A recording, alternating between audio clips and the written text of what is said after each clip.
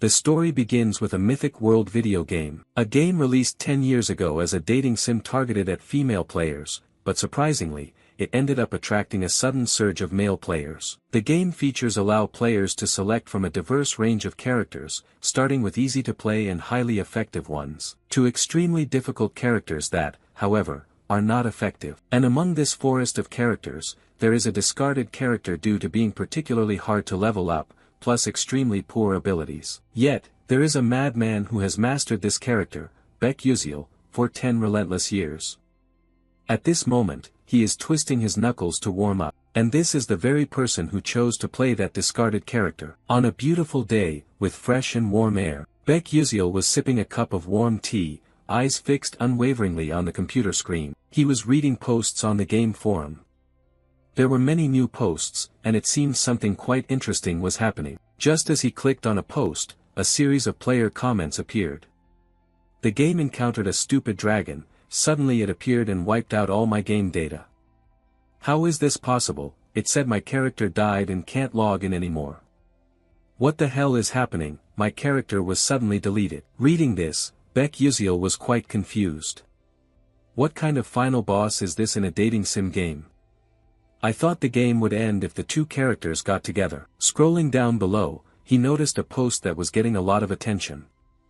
Everyone, this boss cannot be defeated.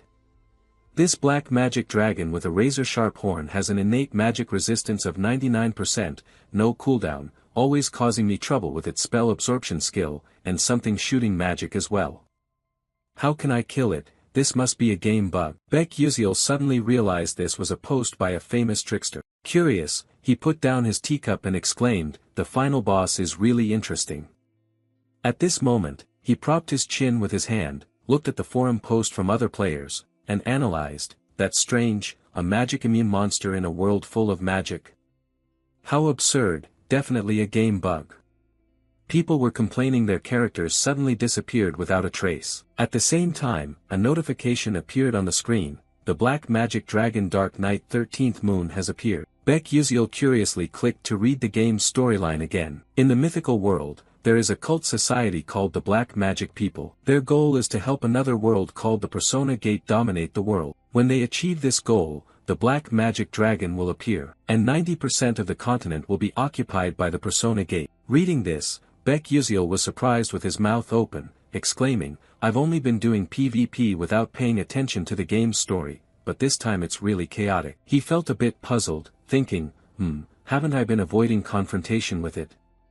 Or maybe I should try a little. Thinking and acting, he began moving the mouse to the notification bar state. "Do you want to fight the Dark Magic Dragon? Please select yes or no." Without further thought, he chose yes. "I will showcase the skills I've honed over the past 10 years.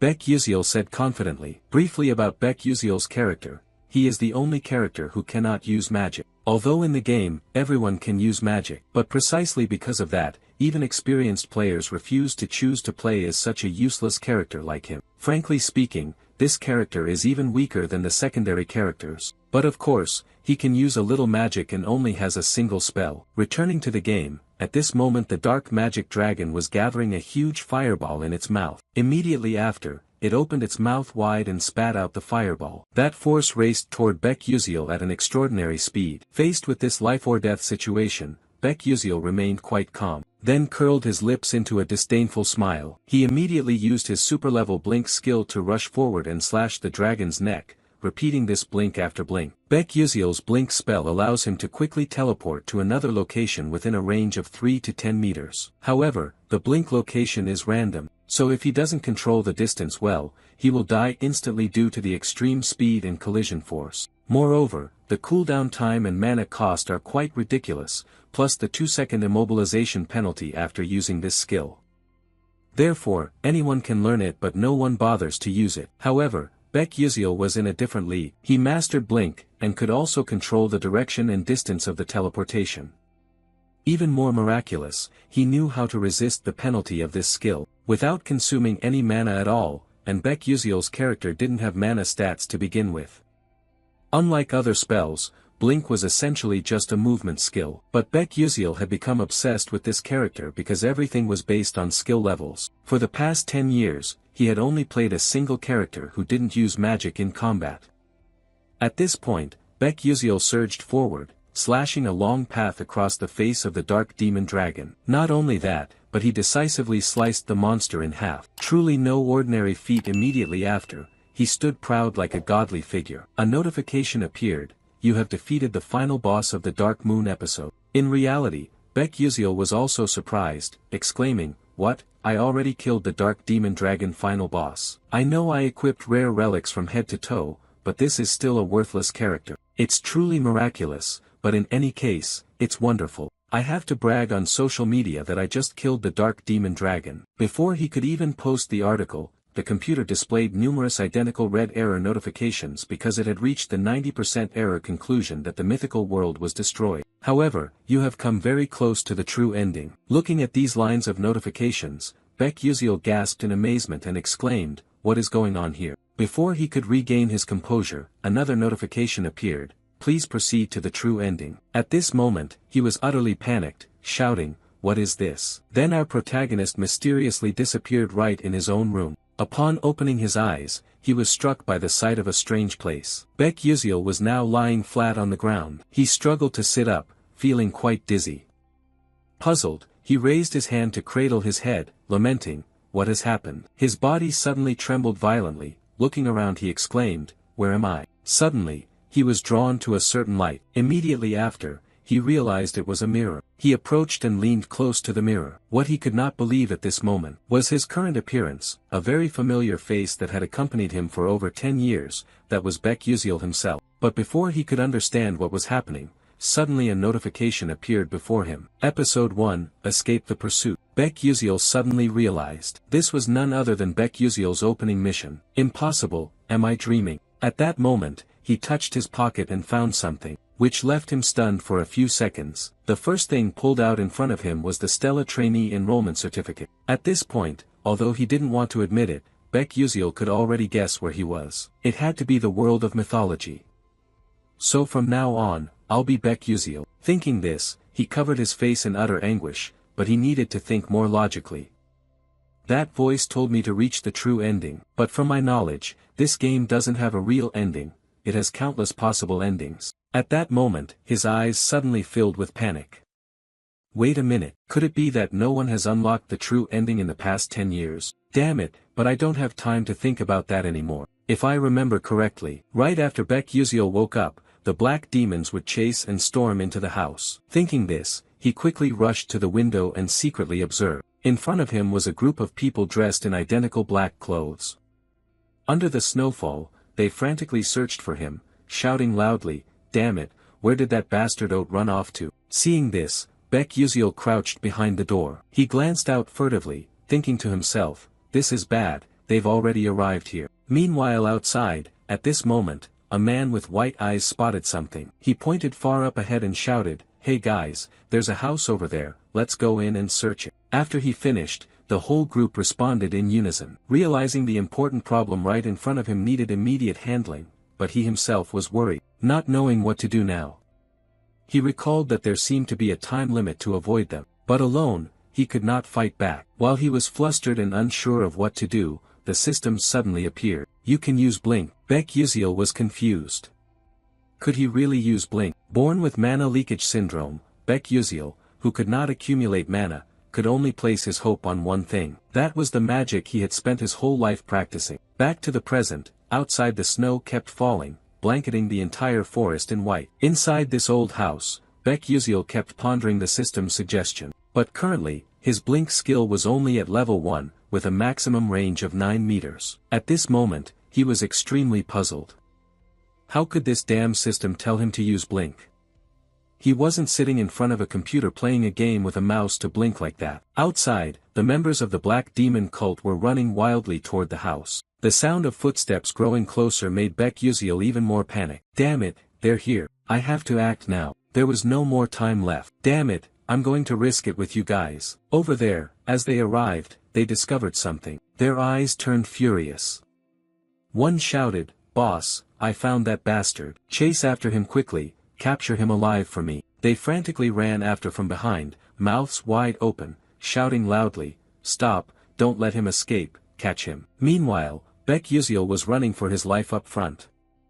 This was also the first challenge in the Blink tutorial to lose the pursuers. While running, he thought that they were wearing magical shoes, so they ran faster than him. Therefore, the only way for me to escape was to use Blink. Calm down, I've used it countless times before, so of course I have to know how to time it perfectly. At this moment, they had caught up right behind him, shouting, "You brat, why won't you stop?" Glancing back, he suddenly realized, damn it, they've caught up already. But the truth is that Blink has a weakness. If the user can't control the distance well, they will collide with other objects and die instantly. However, if it were me, things would be different. Baek Yuseol thought to himself as he ran. At the same time, the leader of the Black Demon group caught up right behind him. He raised his sword and shouted loudly, "Let me send you to hell, die you dog." At the critical moment hanging by a thread, between life and death, Baek Yuseol used his Blink skill to escape. He suddenly joyfully thought, awesome, it worked, leaving the Black Demon's group gaping in astonishment. Hey, what was that? Blink? Is that brat a mage too? Seeing his foolish teammates lose their composure, the boss immediately turned back to reassure them, don't be reckless, Blink has a weakness. The user becomes paralyzed for about 2 seconds, this is our window to act. Saying this, he turned to look toward Baek Yuseol, but was so shocked he couldn't believe his eyes. Wait, how is that kid still able to move? On this side, Baek Yuseol was still running desperately. As he ran, he kept encouraging himself. Careful, I have to be even more cautious. Come on, I have to use the rough terrain here to escape. If any player can't learn how to use Blink at this moment, the only path is death. In fact, 99% of players who choose Baek Yuseol cannot complete the tutorial portion. Of the remaining 1%, while they manage to get through the tutorial, they fail to grasp how to control the Blink distance and combo blinks. Thinking of this, he frantically blinked repeatedly, moving from one spot to another. This amazed the Black Demon cult greatly. He dares to blink on such terrain. This kid must be crazy. Then, the leader turned back to his comrades and said, those who can use magic, step forward, we will attack him from afar. With that, 3 of them stood up at the front, faces fierce and filled with murderous intent. Noticing they were no longer pursuing from behind, Baek Yuseol glanced back, a new worry forming in his mind. It's over, are they planning to use magic? And the second part of the main guide is using Blink to dodge magic arrows. Damn it, when playing games I can see what's behind through the screen, so it's not difficult to dodge those hits. Suddenly, the system displayed a notification. The Mana Leak Syndrome skill was activated. Mana Leak Syndrome disabled, 6th Sense skill and Accelerated Perception activated. As soon as he received the notice, Baek Yuseol suddenly sensed the approaching magic arrows, even though he didn't need to look back. And in that way, he was able to easily dodge these magic arrows. At the same time, a massive cursed arrow shot rapidly toward him.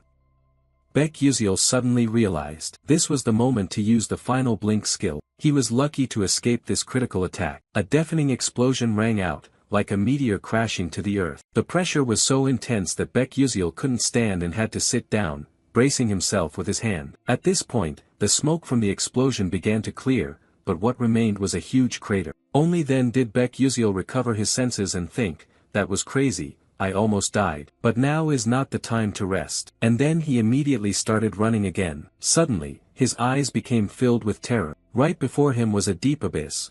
One wrong step meant sure death by falling down to meet his ancestors. And this is also the third challenge of the Blink guide part to cross the abyss. He suddenly thought that perhaps the only way to get to the other side was to precisely time the Blink distance. Then he would encounter some mages passing by and escape.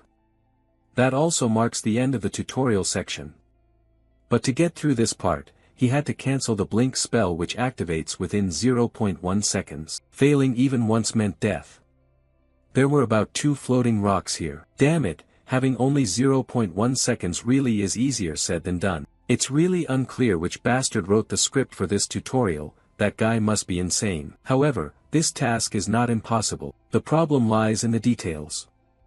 Thinking this, suddenly the voices of the dark cult shouted, there it is, right in front of us.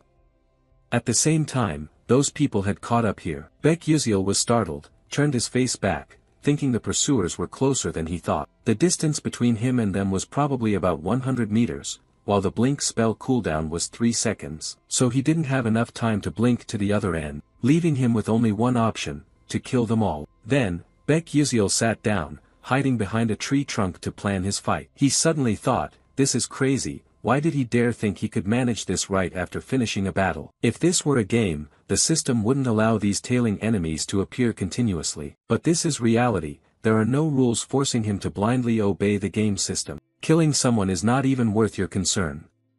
The reason is not because these guys are enemies of my parents like in the game storyline. They finally arrived. Baek Yuziel firmly gripped his sword, ready to defend. His face lit up with determination. Come on, you guys come here, I'll take you all on. And just moments later, they caught up to his position. The leader still seemed quite resentful, his face red with anger, shouting out, "It was this brat about to be caught, hurry up and grab that kid for me." Finishing his words, the whole group shouted clearly then charged fiercely. Each one looked quite furious. On this side, Baek Yuziel still remained calm, not a bit shaken. One of the black demon men sneered, seeing the kid's skill was quite good. "You dare to fight us alone? That's truly foolish. You're done for, brat." But Baek Yuziel stayed highly focused, observing carefully to make accurate judgments. He suddenly realized the distance to his target was about 8.7 meters. Right after, he displayed his blink ability, dashing swiftly toward the man in black. The man in black hadn't even grasped what was happening before he was probably about to die. The leader standing beside him widened his eyes in astonishment. But Baek Yuziel's face now glowed with unshakable determination. His speed was too fast, too dangerous, causing the man in black to spit out a large mouthful of blood, which shot straight onto Baek Yuziel's body. Seeing fresh blood lightly dripping from his fingertips, but at this moment he felt no sense of guilt at all. If they don't die, then I will be the one who dies. I have to kill them all to survive. Thinking this, he struck him with a strong blow, then frantically kicked once more to vent his anger. It looked light, but that guy was flung back toward the group of black demons. This made them even more furious. On this side, after taking down one of them, Baek Yuziel immediately fled. Perhaps his blink needed time to recharge, so he couldn't risk everything at this moment. The black demons suddenly realized he was running away, grew even more enraged, shouting like mad, "Damn it, he's running." At all costs, they could not let him escape. Baek Yuziel ran while thinking, I just took down one, but next time won't be so easy. What should I do? He suddenly noticed how quiet it was behind him. Were they no longer chasing him? Just as he thought that, the group was suddenly standing right in front of him without him realizing when. There was no more time to run now. He thought, could it be they were using magic again? If only I could evade these bastards. On the other side, the leader of the black demons opened his mouth and ordered his underlings, do it. Right after the command, a strange magic appeared. Heading straight toward Baek Yuziel's position, he saw a huge spark shooting at him.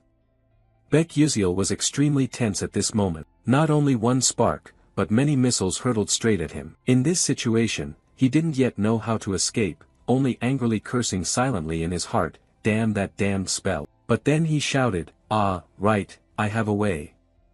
Right in front of him now appeared a branch growing out of a crack in the rock. In a desperate situation hanging by a thread, he used the blink skill and dashed quickly toward that branch. And then a huge explosion occurred immediately afterward, boom boom boom. The explosion created a large hole, with dust flying thick all around. On this side, one of the dark demons looked quite pleased, smirking, serves that brat right. But before he could celebrate for long, he suddenly realized that the hole in front of him had no corpse at all. He mumbled in surprise, where did he go? While he was still confused, Baek Yuziel had not only escaped their magic but also used blink, rushing swiftly toward the boss. Only when he suddenly realized it, was Baek Yuziel already right in front of his face. The two stared at each other like that.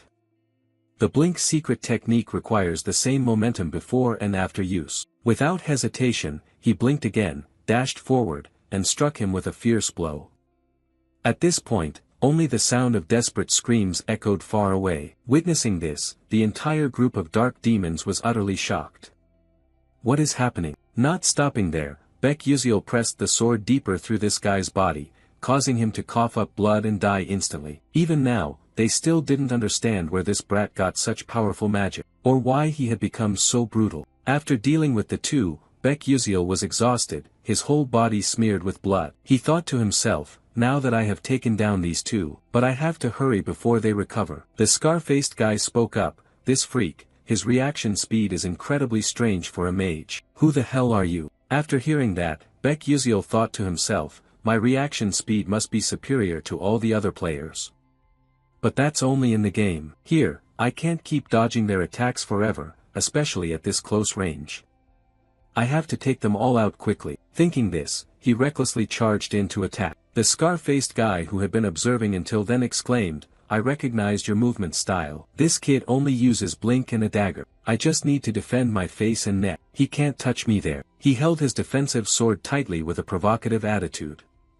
Come on, come here. Then he shouted loudly, Ice Tide. On this side, Baek Yuziel was still showcasing his excellent blink skills, while the scar-faced guy unleashed a powerful force directed at him. He was quite confident in his combat ability, thinking, I'm about to catch you, now let's see how you writhe in pain. But before he could gloat for long, he was utterly shocked. Baek Yuziel was not only unharmed but also quickly rushed toward his companion, instantly beheading him. Witnessing this, the scar-faced guy's hair stood on end, and he trembled as he exclaimed, damn it, before, you only knew how to hide like a rat, but now you dare to fight back. Baek Yuziel was covered in fresh blood all over his body and replied coldly, yes, but that was the old me. Anyway, I have to thank you all for helping me become stronger day by day. After hearing that, the scar-faced guy retorted bitterly, you son of a bitch, that's only because we went easy on you, now die. With that, Baek Yuziel took strong, determined steps forward. His face was full of murderous intent, looking extremely fierce. Then he quickly hurled his spear toward him. Seeing the spear advancing, the scar-faced guy guessed in his heart, blink targeting an undefended spot, surely he plans to throw the spear for me to block and then ambush from behind. Ah, dream on, honey, no chance. Thinking this, the spear came close to his face. This guy simply lifted his sword gently, cutting the spear in half. He smiled smugly, thinking now all he had to do was turn around and hit him once to finish it. But it seemed his judgment was wrong. Suddenly, he froze in place, weakly uttering, "Ha." Then he gritted his teeth, his face twisted in an incomprehensible pain. At this moment, Baek Yuziel did not attack from behind as he had guessed, but struck directly in front. He used all his strength to pierce through his heart amid his surprise. The scar-faced guy still refused to accept defeat, weakly shouting, did he intend to attack from the front all along? Thus, episode 1 of Escaping the Chase was completed. After killing them all, the system displayed a notification, you have gained additional experience, and received a bonus gift from the Constellatio project for developing a unique story. Baek Yuziel looked quite exhausted at this moment, slumped over, his breathing becoming rapid and erratic, gasping. He glanced down at his blood-stained hand, then quickly looked around. Like many other transmigrated characters, at first they just considered it a dream. Baek Yuziel recalled the moment of fighting to survive here just now, that was his first blink in this world, and also his first battle. Moreover, it was his first kill. The truth was that he had killed a human to survive. After a while, Baek Yuziel slowly stood up. He raised his hand to brush the dust off his clothes, stood looking at the road ahead, telling himself that since he had transmigrated here, he needed to leave this place quickly. Suddenly, a thought flashed in his mind. He turned to look back at the group of people he had taken down. At this moment, he was still quite hesitant, his eyes carrying a hint of melancholy. But then he bent down to quickly search their pant and shirt pockets, inspecting and pondering. Although this might be somewhat cowardly, he had to be practical. Currently, he didn't have a single penny on him. After a moment of searching, he finally found a pouch of gleaming gold coins. He inwardly rejoiced, wondering if it was about 200 million or more, finding some luck in this misfortune. Done, but before he could celebrate for long, he shifted his worries to another issue. He turned his face toward the road ahead, feeling discouraged. In front was a deep, sheer cliff. If he slipped down there by misfortune, it would definitely mean death. Standing on the edge between life and death, Baek Yuziel anxiously wondered how he could cross this cliff. Suddenly, a loud call came from the other side of the cliff. Is anyone there? He immediately looked up and saw a group of people standing opposite. Baek Yuziel quickly waved, calling back, hey, this way, I'm over here. He realized that this group was the team of mages who appeared in the guide section. Right after that, he shouted like crazy, I'm here, I'm here. Someone on the other side replied, but there's no bridge nearby, are you sure you can cross? Baek Yusil answered, is that so? I'm on my way. Upon receiving his signal, the girl turned to tell the others, then let's wait for him a moment, he said he can cross. The young man with blue hair standing beside her voiced his doubts, crossing this cliff is no simple matter, he'd have to be at least a third-rank knight to manage it, but can that young guy really do it? The girl replied, I'm not sure either. As she spoke, her eyes suddenly widened in surprise. He was leaping lightly and skillfully from one rock to another. Everyone gaped at this scene, each person watching tensely. At this moment, Baek Yusil was fully concentrated, striving to overcome each segment one at a time. As fast as a lightning bolt, he had crossed half the episode. The whole group stood watching this scene, unable to believe their eyes, exclaiming, what kind of move is this? Some kind of blink magic? One person replied, that is definitely blink. That voice came from a little girl with green hair standing behind. The little girl looked quite pretty and adorable from the outside. The purple-haired girl turned her face to look at the little girl and then towards Baek Yusil, confused, saying, is that really blink? But blink can't be so easily controlled for direction and distance like that. This is quite impossible, he looks gentle and proficient. Outsiders would see it that way, but Baek Yusil was struggling. Suddenly the purple-haired girl saw something, panicked with wide eyes, stammering, who are those two people? Are they accompanying this young man? At this moment, on the other side, two men dressed in black were approaching the cliff. Here, everyone was still confused. When one of the men over there began to use a magic staff to create an orange power radiating around, then he aimed his hand straight forward, forming a sinister formation, and hurled it straight at Baek Yusil.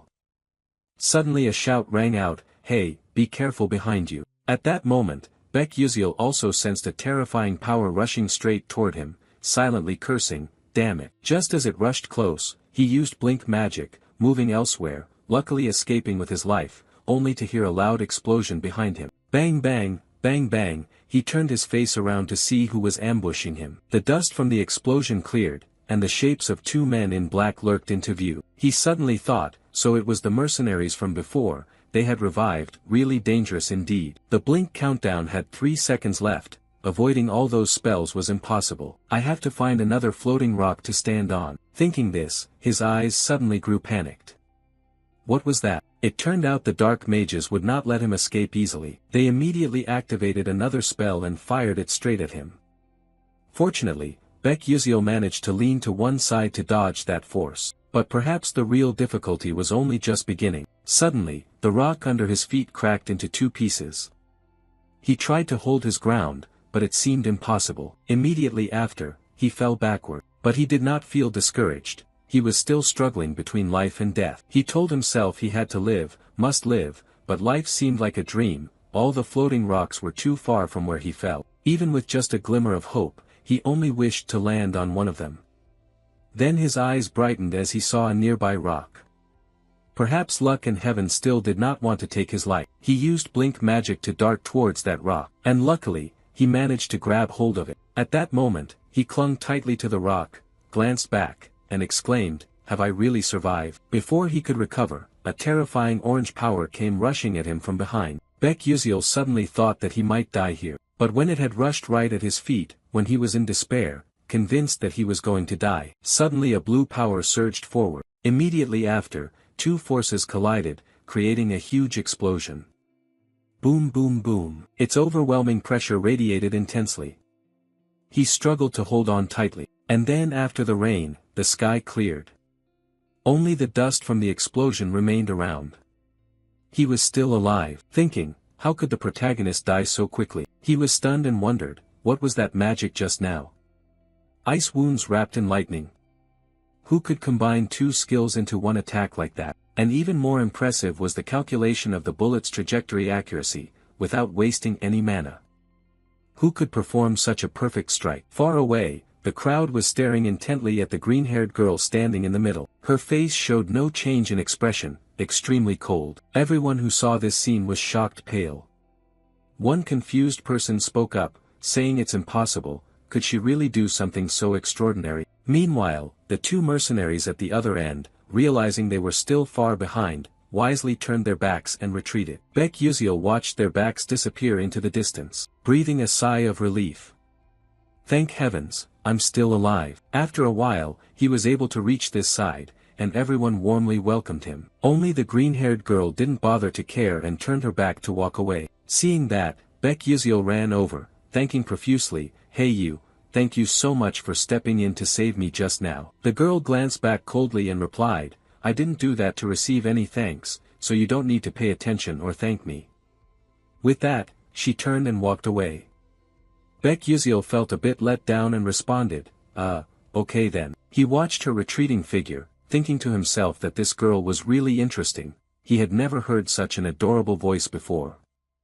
Although it seemed she was quite hard to approach. After all, they were thieves. They had ravaged and plundered the villagers. They deserved what they got. The truth is, most of such activities were carried out by the dark magic cult. But fortunately, that ends here. I just went through the most critical moment of my life, and after climbing over this cliff, I have set foot in the territory of mages. Here, the dark magic cult people won't be able to follow me anymore. Thinking this, he sighed, and those dogs still don't even know who I am. Suddenly, the system displayed a message. Episode 2, Admission into Stella Academy. Looking at the system board, he exclaimed in surprise, "This is episode 2.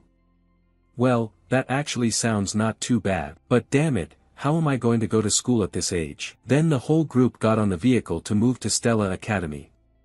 By this time, it was already night. The place they were passing through seemed quite deserted and quiet, with only the clattering sound of horse-drawn carriage wheels heard. Inside the carriage, Baek Yuziel appeared tired, sleeping deeply. Suddenly he made strange sounds.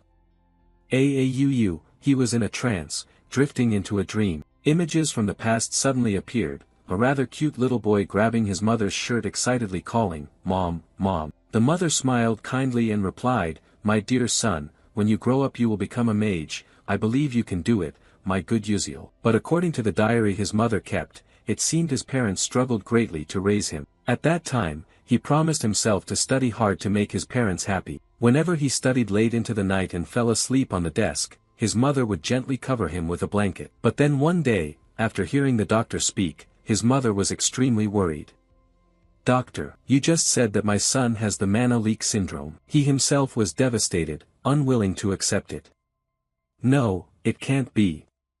The boy spoke as tears streamed down his face. But was this Baek Yuziel's memory, or was it his own memory? Thinking of this, Baek Yuziel suddenly jerked awake. He felt quite dizzy, raised his hand to hold his head. He looked outside through the window frame. Now it was morning, the sun was peaking up high. Someone accompanying him in the carriage saw that he was awake and hastily said, "Ah, you're awake, it seems you just had a nightmare, you kept saying things I couldn't understand, I was about to wake you up then." At the same time, someone outside spoke up, "We will depart for Lazoica, the satellite city of Arcanium, very soon." The vehicle gradually stopped, and another voice spoke.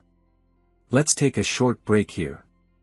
The whole group quickly got off the vehicle to relax. Baek Yuziel, feeling quite sore, stretched high. Then suddenly he was a bit surprised, his eyes wide open as he looked. Coincidentally, the blue-haired girl was staring in his direction. At that moment, he intended to raise his hand to greet casually, but before he could utter a word, she turned her face and walked away. This made him feel a little embarrassed. He forced a smile.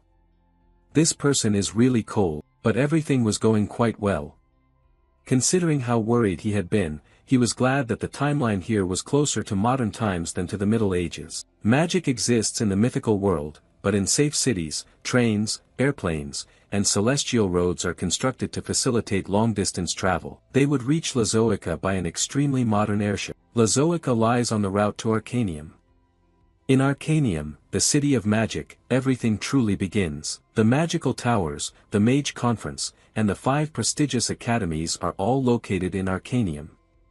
The academy with the most powerful mages and the most outstanding students currently attending is the Stella Academy. Therefore, Stella is filled with geniuses and nobles from all over this world.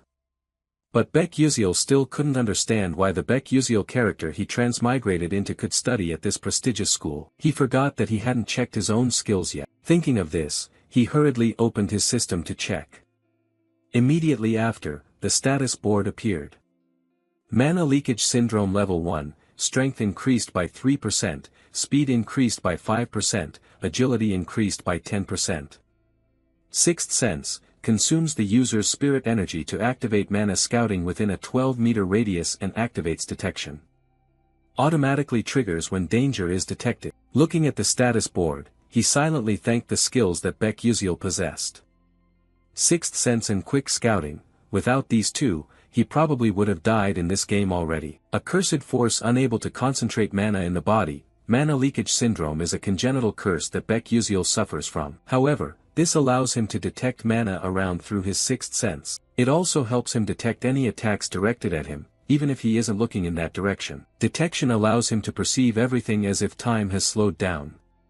If there is a threat or an attack ahead, he reacts faster than a normal human could detect. That is a necessary skill for Baek Yuseol because he cannot use mana.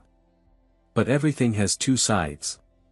Using the sixth sense for too long consumes a lot of mental energy, and overuse can cause many unwanted consequences afterward. Reading up to this point, Baek Yuseol swiped to the statistics section. 1-star power status 59%, 1-star sharpness 97%, 1-star speed 81%, stable stamina 1-star 51%, unyielding no-star 97%, mental energy 1-star 43%, no mana left, blink skill level 0, mana leakage syndrome characteristic level 1. After checking the information, he suddenly thought that the starting stats weren't actually that bad. Yuseol originally had very low sharpness, but in his hands, it would be different. He had to push this through no matter what. In this game world, there is not only one type of level but also levels for each attribute, skills displayed as levels, and stats as stars. The maximum attribute level is 9 stars, but that is almost impossible to reach. I've played this game for over 10 years, but the highest level I achieved was 8 stars in both stable stamina and sharpness. I should focus on investing in sharpness now to enhance my sixth sense and reaction speed. I can improve stable stamina and agility through various other methods. After all, the problem now is the mana leakage syndrome. If I don't train this, I won't survive long. I need to upgrade it quickly to reach the secret of the true body. Stella Academy is the way to suppress that syndrome. I have no other choice if I want to prevent the end of this world and cure my chronic illness. Thinking of this, Baek Yuseol let out a helpless sigh. Phew, honestly, I don't want to go there myself. Someone please save me from this situation. Suddenly, the system chimed, "You have missed some notifications." He exclaimed in surprise, "Oh, I've never looked at this before." But before he could check it, an urging voice rang out, "Hey, you young people, let's go quickly." Baek Yuseol had to set those notifications aside to check later. The girl with blue hair was still watching him closely at this moment, but she remained cold and silent. In front of them was a flying ship hovering in the air, enormous and modern. On the ship, everyone seemed quite excited and expectant. Suddenly, an announcement came through the speaker, "Attention please, we are approaching Arcanium.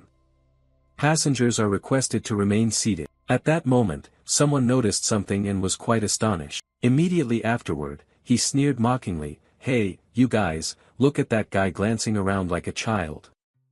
Has he never been on a flying ship before? Ha ha." Judging by their looks, the person they were talking about was Baek Yuseol. At that moment, he was looking around. Everything here was unfamiliar to him. They kept chatting, "That guy must be a country bumpkin who just arrived, looks like some naive guy in the city, huh? Ugh, I don't understand why Stella lets these trashy types into the academy." Up to this point, Baek Yuseol also heard those whispers about himself. He glanced over at them. They hadn't stopped yet, they continued to despise him, saying this news would spread everywhere. A few guys like him were enough to taint everything. He kept looking at them, but then he didn't bother with their mockery. He just sighed and turned away. His reaction caught that guy by surprise. Baek Yuseol thought to himself, "They're just immature kids, I'm an adult, I won't stoop to their level." His indifferent attitude deeply embarrassed that spoiled rich kid, who shouted, "Hey, kid, how dare you look at us like that? Are you asking for trouble?" He frowned and clenched his teeth as he continued, "You little bastard, you better stand right there for me." Then, a gentle voice sounded, "Hey, what the hell are you guys making so much noise about? He jumped in surprise and turned to look toward the voice's direction. His eyes widened in astonishment. In the distance, the silhouette of a girl with long hair appeared. Then he trembled and exclaimed, "Princess Bayan." Baek Yuziel also turned to look, pondering, was he really saying Bayan? From his gaze, in front of everyone stood a princess with an incredibly beautiful appearance, a cold, proud aura.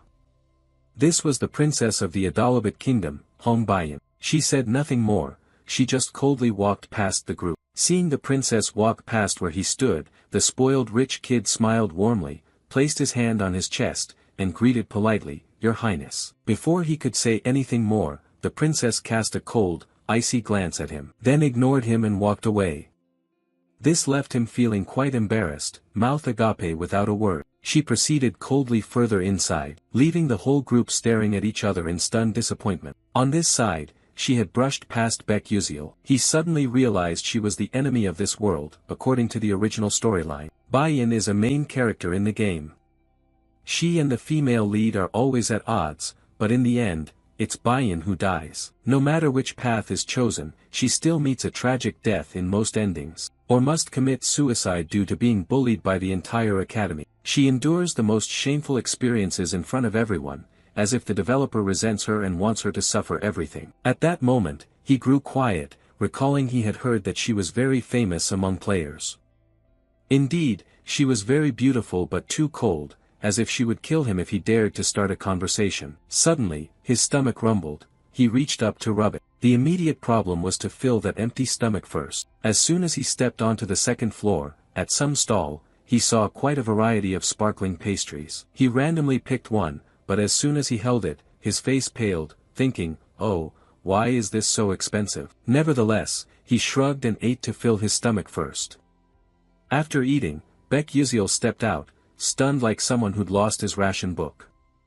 He thought bitterly, "Damn it, is it always like this whenever I eat at Arcanium? It's broken, it's broken." At this moment, the announcement speaker sounded again, informing everyone, "We will arrive at Arcanium in 10 minutes. Please all proceed to the ground floor." Repeating, "We will arrive at Arcanium in 10 minutes. Please all proceed to the ground floor, thank you sincerely for your attention." After hearing this, Baek Yuziel smiled and thought, finally it's starting, after all, this is now his reality. Thinking this, he excitedly exclaimed, "Let's get started." After a while, the group arrived at Stella Academy. Looking at the unfamiliar crowd here, Baek Yuziel felt quite out of place. He took a deep breath. Thankfully, he had solved the immediate problem. The people from the Dark Demon sect could no longer track him, but could he survive in this place? Surviving in this world is not at all easy. He wished for something useful in this situation. Thinking of that, he suddenly realized he hadn't read the system notifications from before. He opened the system to check. The notification read as follows: "The Stellar Project grants you a special reward.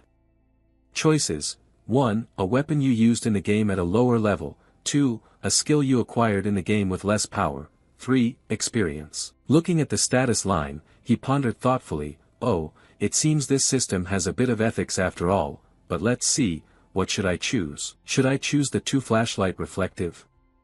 As if reading Baek Yuziel's thoughts, the system immediately replied that according to the search results, the ranking of such equipment is too high, so it will be downgraded. You continue to ask, what about the Super Blink? The system responds that according to the search results, this skill is an upgraded version of Blink, so it cannot be obtained. However, you can use rewards to enhance the Blink skill. After reading this, you stand stunned, silently cursing, "That damn system, do you really have to downgrade it?" Seeing you complain, the system immediately explains that due to a lack of narrative energy, we cannot fully materialize it. "Huh, what's that?" You look puzzled. The system continues, "The force that affects the course of the story is called narrative energy. If you continue to explore hidden episodes, it will accumulate. Therefore, in the short term, you cannot possess items that are too powerful, because you are just a novice." You anxiously wait for the next response but see no further display from the system. You ask again, "What about the crest goggles?" The system replies that based on the results, we conclude that it can be provided. Then let's take it. Having said that, the system immediately throws you the crest goggles. He held the glasses in his hand, looked them over with discouragement, thinking he never imagined a day would come when he'd actually have to wear this damn thing.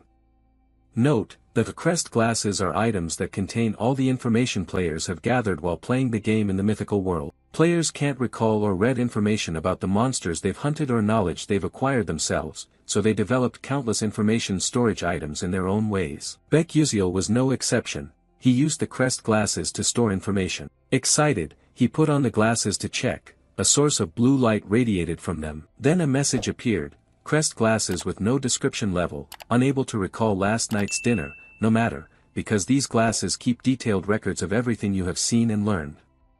Special feature, sealed crest directory, activated using mental energy. He opened another directory to look. The system displayed a message again. Ingredients for alchemy, hunting grounds, dungeons, characters. Up to this point, he felt quite satisfied. This place is exactly like the real world, so I honestly don't know what to say about what I can do using the system. But with these glasses, I can recover about half of the energy I've previously used. Suddenly, there was murmuring behind him. Hey, isn't that Acel? Oh, you mean the eldest daughter of the traitor Dutch Malf? Oh, how dare she show up here? TSK, keep your voice down, she'll hear you. Hearing a familiar name in the story, Baek Yuziel was curious. Acel, huh? Now that you mention it, one of the skills of the Crown's View allows me to register or check information about characters in the plot. Let me see what she's like. Immediately, an information panel appeared. Name, Acel Malf. Description, a fake hero, an ice/lightning mage, who likes drinking pickle juice before eating pizza. The eldest daughter of Dutch Malf, her father's death led to the decline of their house, with the outcome that she will die. After reading, Baek Yuziel thought silently, oh, so it turns out she is a fake hero. To talk about Acel, a fake hero has one thing I have to point out. Although the world I'm in is the mythological world inside a game, the truth is that this world is based on a romance novel called Don't Love the Princess. That novel tells the story of the heroine Acel. She lost all her loved ones, grew up by confronting the villain Bayan's conspiracies. The ending is that she is happy with the male lead. Her revenge plan nearly disappears and the other male characters protect her, but it has a sad ending after receiving much mixed reaction from readers. The issue here is that although the game's world is based on the novel, the plot is different. In the game, a character named Flame was added, replacing the role of the female hero. Moreover, Flame has her own storyline. She used to be a woman living an ordinary life in the modern world, who enjoyed reading the novel, Don't Love the Princess, and was reincarnated here. So, unlike in the novel, Acel became the fake female hero in the game, while Flame became the true hero. No matter how much players try, Acel cannot survive in any storyline. This is the result of her being pushed out of the true hero position. But that has nothing to do with me. However, I don't know if I'm imagining things. I have a feeling I've seen her somewhere before. It's probably just my imagination. Now is the time for me to face this truth. After a long and stormy day, a new day dawned.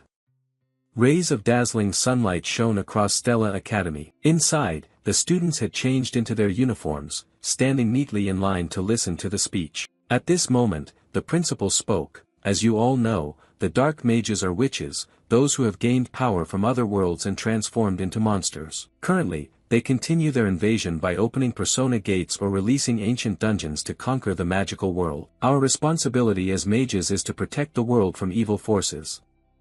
At this, murmurs suddenly rose from below. Starting a new episode with this lame speech? Indeed, it's really dull. At the same time, the speech continued to echo, and right after this, we will attend the oath-taking ceremony for the 4 students with the highest scores, who also represent the new students. Come on, please come up here. Immediately, the exemplary faces stepped up one after another. They were all handsome young men and beautiful young women with radiant faces. Looking at them, Baek Yuziel silently thought they were all shining faces, as if they were the main characters themselves. But who is the one shining the brightest here? That's right, it's him. The principal's voice rang out. Representing all the new students present here, Ma Yuziang, please come up to speak. At this moment, the girls below looked on with sighs and admiration. Wow, he has the highest entrance score, and on top of that, he's both talented and handsome. Baek Yuziel looked after him and had to admit, so this is the famous Ma Yuziang. Note, in the game, Ma Yuziang is a perfect embodiment of the saying, above heaven and earth, only I am supreme, with a mana rating of 9 stars and potential close to the gods.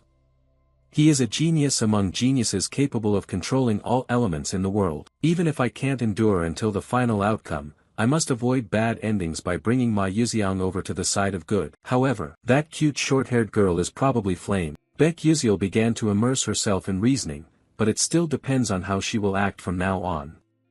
Since she is also someone who time-traveled here like me, accompanying her might be a good idea, but would things be more complicated if she considers me an enemy and rejects me? Anyway, I have an advantage in information, so I shouldn't ruin anything.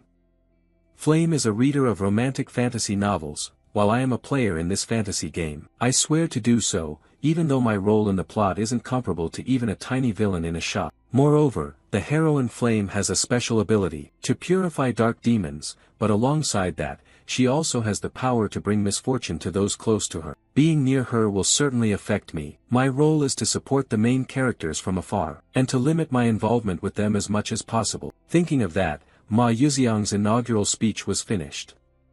Below, everyone applauded enthusiastically.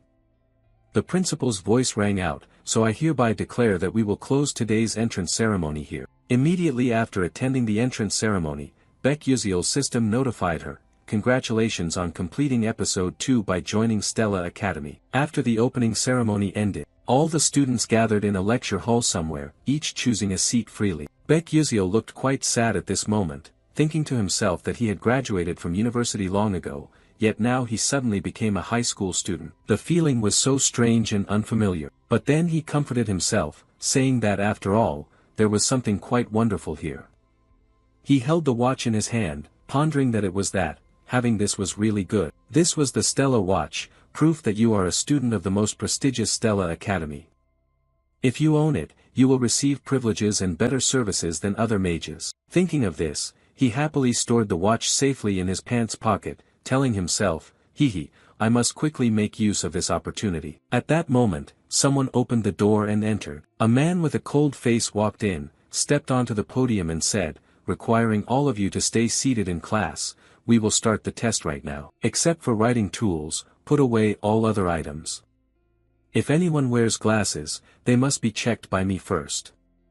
Baek Yuxiel thought with annoyance, just finished the opening ceremony and already testing.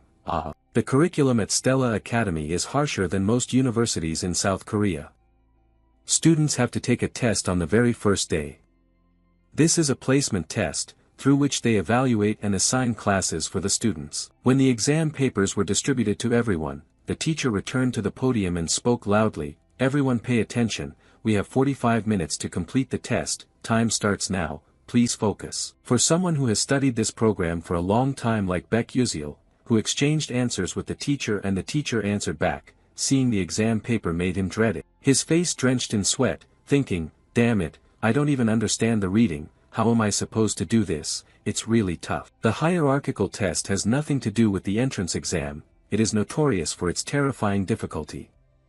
Students are divided from grade F to A and grade S based on their scores. Of course, most of the players are in grade S. In contrast, Baek Yuxiel ranked last among the 1141 students.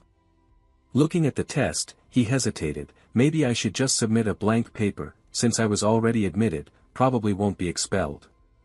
Just consider myself volunteering to be placed in grade F. He glanced around. At this time, everyone seemed quite focused on the test. Only Ma Yuxiang was sitting idly, propping his hand on his chin, lost in thought. Baek Yuxiel looked back at himself with some disappointment.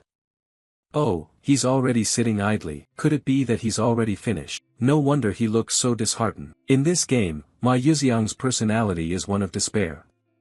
He was born into the strongest family on the continent, possessing a genius intellect and top-tier talent. Everything was easy for him, depending on the actions of the female lead, Ma Yuxiang would side with either good or evil. All the villains of the dark demon cult who want to exterminate humanity are extremely interested in him. But from the start, the biggest problem was his family. Watching such a genius only made me have to reevaluate myself. Suddenly he realized, wait a minute, why am I so stupid, I can use my blink glasses after all.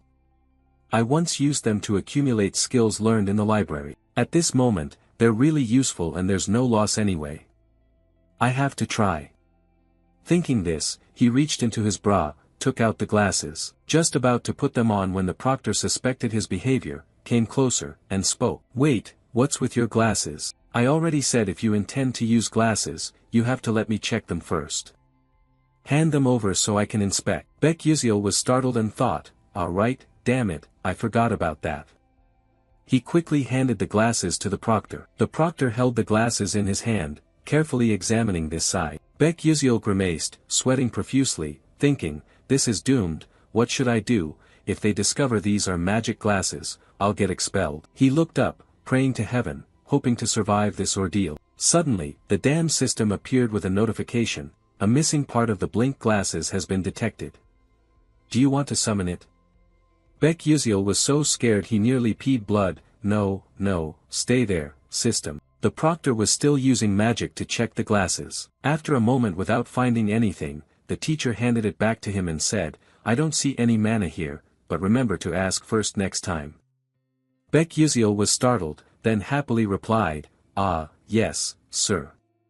At the same time, he silently rejoiced, thank goodness, if the original function was working, I'd be in big trouble. He immediately put on the glasses, looking a bit more intellectual. Right after that, the answers to each question appeared before his eyes. Based on that, he copied them down, smugly thinking, I've hit the jackpot, who knows, maybe I'll even get first place. With these answers, I'll definitely pass the F level, maybe even reach level A. While he was focused on copying, suddenly the teacher's voice rang out, the test time is over, all students must stop writing in hand in their papers. As soon as he finished speaking, the proctor used magic to collect the students' papers. No one could add another word. Watching the test sheets fly toward the teacher, Baek Yuseol grimaced, thinking, oh, I only managed to answer 3 questions. At that moment, the teacher held the stack of test papers, quickly scanning through them. Suddenly, his eyes widened in astonishment. Meanwhile, Baek Yuseol was still feeling deflated, thinking he had finally escaped the F level. In truth, it was probably a bit too much for him. He reached up and took the glasses off. Suddenly, the teacher noticed something, hurriedly turned to look at him and shouted, hey, you student, give me your glasses right now. Baek Yuseol felt his hair stand on end and stammered, why yes. The teacher took the glasses and thought deeply, strange, it can't be. Then he turned to the boy and said, hey you there, call Dr. Gravan for me right away. The boy replied, yes, sir. Baek Yuseol felt confused inside, what suddenly got into the teacher? I even wrote carefully to avoid any suspicion of cheating but now it's ruined, or maybe I've already been found out. A little later, in the doctor's room, the teacher's anxious voice rose, Doctor, what do you think? The person holding the magnifying glass for inspection was none other than the necromancy professor, Dr. Gravan. He responded, it really is suspicious that the boy answered this question correctly. The teacher hurriedly asked, then is he cheating? The doctor replied, cheating? He's not cheating at all. I don't sense any necroenergy from the magnifying glass or any other item. He is definitely doing it with his own ability. At this moment, Baek Yuseol pretended to limp and put on a wronged expression. The doctor laughed with interest, patted his shoulder and said, this is really interesting, I never expected to encounter this case at the end of my life. Anyway, Professor Lee Hanwol, remember to apologize and guide him a bit more. The teacher answered a bit shyly, yes, sir. The teacher answered a bit shyly, yes, sir. Then he turned to the boy and said, I misunderstood you, please forgive me. Hearing that, Baek Yuseol smiled with his eyes closed, thinking to himself, actually, I did cheat, teacher, but if the original feature activates, I'm done for. Then he replied, yes, it's nothing, teacher. A while later, in Professor Lee Hanwol's office, the teachers were focusing on grading the tests when they came across a certain student's paper. The teacher suddenly held the completed paper in his hand, looking at it for a long time as if he couldn't believe his eyes. Suddenly a voice called out, oh, Professor Lewin, is this the test from the first-year students? Lee Hanwol responded, yes, sir. The woman cheerfully added, I heard that there are many outstanding students this year. This woman is a senior council member of the Stella Academy, Professor Edel Taimen. Lee Hanwol answered, that's right. This year we have quite a few exceptional students. From the most prestigious family in the fire magic world, Princess Bayan of the Fire Nation Adalabit. Then also the heir to the Scalvan Empire, Jeremy Scalvan, who surpassed all his older brothers in the war for the throne at just 12 years old thanks to his magical talent. And coming from the world's grandest magic tower, the Full Moon Tower, the heir of Tower Master He Wonriang also enrolled this year. Hearing this, Professor Edel Taimen was impressed. "Oh, I heard that creating exam questions for elite students from famous families is very challenging. This year is sure to be interesting." Professor Li Hanwal replied, "As long as the elder is satisfied, I am happy." As Professor Edel Taimen said, this year's test has a new format. The first 3 questions are very difficult to solve with just ordinary academic ability. They are clever riddles with hidden meanings, testing agility. If unable to solve them, do students quickly move on to the next question? Secondly, how students deal with a problem never before seen in any book. The era of rote learning magic theory has passed. Now is the era of practical combat, requiring quick assessment and creative thinking. But that question required no answer. Over 1,000 out of 1,141 students left their papers blank. The remaining 100 students tried to find answers but did not produce a correct one. Among the new students, only 3 answered correctly. Ma Yuxiang, a genius of the century who appeared like a comet but no one knew which clan he came from. Flame, a student introduced to the school by the principal. Though a commoner, her talent was recognized, only slightly behind Ma Yuxiang. And finally, Baek Yuziel, a character with no notable reputation. It's no surprise Ma Yuxiang and Flame were considered geniuses, but Baek Yuziel had a very low entry score. Yet unexpectedly, she solved all 3 difficult questions, especially since she left the rest blank without even attempting them. The professor standing beside saw Li Hanwal silent and curiously asked, "What's wrong? You seem interested in the kid's scores." Li Hanwal answered confusedly, It's just that I can't explain the scores of some students." She continued, "Oh, that makes sense. After all, those formulas don't really solve anything. The kids don't know them, but you can still solve the problems." "But do you think this child is a genius?" Li Hanwal asked.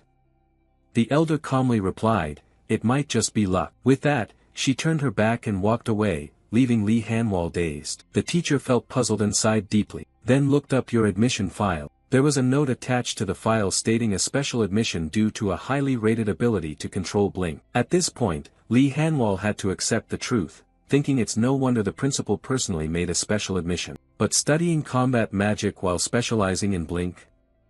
That's really interesting, but we will soon find out whether this is a coincidence or if this child is truly special. After the exam results were out, the school divided students into separate classes based on them.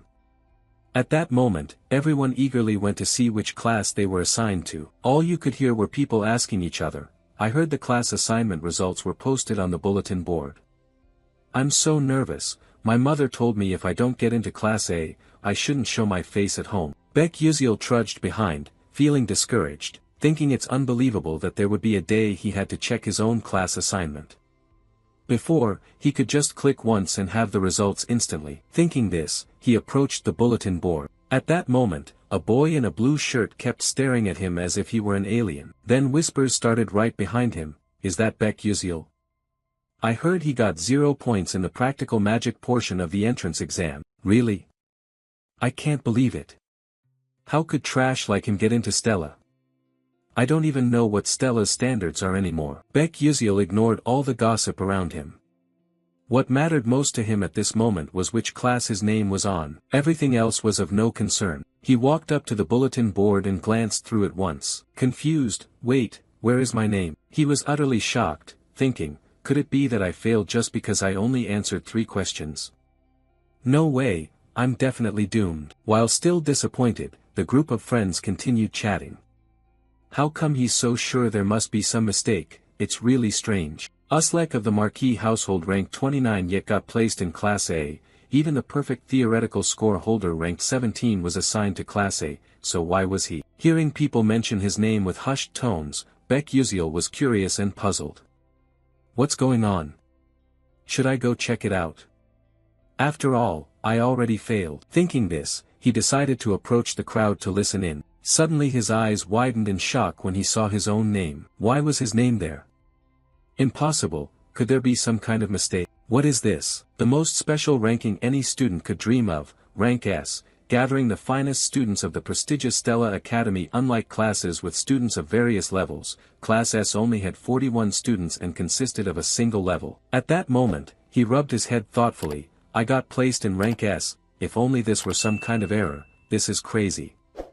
Now I'll be running into the main characters of this game more often. Getting involved with the main characters only shortens my lifespan further. I can't even change this. Well, I guess I have no choice but to try living quietly. Everything will find a way to be resolved eventually. Outside, the academy remained quite normal and quiet, but in some hidden corner of the academy, a woman angrily slapped Princess Bayan hard across the face. She frowned and shouted, "You got all 3 questions wrong." Even Princess Iso of the declining duchy managed to answer 2 correctly.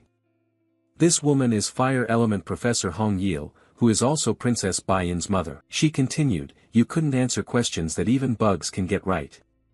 That means you are even lower than a bug. You should take a good look at yourself. Do you understand?" Bayan weakly replied, "Yes, mother." The mother was still annoyed and gave her daughter a sharp look, then sighed, and choked up as she continued, "Listen to me, Bayan, you must not become like me, a person exiled from the kingdom and now holding this foolish professor position. You must not become a disgrace to the kingdom." Saying this, she bent down, gently placing her hands on her little daughter's cheeks. She said, "You have to become someone who surpasses your older sister." Then she smiled kindly, like any other mother, tenderly looking at her child.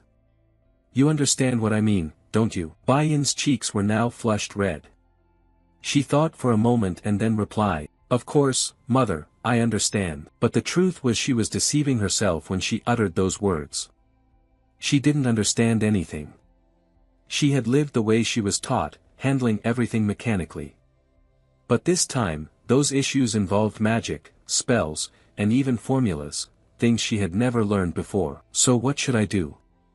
Thinking this, she broke down in frustration, tears streaming down her face. Why are you tormenting me like this?" At the same time, in the S-level classroom, the students had all gathered. Baek Yuziel sat alone at the top desk, depressed, holding his face, thinking he was doomed. Of course, he was transferred to a place full of oddballs like that. And it's not like he was trying to get close to them either. At that moment, whispers broke out, "Why was he here?" That was what she was talking about. She couldn't understand it at all. "Did you know, our families opposed and asked why he was in the S class. He just said Baek Yuziel was qualified to be in S class. Seriously, that's really strange." Though those people whispered among themselves, Baek Yuziel still heard that conversation. Feeling isolated, he thought maybe he was the one being abandoned. But that was also true. They had worked hard training since childhood, so they would be very disappointed to learn someone like him was in their class. A person's class would change based on academic performance, so this was normal. Even the S class was no exception. A person could be demoted to a lower class, or there are also students who advance from Class A to Class S later on. Well then, at that time, I will find them to have a talk. Baek Yuziel glanced around at the quite familiar people in the game, yet by some miracle, he had become classmates with them. Thinking about all of this is truly amazing. The characters in the game are standing right in front of me.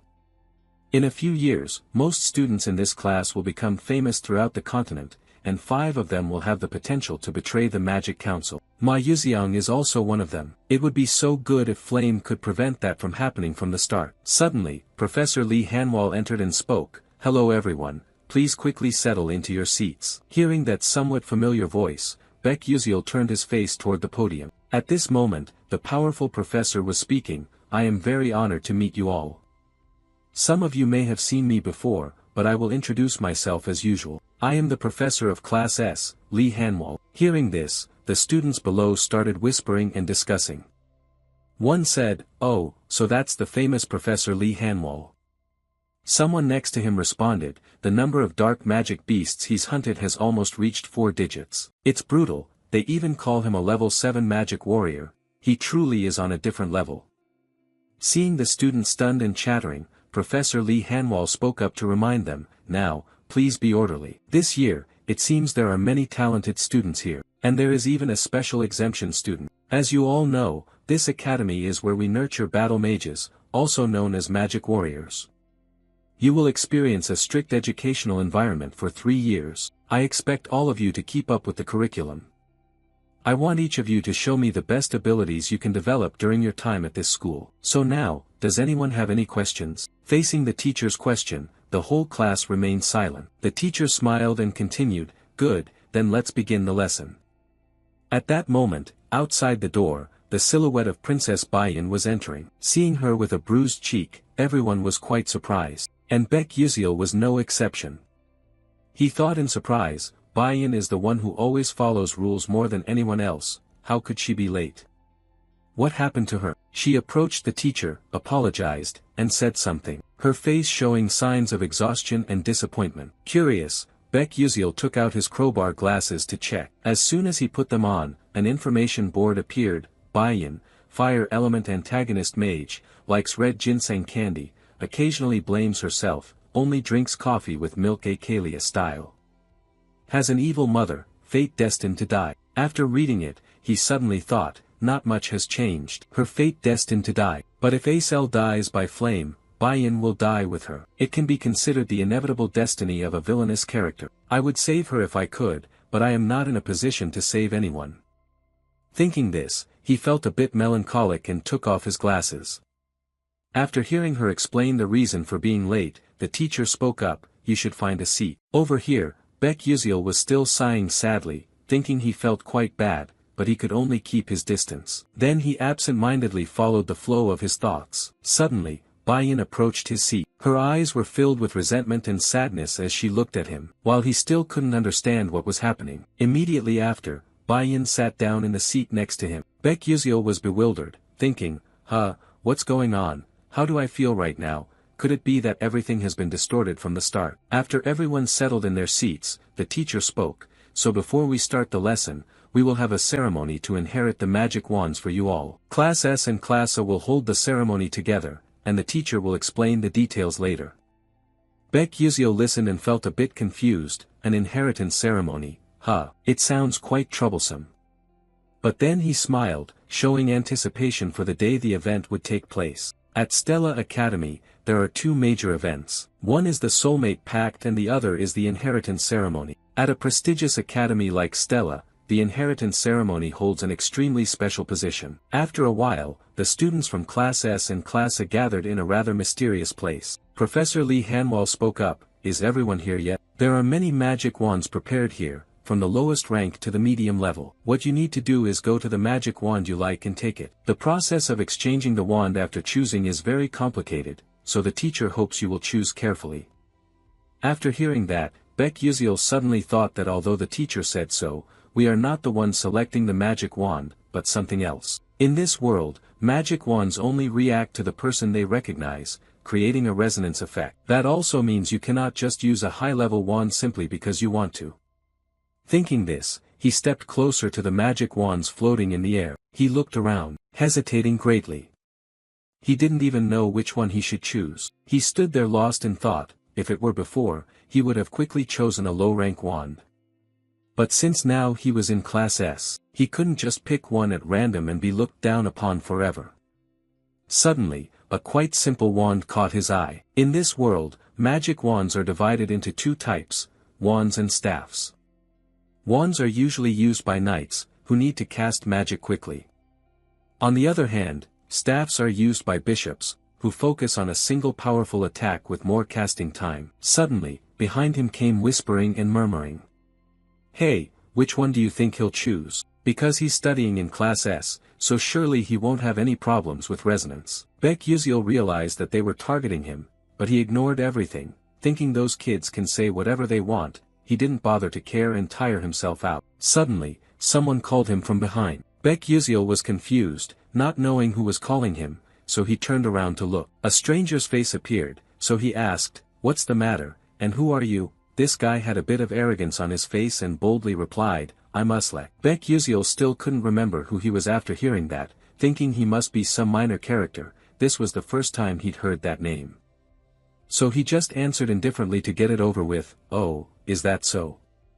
I got it." Uslek crossed his arms and continued, "Which magic wand do you plan to choose?" He casually replied, "I'll just pick one at random." After hearing that, he sneered sarcastically, "You better choose a magic wand that suits your ordinary civilian status. Don't try to climb too high and fall hard, causing trouble for Professor Lee Hanwol. Baek Yuseol's face at that moment seemed like saying, "Your dad is probably scared of you." He didn't bother to pay attention, turned away, and added a taunt, "Oh, fine, just don't cause any trouble." Seeing his mocking attitude, Uslek got even more bitter, blood rushing to his head, his face flushing red. Immediately after, he seemed to go mad and shouted, "You bastard, you want to fight, huh?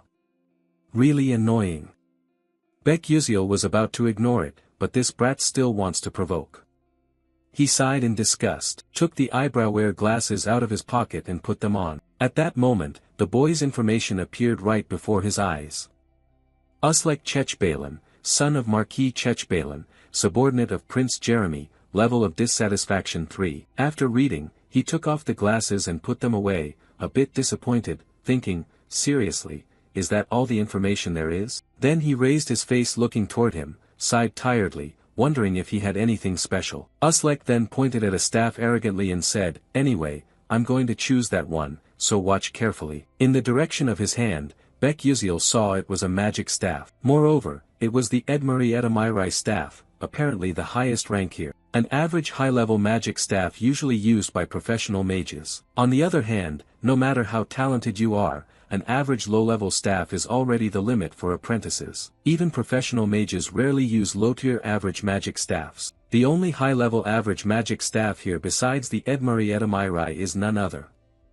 It is mainly kept here to flaunt, everyone knows no apprentice here can obtain it. At that moment the teacher spoke again, "You should stand in front of the magic staff you like." Upon hearing this, the apprentices one by one moved forward in front of the magic staffs. It seems that everyone has found their own choice. Immediately after, blue lights radiated all around. Behind, the astonished trainees exclaimed, "Wow, didn't Haywin's chosen wand turn out to be Hayden Amikatan?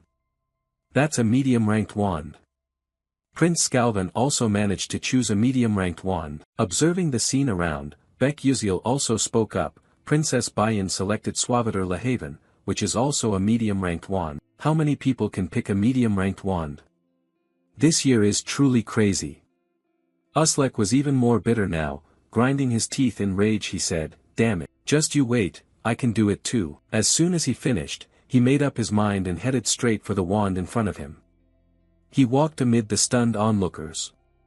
Gasps of alarm rang out. "Isn't that Uslek? Can he resonate with a high-level average wand?" Uslek reached out his hand toward the wand, grinning confidently, "Like I'm going to make you all gape in awe. Let's see what a true Class S talent is like."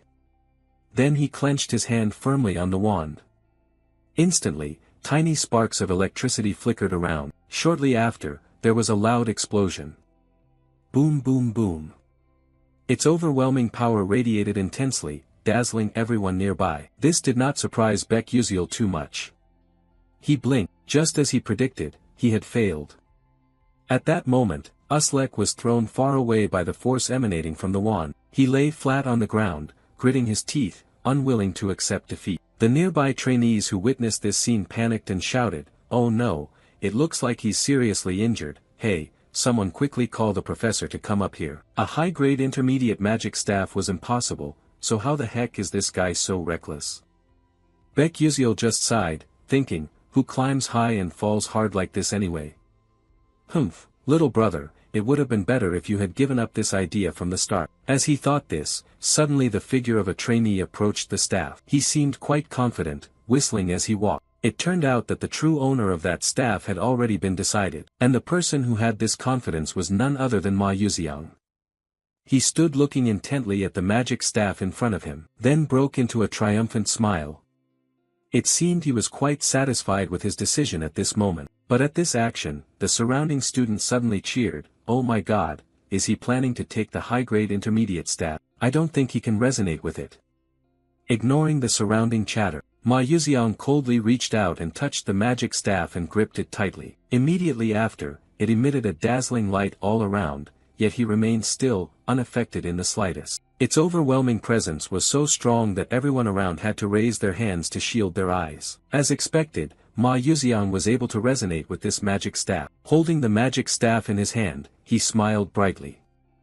The image of him at this moment was truly radiant. The group of trainees around still couldn't believe the truth before their eyes, exclaiming, "It's truly unbelievable, no way, how could a first-year trainee get a mid-level high staff? Oh my god, how could this happen?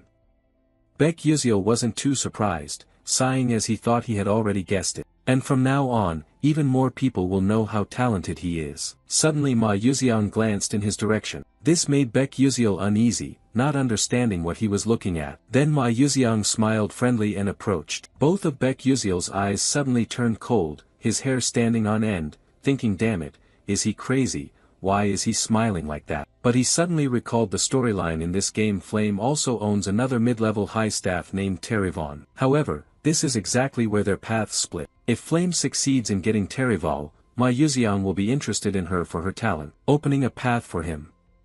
But conversely, if she chooses a different staff, Ma Yuseong will follow a completely different path. I have to use Flame to attract Ma Yuseong. That's the way. Thinking this, Baek Yuseol found Flame. She was approaching some kind of magic staff, but still quite hesitant and unsure. At this moment Baek Yuseol realized it was Terrivon's staff. He anxiously fixed his gaze and carefully observed in that direction. Flame moved closer to the Terrivon. He stood watching her back and told himself, that's right, take it. Then Ma Yuseong will be curious about Flame and we will have a perfect and beautiful ending. But just as he was about to rejoice upon reaching near Terrivon's staff, the girl suddenly turned around and left. This shocked him so much he felt like vomiting blood. What is going on? Could it be that she doesn't like Terrivon? What's the matter? Does she not know or just hasn't gathered enough information? Things seem not good. Flame can resonate with any staff because she is the main character. But what if she chooses some strange staff? Then we lose another good option. This won't do. I have to take action now. I have to push Terrivon towards Flame. Thinking this, he focused and aimed precisely at Flame's position. Then used the blink skill to dart quickly towards her. In a flash he was behind her. Suddenly Flame sensed someone standing right behind her. She immediately turned around, confused, thinking, when did he get behind me? Baek Yuseol raised his hand and smiled friendly. Hello, hi there. Oh, I was just curious which staff you plan to choose, Flame. She replied uncertainly, why do you want to know? Is it any of your business? Baek Yuseol shyly answered, oh, I just want to give you some advice because you seem a bit confused. Hearing his lame response, Flame coldly said, that's none of your business either. If there's nothing else, I'm leaving now. With that, she turned and walked away. Seeing this, Baek Yuseol was about to say something, wait a minute, then suddenly realized that something was off here. Flame should have been friendly to everyone since she is a sociable person, so why is she so cold like this? I can't just give up like that, my whole life depends on it after all.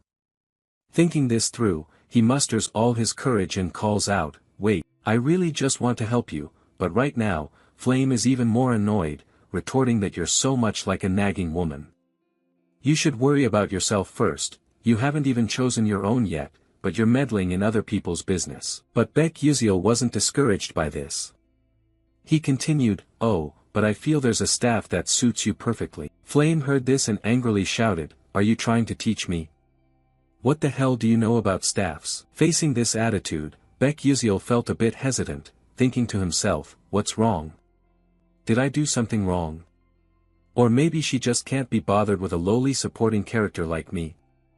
He stammered his reply, well actually, I've heard a lot about you. You don't think you could get that staff, do you? Flame responded confusedly, Terrivon. Seeing that she had calmed down, Baek Yuseol smiled with eyes squinted and said, that's right, it's exactly that. Suddenly, a noise made Baek Yuseol's smile fade. A loud explosion echoed, the imposing force radiating around. It frightened him so much that he broke out in a sweat. His eyes opened wide. Then suddenly, a magic staff flew out of nowhere into his hand. He squinted and exclaimed, what is this? Then he carefully examined the staff. Right after, his face turned pale. Why was it in his hand? It should have been Flame who took it. Damn it all. At this moment, Baek Yuseol was at a loss for words, not knowing how to explain. His face showed a hint of embarrassment. Meanwhile, Flame just stood there, dumbfounded for a moment. Right after, she smiled with squinted eyes and said, well then. Baek Yuseol looked at this strange attitude and got goosebumps, trembling as he replied, nothing. But at this moment, he was secretly worried about the future ahead. So, it's over, my life is ruined. At this rate, even if I want to live in hiding, I can't anymore. So, the inheritance ceremony ended, but it seems its aftereffects still linger. At this time, on the school grounds, Flame was strolling slowly behind a group of some trainees. By chance, she overheard the conversation of two young men ahead. One said, "Hey, have you heard any hot news? This year, 2 students obtained the high-level episode staff." The other, surprised, replied, "Really? Until now, only 5 people have done that. Now there are 2 more." "Yes, that's right, but it's very strange," one of them said. One of the 2 only used Blink in the magic test exercise. Blink is just a basic magic, so how could that be? My parents once said Blink is a rare magic. This is really odd, isn't it? Their conversation also made Flame think, even she didn't understand this matter. After a while, Flame arrived at the self-study room. The atmosphere here made her feel comfortable, and she exclaimed, "Finally, some quiet at last. All day today, wherever I went, I kept hearing whispers and rumors about that matter. The news that 2 students obtained the high-level episode staff has spread everywhere, but I still don't understand who he is. Why was he able to obtain the Terry Vaughn staff? I read the original novel 3 times in a row before transmigrating here, but this character Beck Uziel never appeared. They say no one can claim Terry Vaughn, but he resonates with it so easily. No, he's deliberately showing off to me, rather. Anyway, let's just drop this matter, thinking about it now is useless." Suddenly, someone called out to her, "Flame, are you planning to self-study as well?" Hearing someone call her, she turned around and smiled brightly, happily responding, "These kids are really strange. Do you think I'm a bookworm?" The blonde girl continued, "There's never a time when you say there's nothing to do and then just sit to study." Flame shyly replied, "Oh no, not at all." A girl standing nearby asked curiously, "But Flame, why do you call us kids? We're the same age, right?" Flame had to make up an excuse to get by. "Well, I guess it's just a habit. Where I used to live, people often saw me as an old lady, hee." But in truth, she knew well she was living inside a novel, so there was no way she could act childish. Another voice spoke up, "So, are you planning to study alone today?" Looking back, she saw a cute girl with red hair and suddenly wondered if this was Jackie. Her style was surprisingly similar to hers, she thought, but still answered cheerfully, "Ah no, there's an upcoming episode meeting, so I'm planning to join." "Well, I'll go first then." "Alright, next time let's meet for drinks." Without another word, Flame hurriedly turned her face and left, not forgetting to wave goodbye and say, "Bye-bye." Just moments ago, she was cheerful and cordial, but now she has returned to her cold demeanor. At this moment, she suddenly thought that for an adult like herself, going back to being a student is really tough. Lost in silly thoughts, she didn't pay attention to what was ahead. Immediately after, she bumped her head sharply against someone. Then she held her head, moaning, "Ouch, that really hurts." Suddenly, the person she collided with spoke up. Hearing this warm voice, she was surprised and looked up. "Hey Wonriang, was that you?" The young man immediately asked, "Are you okay? What were you thinking about that you were walking so hastily?" Flame replied, "Ah, I'm fine." He looked at her for a moment and then asked again, "You don't look very well, is something wrong?" Hearing these warm words of concern, Flame's eyes suddenly sparkled. He was worried about her. She shyly replied, "No, not at all." Hearing that, the young man changed the subject. "Well, it's good that you're okay. And you're also going to self-study, right?" "Yes, that's right." "Are you also going to the training room reserved for the senior level?" "Training daily, how could I be lazy?" "You're really dedicated." Hey, you shouldn't say that."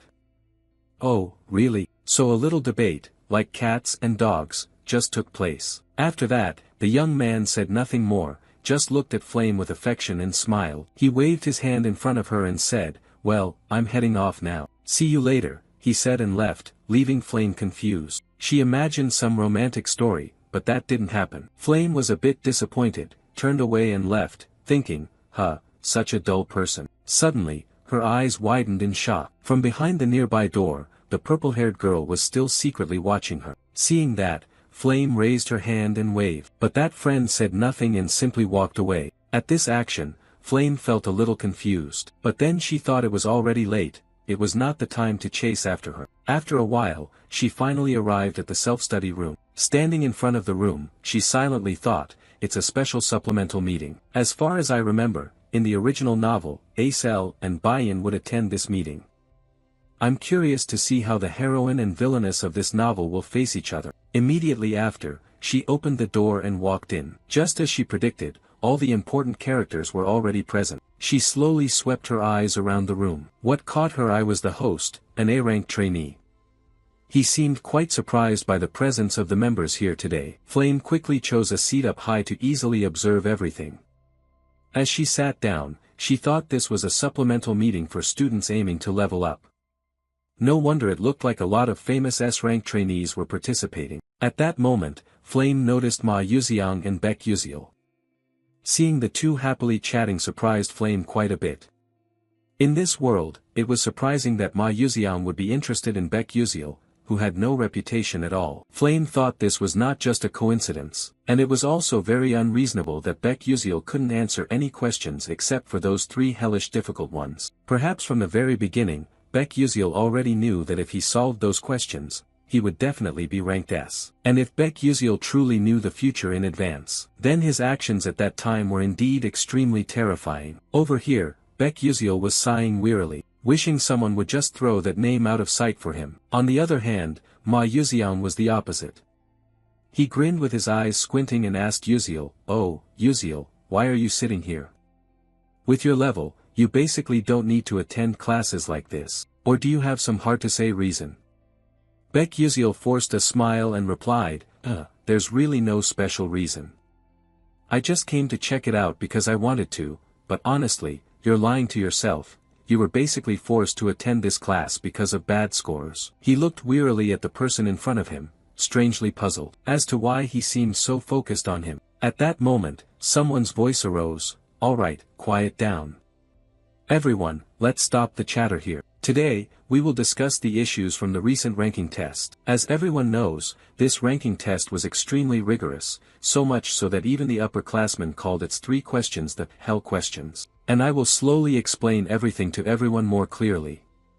Although I said that out loud, inside he was quite worried. He didn't understand why those famous people were also here. His purpose was only to boost his reputation outside by helping those foolish kids in this class. Suddenly, an idea flashed in Kyle's mind. He glanced at Baek Yuziel, thought for a moment, no, this was probably his chance. He had heard that Baek Yuziel was the one who scored the lowest on the entrance placement test. So I just need to make him realize that I'm much better than he is. Thinking this, Kyle felt extremely confident. Continuing, please pay attention, everyone. Now, I will guide you through solving the first question. Then Kyle spoke as he wrote on the board. This question was actually a tricky riddle designed to lead everyone into a dead end. First, we have to do it like this. At this moment, the people sitting below listened attentively while diligently taking notes. Ma Yuxiang also glanced at Yuziel, seeing him deep in thought, and immediately asked, "What do you think? Do you believe his viewpoint is correct?" Yuziel was dumbfounded by this question and looked up to the side. He was smiling with his eyes crinkled shut, eagerly awaiting the answer. Faced with this bizarre attitude, Baek Yuziel turned pale, thinking, what the hell is this? Is he asking if I think that guy's point of view is correct? I don't even understand what the professor just lectured, let alone these 3 hellish questions. But anyway, honesty is a good virtue. Thinking this, Yuziel replied, no, I don't know either. As soon as he finished speaking, the nearby students eavesdropped, catching bits and pieces, then looked at each other. What did he say, Baek Yuziel? Is he saying Kyle made a mistake? It seemed these two deliberately said that to slander Yuziel, because everyone knew he had the lowest entrance score. At this moment, Kyle, who had been focusing intently writing on the board, overheard those words and stopped. He became slightly annoyed, gritting his teeth. Suddenly, Baek Yuziel sensed something was off. He glanced left and right, confused, thinking, what the hell is going on, why is everyone staring at me like that? Meanwhile, Kyle also stopped writing, broke his chalk and said, that's right, I made a mistake. Baek Yuziel was utterly stunned upon hearing that, wondering what the hell was happening. Immediately after, Kyle suddenly broke into a victorious smile and continued, so Baek Yuziel, why don't you come down here and help everyone solve this part? Upon hearing this, he felt all the hair on his nape stand on end, panicking as he thought, damn it, what the hell is he talking about? Suddenly, he caught Ma Yuxiang's gaze, looking somewhat surprised. He smiled brightly with a trusting look, like, you can do it. Come on, by now you must have figured everything out. It's this guy and those others who are deliberately pulling this stunt. Thinking this, he slowly stepped down from the podium, walking while reflecting, fine. If you want to humiliate me, then you've made a mistake. I will make you real, unable to accept defeat both mentally and verbally. At that moment, everyone's gaze converged on him. As soon as he reached the podium, he took something out from his belongings, then quickly went through the solution he had. It turned out what he took was a pair of glasses. He suddenly thought, 3 hellish questions, or rather, it seems more like a pun. The gist of the question is like this: a sorcerer chants as follows, O Mother Earth, please shed tears and thus cause the dust to multiply even twice as much as before. The question is, why is this so? The answer to this question is quite simple, it's just that the dust is crying. They are merely a state of separation. Baek Yuziel raised his hand to his head, wondering which damn fool had time to come up with this ridiculous question. To him, it was absurd, yet here it was a big, tough problem they had to solve. But in any case, that Kyle didn't treat this as an ordinary math problem. Instead it was about making dust cry for dust. It's hard to put into words. His method, although wrong, still got the correct answer. It seems mostly due to luck. If faced with a similar question, he definitely wouldn't pass. And from now on, this stage belongs to me. Thinking this, Baek Yuziel turned to him and said, I really can't show you how to solve this question, but I will tell you where you're wrong. Kyle was stunned upon hearing this and exclaimed, what? Baek Yuziel continued, the issue is the foundation of the earth, but what if it was water or wind instead? Do you think your method can solve those two? Kyle replied, if so, I will use another method that is easier to understand, but if you do that, you'd need many different methods to solve the same type of question. Therefore, you only got the right answer by luck. This doesn't mean your answer is what the question's originator intended. After hearing this, Kyle opened his mouth to explain something but could only mutter, it. He had no choice but to accept the truth. You were right. Looking at Kyle's face now, Baek Yuziel felt a bit embarrassed, as if he had disappointed him too much. He continued, anyway, its solution will be like this. Kyle listened intently while taking notes. The group of students below also focused and took notes after hearing this. This deeply astonished Flame. She didn't understand why everyone else was taking notes on what he said. Acel and Bayan should have joined the debate, right? But now both of them are busy analyzing his way of solving things. Can this really be possible? It's ridiculous. At this time, outside the sky was already getting dim. Inside, Ma Yuxiang raised his hand to say goodbye to Yuziel. Bye-bye, see you tomorrow. He smiled brightly and then left. Baek Yuziel reluctantly raised his hand in return, goodbye. As Ma Yuxiang's figure gradually disappeared, Yuziel finally raised his hand to cover his face, thinking disappointedly, damn it, if I keep getting involved with Ma Yuxiang like this, it's over. I don't want tomorrow, I never want to see him again for the rest of my life. With that thought, he slowly lowered his hand. Looking at his small, budding hand, he suddenly thought, maybe it's because of the phone, I can't use it anymore, it's frustrating, but it caught Ma Yuxiang's attention, damn it. I don't understand why I have to keep running into him. Strangely, besides Flame, no one else had ever used Blink before. As he was leisurely leaving, he saw Bayan still standing nearby waiting for someone. Her face looked a little sad. He suddenly thought, what's wrong with her? Her expression looks off, but it's none of my business, no need to bother. So he just walked past Bayan. Suddenly, she called out, Baek Yuziel. While he was still confused, not sure if he heard correctly, she continued, I have something I want to ask you. The male lead was quite surprised by this. He could not have imagined that a perfect person like her would have something to ask him.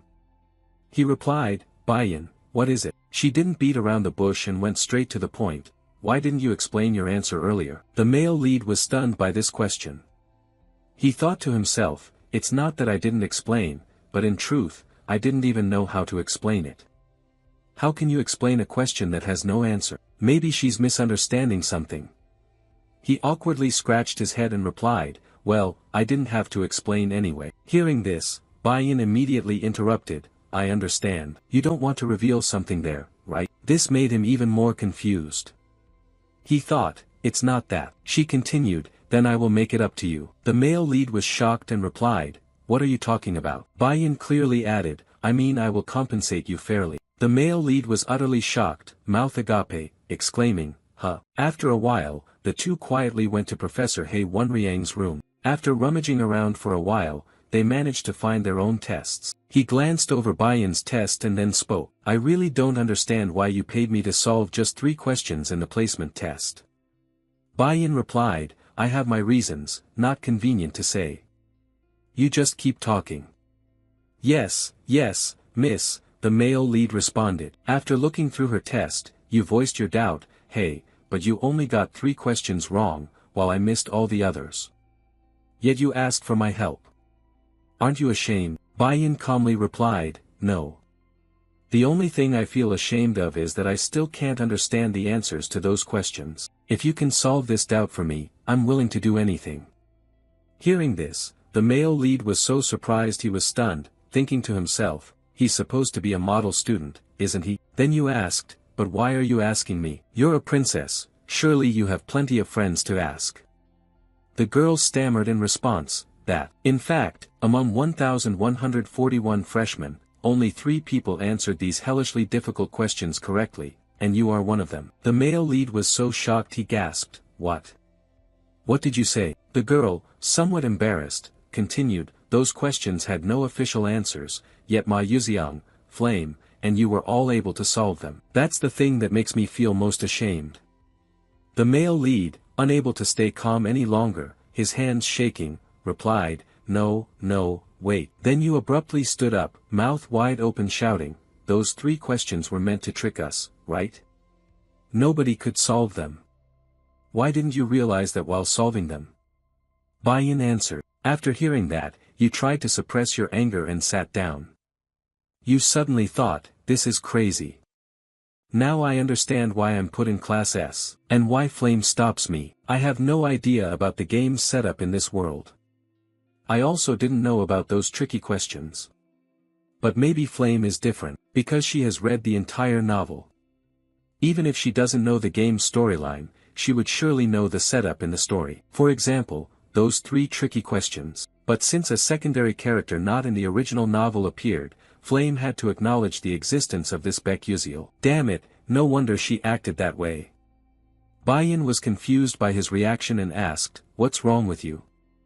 The male lead replied indifferently, nothing, don't worry. Don't forget you promised to help me with something if I explained the answers to you. Bayan replied, yeah. The male lead continued, I only have one small request, to turn my staff into a demonic sword.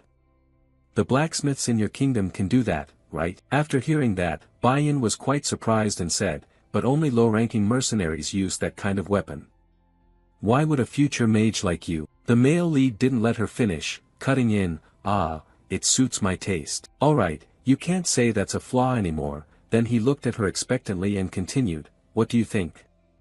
Do you think you can make it? The girl thought for a moment then confidently replied, of course. That's way too easy for me.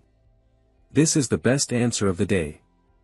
The male lead seemed very satisfied, his cheeks suddenly flushed red, thinking, wonderful, the sun is shining. Thinking this through, he calmly explained, so I'll tell you how to solve this question first. He pointed to the test paper and clearly said, that way is for you to change your own perspective. The girl, quite confused after hearing that, said, how do I change my perspective? The male lead knows Bayan's weakness is that her magic is very mechanical and she has gotten stuck in it. Bayan only realized this when she became a second-year student after losing to Flame. I don't think I can help her realize this now, but I hope to guide her in the right direction. So what I need to do now is. Thinking this, he continued, do you understand what a riddle is? Before this question, Bayan was a little surprised, then she replied, a riddle? I think I've heard about that. The male lead continued, then let me give an example. What is between the knees? Immediately after, the girl rested her chin on her hand, racking her brain and answered, the inner side of the knee, right? The male lead casually said, you're wrong. Bayan still didn't understand and asked, why is that? He then emphasized the question once again, what I'm asking is which letter stands in the middle of the word knee and the word knee. You get what I mean, right? The girl realized she'd been tricked and felt extremely annoyed. Meanwhile, Baek Yuziel, seeing her frustrated expression as if ready to explode, timidly said, "Hey, come on, don't glare at me like that. Calm down, just sit down and look at this question first. It also has its own formulas and tricks that you haven't learned yet." So what I mean is, when facing a problem, you need to solve it more creatively. But can you do this just with your own creativity? Bayan fell silent after hearing that. She responded, ashamed of herself, "No, that's impossible." Only then could the male protagonist breathe a sigh of relief and smile as he continued, "Of course. Although understanding many kinds of spells and how to apply them is extremely important. But for a sorcerer, the most important thing must be seeing this world through your own perspective. Magic will transform unpredictably, even if it's only the smallest changes. But on the other hand, you only think about the things you've seen and learned from books. Those are all still unrealistic theories. Magic isn't just about memorizing and casting spells. You may be better than me at analysis and evaluation, but you lack the most important thing for a sorcerer, which is creativity." After a long analysis by Baek Yuziel, Bayan fell silent again. She pondered every word he had just said, unable to deny it or hold back her emotions. Her hands trembled uncontrollably. She was slipping into a state of utter despair. The male protagonist, seeing her serious expression now, broke out in a sweat. He rubbed his head, shyly speaking, "You understand what I just said, right? Even though it sounds a bit complicated and abstract." Bayan replied confidently, "Of course I understand." The male lead smiled awkwardly to pass it off, thinking, "This is really interesting. I don't even understand what I just said anymore." He then seriously continued, "I'm glad you can understand what I just said. So let's get started. I'll ask you, what does the man say to the horse when putting it to bed?" After hearing that, she was a bit confused. Immediately after, she placed her hand on her chin, pondering, what does the man say to the horse when putting it to bed? She thought hard but couldn't figure it out, then replied sadly, "I don't know either." The male lead then explained, "The answer is very simple, it's time to go to sleep." Then he continued with a series of other questions. Why don't they work harder?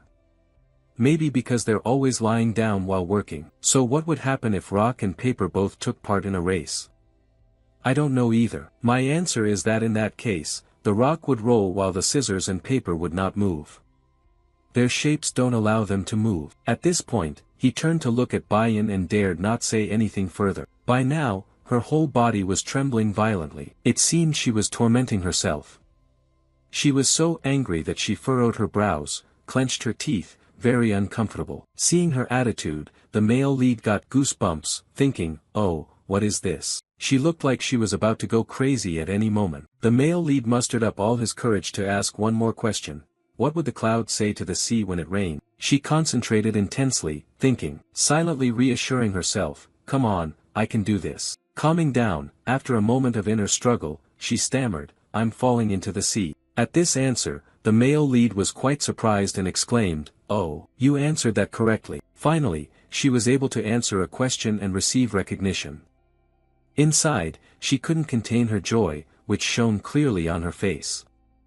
Bayan beamed radiantly, her eyes sparkling with excitement, and it was this reaction from her that took him by surprise.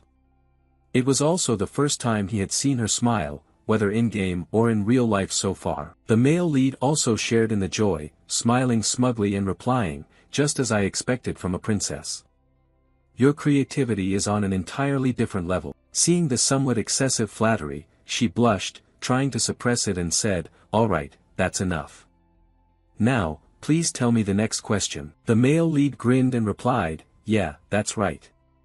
So my next question is..." And so, the two chatted together until it was fully dark. Outside the school grounds, a few students remained, chatting with each other. At that moment, the male lead quietly headed home alone, looking quite exhausted, with dark circles under his eyes. He sighed in frustration, thinking, "What a fool I am, spending a full 3 hours just using some silly trick questions to challenge Bayan. I honestly don't expect her to remember what I said." But speaking of Bayan, she will definitely become a great witch in the future with an excellent mind. However, her weakness lies in her overly rigid way of thinking. If I want to exploit that weakness by teasing her, even though she is the antagonist, why do I feel so guilty about it? Anyway, I need to quickly train Terivon into a sword mage, so I have to do much more than this.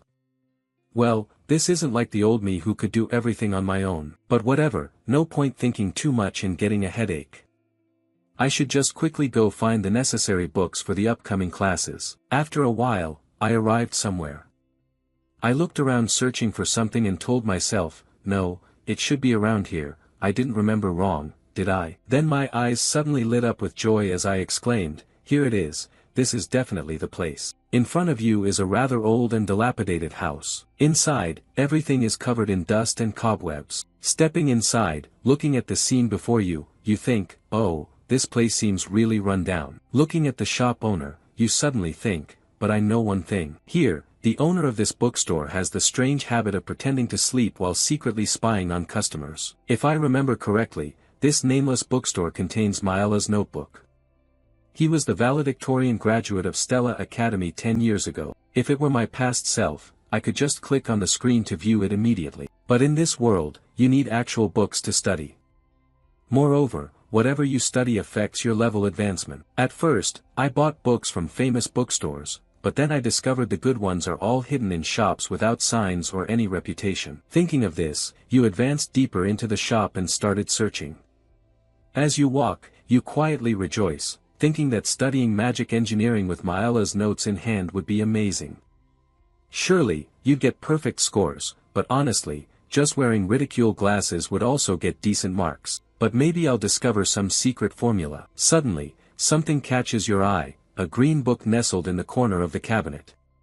You exclaim, this is exactly what I was looking for. You just reached out to grab it, when at the same time, someone else's hand also reached out for it. And then the two just kept looking into each other's eyes. He exclaimed in surprise, Acel, really? She replied confusedly, how do you know me? Of course, you're so famous. The male lead answered. At this point, she slowly realized as he continued, I remember now, you're also in the supplement group, your name must be Beck Uziel. After hearing that, the male lead felt a little disappointed, thinking, she doesn't remember meeting me before coming to the academy. She went on, I really liked that debate, it's just a pity you couldn't explain all the answers. The male lead then suddenly recalled that Acel was also someone who couldn't solve those questions. She added, anyway, it's nice to meet you. Then she coldly turned her face and walked away. He was somewhat surprised at her attitude, but the important thing for him now was that, luckily, the book hadn't been taken. He reached out to grab the book. Then he glanced back at Acel, thinking, why is she here?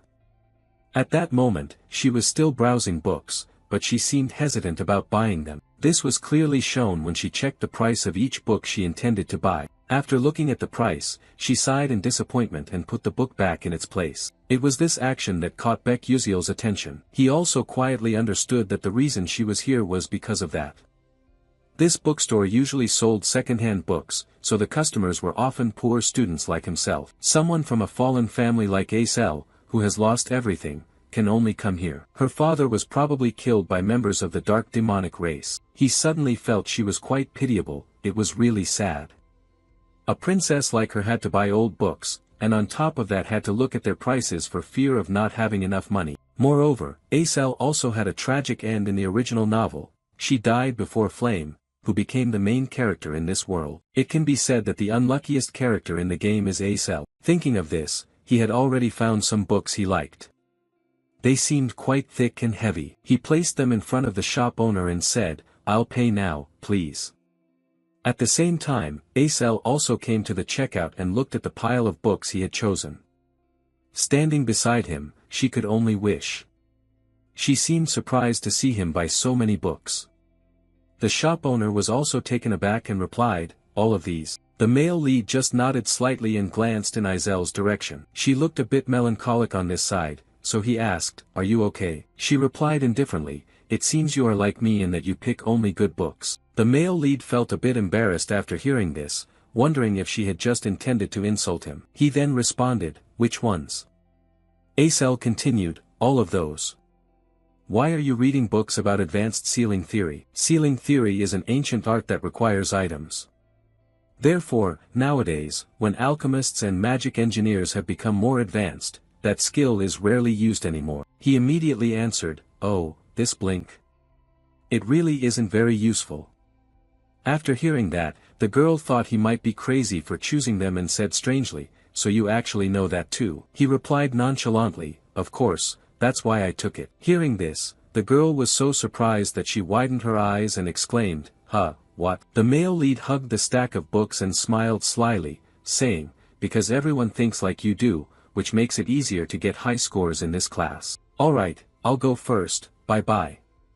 As he walked away, he thought to himself with satisfaction, just as Acel said, few people want to study the theory of sealing. But precisely because of that, I'll spend less time and it'll be easier to get higher scores than other classes. But with these few books, this semester will be simple.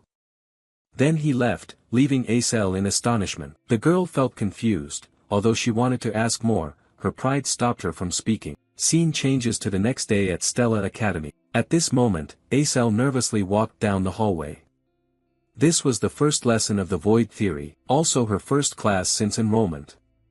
She suddenly thought, since this subject is easy to score in, it probably won't be too bad. Then she also arrived at the classroom. By now, quite a few students were already there. As she found an empty seat and sat down, she accidentally overheard the conversation of the friends next to her. "Hey, you're studying nihilism too?" But I think I'm in trouble. I registered because everyone said this class was easy, but it seems the rumor has spread far. All the smart kids are in this class, so we're really doomed." After hearing that, Acel could only sigh, thinking she had no choice, but she would try her best in another class. After a while, the lesson ended, and everyone got up to leave. Each person looked quite tired and complained to each other, like, "My butt is numb from sitting. So hungry, what should we eat for lunch today? Let's go to the canteen and decide." Acel felt lost, quietly trailing behind alone. She sighed sadly, thinking, "Oh no, what should I do now? But it's difficult to get a scholarship if you register for my class." Her stomach growled loudly, ravenous. Holding her wallet, she hesitated, wondering if she should just go eat first. "Let's see. This term I only have 60 meal tickets left, so I'll have bread today." Izel's eyes suddenly widened with surprise when she saw something. It turned out that on the way to the canteen, she happened to pass by some room. She even recognized a somewhat familiar person, Beck Uziel, who was also sitting there. At first, she wondered what he was doing here, but when she saw the professor giving a lecture, she suddenly realized this was the class he registered for. Strangely, this class had very few students, and not only that, they were all people with poor records. This professor is probably about to lose his job soon, she thought. But then she suddenly realized one thing: if she also registered for this class, she could achieve high scores without spending much time, and could save energy to study other subjects and earn scholarships. Oh, but the name Beck Uziel might already know in advance that this subject is easy. Oh, unbelievably, he had already planned which subject to take for a smooth ride. No, impossible, what am I thinking? It must be just a coincidence.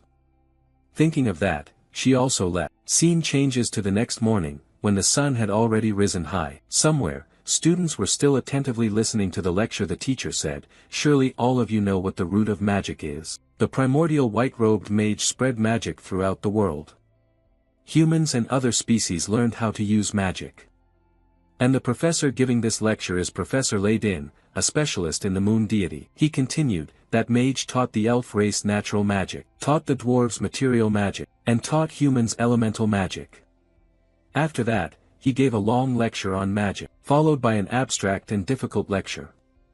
The main character listened as if a duck hearing thunder, silently thinking, "Can I really get through these 3 years like this? I could have skipped all this knowledge with just one blink in the game. But this lesson is actually quite important. It might tell me what the true ending is. And of course, all of this is just my own speculation." Suddenly, he realized that the person sitting next to him looked somewhat familiar. Turning his face, he was surprised and thought, "Acel has always been in this class. I don't remember any main character enrolling in this class who has anything to do with me." At this time, the professor was still passionately lecturing. Humanity's curiosity did not stop at elemental magic. Mages have traveled around the world and secretly learned magic from other species. However, they were still not satisfied, but could no longer learn anything more. The primal mage left behind 12 divine moons and vanished without a trace. "Does anyone know about the 12 divine moons?" A clear voice spoke up. "People say they are divine guardians protecting the balance of power across the continent. And no one else but Acel was speaking. She added, I also heard that they were hidden all over the continent and have carried that mission until 1,000 years ago. The teacher was quite surprised by this answer. He continued, oh, that's right, they have a special power that protects the continent. For example, the divine moon representing summer, the sixth moon is the red summer moon carrying a blazing red flame, and they say that flame will never go out. If you go to the bottom of the Alamanca Sea, you can still see the red fire. So if anyone's curious, you can check it out. After hearing this, the male lead thought he had misheard and shivered inwardly, thinking, damn, is the teacher joking? If a living creature intrudes into the territory of the Alamanca Sea King, they will die immediately. At the podium, the teacher was still enthusiastically continuing. This is Bevian, a giant whirlpool in the ocean that was frozen by the 12th moon, the blue winter. Therefore, each divine moon has its own power, but miracles happen if they combine. A student below raised his hand and asked, Teacher, what is that miracle? The teacher suddenly grew solemn and replied, no one really knows that. They fell into slumber 1,000 years ago. At this moment, the protagonist felt the teacher was right. At least I have encountered some divine moons while playing the game, but I only saw 5 moons during limited time events. This is based on information I've gathered from other players. No gamer has found more divine moons than me. If my guess is correct, the 12 divine moons relate somehow to the true ending, because no one has discovered the true ending in the past 10 years. The answer must lie in the unknown content. I only managed to see 5 moons after risking my life many times, but if I want to witness the true ending, so be it. I'll just start over again. Meanwhile, in another outdoor classroom, a massive fireball was rushing toward the mannequin in front. A beautiful woman in a red dress stood in the middle and spoke, strength isn't everything. No matter how powerful an attack is, if it doesn't hit the enemy, it's useless. This woman is Professor Hong Yil, the fire class instructor. The professor was walking around observing the students applying theory into practice. Suddenly she sensed something was about to happen. Immediately, a huge fiery force rapidly dashed toward the position of that dummy. And then boom boom boom, a great explosion occurred. The professor looked at this source of power with apparent satisfaction, but suddenly her eyes became extremely astonished. Yet after that big explosion, the smoke gradually cleared. The silhouette of that dummy was not only untouched by flames but remained intact. Professor Hong Yil looked at this scene with some disappointment, exclaiming, "That's the truth, Baiyan." Upon hearing this, the girl trembled all over. Baiyan sadly sat down to rest. Her eyes could not hide the disappointment, thinking to herself that she had once again let her mother down. Her mother would certainly be very disappointed. Suddenly a voice called out, "Princess." Looking up, it was a friend with cute red hair braided into 2 sides. She smiled with her eyes squeezed shut, asking, "Are you okay?" Then she slowly sat down beside Baiyan and continued, "Don't be sad anymore. You look truly wonderful, princess." Baiyan replied indifferently, "What do you mean? If you used magic like me but it was much stronger, what good would that be?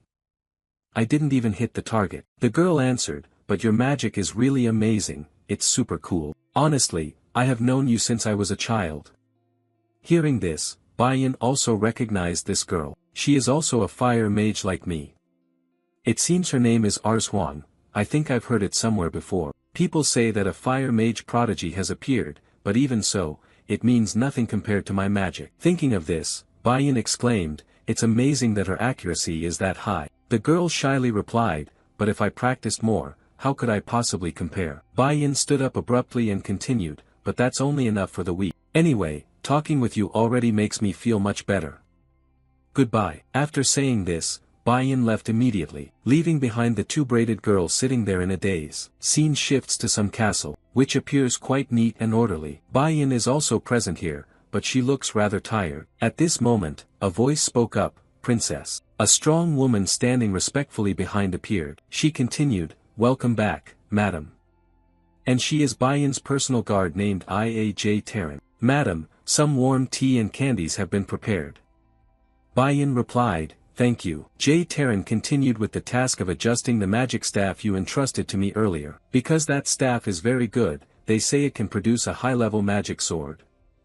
Baiyan listened while eating a cake, somewhat doubtful, and replied, "Is that so?" Terran went on, "However, there are some questions." Baiyan was surprised and asked, "What questions?" Terran stammered in response, as if I had heard rumors that it constantly drains mana from its wielder. Hearing this, Bai-yin was astonished. Then she stood up abruptly, turned her face back, and said in panic, "What? Isn't that a dark artifact?" Terran suddenly grew serious and continued, "Not exactly, it resonates with the energy of nature." At that point, Bai-yin became deeply confused and murmured, "Impossible, something that drains its owner's mana yet resonates with the power of nature. But then, why is that magic staff only considered intermediate level?" Terran answered, "That is precisely why it remains at that level." What do you think about this? Its original ability still strongly enhances the user's mana and makes it stronger, or even elevate it to advanced level. But perhaps because it only absorbs mana without releasing any, it is downgraded to the intermediate tier. Hearing this, Bai-yin could no longer remain calm. She jumped up and shouted, "What? Advanced level? How could a student possibly use it?" Even Terran himself was quite surprised by this. Meanwhile, Bai-yin was still bewildered, clutching her head as she continued, "I know it doesn't resonate with everyone initially, but I didn't think people would use it even if they had it. Unless they have an enormous amount of mana or nothing at all. I don't understand this, I can be sure any ordinary person would know that." She spoke at length, leaving her throat dry. She sipped some hot tea to warm her voice, then added, "But anyway, he is definitely a special person." Cut to a few days later, when the new semester began in some classroom, a teacher was enthusiastically explaining to the students, "Attack magic requires a deeper understanding than any other type of magic." And our main character was also sitting attentively listening in this class. This balding professor was Professor Carlium, teaching mana guidance. He continued, "That's why the mana guidance class is mandatory. From now on, in your one-on-one matches, you will learn guidance focusing on casting and aiming." In this class, Acel was also present, looking quite focused on listening. At the same time, on the podium, the professor was still passionately explaining that casting means shooting magic from the caster's body, while aiming means using magic on a stationary target. Then, we will discuss the trajectory formula as follows. From a distance of 760 meters north, Chosu is moving southward at 12.6 meters per second, so, what is the appropriate trajectory and predicted distance Yan Hai needs to cast water-type magic? As the teacher reached this point, the atmosphere suddenly fell silent. Below, two students whispered to each other. One said, "Among the attributes, what if it's water?" The friend sitting next to him stopped him, "If you're not a water specialist, it's best not to answer that question." But is that teacher trying to make things difficult for us? The male lead sounded quite sleepy hearing this. He kept yawning repeatedly, thinking to himself, "Really, this is so boring. Why does it take even more time than the Korean class?" Suddenly, the bald professor spoke up, "Uziel, please stand up and answer this question." The male lead answered reluctantly, "Yes, sir." But inside, he silently cursed, "Damn, it's me again." After a while struggling to explain, he finally finished his solution and confidently turned to say, "Yes, I have completed it." Looking at Baek Uziel's presentation, the teacher was very surprised. Exclaimed, "Wonderful, you managed to solve it so easily. Your initial attribute is water, right?" He immediately waved his hand and replied, "No, sir." "Oh, that's great. Let's move on to the next question then." It was precisely his actions that led Acel to see him in a different light. After a while, the lesson ended.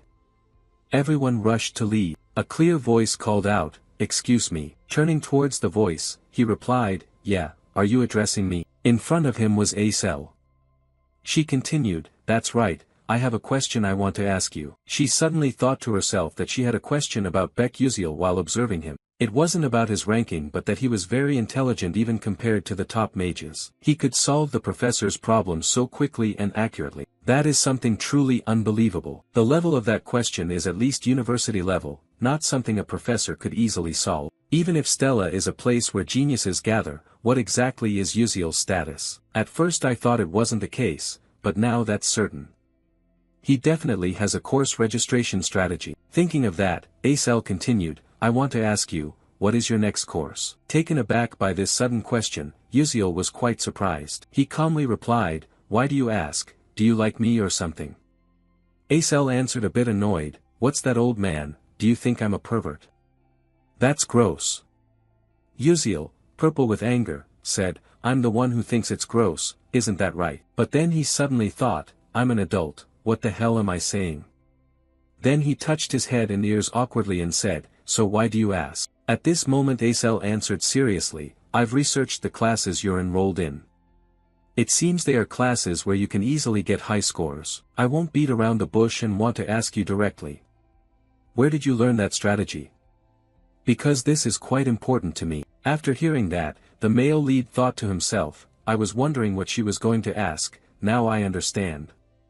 Immediately after, he waved his hand, laughed out loud and said, haha, what do you mean? The classes, well, it's probably just a coincidence here. If that's all, then I'm leaving. With that, he also turned his back and walked away.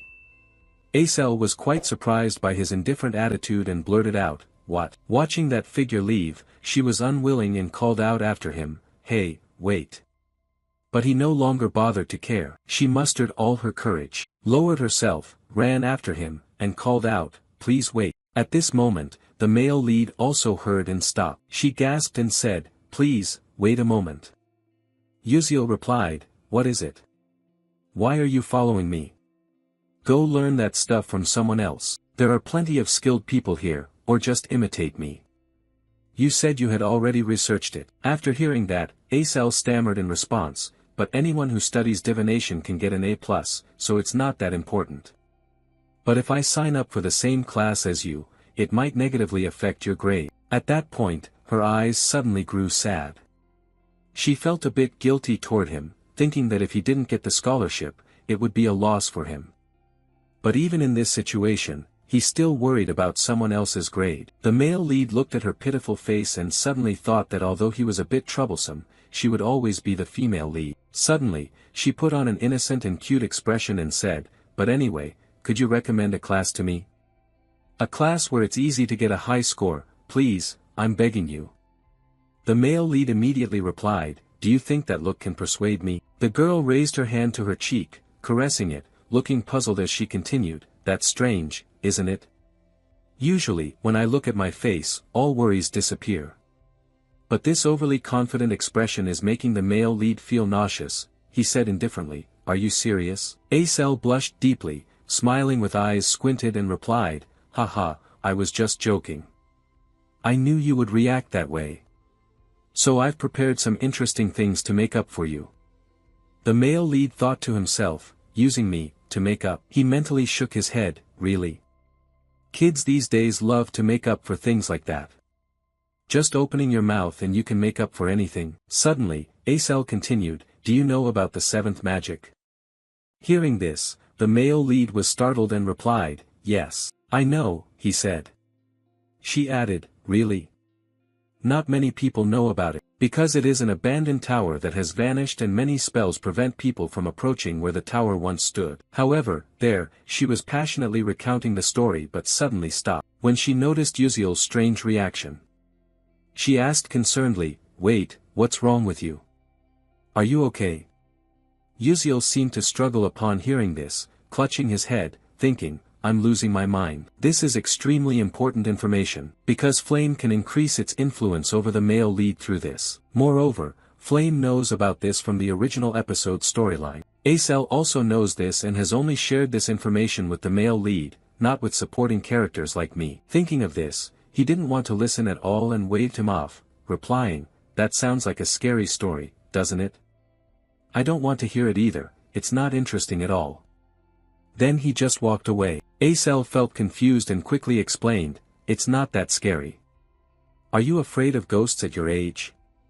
Yuziel reluctantly responded, alright, I'll tell you. She twisted the question further, you just pretended you wouldn't tell me, so why did you change your mind so quickly? Yeah, that's how I like it, Yuziel replied. At that moment, he also thought. Moreover, it was enough that Acel wanted to give him something. With that thought, he spoke up, anyway, this isn't related to scores, but it's something extremely useful for me. You should register for the meditation journey to the Void course as a culture episode class. Acel replied confusingly after hearing that, meditation. Registering for that as a culture class. The moon god tomb and meditation are prioritized. Do you like practicing? Not exactly, the male lead responded, but he himself didn't know how to explain it. He suddenly got an idea and made up a reason. "Ah, my master is also a bishop like you, and through meditation, one can enhance their magical skills." Acel exclaimed in surprise, "Just with meditation?" Based on his experience of playing games all night for 10 years, he gave his own explanation. In fact, this had yet to be discovered. But for bishops who wield large-scale destructive magic, meditation is extremely important to perform precisely based on formulas and equations. But above all, it is the mind that controls the magical power. I haven't told anyone this before, but you're the exception because you're quite cute. The girl was confused, unsure whether to believe what he was saying, and replied, "You just said I was ugly earlier, but it sounds like every girl likes that." She smiled brightly and continued, "Anyway, I do thank you. Although it's not a subject that helps me improve my grades, I will register for it." Uziel replied, "That's up to you, fine, you can do whatever you want." Having achieved her initial goal, the girl happily left. Watching her back as she walked away, Uziel seemed quite worried. He didn't know if what he had done was right, only sighed and thought, "I told her everything. It made me a bit afraid of how the future might change. But if I just leave her like this, Acel will face tragedy again in this world. If meditation can help her, that would be a good thing." Thinking about this, he suddenly realized something in his mind. He himself is also a magician, isn't he? But why hadn't he thought of practicing until now? Uziel is very strict in training within the game, focusing on conditioning, restraining magical power, and developing rapidly. If this were a game, I could gain experience by pressing a button, but now I can only do it directly. It seems quite late, and there are no cutscenes or hunting missions, so I can't gain more experience. But anyway, I have to thank Acel. After a while, Uziel returned to the Stella Academy dormitory. All students are within the dormitory system. The dormitory system is a side feature in the game, where players can freely decorate their rooms. But for Uziel, this is his only home because his village was burned down. Dormitories are also divided based on rank. All rooms are the same size, but the number of people per room is allocated according to rank. And naturally, the S-class students occupy the highest floors. The protagonist is now alone in his room, feeling a little lonely, but in the end, he can make good use of it. He let out a sigh to catch his breath. Well then, it's time to get started. Uziel meditated with intense concentration, thinking, training stats is not the most important thing. Because this is reality, I have to get used to using this body. In the game, Uziel was a genius who could control sword aura by using an infinite circulating mana pool inside and outside his body. No one pays attention to him, so no one knows. But Beck Uziel is a sword genius who reached the pinnacle of swordsmanship. I have to follow that path once again. My breath is what controls the flow of mana in my body. If I can gradually increase the amount of mana I intake with each breath, I will be able to gather enough mana in just one go. Skills don't increase simply by collecting EXP, you have to continuously use the skill to level up. This also means training, and so he focused on training throughout a long night. At this time, the clock already showed 4 a.m. The new day was breaking.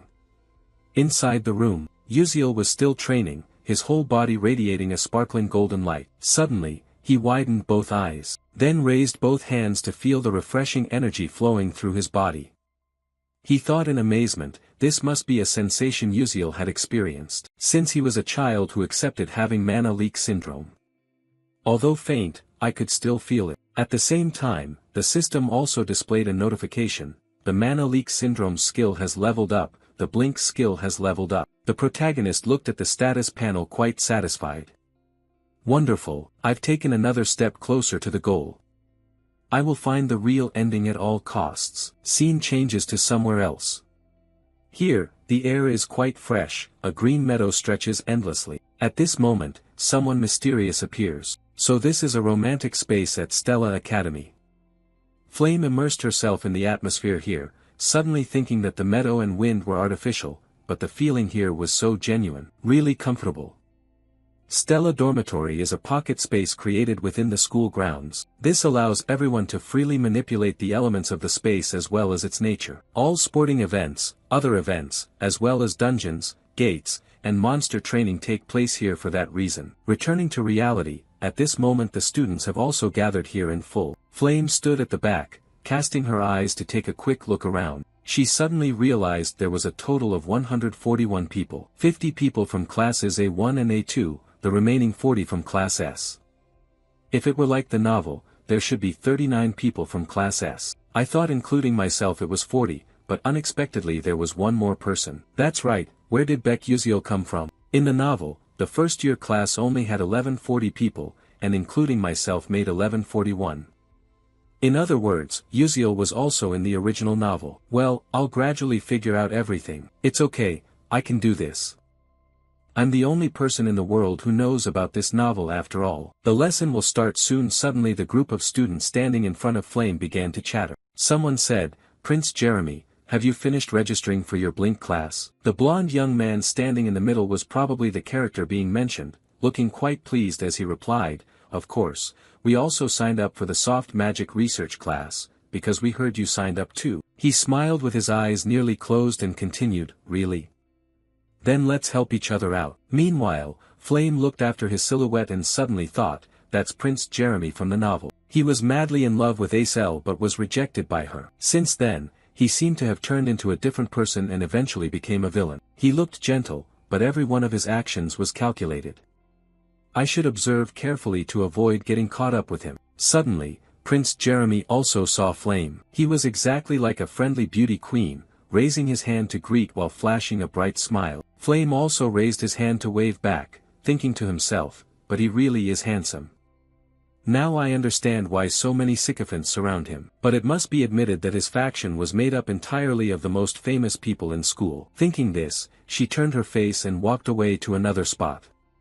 She was determined to gather them all together, because from now on, this world would become her own reality. She had to start preparing for the future. But this action seemed to catch the eye of the prince. He smiled inwardly, thinking, Flame. At that moment, the teacher's voice rose, capturing everyone's attention. We will start with basic training before beginning today's session. I need to know your abilities so that I can teach you properly. I will be the one directly teaching. If you don't like it, don't say anything. Often you already know that our professor has the authority to deduct or add points to you, so remember that you will be expelled if you don't meet the required score. And now I will explain the training session right away. We will practice with the dungeon. I will use scenarios that occur in real dungeons, as well as various traps and monsters, to test all of you. You will get 4 points if you defeat a level 1 monster, 8 points if you defeat a level 2 monster, 20 points if you obtain the point staff. The top 5 students will receive a small reward and shopping privileges. Students without points will have points deducted. If you are afraid of failure or afraid to go alone, you may form groups. But remember carefully, points will be divided equally among group members. If you can eliminate a student, you will take that person's points. With that, the teacher immediately disappeared, leaving only his voice echoing back, that's all, good luck. Immediately after, the ground suddenly shook violently. The group of trainees panicked and screamed, what is this, what's happening? The ground is shifting. At that moment, the ground suddenly cracked open, and something rose up from beneath. Flame was also quite surprised, her eyes wide open staring. A huge towering tree appeared, and it seemed like everything around had changed. Flame seemed to realize that this was exactly the map of Jack and the magic beans. The scenery here suddenly became dense and full of thick foliage. The entire group of trainees also began to take their own paths. Some chose to go alone, others decided to go in groups. In the distance was the figure of Flame walking alone. She held her magic staff in hand, suddenly thinking, well then, I'm ready to join this game too. Suddenly someone called out, Flame. Turning to look, what caught her eye was her red-haired friend. She continued, are you planning to go alone during the practice? Flame replied, Jackie. She just suddenly thought that although forming a team during dungeon combat has many advantages, going alone is still better if you want to earn more points. Thinking that, she coldly added, sorry, but this time I want to test myself, so I intend to go alone. The red-haired girl laughed wryly and answered, yeah, I know. You have to share points with teammates, so it's understandable. Flame replied, yeah, that's true, but at this moment, she suddenly thought to herself, is it just me overthinking or is she teasing me? Whatever, forget it. Flame said goodbye, let's go together next time, but she didn't say anything more and turned away immediately. Watching her retreating figure, Flame felt a bit annoyed inside, thinking, am I just imagining things, heaven, why do I have the feeling he's imitating me? But oh well, back to the main issue, things will probably be different later. 1 hour after the dungeon was opened, at this moment a blue light was emanating from some corner. It seems Flame just went through some battle. Now she is quite tired and mutters, "This is exhausting, when will this training session finally end?" Suddenly she sensed that something unusual was about to happen. Immediately after, a huge vine rapidly lunged toward Flame. Quick as a flash, she raised her magic staff to resist. A strong blue power emitted from the staff, directly striking the vine's body. After a while, it seemed the vine was defeated and gradually shrank. At this time she looked around, thinking, not only monsters but even plants can attack. Indeed impressive, even training can't be underestimated. So far I've only got 18 points, which isn't too bad. But for this episode, just one more point is enough to catch up, I have to keep moving. And so, she proceeded deeper into the dungeon. Suddenly she became astonished, eyes wide open. In the distance, there was a rather faint figure, but due to the glaring sunlight, Flame couldn't see clearly yet. Oh, feeling confused, is it a monster? No, it should be a human. But why would a student be able to hide at this level? But anyway, I'm also using natural camouflage to hide myself. With special abilities in control, defense, destruction, and healing, she told herself that ambushing the opponent now didn't seem like a bad choice. Just like that, Flame quietly and carefully took step after step toward that shadow. As she got closer, she suddenly realized that the person was Uziel, yet he was walking alone. She remembered that other students wanted to form a team with Uziel. Could it be that he had rejected them all? That's really strange. What surprised her even more was the ring on his hand. Suddenly, a bold idea flashed through Flame's mind. This was a perfect opportunity to test him. At that moment, Uziel was still unaware, yawning as he walked. On this side, Flame used her magic staff to generate a large dome of light. She believed that at a distance of about 15 meters, he wouldn't be able to defend against it. Immediately after, a strange magic formation appeared, radiating a fierce orange power throughout her body. Facing directly toward Uziel, she shouted loudly, "Light bullet." As soon as she finished, a bolt of lightning shot straight forward. When it was about to reach Uziel, he suddenly realized someone was attacking him from behind. He instantly used Blink to move to another position. After the dust settled, Flame was utterly shocked and didn't understand what was happening. Where was the person? Uziel had disappeared without a trace. She was so frustrated that her hands trembled. How could he have avoided a second-level spell at that distance? Meanwhile, Uziel continuously used Blink to approach behind the attacker. Only then did he dare to breathe a sigh of relief and exclaim, "Did he want to kill me or what? Suddenly shooting a light beam like that." Thanks to the fact that the level of the mana leakage syndrome had increased, otherwise I would have been in big trouble. My Blink has upgraded to level 1 with a maximum range of 12 meters. I still have 2 more Blinks to use, and if I take advantage of the terrain, I can deal with him, but avoiding confrontation is best. Thinking of this, he quickly used consecutive Blinks to put distance between himself and Flame's position. He glanced back, figuring this distance was probably enough. His goal was rank 5, so there was no need to take excessive risks. The rewards for rank 5 were easy to achieve, with the possibility of significant increases to stamina and strength. As for the top 4 positions, they were the main characters after all, and in this situation they only needed 3 more points. Suddenly, a mocking voice rang out, "Hey you guys, come here and see who that is." In front of him at that moment was some group of trainees. One guy in the group grinned and said, "Oh, it's Beck Uziel from Class S here." At that moment, he also recognized this guy as Ridden, someone quite famous in the academy recently. Looking at the guys standing beside him, Uziel thought with disdain, and there were even members of Jeremy's weak Uslek team, all just trash. But then he suddenly realized another problem. For such a weakling, how did he manage to gather so much? Another guy spoke up, "I heard he's a loser, having to cheat to get into episode S." The blonde guy burst out laughing mockingly after hearing that. To get into episode S by solving those 3 silly questions, he must have been fooled by Stella. On this side, Uziel thought wearily, "Damn it, they just keep chewing on the same thing without getting tired." The other guy saw that Uziel didn't say a word and smugly added, "Hey, since we've met here, hurry up and hand over the point staff to us." You just coldly replied briefly and concisely, "Fuck off." The blonde guy found it even more interesting and said, "Oh, so you're trying to resist? He flashed a cunning smile. Do you think you can stand against us alone? Haha, are you still planning to use that high-level blink staff? Ridiculous, you can't even wield magic, let alone a magic staff. Facing these jeers, the protagonist didn't know how to react. With just a low-level blink, I wouldn't be able to confront a guy from a famous clan. But if I have 3 blinks, then I still have a way, which is to use the point staff in my hand. Moreover, this place is a dungeon, which is an advantage for me. Thinking this, Uziel extended the point staff forward and said, "Here, take this." The blonde guy saw that you were finally scared and voluntarily handed it over. He seemed quite satisfied and replied, "Well done, kid, just the way I like it. Don't get cocky too soon, karma usually comes early."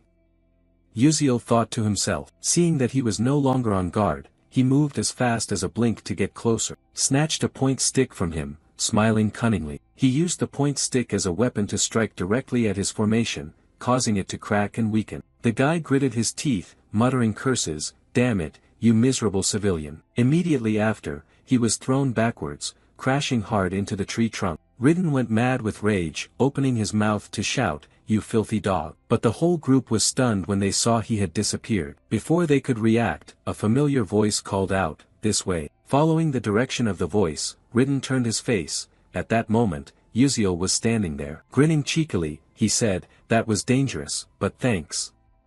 Now Uziel had 2 point sticks in hand. Ridden screamed like a madman, "You bastard, give that back now." Uziel replied teasingly, "Nope, I don't like that." The protagonist was quite pleased with his own strategy, thinking that the point stick was truly effective. Previously, he had accidentally learned about it while playing a game, but these point sticks were actually a glitch item, having no real value. However, due to their absurd hardness, they couldn't be broken by a mage's magic and possessed the strength of most other magical tools. They are useful for magic users, but for a physical attacker, a weapon with a high attack stat is fully utilized. Over here, Ridden ground his teeth bitterly and said, "That bastard, how dare he take my point stick." Then he turned back and shouted at his gang, "Damn it, what are you guys doing? Hurry up and rush to attack." At the same time, the dungeon began to shake. Faced with this situation, Ridden quickly thought, "Damn it, why does the dungeon have to change right now?" Thinking this, he wildly yelled, "Everyone quickly gather close and prepare magic, we can't lose track of that bastard." But at this very moment, it was the best opportunity for Uziel to act. He swiftly fled. His unusual action was spotted by one of Ridden's teammates, who opened his mouth shouting, "Uziel is running away, guys." As soon as the words ended, they used magic staffs to create a source of blue power, aiming straight at Uziel, continuously shouting, "You bastard, you won't escape." This frightening aura rushed swiftly toward him. Uziel could only think, "Damn, these guys are better than I thought, but you're still green and inexperienced." Just when it seemed that the energy would engulf him, he used blink and disappeared. Ridden's whole gang was furious but could do nothing. He blinked again, damn it, but he moved too fast, I couldn't see him anymore. While everyone was looking straight ahead, it seemed Uziel had slipped out like a lightning bolt to the rear. At this moment, he confidently thought, having 10 years of experience in this game makes using terrain to gain advantage as easy as pie. As for Ridden, he was extremely furious, we just need to hit him once. Suddenly, the dungeon began to shake violently. Seeing everyone's tense expressions, Ridden immediately reassured them, "Calm down, guys. He's still around here, wait until the earthquake stops. If we see him, let's attack together. But if our magic fails, it will backfire, so we must act very carefully." Saying that, he looked around to check. Suddenly, his gaze met Uziel's, who was standing right in front of him. Before they could attack, Uziel was a step ahead, striking straight at their formation with his staff. The force was too much for the formation to withstand and it began to crack. At the same time, it started to counterattack Ridden's own comrades. Then came loud explosions. The formation shattered, firing back at them. This was the unwanted side effect, magical backlash. The male lead quickly ran away, watching as his own formation backfired on the group.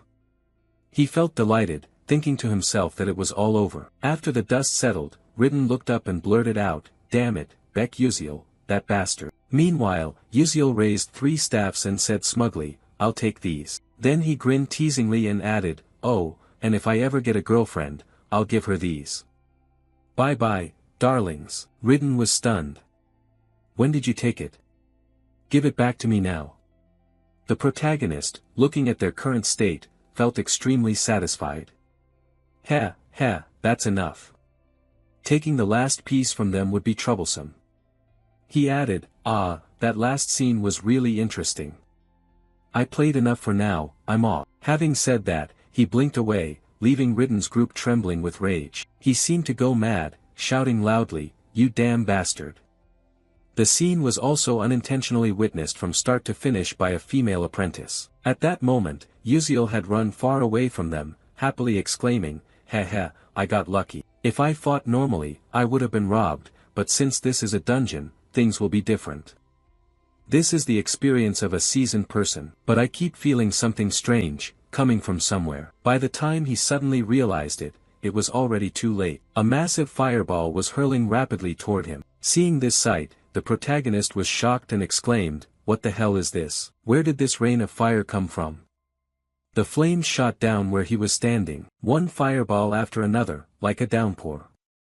Wherever the fire hit, it exploded. He couldn't fight back, only able to blink away to dodge. He ran for his life, his face no longer calm. What kind of magic is this that's so terrifying? Looking back at the forest burned to ash, he hadn't even recovered yet, thinking that a major disaster had almost occurred. But what is this magic? Who would want to kill me? From behind the smoky haze, the silhouette of someone approaching appeared. She stood before him and shouted loudly, "Hey, you civilian. Why didn't you take another staff from them?" And the girl who wielded fire magic was none other than Princess Hongbayan. The male lead was surprised, thinking to himself, "Why is she here?" Thinking this, he awkwardly scratched his head and ear, saying, "Hey, maybe you're mistaken. It's not like I can take whatever I want, and even if I took those staffs, what does that have to do with you?" She felt awkward after hearing this, realizing she might have been a bit tactless. But Beck Uziel was suspicious. "Could it be that you want to take from them and then steal from me? What kind of crazy idea is that? Don't forget I taught you before." She put her hand on her chest and explained, "I am royalty. But if you understand my meaning, then let's fight. As royalty, I have no desire to steal from commoners, but in this battle, I will defeat you and take what I want." The male lead listened and almost had a blood pressure drop. He replied, Hey, what are you trying to do? Why bully someone weaker than you? Are you the weak one? Hong Baiyan continued, "But before this, I saw you fight and play around with them. You even used magic to defeat them, didn't you?" Saying this, although she didn't want to, she thought she had to hurry a bit or else she would get scolded by her mother. Suddenly, Hong Baiyan sensed a sound approaching. It turned out to be Ridden's gang chasing after them. One shouted loudly, "Uziel, where has he run off to?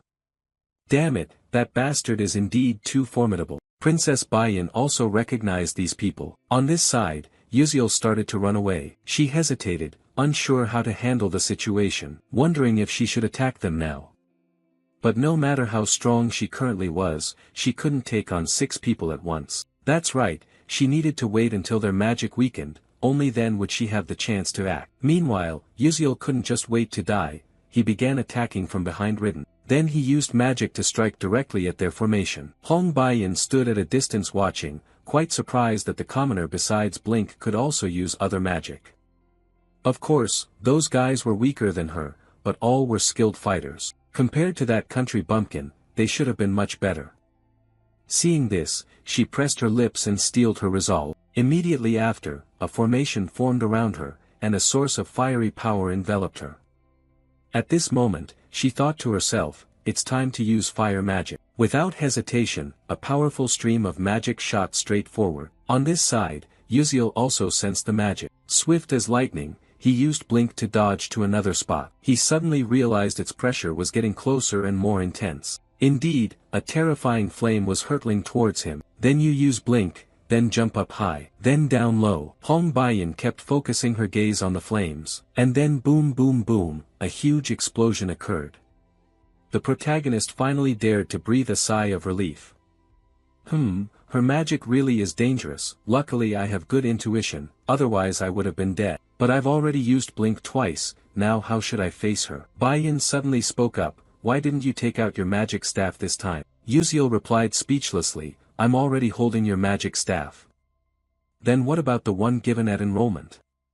Hong Baiyan continued. Hearing this, you suddenly realized, Ah, right, why didn't I think of that? Seeing his fake act, Hong Baiyin said disdainfully, how long do you plan to hide your skills, huh? As she said this, her eyes suddenly became agitated, turning a frightening blood red. She stared straight at Yuziel, bitterly thinking, I'm serious about fighting, but that ordinary guy treats it like a joke. Thinking this, she angrily said, fine, if you won't fight properly, then I have no choice but to take you down here. Yuziel felt chills, goosebumps all over, thinking, I am seriously fighting, I'm not joking with her at all. On this side, Hong Baiyin continued, if you're not serious, you could die here. Behind her was a sea of blazing flames, her face gleaming with determination, thinking to herself, today I will definitely crush you. Breaking off her thoughts, she directed the flames straight toward Yuziel. At this moment, Yuziel could no longer keep calm, he desperately dodged, leaning to the left then to the right. After struggling to defend himself for a while, he was amazed by the scene before him. He slumped down, confused about what to do next, but he knew now wasn't the time to rest. He jumped up and looked at the huge fire in front of him, suddenly thinking, even if I blink to avoid it, her attack range is just too wide. What should I do? Suddenly, he heard a sound from behind. He quickly turned around to observe. A bold idea sprang to his mind. Immediately after, he showcased his blink skill. Lightning fast, he leapt higher. At this spot, the fire hadn't spread yet. Looking back, the fire burned hotter and expanded wider. Yuziel stood hiding behind a boulder, lucky to have escaped death.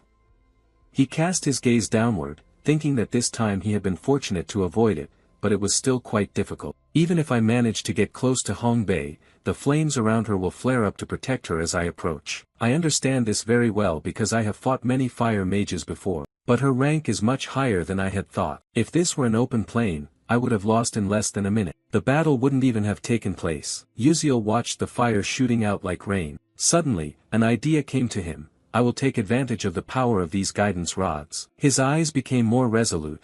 No one here knew yet who would be defeated. Ending his train of thought, he boldly charged straight into the fire. Countless sparks shot towards him. At this moment, the mana leak syndrome activated. He gained a sixth sense and accelerated his perception of time. To him, time seemed to stop. He could easily slash through Hong Baiyin's magic spells. Witnessing this, Hong Baiyin couldn't believe her eyes and exclaimed, no way, how could he use a weapon against magic? How could this be possible? Yuziel was still struggling in this fierce battle. He distinctly felt the passage of time, the sensation becoming even clearer. This was no longer a game controlled by keyboard and mouse, but direct bodily movement confronting the mage. The mana barrier grew stronger, and the sixth sense became as vivid as sight and hearing. As for Hong Baiyin, she was baffled and confused. How could this be? In this mountainous forest terrain, my fire magic should have the advantage. If so, the only option left is to increase magical power. Thinking that, she immediately channeled all her strength into the magic staff. Yuziel kept wildly slashing at Baiyin's magic, fighting desperately for his own life. Then he ran behind a rock to rest for a bit. He suddenly thought, he couldn't just keep defending, he must break Hong Baiyin's magic shield with this staff. Then he dashed through the flames, approaching her.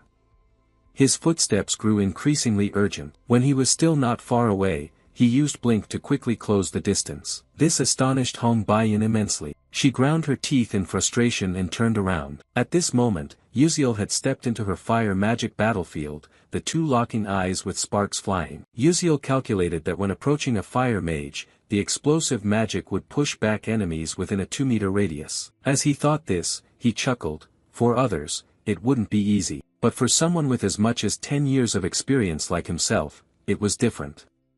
He had been through this many times before. Immediately, he was hurled away by her magic, leaving Baiyin stunned and open-mouthed in horror. But undeterred, Baek Yuziel quickly regained momentum to advance again. He decisively used the point sticks to attack her protective membrane, creating cracks on its surface. Baiyin remained puzzled, unable to believe this, wondering how he could do such a thing. Meanwhile, Baek Yuziel did not stop. He frantically launched relentless attacks against it. The shield could no longer withstand it and shattered, causing Baiyin to suffer serious injuries and fall backward. Baek Yuziel stepped closer to her, smiled brightly, then sat down and said, I've won. Baiyin felt deeply ashamed.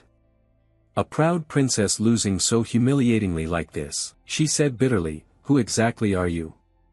Baek Yuziel slowly stood and replied, I'm just an ordinary student. Then he said mysteriously, but the person hiding over there can come out now, right? Realizing she had been discovered, the flame girl cautiously stepped out. At that moment, she was cautiously stepping toward the two of them. Flame was quite surprised and asked, "How did you know I was there?" Baek Yuziel didn't know how to explain it, so he forced a smile and replied, "Well, just consider it a hunch." But deep down, he fully understood the reason was quite simple, or more precisely, it was an intuition sensing magical power. Still, how could Flame believe such a silly excuse? She replied absent-mindedly, "Oh, a hunch, you say? Then how did you break the magical shield with an ordinary wand?" Hearing this question, Baek Yuziel went blank. Flame added, "Why don't you explain then? Or do you intend to say that was also just a hunch?" At this point, Baek Yuziel suddenly thought, indeed, scenes like these couldn't appear in a romantic novel like the original. It made sense why Flame was curious, but he couldn't tell the truth. Thinking this through, he quickly had an idea, pointed at the rod in his hand, and said cheerfully, "Oh, this thing, this rod is really hard." Flame heard it and said annoyed, "What does that have to do with anything? Hard or not, do you think just waving it around can break a magical shield? If that were true, then the knights in this world would have already beaten our mages to pieces."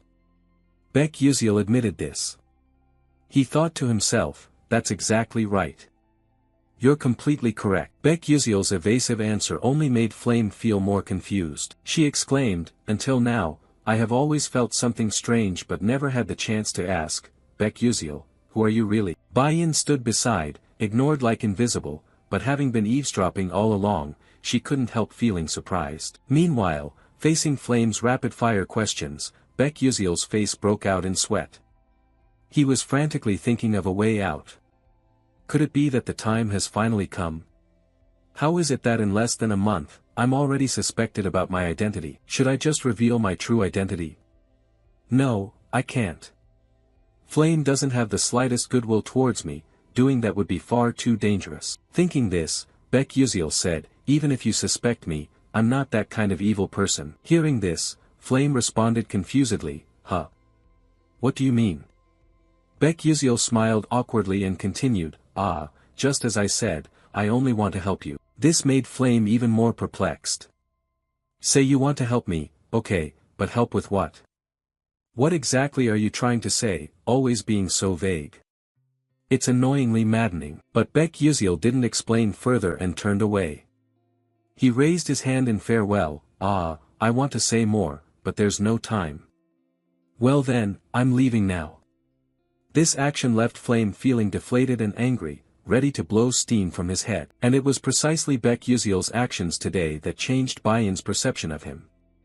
It seemed she was planning to do something crazy. Baek Yuziel suddenly thought, it seemed fine, just leave it like that, hoping these two would spare him. Suddenly, someone threw those point sticks at him. That action came from Bayan. After throwing, she stood there frozen, surprised, mumbling, "How strange." As for Baek Yuziel, after taking this combo hit, he painfully held his head, turned around and shouted, "Damn, if you have something to say, just say it straight, why so cowardly?" Bayan spoke up, "I thought you would catch them, you can easily dodge all magic and traps yet can't catch this." Hearing these irritating words, Baek Yuziel was speechless, thinking he had no other way. The syndrome of sensing mana also has its limits, how could that intuition be maintained forever? Thinking this, he pretended to be in pain, "Ouch, that hurts. The duration to maintain sensing mana depends on my mental energy, since my mental energy is depleted, now I lose sharpness and even have a headache." But then Baek Yuziel curiously asked, "Then why did you throw this to me?" Bayan answered without hesitation, "You won, so take it." Although these point sticks seemed quite important, in his heart he quietly thought, is she feeling sulky? But if I take all of these, my score would jump up significantly, besides, those others don't really benefit me much. Thinking this, he bent down and picked up one point stick, then stood up and happily said, "All right then, thank you, but I'll only take this one, you keep the rest. So, I'm off now." With that said, he turned his face and walked away, not forgetting to wave goodbye. As he walked, he indulged in a delusion of his own strength, thinking to himself with a sly smile that surely they must be marveling at his actions. What a kind-hearted man, someone always merciful to losers like this, how cool he must be. He hoped they thought the same, but the harsh truth was that they did not think so. At that moment, Flame exclaimed, "Rita, that guy's got issues, he's mentally unstable." Bai-yin probably felt the same, saying wearily, "He's probably just a commoner, so his mind is a little scrambled." But deep down she was also wondering what the real identity of this Baek Yuziel really was. Meanwhile, outside the dungeon, Professor Lee Hanwal and the other professors were attentively monitoring every move of the candidates. The images being projected were incredibly vivid and realistic. Watching this, someone exclaimed, "Oh, the first-year Class S students this year are truly rare talents." Hearing the voice, Professor Lee Hanwal turned to observe. He stroked his beard and continued, "In general, it's worth watching up to this point, isn't it?" The person speaking was Telix, an elder of the Magic Council. A woman standing beside him agreed with this senior's opinion, saying, "Indeed, very interesting." She smiled with her eyes crinkled in satisfaction, perhaps thinking to herself, "In my youth, I was much better than this." Hee hee.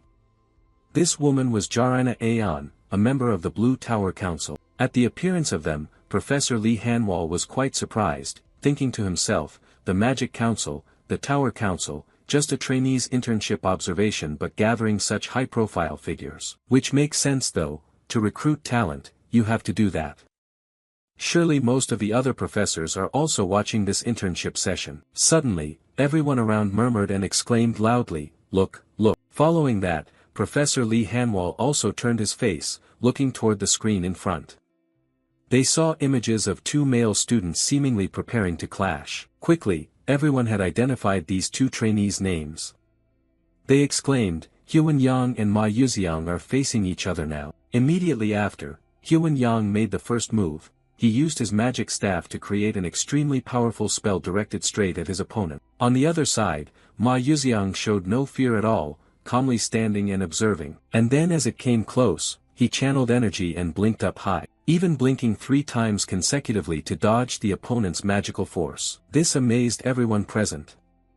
Jarina Aeon said, "Oh, damn, he can actually activate triple level 3 magical blink consecutively, truly amazing." Professor Telix was equally surprised, right, at age 17, he has already accomplished that. Professor Lee Hanwal kept his eyes fixed on the screen, thinking that usually an ordinary sorcerer needs to be at least 25 years old to reach level 3. Yet Ma Yuziang at just 17 could already skillfully use level 3 magic. It was truly unbelievable. Suddenly, a voice exclaimed in surprise, "Look, look." Both of them were proficiently using 3 elemental attributes. The battle grew more intense and dramatic between 2 evenly matched opponents. Witnessing this, Professor Lee Hanwal also marveled, thinking a normal sorcerer could only control 1 attribute and would have to train hard just to manage 2. Indeed, mastering 3 attributes is proof of innate talent, and they had been bestowed that talent from birth. Watching this, Professor Lee Hanwal suddenly widened his eyes in astonishment and exclaimed, "Is that the final phantasmal beast?" At that moment, a giant hawk appeared, its gaze filled with murderous intent radiating all around. This made Ma Yuziang and Hyun Yang startle and pause. But before they could react, the bird suddenly opened its beak and let out a painful scream. Its dreadful cry echoed throughout the dungeon. Then it slowly fell down. This terrified the two, leaving them speechless. They didn't understand what was happening either. The bird fell right before them, lying flat on the ground. Immediately after, a gentle voice spoke up, "Oh my, are you two fighting?" That voice came from the girl Acel standing above. She hesitated slightly before continuing, "I'm sorry for bothering you two." Up to this point, Professor Lee Hanwal was lost in thought, "Oh, that girl is Acel." But the hidden monster only appears when certain specific conditions are met. Not only is it hard to find, it's also very difficult to defeat. Yet that girl was able to hunt it down all on her own. However, in the face of her achievement, the professors behind seemed not to expect this and even felt a bit of pity for the poor girl. One said, "The eldest daughter of that traitor, such a shame, if her father hadn't committed such a heinous act, her talent would have blossomed even more." As he spoke, he suddenly widened his eyes in astonishment. "Huh, what is that?" "That is the princess of the Adalabit kingdom, but who exactly is that opponent of hers? His face looks unfamiliar." At this moment, Professor Lee Hanwal couldn't keep calm anymore, exclaiming, "What, that magic. Could it be Blink? Speaking of Blink, over the past 100 years many scholars have tried to master it, but all either died or became disabled, so they had to give up. It truly is a magic spell that cannot be easily controlled. Yet that child can control Blink so skillfully as if it were his own limbs. Elder Telex of the Magical Council thought silently. He was no less astonished than Professor Lee Hanwall. In that silent atmosphere, someone couldn't help but ask aloud, who exactly is that teenager? Professor Lee Hanwall immediately responded, the student's name is Baek Yuziel. He is an exceptionally special student who can use Blink as his signature magic. Upon hearing this, everyone was extremely astonished.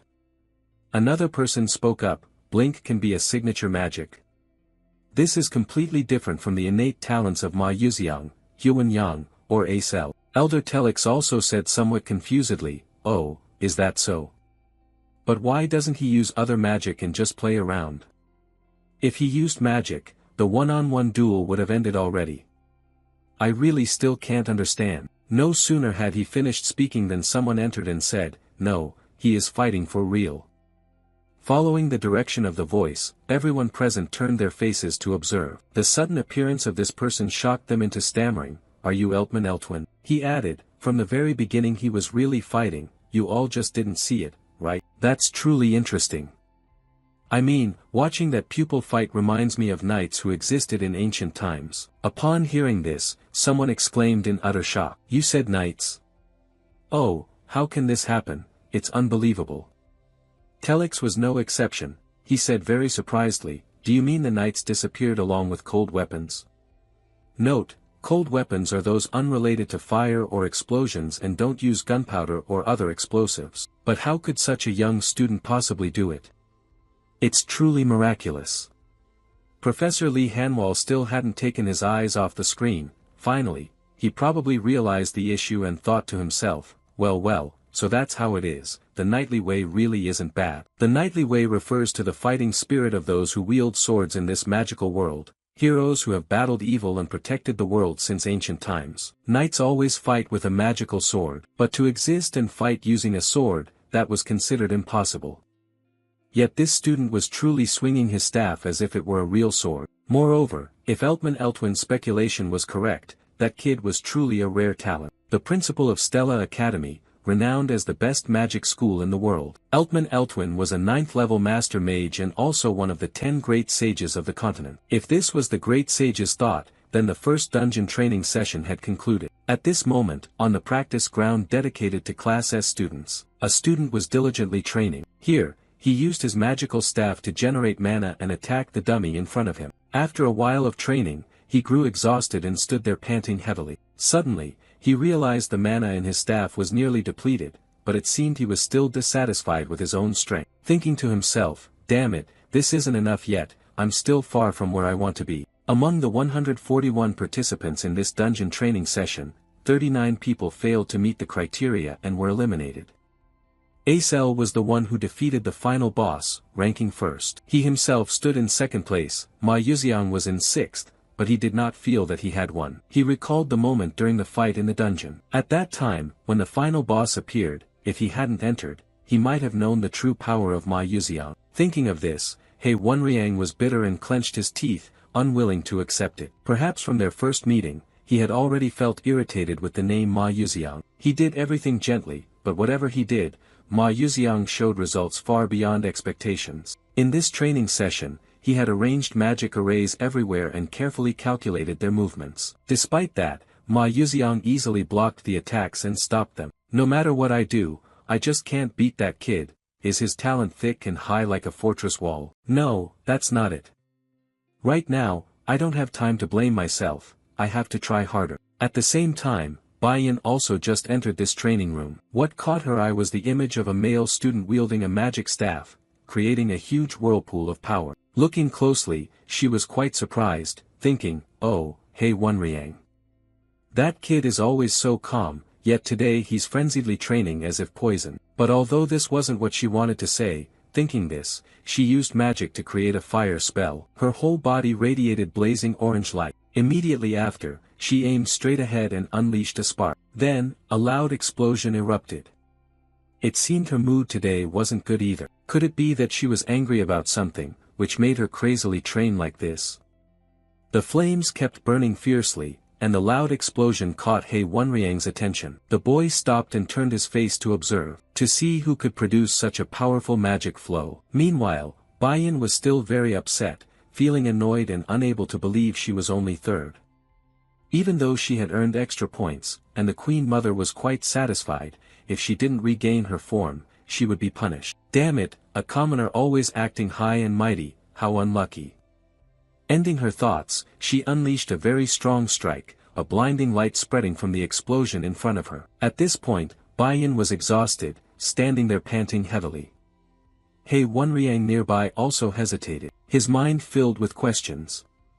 Wow, what's wrong with the princess today? But maybe because of her mood, the princess's magic had become more accurate than before. It was truly surprising that Princess Baiyan's fire magic had such destructive power, yet she could control it so well in such a short time. Baiyan was also quite surprised at her own achievement, thinking how damn it was. Although unwilling to admit it, Yuziel's special lecture was not without effect. By applying those pun riddles, my magic has increased significantly. Even though he is just a commoner, with both the worst scores and personality, Yuziel is definitely the only one who knows how to overcome his weaknesses. But why do I still feel so frustrated like this? Oh heavens, oh heavens. Suddenly, someone called out, Your Highness. Jay Terran, what's the matter? The woman continued. Yes, the Terivon scepter you requested earlier has been repaired. Should I tell Yuziel right now? Looking at the scepter in front of her, Baiyan replied, Yes, that's better. After hearing that, Jay Terran replied, Yes, I know. I'll be going then.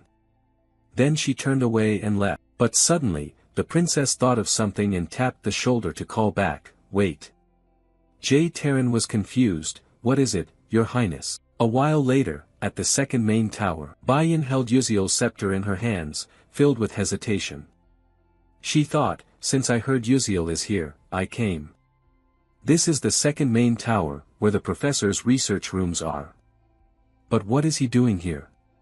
Could it be to meet the professors? Suddenly, Baiyan was startled, her eyes wide open. She turned her face away, hesitating.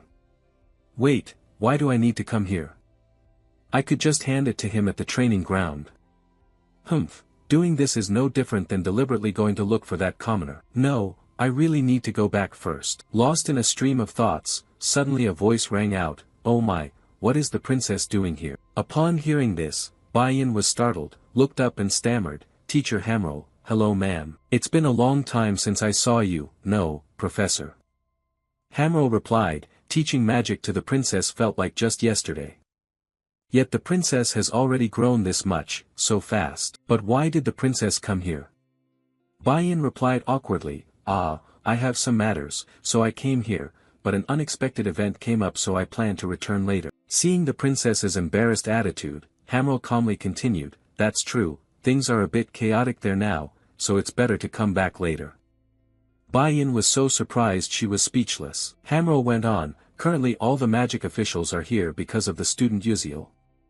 This made Baiyan even more amazed.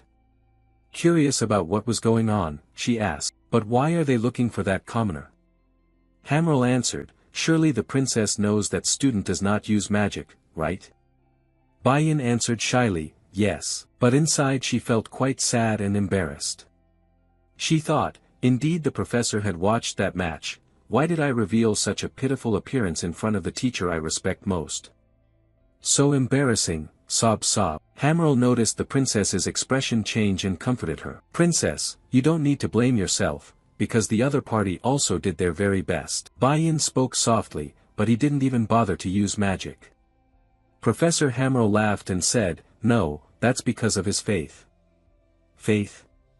Baiyan asked in surprise. That's right, Hamro explained, after watching the training session, the headmaster believed that this student was trying to revive the vanished knights of the past. But this made Baiyan unable to believe it. She exclaimed, Professor, what are you talking about? Yuziel and the knights? How is that even possible? When she said this, she suddenly froze for a moment, recalling the way Yuziel fought against her. She thought to herself, It's unbelievable, but it's true that Yuziel used the staff like a sword. He only used the pointed stick to shatter my protective shield, even that magical sword too. Thinking of this, she felt deeply sad and stammered aloud. But if you don't use magic at the magic school, you will receive very harsh punishment, right? During magic practice, points can be deducted and other penalties apply. Hammerl suddenly lowered his voice and replied, "That's right, the student knew this well but still chose to take that path. But it's also wonderful, isn't it?" Although he achieved amazing results through Blink, he still tried so hard. I can't believe faith is real. After finishing, the professor said goodbye and left, leaving Bayan standing there lost in deep thought alone. She thought that if someone said they wanted to pursue knighthood, they would obviously be laughed at. It was such a ridiculous joke in this era, truly absurd. Yet Uziel was not joking and genuinely wanted to pursue knighthood. She had once gotten angry and told him to stop joking around. Suddenly, Uziel's appearance cut through her stream of thoughts. He asked what he was doing here. Not only that, he was chewing on the 5th-rank herbal prize, ethelic, in his mouth. Bayan suddenly felt flustered, her cheeks flushing red. Then she composed herself and replied, "Yeah, I'm not here looking for you." Before anyone asked, she confessed herself, making Uziel laugh. "Hey, who said anything about you?" he said. In response to his teasing attitude, Bayan cast a sharp, cold stare that made the protagonist clamp his mouth shut, saying no more. Bayan held out the box in front of the protagonist and said coldly, "All right, take this."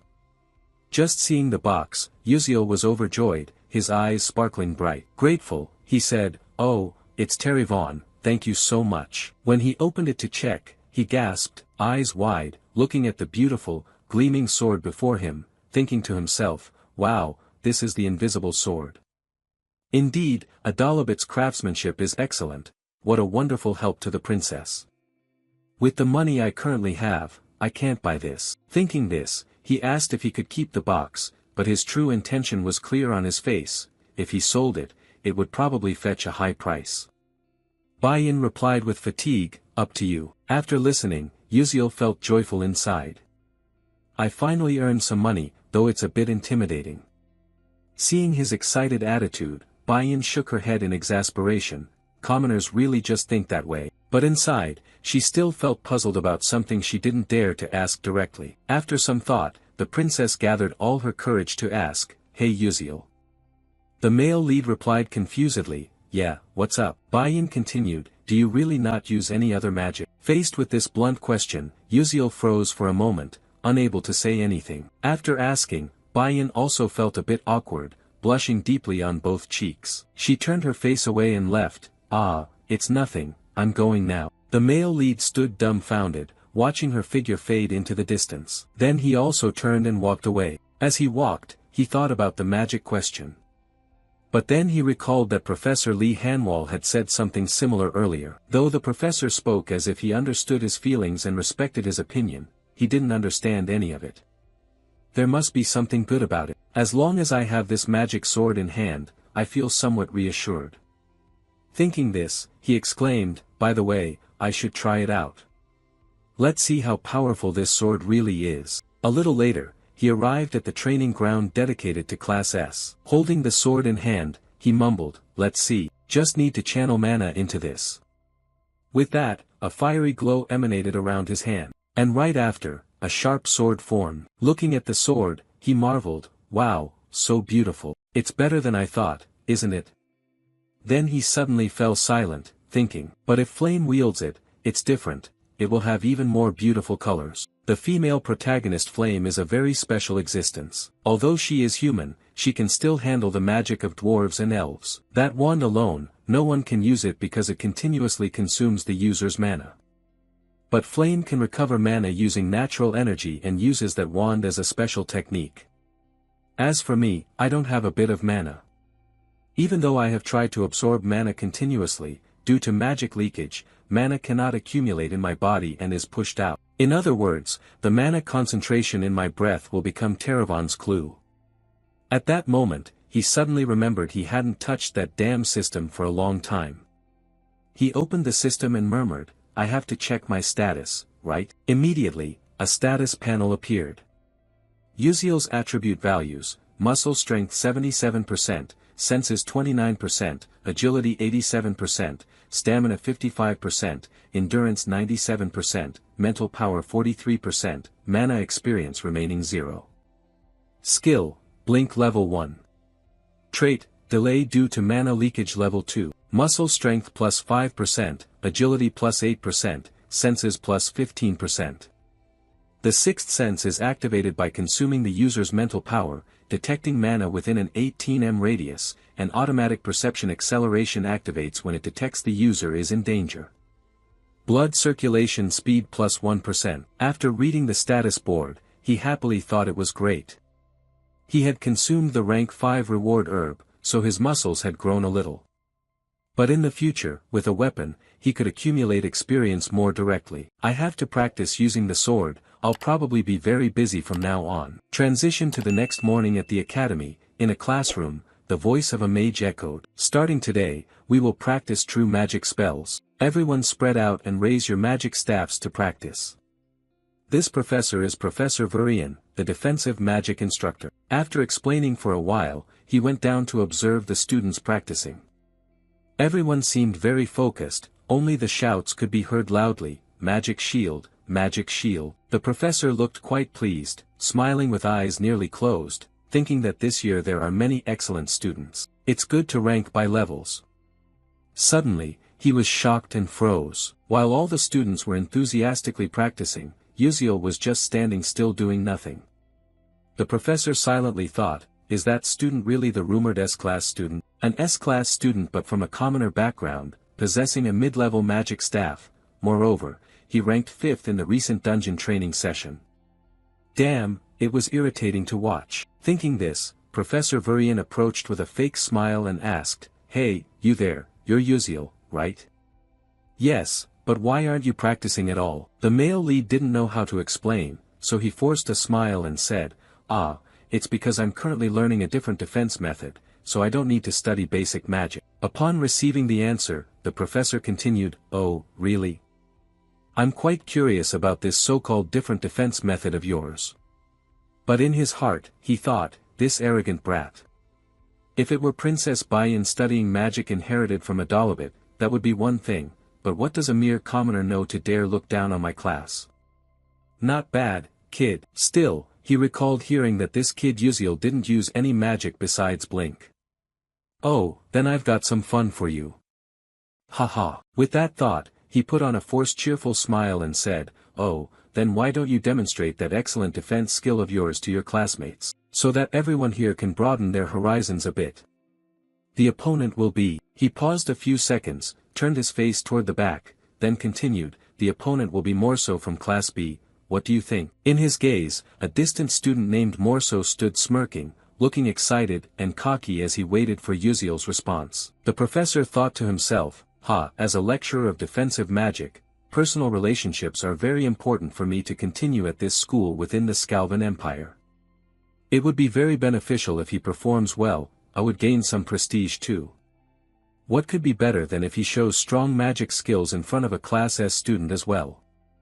After thinking for a while, Uziel replied, "All right, sir, if you wish, I will comply." As soon as he finished speaking, the teacher said enthusiastically, "Then you students, step onto the arena." Immediately afterward, both stepped onto the battlefield. While Morso stood there grinning confidently, Uziel appeared quite indifferent toward the match. Morso's friends continuously cheered, "Hey Morso, crush that kid, embarrass him, we believe you can do it. Keep it up." Morso confidently replied, "Of course, just wait and see." The recent commotion caught Uziel's attention. He quickly recognized them and sighed, thinking, what nonsense is this? Looking closely now, he saw they were the gang of Uslek and Ridden from before. Those bad kids, but it's fine. After all, this is a required class I have to attend. Since I can't use magic, there's nothing much to do. If you people like it so much, then I'll indulge you to the fullest.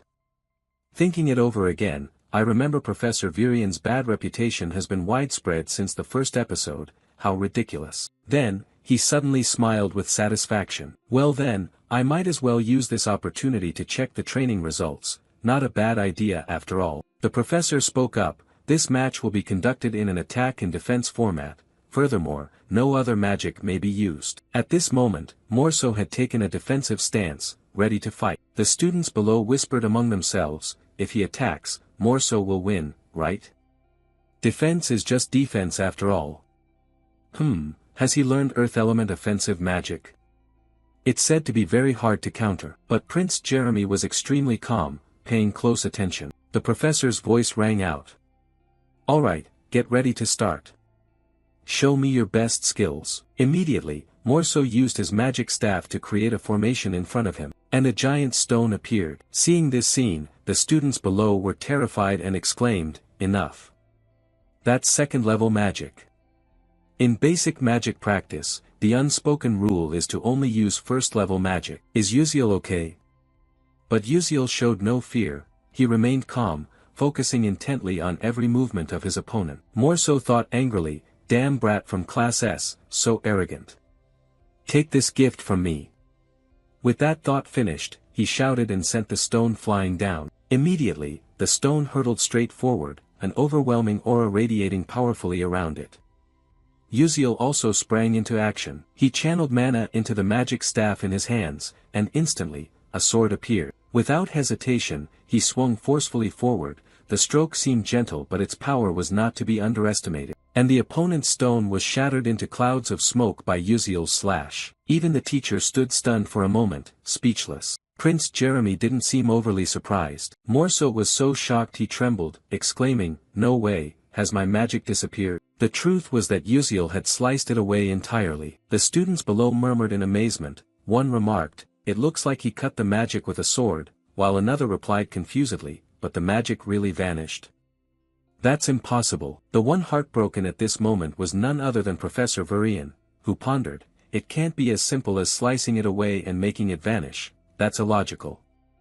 Yet, has Uziel truly annihilated Morso's magic? Within all magic, traces of mana always exist. If the mana is separated, the magic disappears. Could that be the method Uziel used? Meanwhile, Uziel lifted the sword to examine it, smiling with satisfaction. He thought it worked better than expected. Although he had only neutralized second-tier magic, staying to practice on the training ground for just a few days already yielded such good results. Excellent, this clearly makes it worth trying. This is truly my battlefield. Morso, frustrated, clenched his teeth and muttered, damn it, how dare a commoner block my magic? The professor began to contemplate, if Morso lost here, it would be hard to explain, he couldn't just stand by and watch. Thinking this, he said, Uziel, I acknowledge that your defensive method can be executed. However, that method only blocks magic one at a time, so it still has limits. For example, what if attacked in large numbers? These words seemed to hint at Morso. He quickly grasped the professor's meaning and flashed a cunning smile. Uziel sighed in exasperation, thinking that the teacher liked to say so many pointless things. Suddenly, he widened his eyes in astonishment. On this side, Morso had already started to act. He created more stones, truly, a formidable opponent. Immediately, he controlled all the stones to rush toward Uziel, releasing a terribly intense magical energy. Seeing this scene, the group of students murmured among themselves, saying it was a bit too much and that someone might get hurt. Why didn't the professor call for a stop? Morso smiled smugly, thinking this was the end. The piercing stones charged forward. The situation was becoming increasingly tense, and Uziel was shocked, his eyes wide open. Watching the large and small stones rushing quickly toward him, the protagonist thought. There were a total of 11 stones flying in, if he couldn't use Blink to cut them, then there was only one way to block them all. Thinking this, as the stones came close, Uziel remained unflinching, gently swinging the sword in his hand to block them. He acted lightly as if nothing was happening, but immediately all the stones exploded simultaneously. Witnessing his advanced magic being easily blocked by Uziel, Morso experienced a full range of emotions from surprise to rage. His eyes red, teeth clenched, he exclaimed, "Ha!" Bitterly thinking to himself, how could my strongest magic be blocked so simply? By what strength, by what power could a hated commoner do this? Damn it, this is crazy. On the other hand, at this moment, the one who was freaking out was Professor Varian. He bitterly thought, damn it, what is this? What the hell is that kid Morso doing? This is doomed. If he loses, I'll be in trouble. What should I do? Over here, Uziel was also a bit surprised by his own magic, exclaiming, "I've tried doing what I saw in other games, but it seems not bad at all, pretty good. This is the technique called panning. The downside is that the mental energy required to maintain its shape is multiple times greater than normal strength, therefore, stamina quickly drops right after use. Moreover, its defensive capability is weaker when blocking only a single object, so in reality, it's very difficult to use. Luckily, this is just a training match, otherwise there's no telling what could happen." Below, the group of trainees were buzzing with chatter. "Wow, this is the first time I've ever seen this, it's almost like a magic shield. Oh, so there's magic like that too, amazing. Morso will definitely lose soon." At the same time, Morso clearly wasn't happy at all. He was confused, his anger dropping. He exclaimed, "Damn it, could it be that this noble son is going to be embarrassed by some commoner like this? I can't accept this truth." Thinking this, he started gathering mana into his magic staff. A strong aura enveloped him. Before Morso's reckless action, the students below nervously whispered behind the teacher's back, "Hey, look there, using magic again." Wasn't Morso's turn to attack already over? Meanwhile, Professor Varian remained highly focused on observing the battle, ignoring the surroundings. He smiled triumphantly, thinking, "That's right, keep charging the attack. Finish off that commoner kid." Morso shouted loudly, "Die, this time I won't let you off, I can't endure this humiliation." Suddenly, a voice rang out, "Teacher," smiling triumphantly. Professor was startled and turned around, saying, "Huh, what is it, Jeremy?" Prince Jeremy smiled with narrowed eyes and said, "Why don't you let Uziel have an attack turn?" Caught off guard, the professor froze for 5 seconds, then forced a smile and stammered, "Well, that's..." At the same time, the students began to aggressively bombard the teacher with thoughts. "Hey, isn't this a basic first-year match? If he's careless, he could get seriously hurt. Isn't it already over? Such an irresponsible professor, can he really be qualified as a teacher? Truly unfit to be an instructor." Varian seemed overwhelmed by the students. Worried, he thought, "Damn it, I was so focused on the battle that I missed the students' reactions. How could I be so negligent? What should I do now?" Jeremy, seeing the teacher remain silent, called out, "Teacher, will you switch the magic attack turn to Uziel?" The professor stammered, "Magic?" While everyone was focused on the professor and diverted their attention from the match, Uziel gained the advantageous position, pressing the sword's edge close to the opponent's neck. At this point, the outcome was already too clear. Uziel was the winner. This victory left a humiliation for Morso. In the end, he had to accept the fact that he had lost. The students below suddenly exclaimed in surprise, "Wow, Uziel finally won, he's better than I thought." It seemed Uziel had caught the eye of Prince Jeremy, who suddenly broke into a dangerous smile, a smile that foretold ill omens in the future. Scene shifts to the royal palace, a place both magnificent and splendid. Inside, desperate screams echoed, "Ah ah ah, huff huff, please have mercy on me." A stranger appeared, revealing that Morso, after losing to a commoner like Uziel, was being brutally beaten by someone, blood splattering everywhere. The person responsible for this was none other than Prince Jeremy. After a while of tormenting his opponent, the prince walked off wiping blood from his hands. Speaking to the girl in front of him, Vera Jane, she replied, "Yes, sir, please let me know what you need." Jeremy Kelvin glanced at Morso lying beaten on the floor and said, "That classmate is quite injured, did you fail to take care of him? If there is any mistake, I will be very upset." His words seemed to carry a threat. "Make sure you take good care of him, or you will suffer the same fate." Vera Jane responded, "Yes, sir, I understand. You can rest assured." Jeremy added, "That's good then, we can thank her for that." Watching Jeremy's figure leave, Vera Jane worriedly thought, not a loyal minister but a classmate, that's really strange. In the Scalvan Empire, where the power of the empire is determined by magic, Crown Prince Jeremy surpassed all his elder brothers at the age of 12 to claim the throne as heir. Not being a loyal minister meant the Dordan family was permanently expelled from the political arena. In fact, it wasn't only Morso who caught Jeremy's eye, but Uziel's ordinary civilian life would also no longer be peaceful in the future. Cut to the next day at Stella Academy, everything continued on its normal course. In a magic class, an experimental practice session was underway. The onlookers who had been eagerly watching Uziel's challenging duel were still chatting about it. "Hey, have you heard? Uziel from Class S is going into the night path, so weird. A night training at a magic school, could it be he wants to become famous? I heard he even defeated Morso of the Dordan family, which shows he's really capable. Really? Isn't the Dordan family influential in the Skelvan Empire? This is getting interesting. Flame overheard this and sighed in frustration, thinking, it's annoying that everywhere I go I hear Uziel's name. I don't care, but for some reason, it bothers me. Who even is that kid? At that moment, the serious voice of a professor rang out, all right, gather your attention right now, what's all this noise you kids are making? Then, the professor held up a vial of liquid solution in front of him and continued, alchemy requires precise timing and perfect temperature adjustment. This professor is none other than alchemy professor Maizen Tiran. Today we will practice the Tiran fatigue recovery potion that I have researched, please focus on the practice. Flame practiced while feeling annoyed, damn it's really frustrating, just a tiny mistake leads to a big failure, a small slip-up ruins everything. Alchemy is too difficult and complicated, I want to avoid it as much as possible. At the same time, the professor's alarmed voice rang out, Alterisha, you're being dangerous, do you know how you can become an alchemist like that? The blonde girl stammered, I'm sorry. Flame stood back observing and thought, Professor Maizen said I will become a black steed and even better in the future, I probably have to go gather materials to prepare, there's no choice but to diligently listen to the lectures, I believe I can do it. Suddenly, a smug laugh caught Flame's attention, he. Uziel seemed to have succeeded and stood there laughing proudly, he, awesome, this is it. Flame thought wearily, what's gotten into Uziel? Laughing like a madman. At first, I thought he joined this class to get close to someone, but now I see he's just a weirdo. What am I even witnessing?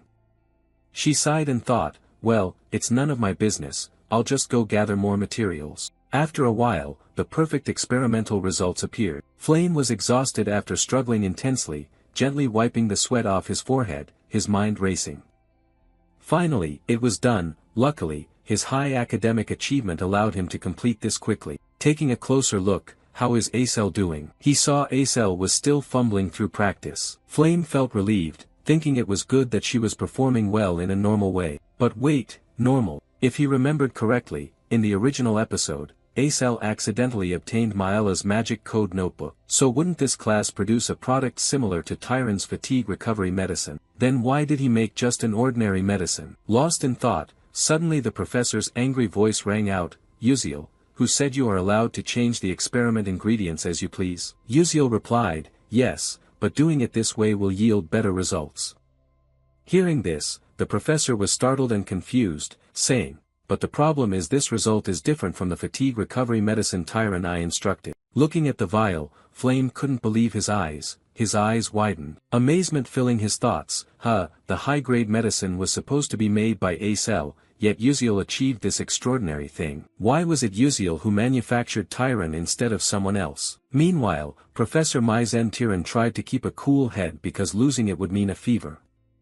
He raised his hand to his forehead and sighed wearily, no, this attitude is really inappropriate, truly, coming from common folk means you can't make anything decent. Hearing this, Flame recalled the story's plot while thinking. That dialogue was originally the reason the family was destroyed. This phrase had haunted Acel because the pain of losing her family lasted until the very end of the blink. If Uziel had known this truth beforehand, would he have drawn the criticism of Professor Maizen Tiran in order to protect Acel? Professor Maizen Tiran holds significant influence within Stella. If she accused him, his academic record would be seriously affected. Flame thought to himself, why would that kid go that far? Because of anyone? Dying for a girl is the most heartbreaking death. At the same time, Professor Maizen Tiran shouted fiercely, Uziel, what is that rude attitude? Didn't your parents teach you manners? Call your guardians here immediately for me. Only then did Uziel realize the serious trouble he had caused. He thought to himself, I forgot because I was so obsessed with alchemy that I completely overlooked this nuisance, how foolish of me. He timidly replied, I have no parents and no relatives. After hearing this, Maizen Tiran became even more irritated, her face red with anger as she shouted, if you do that, aren't you disrespecting me? Are you trying to bypass me? Uziel thought, fine, since I've already been scolded, what else can I do? Oh right, tomorrow I'll try making kimchi medicine and cola medicine. In the weeks that followed, the quarrels between teacher and student still had no end in sight. Professor Mai Zentiran said, "How many times have I told you, don't use ingredients that haven't been taught?" Yuziel replied, "But after slightly changing your method, the results improved a lot." Hearing this, the professor was so furious he could blow steam, shouting at a stubborn student, You really think you can do that?" Immediately, Yuziel adjusted his glasses and began analyzing the professor's position. A notification appeared, Mai Zentiran, 21% dark magic infestation level, feelings of inferiority and jealousy, pseudo-dark magic contract user, Professor Alchemist Episode 8 boss confirmed as dark magic infected. After reading it, seeing the professor trembling with indignation, Yuziel thought quietly, "Good, everything is progressing according to my plan." Episode 8, the boss is infested by the dark magic Mai Zentiran. She is a villainous character who cannot overcome her emotions and has become dark magic. If the infestation level exceeds 90%, she will transform completely into dark magic. Below 50%, she cannot be detected by current magic. At 21%, since it's impossible to prove or report she is dark magic, the only option is to stimulate the infestation level above 50% to notify the Dark Magic Extermination Squad. If it were an ordinary dark magic infestation, there is a way to return before being completely controlled. But Mai Zentiran is a pseudo-dark magic contract user, having made a contract with dark magic through her own will. The seed of dark magic is sprouting, so she cannot return to her former self. Yuziel thought, Episode 4 hasn't started yet, but I must prepare in advance since there is such a powerful boss, otherwise, other students might also become dark magic and threaten Stella. Mai Zentiran continued to threaten, "If you don't change your attitude, don't expect good results in alchemy." Yuziel sighed, "Damn, that's better anyway. If I attract attention, there won't be any damage, right? It seems that during the time doing exercises, I should maybe work out my muscles, I have to really make her furious." After a while, Professor Mai Zentiran divided the class into several groups. Standing in front of his group, Yuziel held his head in despair, thinking, unexpectedly the practical test turned out to be a group exercise. Damn it, this is crazy. None of the students assigned to his group were happy. Everyone's face was gloomy as if soaking in a bath of misery. Acel was no exception. Seeing the tense atmosphere, Yuziel awkwardly thought, "Oh dear, look at that, everyone looks suffocated and tense, why so stressed out, guys?" He forced a smile and said, "Hello, I am Yuziel." The others in the group responded one by one, "I'm Sehun, I'm Mao Liwan, and I am Acel." Mao Liwan covered his face, crying and groaning, "Boo-hoo, our group is doomed, why did I have to be in this group? Professor Mai Zentiran will give very low grades, students she dislikes, no matter how well they do, it's useless." After hearing this, Yuziel fell silent, thinking, "Oh my god, it's all my fault, I feel sorry for you guys." Suddenly Acel spoke up. "Come on, everyone, cheer up, are we really just going to give up like this?" Another person stammered, but, before they finished, Acel continued. "After all, in the practical test, at least 3 alchemists will come to assess compatibility. By then, Professor Mai Zentiran won't be able to ruin our scores." Hearing that, Sehun and Marian became more excited, their eyes sparkling brightly. Without saying anything, the whole group turned and smiled as brightly as flowers. Perhaps a glimmer of hope was kindling in their hearts. Suddenly a voice spoke up, "Oh, then we just have to work hard. How fortunate, I also want to try once." Yuziel turned to look at Acel with admiration. Here was the savior. The girl was a bit surprised but ignored him, turned her head, and continued speaking. "Anyway, the Type D enhancement drug assigned in this exercise isn't too difficult to combine with the knowledge we've learned, but we have to find really good ingredients. So who will find the fire lizard tail, the main ingredient of the demon medicine?" Without hesitation, Yuziel raised his hand, I will find that. Everyone knows that the corpse of a monster is the most important thing in alchemy, right? You have to choose the freshest one for better results." The whole group seemed to understand this. Someone added, "Good, let's decide on that. Classmate Yuziel will take on this task." Inside, Acel thought to herself that seeing his confidence, she could trust him. On this side, Yuziel smiled smugly, "Fire lizard tail, I'll have to go directly to the mountain to find it." Cut to the alchemy professor's office, a student walks in, the professor calls out, "Come here." The professor held up a piece of paper and said, "Can you deliver this paper to the first-year students of Class C alchemy groups, but except for Group 12? The student replied, "Yes, sir, I understand. The alchemy practical test will take place in front of professional alchemists. If you perform poorly, the path to becoming an alchemist will be blocked." The professor thought, "Uziel, just wait and see, I will show you the price of opposing the professor." Scene shifts to the private training ground of Class S. Acel is practicing magic. Suddenly she hears a call, "Flame." A male student hands her a piece of paper, "This is for you, they told me to deliver it to you. An announcement about alchemy, take this." Flame takes it and replies, "Ah, thank you." The male student adds, "One more thing, absolutely do not tell any other student, you'll understand why, right?" Watching his figure walk away, Acel sighs, "Students are just like that, meaning don't reveal this to Uziel's Group 12, right? I should know better than anyone, think he's afraid of me or something." As she opens the paper to read, Flame is quite surprised. The content reads, "Notice, the practical exam will change from using the Level D enhancement potion to the Tyrant supplement potion, students please take note." She realizes something, eyes full of astonishment, thinking, wait a minute, if Uziel knows the original formula, he will be able to stop this, won't he? Instead of preparing lizard tails for the Level D enhancement potion, the Atalic spider shell should be prepared for the Tyrant supplement potion. That's right, this time is the opportunity to test that kit. A few days later, to prepare materials for the practical lesson, Uziel went to the Derably Grand Arena through the teleportation gate. As soon as he stepped out, the male lead raised his hand to his head, grimacing in pain. "The teleportation gate is great, but stepping out makes me dizzy." "Oh, my head." A strange voice spoke up, "Welcome, Master Sorcerer Uziel." It was a warm greeting from the staff here. Uziel replied shyly, "I'm not an official sorcerer yet, just a trainee." The cheerful staff member continued, "Even as a Stella trainee, you enjoy the same benefits as a full sorcerer." Hearing the mention of Stella, the nearby trainees buzzed with excitement, whispering, "Look, a Stella trainee. Really? It's my first time seeing the Stella uniform. I'm so jealous, it looks pretty cool." The staff member added, "If you need any support, just let me know." Uziel responded, "Oh, thank you very much." Then he stepped inside, thinking as he walked, with just a pass and the Stella pocket watch, you get treated like an official sorcerer anywhere. The Stella Academy is truly wonderful. Plus, you get to use the teleportation gate for free, usually it costs 1,000 credits. What luck! Thanks to that, I make sure to visit neighboring cities every weekend.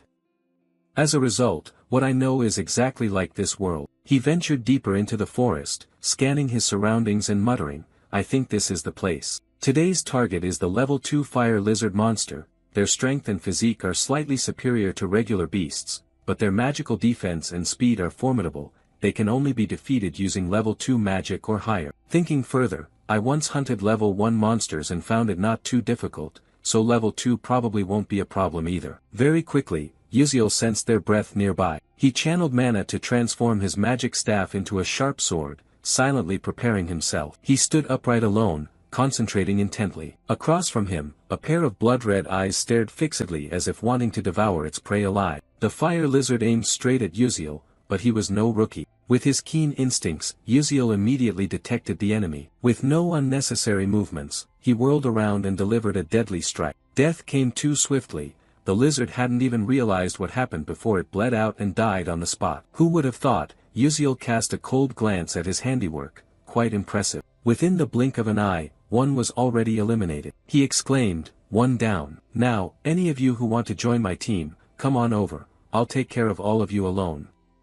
Suddenly, he was stunned by the scene before him. A few fire lizards were crawling clumsily closer, each one looked fresh and juicy. Uziel smirked, "Now it's time to start gathering materials." Without further ado, he fiercely charged forward to attack, the results exceeding all expectations. Finally, the day of the practical exam arrived, and Acel suddenly widened her eyes in surprise. "So fresh." Uziel answered nonchalantly, "Of course, who do you think I am, hee." Acel continued, "All right, that's too much, now you also know how to choose ingredients." The protagonist replied, "If you know, then be quiet." Acel was delighted, "Good, now we just need to combine them and it'll be done, let's do our best. At this moment, everyone's eyes were full of anticipation for the upcoming results. Professor Mai Zentiran spoke, "Is everyone gathered yet?" Standing next to her were 3 other alchemists, who would be judging today. Mai Zentiran continued, "As announced, the test will take place under the supervision of alchemists from the Alchemist Association. If you perform well, your path in alchemy will open up much more, so what are we waiting for? Let's start. Today's assignment is a Tiran supplement." Upon hearing this, Yuziel's whole group widened their eyes. "Is she messing with us?" Professor Mai Zentiran continued, "Has everyone prepared their ingredients?" Acel panicked, "Sorry, Professor, we thought the assignment was a de-enhancement medicine." Mai Zentiran smirked coldly, "That's true, but I have already announced the change of the assignment, haven't I? The assignment was changed to a Tiran supplement, right everyone?" The truth was, the whole class knew, only Yuziel's group was left out. A feeling of isolation and bitterness surged.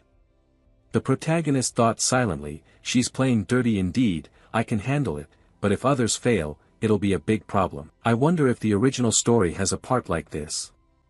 At the same time, Flame glanced at Yuziel's group, feeling a bit guilty, then turned away. Her confused attitude made Yuziel perplexed. Acel thought to herself, "What is happening? Could it be that Yuziel didn't know the original story's content? Why didn't he stop this from happening?" Professor Mai Zentiran spoke up, "Student Acel, could it be that you prepared the wrong materials?" Acel anxiously stammered, "That." Mai Zentiran was irritated.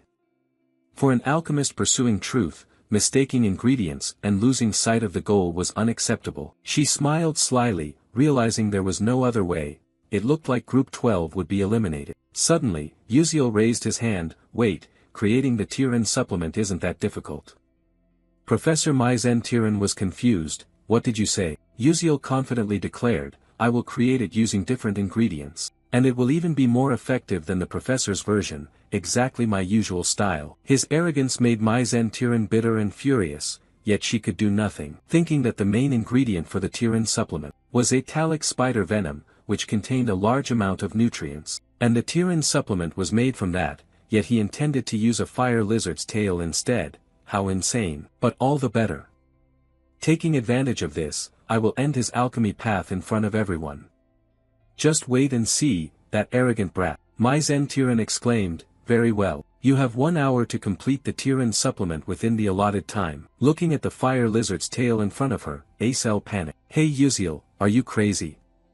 What can you even make from that?" Yuziel forced a smile, "Since it's come to this point, we have no choice but to take a risk. Just trust me and follow my lead, it's better to try than to be eliminated, maybe luck will smile on us." After hearing this, the whole group felt reinvigorated and encouraged. "I will do it, I want to try too," we must open their eyes. Right after that, the group got to work practicing. Yuziel said, "All right, listen to my explanation." Looking back, alchemy was Beck Yuziel's most cherished field in his journey to conquer the game world. He had meticulously recorded every formula, no matter how small the detail. The Tiran B-type supplement formula was, of course, no exception. Initially, he did not intend to use this formula because it was something Professor Mai Zentiran from the future had painstakingly researched and invented. Thinking of this, Yuziel confidently said, "The reason why Atalix tarantulas contain many nutrients is that they are necessary for reproduction." The fire lizard's tail also has a similar organ. He pointed to a spot on the tail.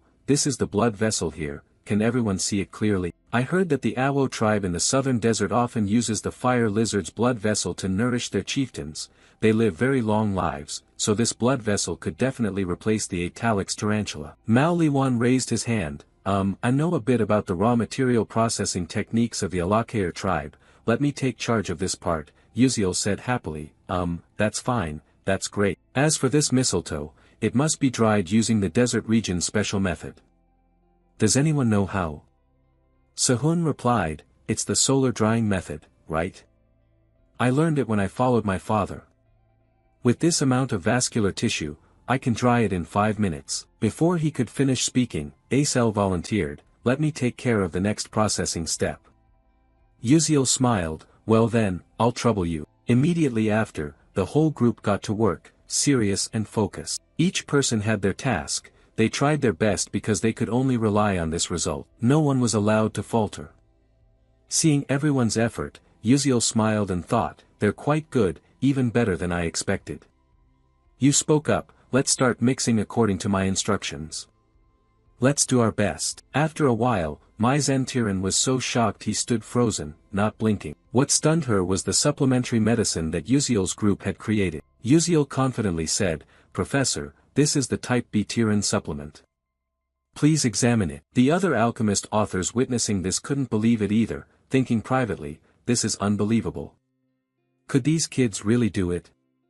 Although the exact results were not yet known, Mai Zentiran thought bitterly, ridiculous. Even I took many years of research to create the Tiran supplement. How can these kids say they made it and actually do it? How could they finish it so easily? A curious professor said, let me check it first. She reached out to absorb energy from the medicine vial, and her body gradually felt the energy radiating. Her eyes widened in amazement. Perhaps in all my life, I've never encountered such a miracle. Another professor asked, what do you intend to do?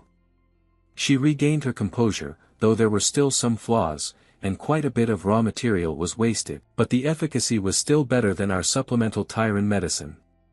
Upon hearing this, the whole group became excited, their eyes shining like headlights. The results far exceeded expectations, and luck smiled upon them. The other professors took turns examining it, praising it endlessly as excellent. The young people brought a lot of new and unusual knowledge, but one person was shaking with anger. Damn it, Mai Zentiran's face was scowling and annoyed.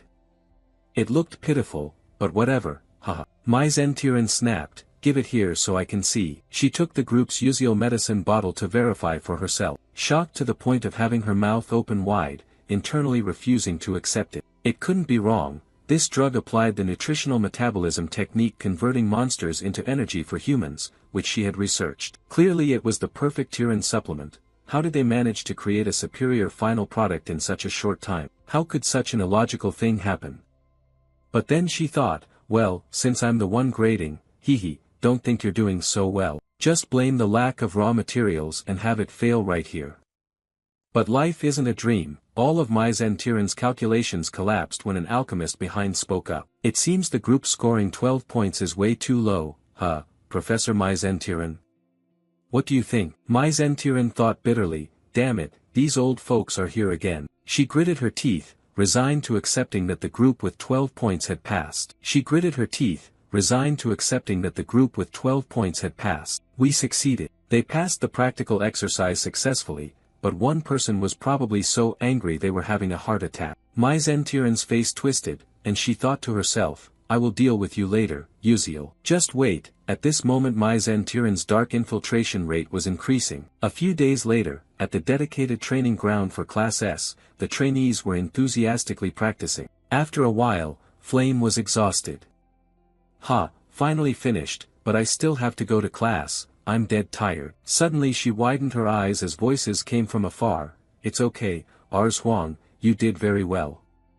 Right now, you're still better than the princess, don't cry anymore. Through Flame's eyes, a group of friends were comforting Ars Huang, the red-haired girl in the crowd. Flame thought to herself, that girl seemed to be known as a fire magic prodigy, but they said his rate of progress was terrifying.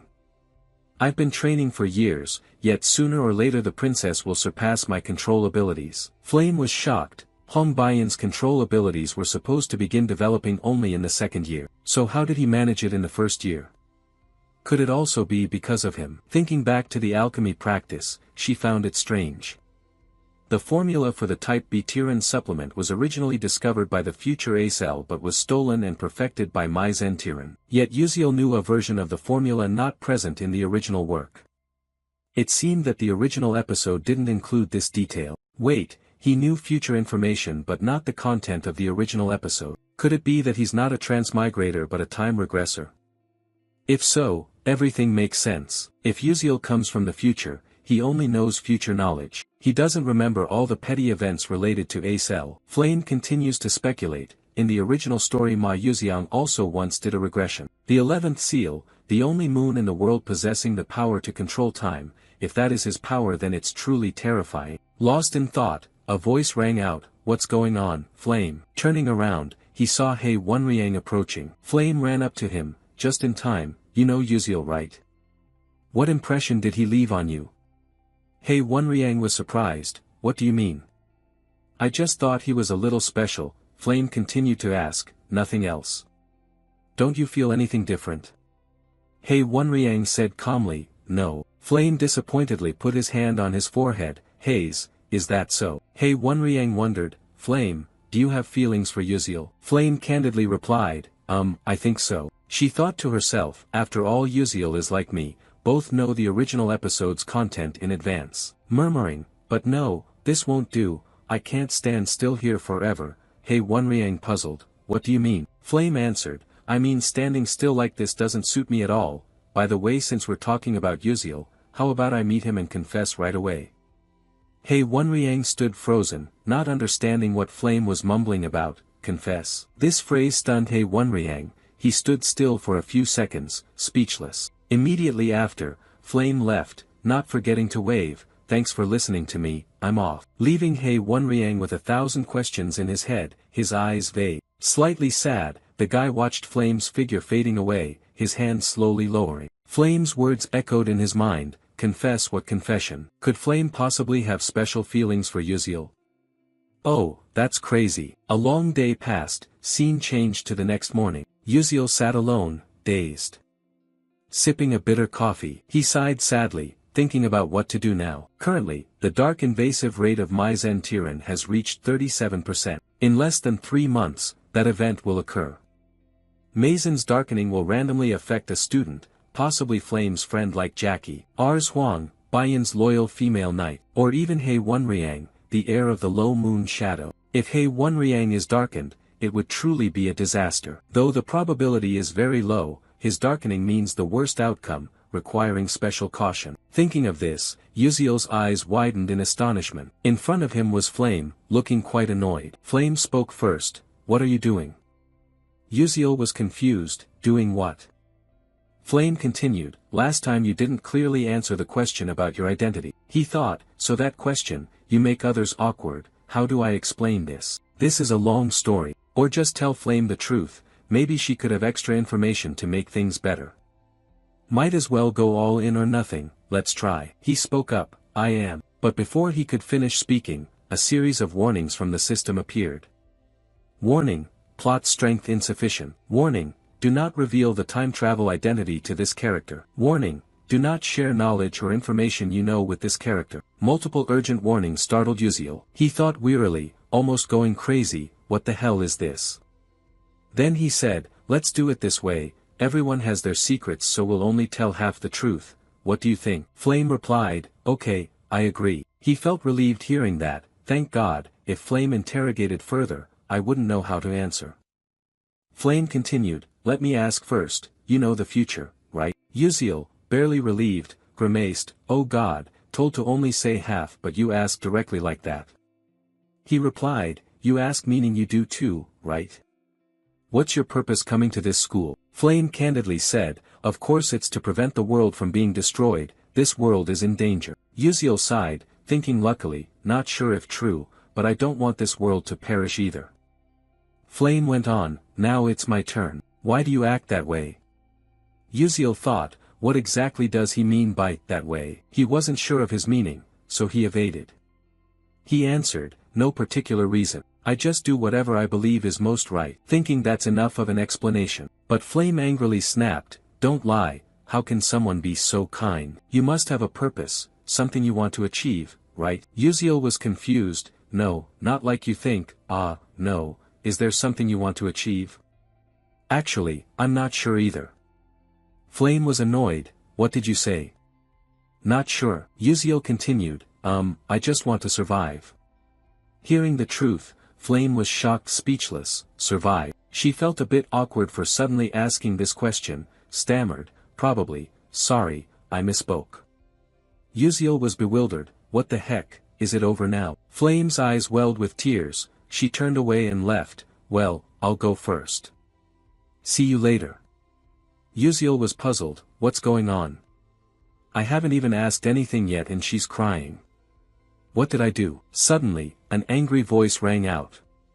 Yuziel felt a chill down his spine, an ominous premonition. It was He Wenriang, eyes piercing like bullets, radiating killing intent. Without beating around the bush, he barked, "Answer quickly, why is Flame crying? If you lie, I won't forgive you." Looking at Hei Wonriang's furious face, Yuziel was terrified. Oh my god, just a glance from the rival of the strongest character is already chilling me. Now I remember, there's a plot where Hei Wonriang loves Flame unrequitedly. I'm doomed, but I didn't do anything. Misunderstandings are troublesome, I have to be clear. You spoke up, there's nothing shady between me and Flame. Why are you asking that?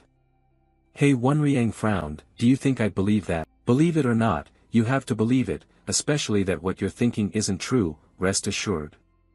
Yuziel forced a smile. Alright, is that okay? I really have nothing shady with Flame. Hei Wonriang fell into thought, then suddenly lowered his face. So, my question was unnecessary, sorry about that. But the way he apologized gave Yuziel goosebumps, stammering, "It's really okay." Well then, I'll be going now. Hei Wonriang turned and walked away. Yuziel sighed with relief, thinking, what was that about? It's nothing like him at all.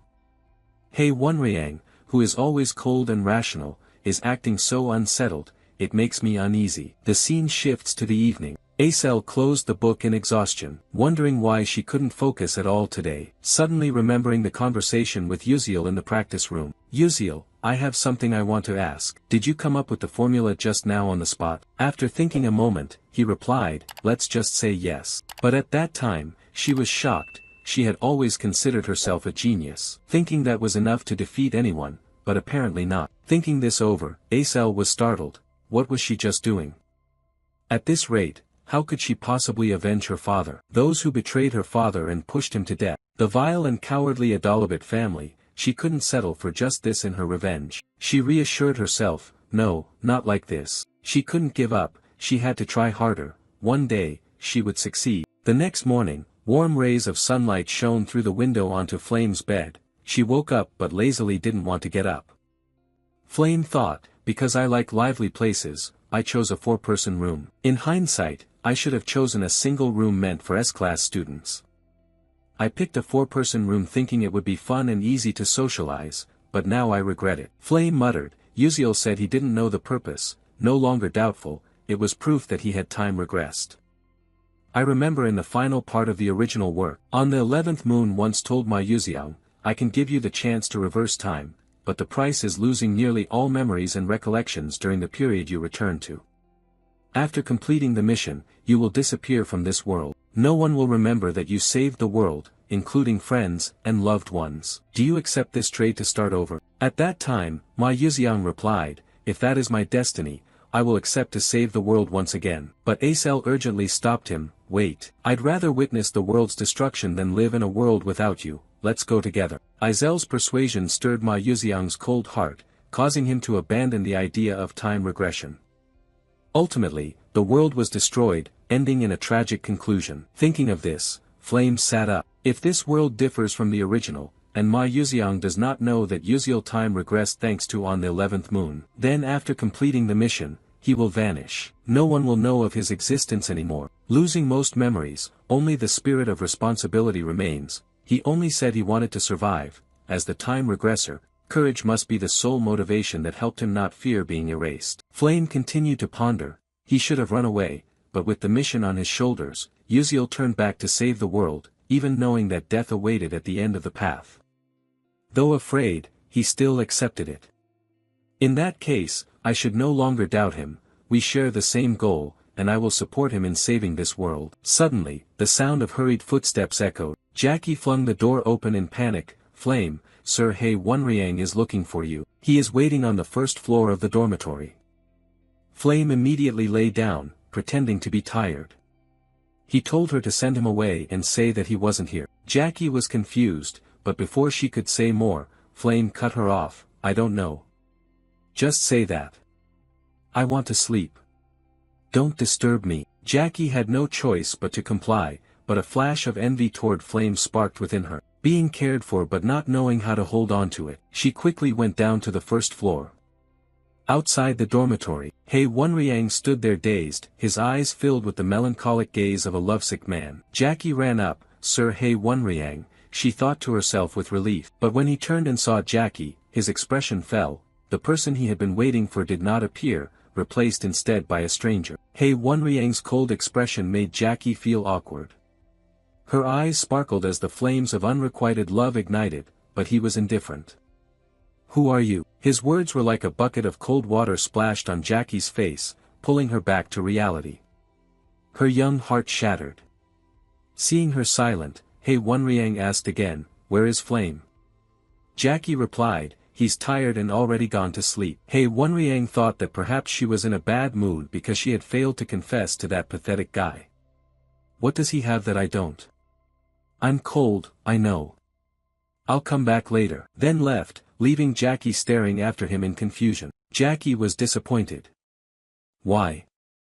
I love him, yet he can't even remember my name. It's always like this, everyone only pays attention to Flame, the outstanding talent who always receives the spotlight and affection. She is as beautiful as an angel. Even Hei Wonriang secretly admires her. But I am just a nobody, fate is so unfair." Jealousy was building up. Jackie clenched her fists, bitter and truly furious. Cut to the next morning at the main tower number 1 of Stella Academy. A man spoke up. I heard this time Professor Mai Zentiran was severely embarrassed by a student. Mai Zentiran bit his lip, apologizing, "I'm useless, I have no excuse." He turned his face away. "Surely you know I have high expectations of you," said Vice Principal Aki Haiden. He continued, "By the way, is the research on combining the Lu Kim technique with the doctors from the Moon Shadow sect progressing well?" Mai Zentiran confidently replied, "Of course it is. I won't let you down." Aki Haiden patted his shoulder and whispered, "Good, I only trust you." Mai Zentiran responded, "Yes, please entrust it to me. I'll take my leave now." After Mai Zentiran left, Aki Haiden sneered in contempt, "What a fool. She doesn't realize she's being used. Even if she did, she wouldn't care. What she craves is status and honor, which makes her open her eyes. It's ridiculous that a mage studying counter-dark magic is working for the dark magic. I eagerly await the day the alchemist's dark magic study is completed." Cut to somewhere else, a slender figure carrying a towering stack of trembling documents, while those around remain indifferent and no one helps. Suddenly, a kind person approaches. It is Uziel. He cheerfully says, "Teaching assistant, are you okay? Let me help you carry them." Thanks to Uziel, the documents were delivered to Professor Mai Zentiran's office. The teaching assistant sighed with relief, "Thank you, without you Professor Mai Zentiran would have scolded me again." Uziel replied, "No problem, it's a small matter." Taking the opportunity, Uziel looked around. The room was filled with crumpled, torn papers scattered messily from the desk to the floor. He thought it was truly chaotic. Suddenly his eyes lit up as he stared intently at the board. "Oh, what is that?" The teaching assistant explained, "Ah, that's a formula Professor Mai Zentiran is researching with other doctors, apparently called the random spatial exchange calculation." Uziel was startled. The random spatial exchange calculation. This is the initial formula of alchemist's dark magic study. In Mai Zentiran's darkening volume, the dark magic user completed this formula with her, causing devastating damage and engulfing the world in flames. Altarisha, she was the one who changed the whole situation. What if she acts first and deciphers this formula before the dark magic user? Uziel thought further, she is the only ray of hope in the darkness. With a genius mind and outstanding innovation, she has created countless items that dark mages couldn't even dream of. An idea flashed. He spoke up, "Assistant Altarisha." She was startled. Do you want to have coffee?" Uziel smiled, "No, that's not what I meant. Professor Mai Zentiran bothers you and makes you uncomfortable, right?" She replied, "Why do you suddenly ask that? If there were a way to get truly satisfying revenge, what would you do? Would you want to try it?" Altarisha was flustered, "I'm just a humble assistant, how could I help with revenge? If I'm not careful, I might get fired and end up homeless on the streets." Uziel continued, "So what? Do you have any ideas? You could very well become a great alchemist, even surpassing Professor Mai Zentiran." Altarisha was surprised, "What?" Uziel added, "Then no one would dare to look down on you anymore." His words seemed to give new motivation, planting seeds of hope in Altarisha's heart. She murmured, "If only that were true." Just as Uziel predicted, Altarisha was tired of her current job, dissatisfied with having to care for Mai Zentiran in a dusty room. Her long-held dream was to become an alchemist and create groundbreaking inventions. She had the talent to do so. Because later on, Altarisha would become a great alchemist, with genius intellect and outstanding creations, deserving of the very best. Currently, Altarisha had temporarily set aside her dream due to harsh realities. But Uziel thought to himself, I will help her achieve her dream soon. After the first preliminary exam at Stella, Uziel continued to visit Altarisha, giving only a few suggestions, which Altarisha quickly grasped. Cheerfully, oh, you think so too? I had thought about adding a button to change colors for the magic pen, and then attaching an eraser, like a mechanical pencil, very convenient. Uziel observed with satisfaction, wonderful. Altarisha's invention is making good progress, but the main formula is still missing. Guiding her to pass Mai Zentiran isn't easy. Uziel strolled out, when suddenly a teasing voice said, hey, how do you even walk like that? Spacing out like that means you're going to bump into someone. It was Flame just passing by. Uziel crossed his arms, confused, what? Which guy? Flame replied, besides your great-grandfather, who else? Don't you understand, or are you pretending not to? Uziel was speechless, thinking to himself, this is tiring, but I never mention my age, and anyway, he does talk to me more than before. You spoke up, anyway you arrived at the perfect time. I have something important to say. Do you remember the roommate, that girl Jackie? Hearing Jackie's name, Flame looked annoyed, frowning, angrily turned away. That's illegal. Uziel jumped back in shock. Hey, what are you thinking? I haven't even said anything yet. You need to take good care of her. Jackie's current condition isn't very good. Uziel thought to himself, if Jackie gets corrupted by dark magic, she will be very unstable. Flame replied, I'm not sure, but we've planned a hunting trip this weekend. I'll check then. Uziel answered, okay, I'm counting on you. But what do you think about going hunting? The hunting season is approaching. The target is Matevis Cemetery, where episode 4 begins, with main characters like Ma Yuziang, Acel, and Flame all participating. There is even a big battle with a level 5 necromancer. I'm not involved, but obtaining the hidden reward would be useful for contracting a familiar. A few hours later, the scene shifts. Uziel goes to Professor Li Hanwal's office to ask for permission to go out. Li Hanwal holds the paper and reads it. Training, but you probably can't learn swordsmanship or knightly arts there. Uziel freezes, unsure how to respond. Suddenly he notices Ma Yuziang's application for going out and thinks to himself, as expected, they're starting the hunt now, perfectly matching my memory. He persuades, teacher, quite a few people have been hunting recently. Li Hanwal replies, it seems everyone is going to Matevis Cemetery to join the club activities, probably searching for treasure. Ma Yuziang and He Wenriang are very diligent. Ma Yuziang said he would return to the clan, while He Wenriang went with Flame. Uziel is startled, what? Without Ma Yuziang, we can't stand against the necromancer. With the current team formation, we cannot defeat a level 5 necromancer. What to do?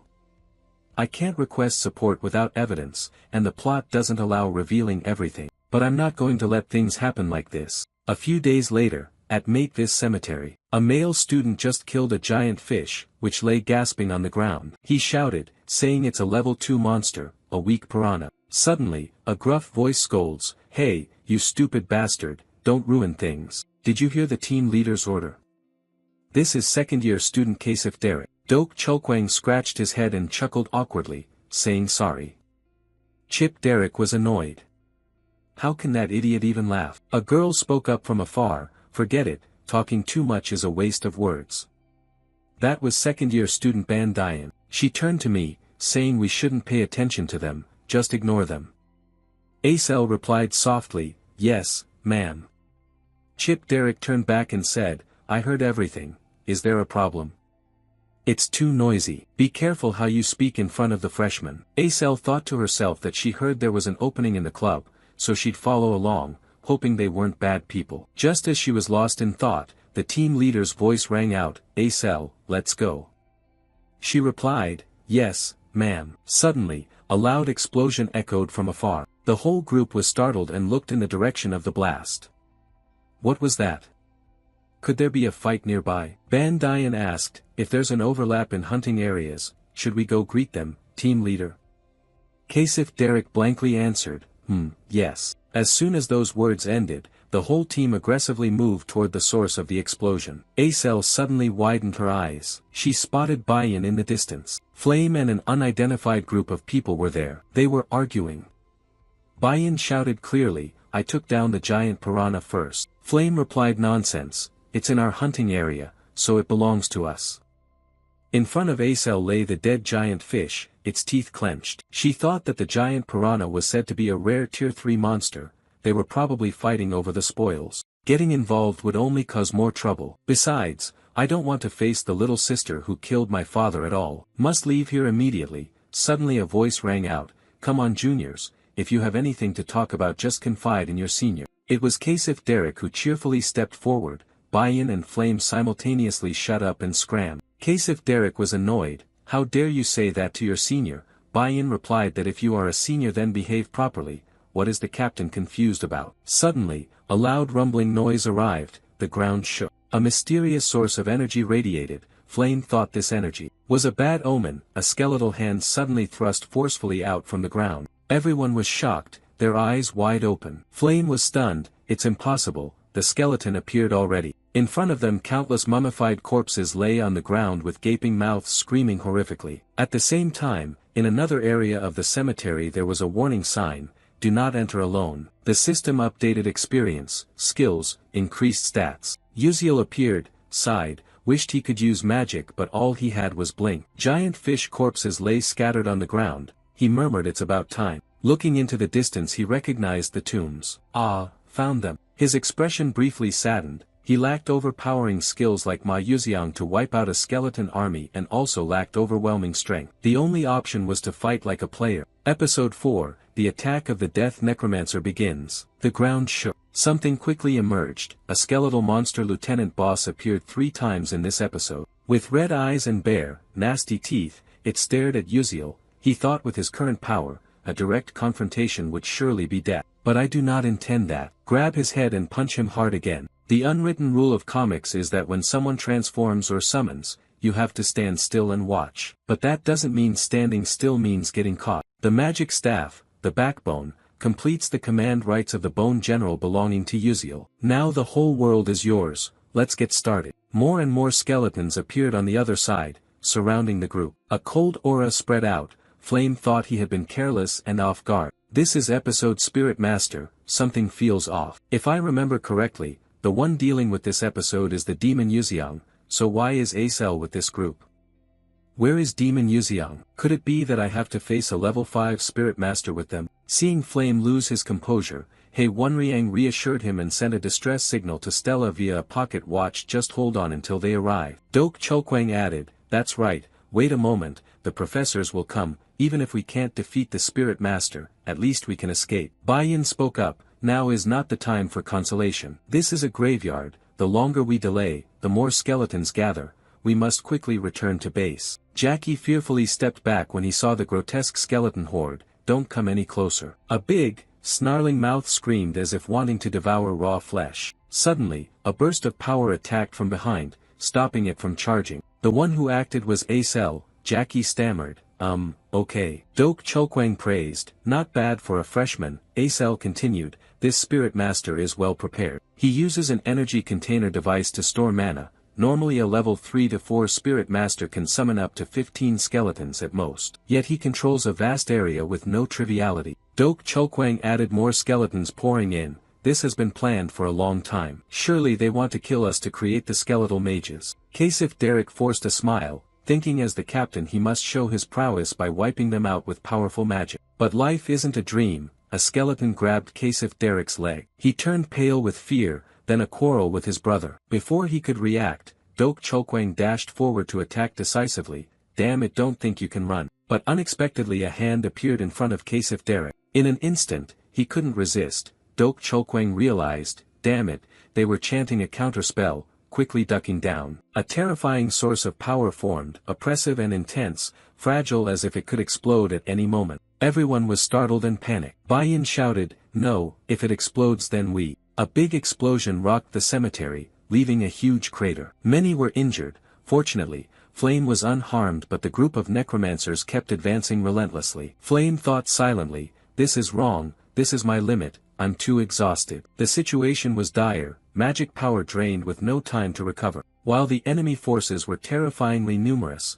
Jaws Agape, skeletons screamed as they approached. Flame, faint-hearted, suffered a drop in blood pressure. It's over. She gripped her staff tightly, trying to observe, is this where I die? But suddenly the skeleton horde stopped as if being controlled. Flame couldn't believe her eyes. What is going on? Finally stopping. What the hell is this? From afar, Uziel's figure advanced like a deity descending to save the day. Flame was stunned, wondering how he could be here at exactly the right moment. She noticed the skull Uziel held in his hand was that of the dry bone general, much stronger than regular bone soldiers, usually accompanied by elite bone soldiers as escorts. Yet he had captured it alone, unbelievable. Dok Chokwang regained consciousness and thanked him, saying it was thanks to him they survived. Uziel politely replied, it's nothing. Acel asked how he managed to get the dry bone general's skull. Uziel joked that he fished it out from the bone broth pot but thought silently that he didn't need to reveal he ambushed the summoning spot. His joke left Acel speechless. Uziel remained calm.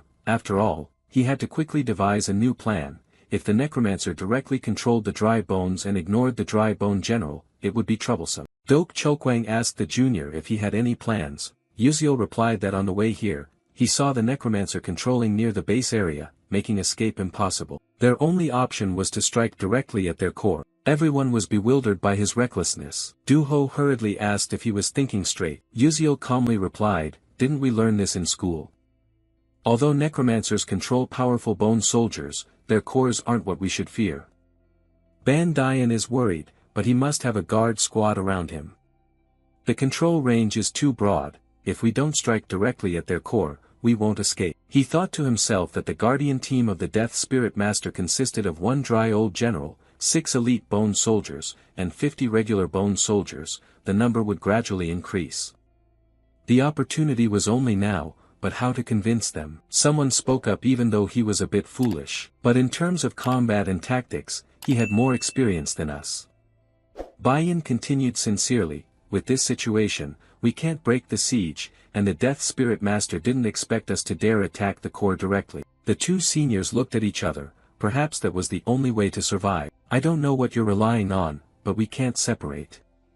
I'll help. Ban Dian happily agreed, fine, I'll go first before the Death Spirit Master discovers us. We still have a chance. At the same time, at another location in the Matevis cemetery, a figure appeared. He spoke up, meeting Stella's fledglings here is really fortunate. Transform them into dry old sorcerers. Even the Dark Demon Alliance dared not underestimate me. That is the level 5 Death Spirit Master of the Dark Demon Tower, S.A. Baihu. He laughed wickedly, accumulating mana in the magic power vial here where 700 dry old rests. No one dares to underestimate me anymore, hee. Suddenly, he froze. What was this? I've lost the feeling. Could it be that my general has been defeated? A crack echoed as a force struck the shield from behind. He was stunned, not understanding what was happening. The skeleton behind shook violently. He was horrified. A level 4 magic shield cracked. How could that happen? He was enraged. You bastard, I won't let you escape. But as swift as a blink, he had no time to react. A huge explosion thundered, completely destroying the group of skeletons. The flame is the combined strength of the Uziel group. Sa Baihyuk was stunned as if frozen. Damn it, I was too careless. I didn't expect them to dare to attack the core directly. Even if a chick, Stella is still Stella and cannot be underestimated. He thought, although he didn't want to, dealing with this is too dangerous, he must summon elite bone soldiers, biting his finger until blood spurted. Spread your arms, evil ones, obey my command. The earth cracked open, the dry warrior appeared bearing teeth with a sly grin. A legion quickly surrounded, but Sa Baihyuk spat a mouthful of blood. His body severely injured, he wiped the blood bitterly. Damn it, although summoning the bone soldiers caused me harm, that's enough already. Stop them for me so I can kill them. The dry warriors growled and charged to attack. While he stood observing from afar with a smug smile, he exclaimed, good, fight well, now I can be at ease, but life is never that simple. Uziel quickly demonstrated his blink skill, appearing right behind the Death Spirit Mage in an instant. Sa Baihyuk immediately turned around in panic, shouting loudly, damn it, who are you? On this side, Uziel sneered, not bothering to answer. At this moment, the Death Spirit Mage was terrified and thought, I clearly already had the positions of all 12 students of Stella Academy through the vision of the Bone Soldiers, so how on earth did this kid get so close to me? Suddenly his eyes opened wide in shock, unable to believe what he saw in Uziel's hand. He anxiously exclaimed, "Impossible, isn't that my Bone Soldier General? Why is it in your hand?" But suddenly Uziel lightly let go, the skull fell to the ground with a bang. Without stopping, the male lead slashed hard at it. Due to the elite skeletal soldier suffering worsening injuries, Saw Baihyuk kept coughing up fresh blood. His pale face and clutching the wound inside, he couldn't help but feel bitter. He thought, damn, I was too careless. It turns out this is the true power of the students at Stella Academy. On this side, Uziel was sweating and thought to himself, Dok Chulkwang and Bandiayan should have handled the elite skeletal soldier first, then supported me. But because those elite skeletal soldiers were trapped, could it be that I have to fight alone? I'm the weakest here, or should I run? The male lead sensed this move wasn't quite right. Suddenly Saw Baihyuk coughed up several mouthfuls of blood, and Uziel was startled awake. Only now realizing his condition, he muttered, it seems he's seriously injured too. It turns out he overexerted himself summoning the elite skeletal soldiers and suffered internal injuries. Looks like I can do it. Thinking this, he involuntarily smiled with confidence. At the same time, Bayan's flames erupted fiercely. Suddenly Jackie ran over in a panic, "Princess, it's dangerous. The necromancer is fighting Uziel one-on-one." Bayan was startled, "What?" She looked ahead. Where Uziel and Saw Baihyuk were fighting, a fierce power radiated around. The battle was extremely intense. Bayan muttered, "This is serious, this situation is completely unlike the original plan. For some reason, Uziel is the only one facing the Death Priest. Meanwhile, the Stella trainees are dispersing everywhere. Perhaps they have to split his forces and eliminate the enemies one by one. Can Uziel hold him off until we arrive? If he dies, I won't forgive you.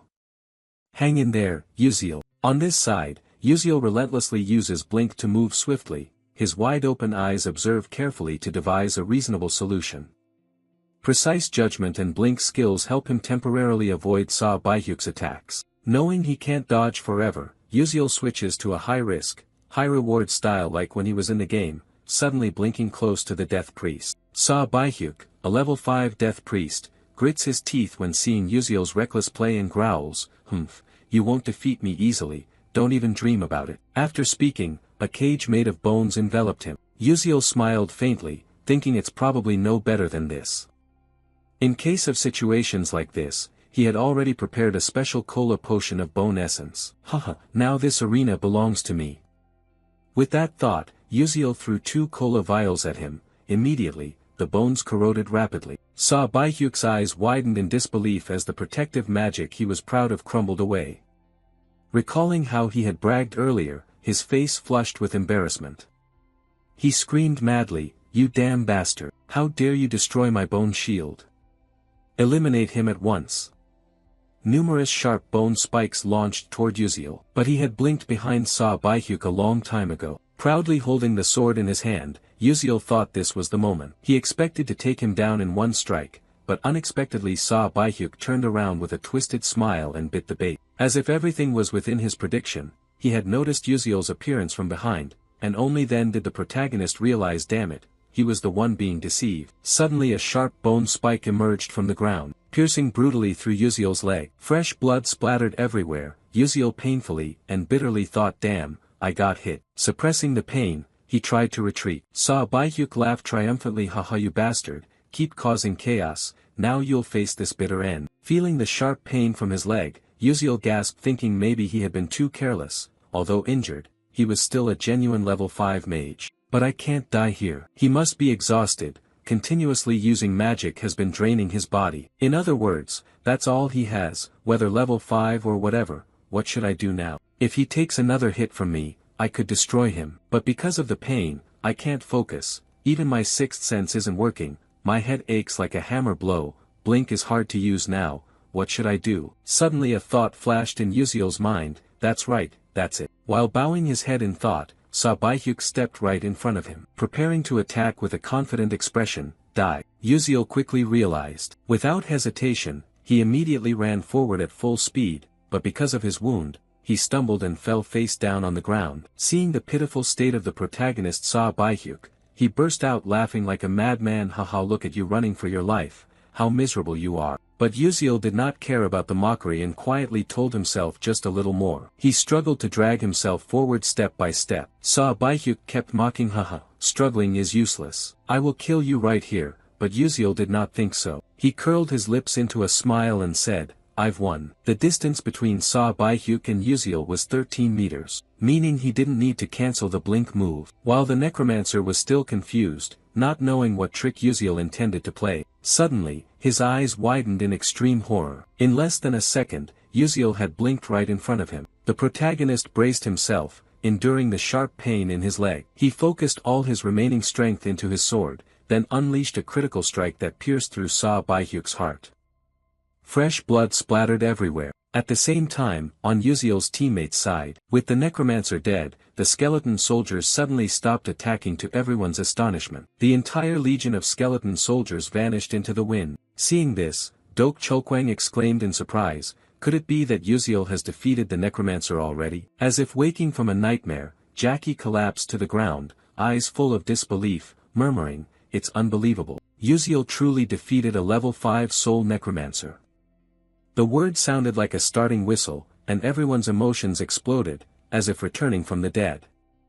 The whole group cheered in unison, we're alive, we're alive.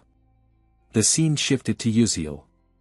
After defeating Baihyuk, he also lay exhausted on the ground. After a while, he slowly woke up, sighed, feeling extremely tired, and thought, I want to go home as soon as possible. Afterwards, the Stella Academy Magic Knight immediately flew to Matevis Cemetery, received the information, and took everyone back to school. As soon as he returned to the academy, Uziel was called out and scolded by Lee Hanwol. Uziel, you said you were going to train in a place with green hills and clean air, but you ended up at the cemetery. It seems the air there is pretty fresh too, huh? Uziel didn't know how to justify Lee Hanwol's sarcasm, so he lowered his head and apologized. I'm sorry, I only got out of the vehicle because I thought something bad was about to happen. Lee Hanwol nodded, I understand what you mean, but rules are rules, you will be punished, and there are no exceptions. However, your willingness to rush into battle without hesitation to protect your friends, even though it violated Stella Academy's regulations, is commendable. You did very well, the school will give you a deserving reward and bonus points. Wait until that time comes, Uziel replied. Yes, thank you, teacher. After saying this, Lee Hanwol turned and walked away, leaving the male lead standing there sighing, thinking to himself, I guess I should head off too. The doctor said I have to rest for a few days to recover the thigh injury, need to rest well for a full recovery. While walking and thinking, the sound of someone's footsteps gently approached. Uziel turned around to see who had come to thank him. It turned out to be Acel, the female lead of the story. Acel always wore a bright smile on her lips. No matter how heavy the burden on her shoulders, she stood firm and overcame every difficulty and adversity. She was a wonderful character. Seeing Uziel staring, Acel spoke, I really thank you for today. The male lead gently replied, next time, treat me to a meal. But Azel's complexion did not look very good. She thought silently, there was one thing I learned from this event, even before that in this world there are many people more outstanding than myself. I have always considered myself a peerless genius, and that belief has not changed until now. But only when I enrolled at Stella did I realize the truth that this world is vast and full of extraordinary people. I entered Stella with the goal of becoming the best, but I realized it was not easy. Suddenly, Acel spoke up, can I do the same? If I try hard, can I be like you? Faced with this question, Uziel was quite surprised and confused, thinking, this is not good. If it were the Acel of the past, she would not have asked that, maybe she has become like this because of me. In the original storyline, Acel had to face every challenge as the main character and somehow, she overcame them all. The Death Mage raid was no exception, perhaps she managed it by devising her own strategy and through that effort, changed the outcome. But due to my interference, Acel only had to endure the trials without the narrative of overcoming adversity. Currently, she still relies on those around her, so despite experiencing many events, her spirit remains fragile. Uziel didn't know how to respond at first, and saying empty words would only hurt Acel more. So he decided to speak his feelings from the bottom of his heart. He didn't need to ask himself. He had demonstrated what others thought impossible. That was his miraculous success. Acel was surprised. How did you know that? Uziel replied gently, because I have always been watching you. This answer left Acel confused, her cheeks flushed red with embarrassment. Seeing her reaction, Uziel was startled and thought, wait a minute, doesn't this sound like a stalker? What the heck did I just say? Then he awkwardly said goodbye and left, saying, well, I'll be going now. Only then did Uziel dare to breathe a sigh of relief. Oh God, I almost got caught. Meanwhile, Acel pondered over what Uziel had just said. He said he was always watching me, no one had ever cared for the child of a traitor like me.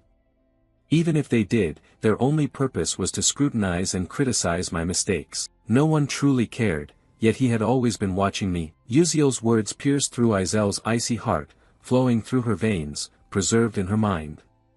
She felt her heart pounding wildly, the flame of passion for magic and a seemingly lost goal awakening again.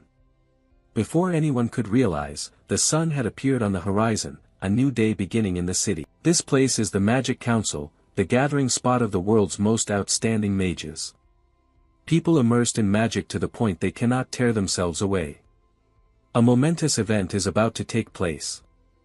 Everyone is talking about the Stella Academy student defeating a 5th-level necromancer. This is truly absurd. What era is this that necromancers still exist? Have the dark mages not vanished with time? Even though it's sensational news, the fact that a Stella student defeated a 5th-level necromancer is true. Hearing the rumors, Uziel thought it was just an award ceremony, yet there were magical reporters and nobles coming to watch. They are really overdoing it. Wait, why does Bayan look so excited? She's openly joyful. Feeling Uziel watching her, Bayan turned back, her face cold as before. What are you looking at? The male lead was flustered, nothing at all. Then, Li Hanwal looked at everyone and shouted loudly. Everyone fell silent. Today, we will award 13 brave students who fought against the dark mages. This reward is personally presented by the headmaster. The 13 students were shocked to learn the reward would be presented personally by the headmaster. Uziel also did not expect the pinnacle of humanity, a 9th-level mage. Eltman Eltwin will be the one to present the rewards. He usually appears in the game and almost made it as a main character. Although he is said to be 300 years old, he looks like he is just 18 to 19, always wearing a gentle smile. But he is the strongest wizard in the world, nicknamed the Murderous Destroyer. While everyone was still shocked, Eltman Eltwin walked past each student, patting their shoulders to encourage them. Well done, keep up the effort and be courageous in the future. Then he approached Uziel, with eyes as clear as a child's, yet who would have expected this to be a 300-year-old principal, whose face is even more youthful than the trainees here. But standing before him, Uziel felt pressured, swallowing nervously, thinking that just looking into his eyes was already overwhelmingly intense. This is level 9, a rank owned by only 10 people worldwide. I can't look away right now. Oh, so tense like a drawn bowstring. The principal was puzzled by the tension on his face, smiling brightly, still hardworking as before, just as I expected. After saying that, he left, leaving many questions swirling in Uziel's mind. What did he mean? A moment later, the loudspeaker announced that the award ceremony was concluded here. Returning to the dormitory, Uziel looked at the book in his hands attached with the certificate and gasped in surprise. Wow, a generous reward of 5 million credits for me. With this amount, I probably won't have to worry about money for a long time. I never dreamed the academy would give such a large sum. This might not mean much to wealthy people like Bayan or He Wenriang, but for poor ones like Uziel or Acel, this is a significant prize. In addition, the final reward in this series of incidents is the container of the Fap Su Tu Than, regarded as the heart of the Tu Lin Su. He rejoiced silently, although it's still difficult now, with Alterisha, I will soon create a private space. Then, carrying items will be easier. However, to do that, I must first solve the interference formula of the chaos algorithm. Fortunately, the other apprentices happily yielded the reward, which is a relief. Next is the reward from the system. An announcement sounded. The infiltration mission of the Tu Lin Su has been completed. You have received a large amount of experience for progressing the story in a unique way. You will also receive additional rewards from the Constellatio project. 1. A downgraded version of the item used in the game, 2. A downgraded version of the skill acquired in the game. 3. Experience points. After reading, Yuzio was quite surprised. There's even this too. It's not that he didn't like it, but gradually he realized his strength was still weak and he really needed this compensation. He thought carefully, the most important thing right now is skill. So, let the experience points go into Blink. Through the recent battle, I realized how weak I was. Trying as hard as others is meaningless. I have to get ahead with the knowledge I already have. After making the selection, the system notified that the reward had been granted. The experience points for the Blink skill were sufficient. The skill upgraded to Blink level 2, with a maximum range of 12 meters, a maximum of 3 charges, and a cooldown time of 3 seconds. Yuzio felt the change within his body. Although the range did not increase, he was still satisfied. For now, it was enough. Clenching his fists tightly, he was happy. Finally, the number of Blink charges had increased. Now he could use it more freely. Having a bit of free time, he immediately thought about the next issue. Izel's condition was not good. The scene shifted to a meditation class in darkness. Azel was there with everyone else.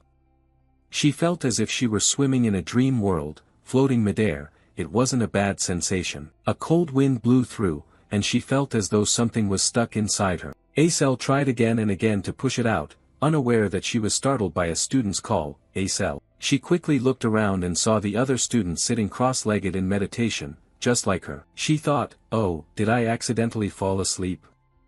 A transparent butterfly flew past her ear, conveying the professor's voice. Why use magic during meditation? Look at the top of your head. Azel looked up, eyes wide with amazement. Indeed, a solitary pillar of ice was hovering in the air not far from her. She had accidentally used magic without realizing it. Azel was stunned. Wait a moment, when did I create this? I didn't perform any formula or calculations at all. She asked herself, could it be that the other students didn't notice? Even if it was just first-level magic, they should still be able to sense the mana flow. If this was the effect of the meditation that Yuzio introduced, it was truly amazing. Before, she had her doubts, but the result was not only good but wonderful. After a while, the meditation session ended, and the students rushed off to eat. Instead of going to the cafeteria, Azel chose a red bean cake. She enjoyed eating it. Thanks to the prize money she could savor the red bean cream cake costing 1,500 credits. So happy. Suddenly, a voice sounded beside her. Hello, Azel. What struck her eyes was the appearance of Prince Jeremy Scalvin. He smiled softly as if he were happy, a sparkling smile, not masculine but purely adorable, making her heart flutter. Jeremy Scalvin continued, have you joined any club yet? Azel was a little surprised. Not yet, I haven't joined any club. Jeremy Scalvin added, really? Then why not join our club? Azel was not foolish enough to accept such an unexpectedly attractive offer. Surely there was something shady behind this generosity. She narrowed her eyes. What's the condition? Jeremy Scalvin laughed. Condition? No condition at all, it's simply because I like you. But this answer made Azel think even more. For a girl like her, a genius among geniuses, reaching level 3 at age 17, and good-looking, this was not unusual. However, the title of trader's child attached to her made no one want to get close. Yet Jeremy Scalvin was different. Azel clearly thought he was trying to turn her into his pawn. Seeing her hesitate, Jeremy Scalvin stepped forward. Oh God, don't you trust me, Azel?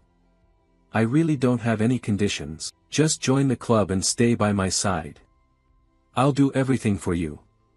You know who I am. Azel was smart, understanding better than anyone. The Scalvin Empire was currently in conflict with the Adalovit Kingdom. If she had the support of Crown Prince Jeremy, her difficult life could end. No longer needing to rejoice over a red bean cake, no longer suffering humiliation as the child of a traitor. Even though she knew she shouldn't, she stammered, the moment Izel's eyes went blank. Jeremy Scalvin smiled, sensing that his goal was about to be achieved. But just then, a hand was raised. Flame stepped forward without hesitation and slapped Azel hard across the face. Both she and the prince were stunned and confused. Contrasting Izel's blank face, Flame spoke harshly.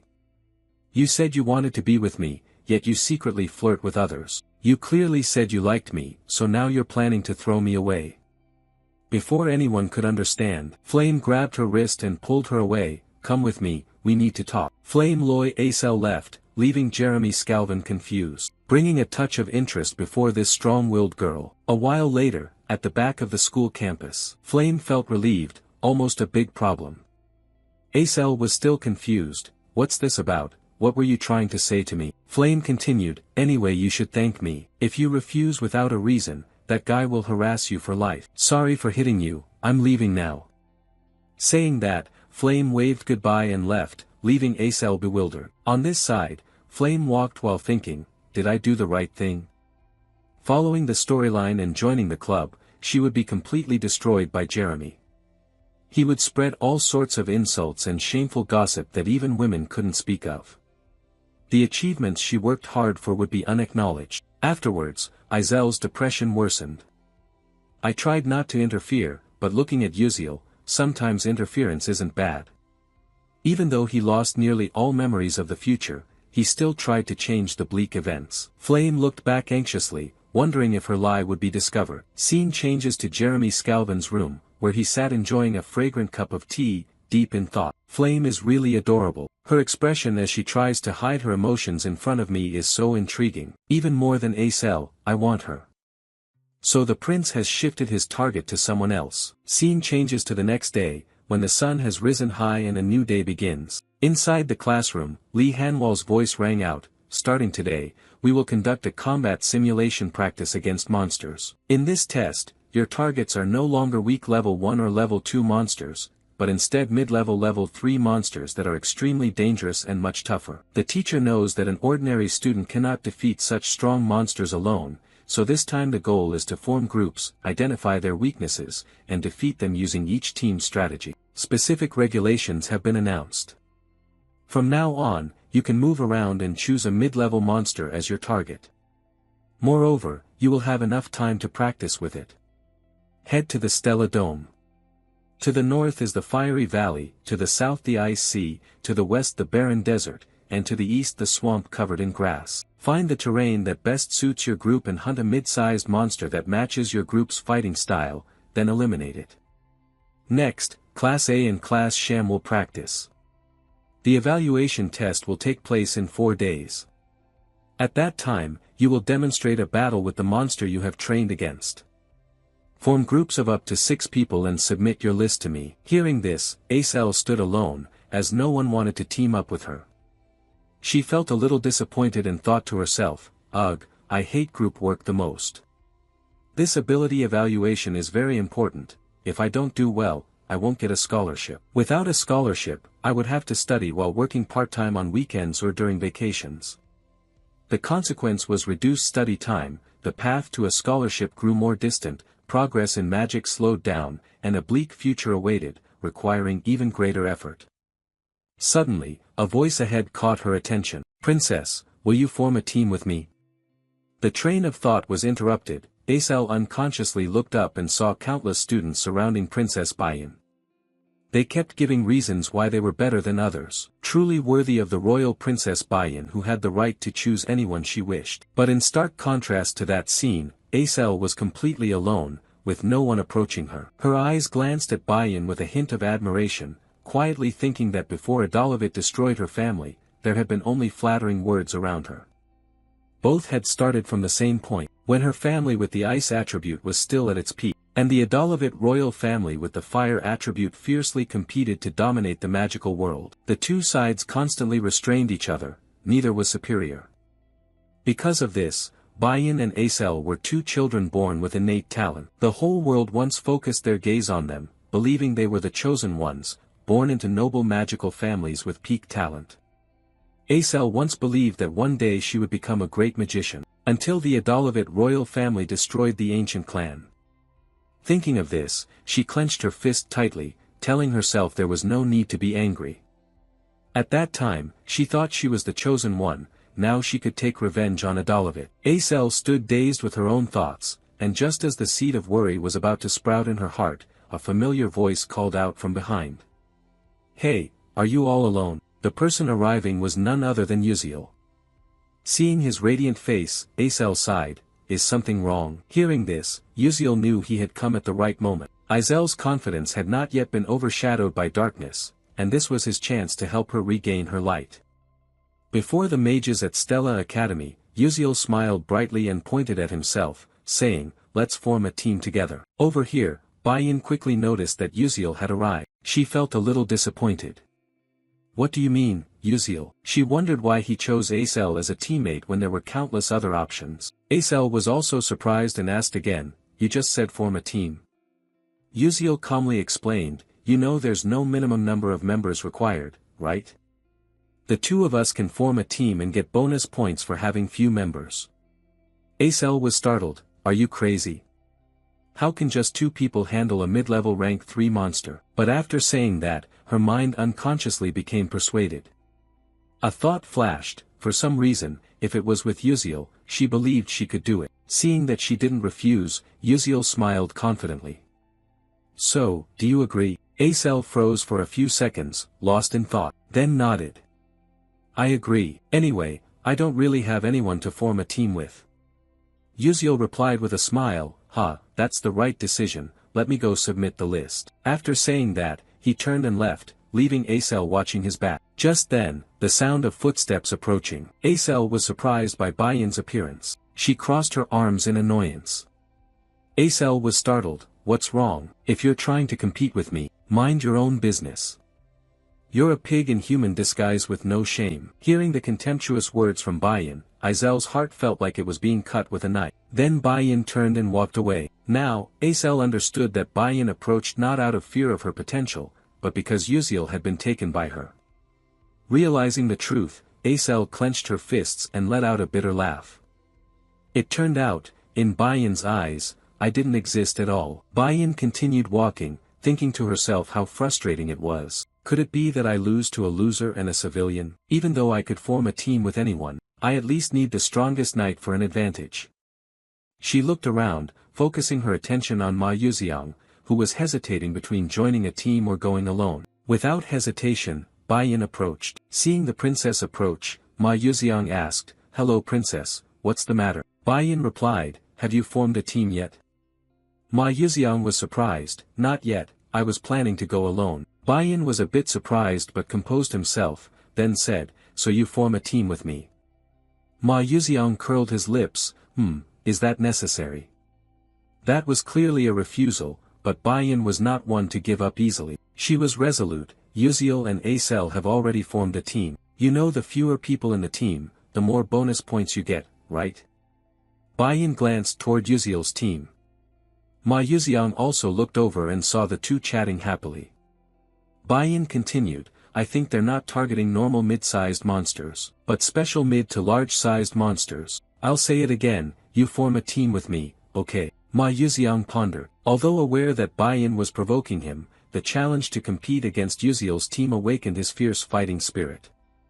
Finally, he smiled, "Alright, sounds interesting. I also want to compete with Uziel once, let's defeat them together." Bayan exhaled in relief, "Great, I'm counting on you then." She cast a sharp glance towards Acel, muttering to herself, "Just wait and see, this time I will defeat both of them." Time passed. After 4 days of preparation, the simulated battle with monsters officially began. Li Hanwal's voice rang out, "Alright, we will start the evaluation test for Class S and Class A. Each team has the right to choose the monster they want to face, ranging from easy to hard." While Flame was starting up, the surrounding chatter kept rising. "Oh, Team 16 chose Mugrika, that mid-sized monster looks easy to deal with." Flame made up her mind, thinking silently, "It's okay, I've trained very thoroughly." Although she couldn't hunt special monsters for attribute bonus points or big special monsters, defeating this level 3 mid-tier monster alone was enough to get the maximum score. Normally, it takes 5 level 1 mages to handle a level 1 mid-tier monster. If you exploit attribute weaknesses, rich experience, and a favorable environment, defeating higher level monsters is also feasible. Flame told herself that using light magic, which doesn't counter any attribute, she just had to accept it. She decided to keep away from the level 2 special monsters and focus on achieving a high score with her own ability. While waiting for her turn, Flame suddenly saw Acel. She recalled that in the original novel, Acel was pressured by Bayan and his faction, unable to train or form a group, forced to compete alone and received poor results. Acel lacked the points for a scholarship, had to work part-time to make ends meet, enduring humiliation and oppression from other trainees. That situation caused her magic skills not to improve, and her spirit gradually collapsed. But now everything has changed. Flame and Uziel, people who traveled through time from the future, have appeared and altered the original storyline. Uziel chose to form a group with Aisel even though he remembered nothing about the past. Thanks to love and patience, Aizel's future has become brighter. Just then, a loud explosion echoed, startling Flame to turn back and look at the arena. She saw the monster had been defeated. Lee Hanwol declared that Team 16 had completed their round. "You all worked hard." The audience cheered. Flame understood her turn was coming, her heart racing with a mix of nervousness and determination. After congratulating the team that just finished, the instructor announced that Team 17 should prepare to begin their test. Flame immediately replied loudly, "Yes, I'm coming right now." She quickly moved toward the testing platform, headed to where Uziel and Aisel were standing. Flame coldly stepped past both of them, but unfortunately, as she walked by, she accidentally stepped on her shoelace, lost her balance, and fell forward. At that critical moment, a hand from behind grabbed the collar of her shirt, helping her avoid a painful fall. The sight of a small girl hanging suspended in someone else's arms made the audience laugh. "Huh, so cute, this girl is even shorter than my little sister." The person holding Flame's collar was Uziel. The male lead looked a bit embarrassed, asking if she was okay. Flame was flustered from being held like a child, unable to speak. Uziel let go. Flame awkwardly turned around to thank him, but Uziel pointed to her foot, saying it was nothing, just tie your shoelace. Looking down, Flame saw one shoelace was tangled. She silently recalled that Jackie had tied it securely earlier. Seeing Flame fumbling, Uziel offered to help, but she quickly refused and fixed it herself, thinking how lucky she was to notice it in time, or else she would have failed the test. After tying it up, Flame stepped onto the testing platform, with a confident demeanor. Seeing her alone, the audience started whispering, "Is he alone? It seems so. Impossible, is she planning to defeat a mid-level monster all by herself?" Flame's test started with an opponent that was a giant mid-level monster. Compared to it, Flame was like a tiny ant. The pressure difference was obvious. The endless chatter was that the monster had no special attribute, so it couldn't be countered.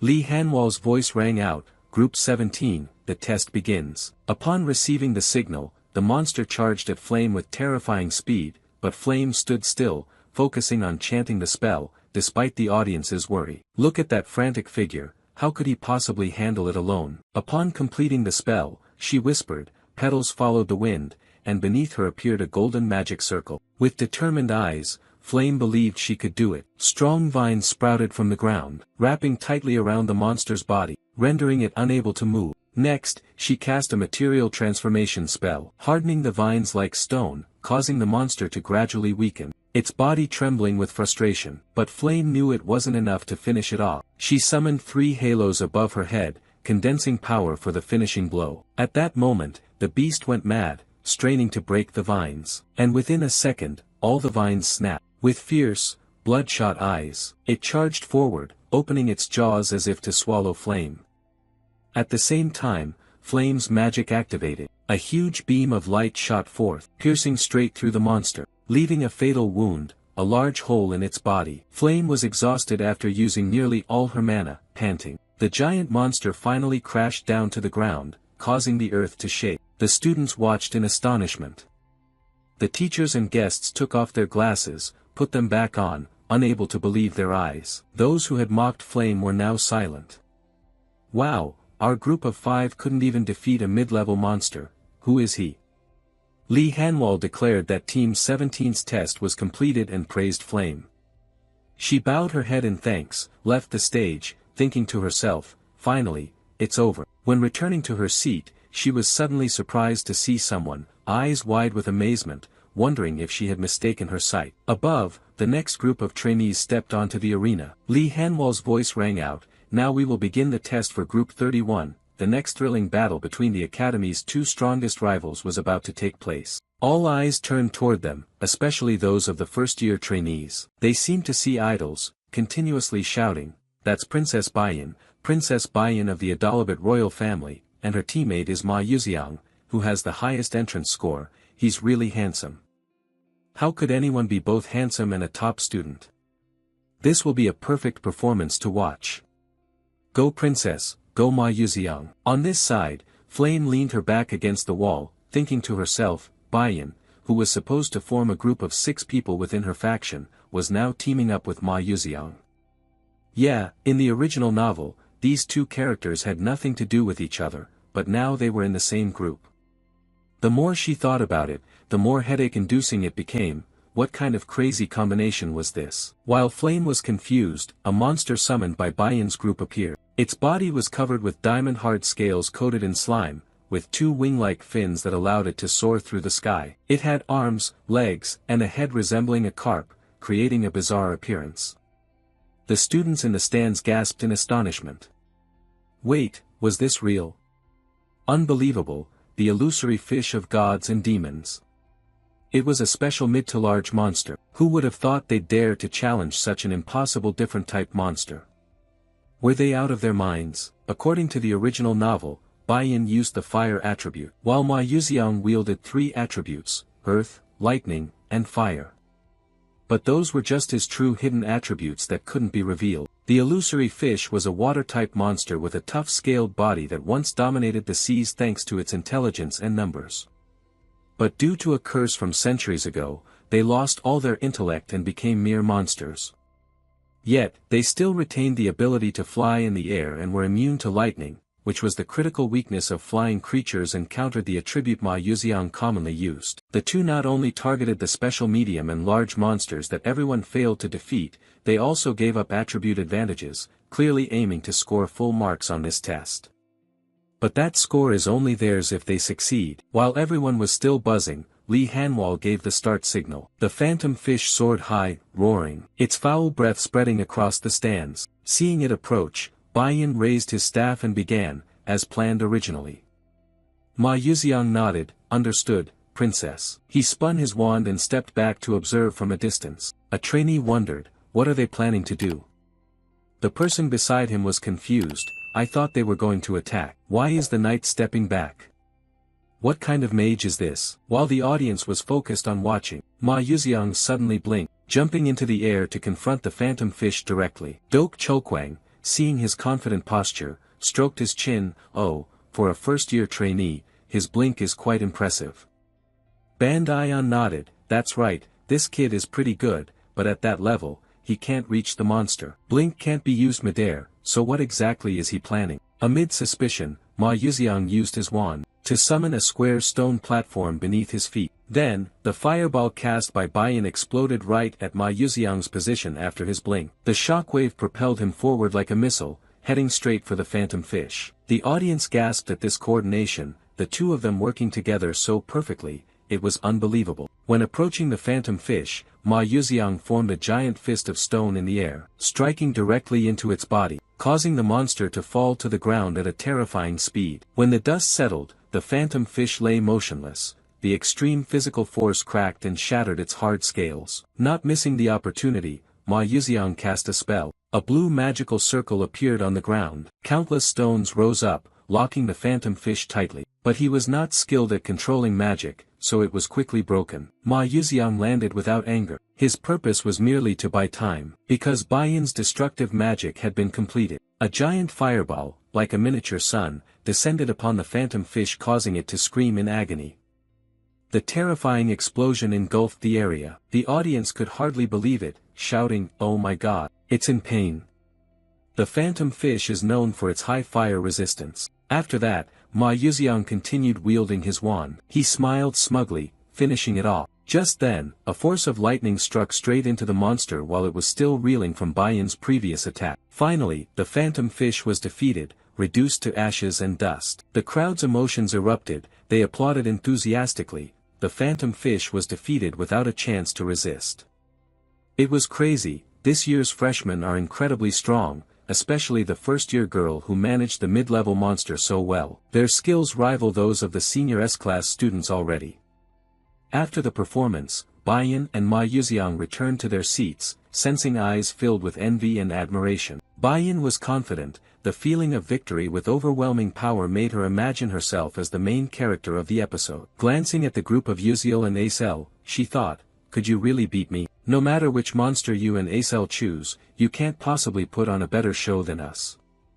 That was what Bayan thought to herself. But when Uziel stepped onto the stands, his next words silenced the entire audience. Please summon 5 monsters for me. Everyone was taken aback, surprised expressions clearly visible on Princess Bayan's face. Contrary to her calm demeanor, the other trainees buzzed with chatter. I just heard what? Aside from Princess Bayan's group and Flames, didn't all other groups need 5 people to barely handle a mid-sized monster? Yet now these two intend to fight 5 at once. I've heard rumors about Uziel, but is he out of his mind? All attention focused on the male lead. A series of blue lights surrounded the two of them. The summoning completed, the mid-sized monsters appeared in the arena. Uziel and Acel were surrounded by the monsters, looking like 2 tiny ants among them. At the special observation corner, 2 teachers were somewhat surprised, and the monsterology researcher Viken spoke up. The monsters Uziel's team summoned included the poisonous frog Heimer Raiden, the black sand bison, Carden, Nami Slime, and the falling monster. Princess Bayan standing nearby questioned Ma Yuxiang, "Hey, did you notice something?" Ma Yuxiang looked at her somewhat surprised, then turned his gaze to the stands and smiled. "Actually, no, I'm just curious about what Uziel is planning. I'm also looking forward to his performance." Facing the appearance of the monsters, Lee Hanwol, the host, raised a skeptical question. "I just want to ask one thing, who decided on this monster lineup?" Innocently and carefreely, Uziel replied, "It's me." Knowing who picked the lineup, Lee Hanwol continued, "Although you're a knight who can easily earn points in this situation, it's not the same for a bishop. I think this strategy is a bit too much for the bishop." 5 monsters had now surrounded the two of them. Contrary to everyone's worry and doubt, Uziel smiled confidently, "No, not at all. The strategy I chose this time was designed specifically for the bishop," said Acel standing next to him, surprised. Hearing the answer, Lee Hanwol realized something and said, "All right then, let's get started." At the signal, the monsters surrounded Uziel and Acel. Acel was worried. Uziel whispered, "Can you do it?"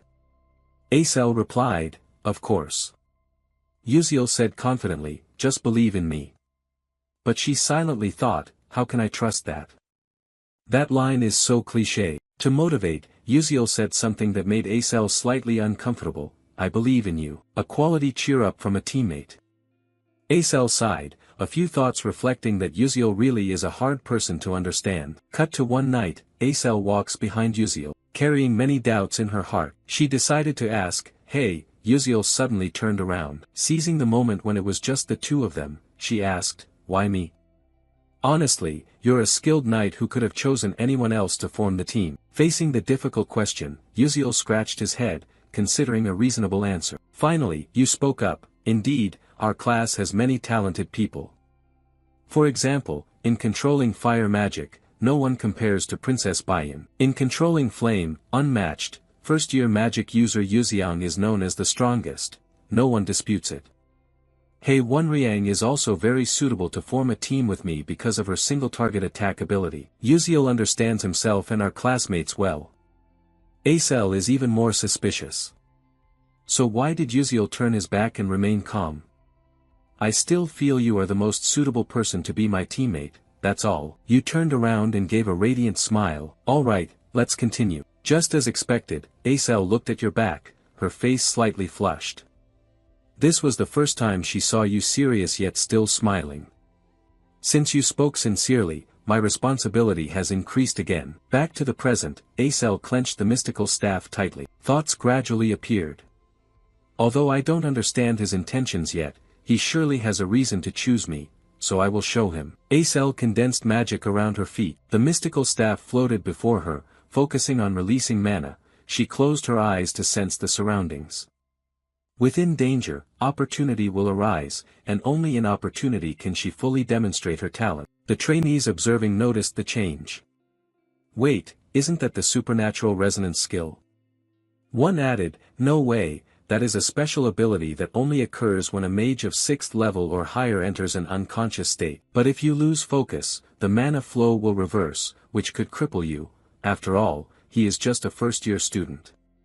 While everyone was discussing, Acel became enveloped in a stream of mana, blooming like a flower on the battlefield, surprising everyone. Uziel looked at her, a series of evaluations appearing in his mind. Indeed, he was right, she was a strong contender for the Winter Queen title. He smiled, then said, "Then let's get started." This was a battle between two first-year students against 5 mid-level monsters. The only thing he could rely on at this moment was himself. Immediately after, Uziel dashed straight forward. Blink activated, the sword glowing with a radiant aura. He swung the blade aiming at the belly of the poisonous frog Heimer Raiden. His eyes focused intensely, sharpness evident. A long crack appeared on the poisonous frog's belly as if it were sensing pain. It screamed pitifully, and Uziel glanced to the side. The first step to attacking the poisonous frog was complete. Next was the black sand bison, he thought to himself. Suddenly, the bison looked toward the screaming frog. Blood-red eyes appeared. Its target was the poisonous frog, not Uziel.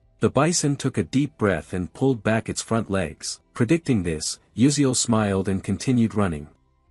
Very good, just as I expected. The way to handle 5 mid-level monsters at once was to create a special atmosphere, making them enemies of each other. The match grew increasingly intense and dramatic. Witnessing this, all the students in the stands were wide-eyed and open-mouthed. In front of them, 5 monsters were fighting amongst themselves. They muttered, "Oh my god, what is happening? I can no longer believe my own eyes. Are they really tearing each other apart?" Seeing the plan succeed, Uziel smiled victoriously. Just as predicted, the plan to make them hostile and slaughter each other has been successful, or in other words, this is the strategy of using others' hands to kill, a dirty trick often used, exploiting the power of others to eliminate opponents without getting involved. Uziel continued explaining. The professional gamers of Ether World once racked their brains wondering how a bunch of newbies could deal with a pack of powerful monsters. After countless experiments, they found a solution by exploiting the characteristics and attributes of the monsters. He analyzed, first, when I attack and wound the toxic frog Heimer Raiden, it emits a red light. This light stimulates the berserk attack instinct of the black sand bison. Then the bison sprays sand around as it moves. When the sand sticks to the Nami slime, it feels uncomfortable, producing a massive amount of water to keep moist. He smiled, "Well done, the plan is still on track thanks to the barrier on the simulator pedestal. The water level rises very quickly." As if remembering something, Uziel looked at the carden bird and gave a sly smile. "Next is your turn." He continued explaining, a special trait of the carden bird is that when it senses moisture, it emits a piercing scream spanning over 7 octaves. When the water rises, it gets irritated and screams. The scream stimulates the falling monsters, the sound-sensitive species, driving them insane and causing them to attack enemies. Just as predicted, the shout caused the falling monster to rush in and punch and kick the carden bird. A supersonic kick distorted the carden bird's face, sending it backward into Nami slime. Nami slime was angry, and splashed water into the carden bird's face. Everyone thought it would counterattack, but it didn't. The carden bird stared at the falling monster with eyes full of murderous intent. The falling monster glared back as if to say, "There's a lot of blood here, if you like it then come at me." The two charged at each other and fought hundreds of rounds. Other monsters also began searching for opponents and attacking one another. In the stands, scholars and professors were surprised. One scholar exclaimed, "It's unbelievable that the student named Uziel knows all the characteristics and weaknesses of the 5 monsters like this. Even I, a scholar specialized in monster studies, hadn't thought of this plan. They are reckless and thoughtless but admirable." A female professor spoke up, "I agree, they are reckless and crazy. But what surprises me is Izel's concentration." The girl maintained the mana flow steadily while the monsters fiercely fought, truly extraordinary. She certainly poured her heart and trust into her knight. On the simulation stage, the monsters still enthusiastically attacked each other, no longer paying attention to anyone. Sand swirled, water rose, the red light grew brighter. Amidst the chaos, Uziel perfectly fulfilled the role of the knight. The knight is responsible for protecting and suppressing the enemy until the mage finishes preparing magic. Whenever a monster blindly attacked Acel, Uziel immediately blinked over, using a sharp sword blade to slash at the ankle, causing it to fall backward. As the carden bird just stood up, it was attacked by other monsters and couldn't stay alert. Uziel realized the danger when his attack enraged the monsters. He quickly returned to his position and continued his work as a knight. Suddenly, his sixth sense signaled danger, and Uziel widened his eyes. He saw a huge boulder hurtling toward Acel, who was still in a state of mana resonance and unable to move. Without hesitation, Uziel blinked over to protect her with skillful precision. He slashed the boulder into 2 pieces. The demon Yuziang chuckled and said, "Hey Princess Baiyan,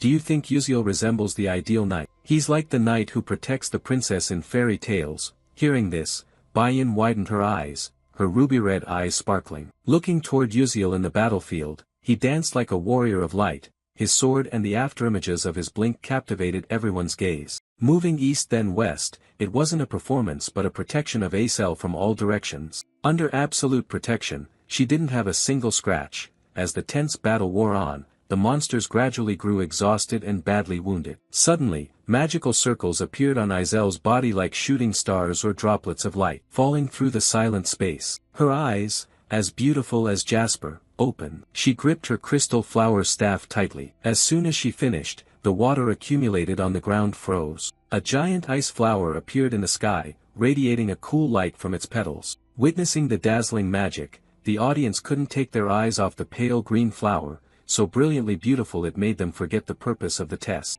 Wondering if any artwork could be more exquisite. No one evaluated the magic of the students anymore, they only admired the magic of a true sorcerer. Izel's magic was simple but on a different level, unmatched by any other sorcerer. Time passed, water rose to the monsters' bodies, frozen by Izel's magic into ice, leaving them motionless. Though exhausted from the chaotic battle, they couldn't break the ice immediately, but who knew they would soon shatter it and attack frantically. Thinking this, Acel cast shattering magic. The radiant flower shattered into pieces, turning into thousands of sharp ice spears like giant javelins. Piercing through the bodies of 5 monsters, their skin was ripped, frozen, and necrotized. When they tried to move, the wounds attached to their flesh made them howl in pain. The audience whispered, "What now?"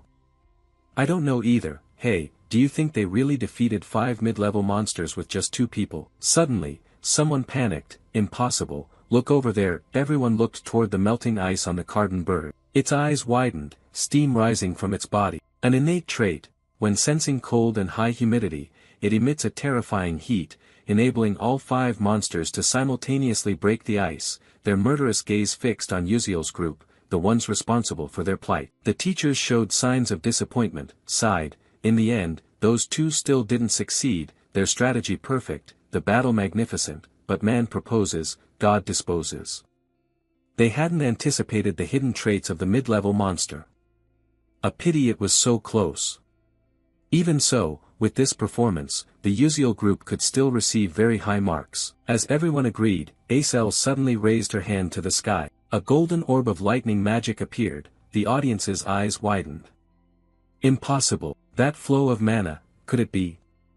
Without hesitation, Acel declared, "The thunder god descends." Immediately, tens of thousands of electrical currents exploded, transforming into countless lightning bolts that surged into the bodies of the 5 monsters, causing them to roar in pain as the electricity ravaged their insides. Witnessing the combined magic of lightning and ice that she created, Acel was stunned by the magnificent sight. Her eyes showed disbelief. Is this really my magic? So it turns out I can do it too. Just as he said, memories flooded back. She recalled the first time she heard the crazy plan from Uziel. She was shocked and asked, "Are you crazy?"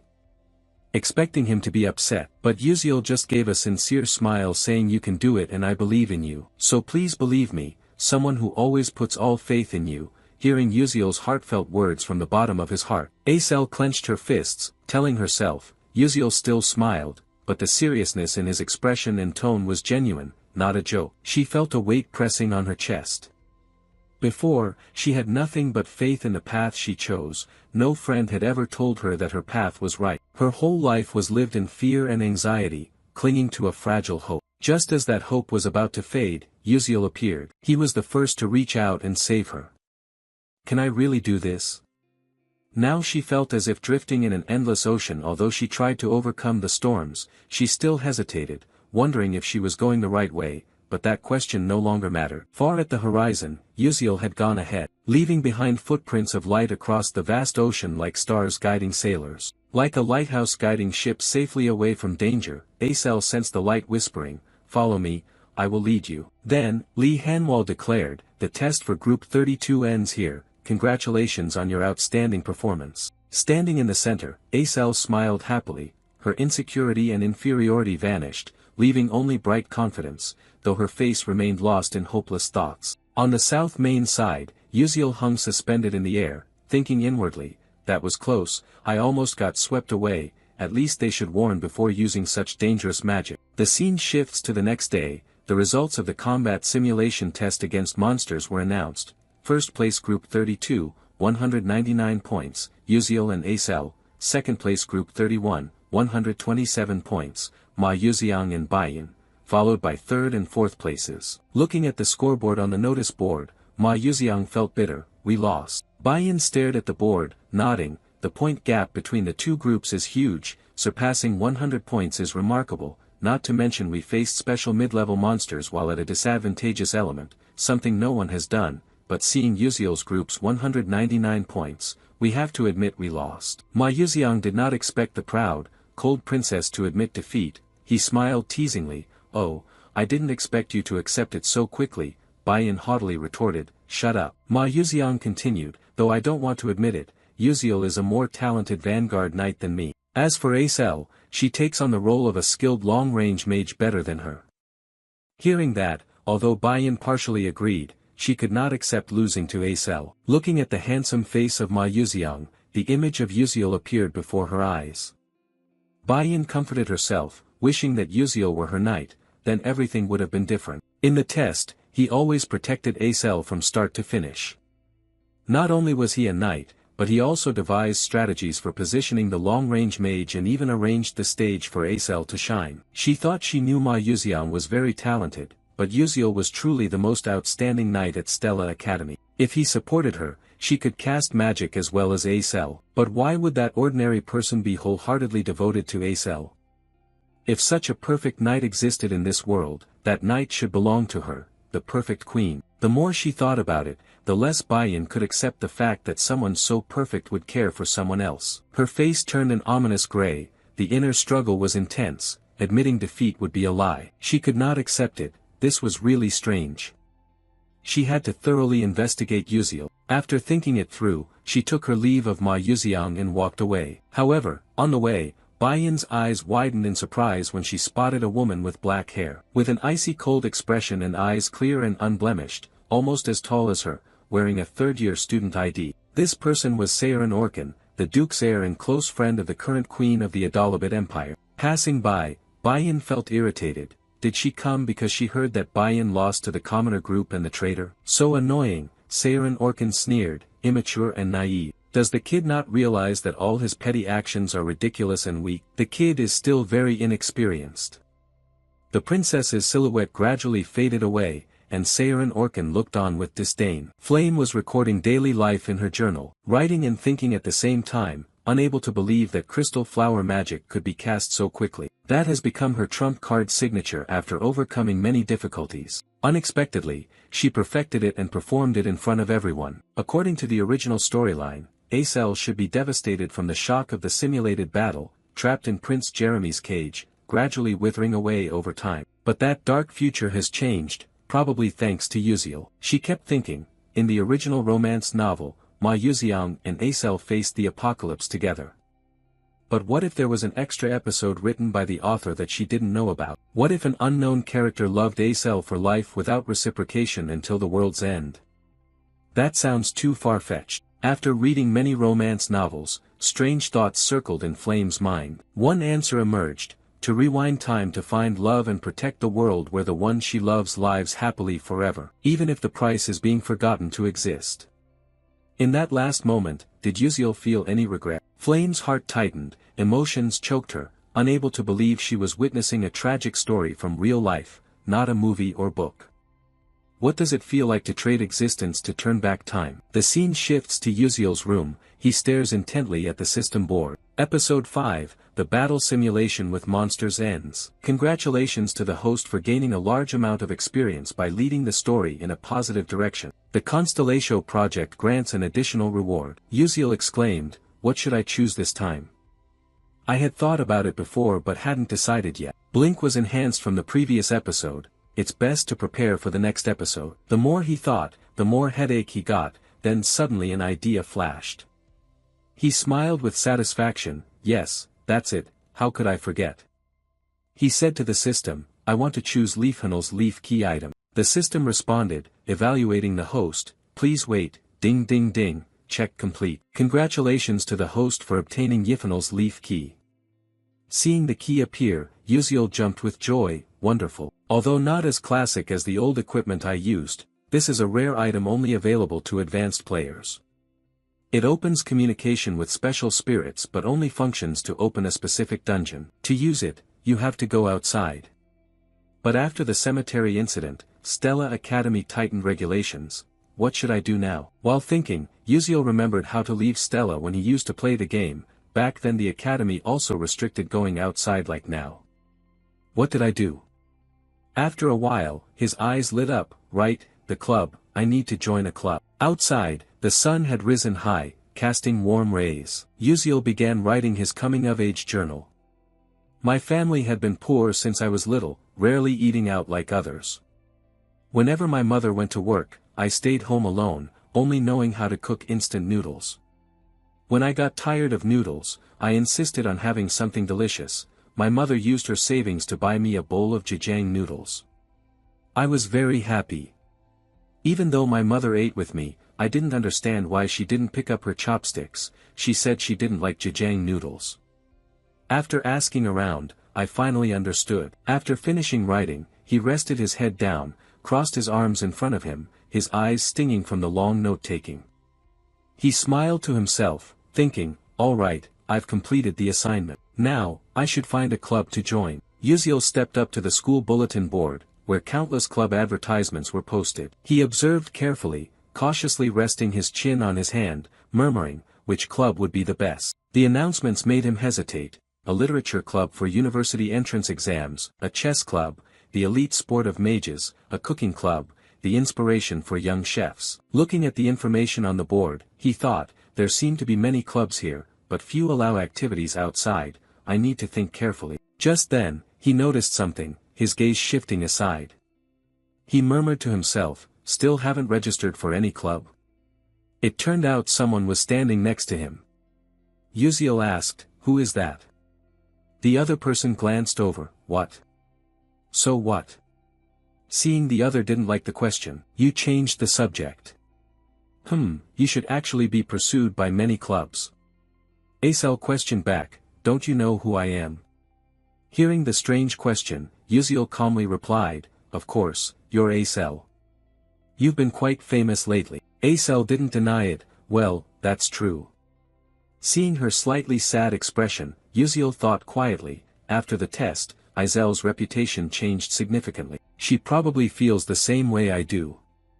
Wait for you to choose. Acel closed her eyes, looking like Yuziel when he first arrived here. You have to choose your club carefully. Suddenly from afar, Ma Yuziang approached, patting Yuziel on the shoulder, smiling, so you're Yuziel. The friendly appearance surprised Yuziel. He thought, Ma Yuziang. Yeah, why is he? Yuziel brushed his hand away, alright, let go first. But Ma Yuziang kept smiling, you're amazing, I've seen your test results. I heard you even commanded the lower soul mages, that's impressive. Yuziel was puzzled. Well, it was just luck. As expected, Ma Yuziang looked at him intently. Sure enough, you're very different. Ma Yuziang's cold expression transformed 180 degrees. Yuziel swallowed in surprise, stammering, you know, I'm just a commoner, always having to think of ways to do better than others.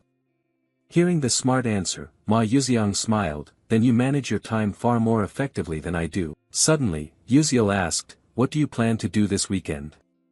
Ma Yuziang was surprised, me? Then he answered briefly, study. Both of them were stunned. Yuziel smiled. I asked casually, and he answered casually too. Thanks. Ma Yuziang waved his hand, want more? I'm really studying and practicing as well.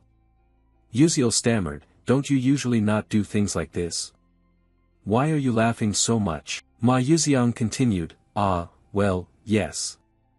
Lately, I've liked doing this, don't know why. One person laughs easily, another is suspicious. Yuziel thought that his gaze was always handsome, so he should be a bit more normal. Ma Yuziang went on, practice comes later, what's the reason this time? Acel suddenly spoke up, it's about practicing the dungeon, right? Ma Yuziang added, yes. If you hadn't interfered then, miss, I might have been in danger. Hearing that, Acel got angry, don't call me miss. Yuziel summarized the situation, right. In the original story, Ma Yuxiang cooperates with Flame and easily defeats He Wenriang. But this time, because I intervened, Flame got stuck where I was. Ma Yuxiang had to face He Wenriang alone. Could that be the reason why He Wenriang is acting strangely? Anyway, everything is still good. Thanks to that, both will train themselves, which is completely different from me. Their growth will certainly bring a positive outcome. Ma Yuxiang returned to the main topic. Hey Yuziel, you still haven't joined any club, have you? It's been a long time since you enrolled. His tone was a bit abrupt, because I've been busy. Ma Yuxiang smiled as if offering a tonic, pointing at himself, then join the club with me. Yuziel looked away. Let's see. If you meet my requirements, I'll consider it. Ma Yuxiang asked, what kind of club do you want? Yuziel began a speech. It must be quiet, few people, no private gatherings, with the 4 major insurances, lunch includes cheese and pork chop, free to operate outside, respect individual activities, allowed to go outside. Acel was confused. What club in the world is like that? Yuziel knew well, smiled, of course there isn't such a thing, I was just kidding. Ma Yuxiang suddenly said, that's interesting. If I create a club like that, would you join? The two of them stared blankly for a few seconds. Yuziel asked back, trying to stay calm, can you really establish a club allowed to go outside specially? Ma Yuxiang smiled brightly and confidently, yes, I definitely can. In Yuziel's mind, he calculated, that's right, Ma Yuxiang has broad connections linked with the hidden powerful factions in Stella Academy, although scary, they would be useful, freedom to operate outside school, health insurance, enjoy beef chop daily, no unreasonable restrictions. But he thought further, there's no free meal in this world, Ma Yuxiang and I aren't close. Even if I show genius-level game knowledge, is that enough for him to create a dream club for me? Serious attitude, great idea, but what benefit does he get by making this club for me? Ma Yuxiang's eyes flickered as he looked at Yuziel like a precious gem. Of course, you're very special. Yuziel thought, what exactly does he know? Then suddenly remembered one big problem of Ma Yuxiang, extreme loneliness. With no other way, Yuziel nodded. All right, you start the club. Ma Yuxiang said excitedly. Really? Yuziel replied calmly, yeah. But you have to let her join too. He pulled Acel in, surprising her. Huh, me too. Seeing the plan was on the right track, Yuziel was smug. In the original story, these two were a perfect match. If they had Acel, she could take care of Ma Yuxiang's spirit. He's like a pufferfish that would either die or go mad if he left the water. I don't rely on Flame because she's always with He Wenriang. Ma Yuxiang was happy, having Yuziel nearby was good enough, and adding the beautiful Miss Acel was welcomed. Acel was annoyed and said, don't call me miss, it's irritating. Hearing this cat and dog conversation, Yuziel wondered whether this decision was right or wrong. Ma Yuxiang asked further, so what's the club's name? Yuziel had it ready. Leave it to me. A moment later, the application appeared before everyone. The club establishment form, club name, culinary club, President Yuziel, members Ma Yuxiang and Acel. Purpose, to explore cuisines around the world. Acel was hesitant, is this okay? To reach the special activity seal rank, they need at least 1 faculty advisor and 5 members. Ma Yuxiang's mouth twitched in a smile like a savior. Leave the members and the seal to me. But finding a faculty advisor is what I find difficult. Yuziel turned to him, how did you get special permission to go out but still find a professor difficult? Ma Yuxiang smirked, it's nothing. That smile gave Yuziel chills down his spine. Seeing everything settled, Ma Yuxiang took the paper. Okay, I'll go ask for the seal for the club registration form. Yuziel replied, yes, I rely on you for everything. Watching Ma Yuxiang's back gradually disappear, Yuziel thought the special activity seal wasn't something just anyone could get. If they stamped it for him, they must be one of them. Cut to the main tower number 1, the office of Vice Principal Stella. He was enjoying his porcelain tea when the door opened. His expression changed as Ma Yuxiang stepped in. Seeing the face of the endlessly charming prince, the Vice Principal smiled respectfully. Oh my, what breeze has brought you here? Welcome young Master Ma Yuxiang. Noticing the flattery, Ma Yuxiang smiled warmly, yes, it's been a long time since I saw you. Ma Yuxiang plopped down into the vice principal's chair, crossed his arms with a satisfied smile. Oh, your seat is more comfortable than I thought, I like it already. Haha. At the arrogant words, the vice principal only gave a faint smile and bowed respectfully. Thank God, young master, it is an honor that you like it. I'm truly glad to see you grown like this. Ma Yuxiang responded indifferently, is that so? Life at Stella Academy is great, I meet many interesting friends.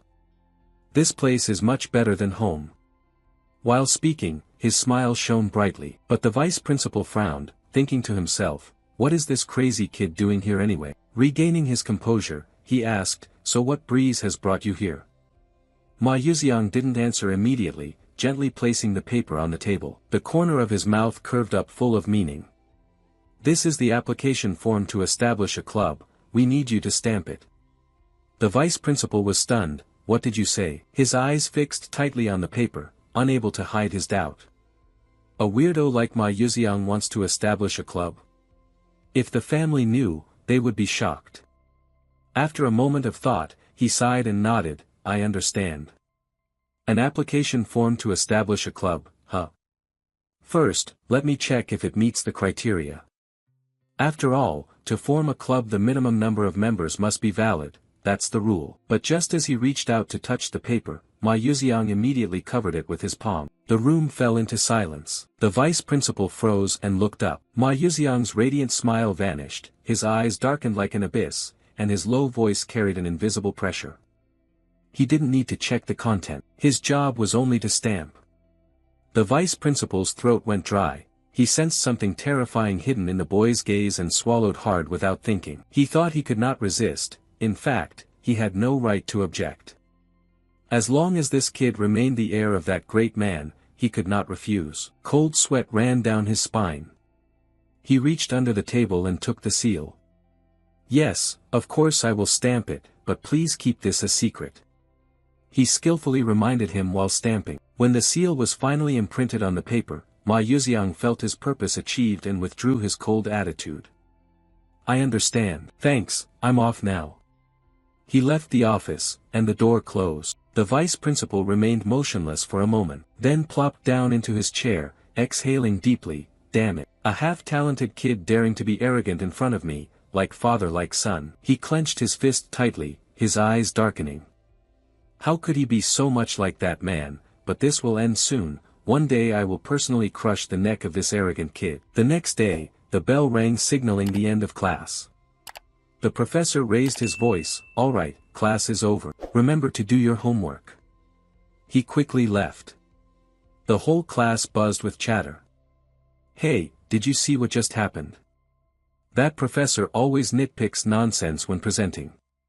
Exactly, especially towards ordinary students, he nitpicks even more. After tidying up their books, the students left one by one, only Jackie remained standing there, staring intently at the presentation sheet in his hands, overwhelmed with regret. Damn it, I could have made a better impression, but I ruined everything just because I was worried. Flame saw that Jackie hadn't left yet and, sensing her regret, comforted him with a smile.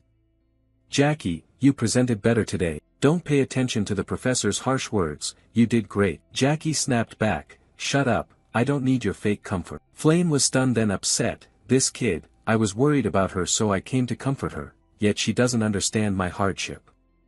Suddenly, a voice from behind spoke up, it's true though. Flame startled and shouted loudly, can you stop appearing suddenly like that? You scared me. She crossed her arms and frowned, do you have something you want me to help with? Uziel awkwardly scratched his head, it's nothing big, do you have any close relationship with a professor? I'm planning to form a club and need to find a free professor to be an advisor. Can you help? Flame raised an eyebrow. Why don't you do it yourself? Uziel sighed, it seems professors really dislike me, so it's better not to ask directly. Flame was speechless and then laughed. Haha, obviously. With your attitude all this time, arguing with professors during class, sleeping in class, even cheating, you're lucky you haven't been expelled yet. Uziel cleared his throat and looked away. Ahem, no need to say everything. Flame closed her eyes and thought, being a club advisor is quite troublesome. It's not easy to find a professor willing to do it. Suddenly she remembered. You're close with Professor Mai Zentiren's assistant, right? I saw you often visit her lab. Uziel raised his eyebrows. Yes, that's right, why not ask her? Flame crossed her arms and looked at him like he was an idiot. Are you stupid? This is Stella Academy, assistants can also serve as advisors. Uziel gaped. He couldn't believe he had been running around everywhere without realizing the easiest path was right in front of him. Playing the game in storyline mode, he never noticed this detail. As he walked, he considered the proposal, but when he approached the laboratory, Uziel froze. Professor Mai Zentiren stepped out, holding a blank sheet of paper. Smiling slyly, her sharp eyes hiding something unpredictable. Uziel squinted at her back as she disappeared, suspicious. Why was she here? Without hesitation, he pushed the door open and stepped inside cheerfully. I'm here. But the smile faded. In the middle of the room, Altarisha looked miserable, wiping away tears, flustered. Uziel, you're here already. Uziel stepped forward worriedly, speaking softly. What happened? Altarisha sobbed, trying to explain. It's like this. Seeing her evasive eyes, Uziel knew she was lying. He spoke sternly. Teaching assistant, you didn't prepare your research in advance, did you? Altarisha clenched her fists tightly, smiling wryly. Well, about that, I already gave it to Professor Mai Zentiren, you know. The alchemy seminar is coming up, the professor said he would present on my behalf. Her eyes gleamed with hope. It's great, my research will be presented before the world's top alchemists. But Uziel interrupted angrily. I get it. Altarisha, your research has just been completely stolen. Is your name even on it? Altarisha froze, hesitated, then forced a bitter laugh. Haha, it's okay, it's also an experience, alchemy is like that. It's not just me whose were taken, everyone goes through the bitter reality and acceptance. Uziel was upset. Is this how they endure to become alchemists? You think even though Mai Zentiren is about to solve the formula, I want Altarisha to complete it herself first. Seeing her research stolen, I can't just sit idly by. Uziel asked, teaching assistant, besides that, what other research are you working on? Altarisha was surprised. We're tackling the research together. I mean the technique of random digital interference combined with Qigong. She sighed. That technique has existed for 300 years, and no one has solved it yet. I tried following your unique idea, but it still wasn't effective. Uziel smiled confidently. If we can solve it, this research will make a breakthrough. Actually, I've already solved that part. Altarisha's eyes widened, her pupils constricted in shock. What did you say? You really solved it? Uziel nodded firmly. Yes, let me present it. Although she didn't fully understand how it worked, he wrote the enhancement formula on the board. Altarisha looked closely, her eyes flashing images of techniques and alchemical formulas. She gasped when Uziel finished writing, looking straight at her with confidence. But if it were you, definitely it would be different. Altarisha muttered and stepped closer. She meant that if the dispersion ratio and reflection were added to the formula, combined with the Panusan flow and the Trini coefficient, she was completely absorbed, forgetting Uziel's presence. He was secretly amazed at Altarisha's insane focus.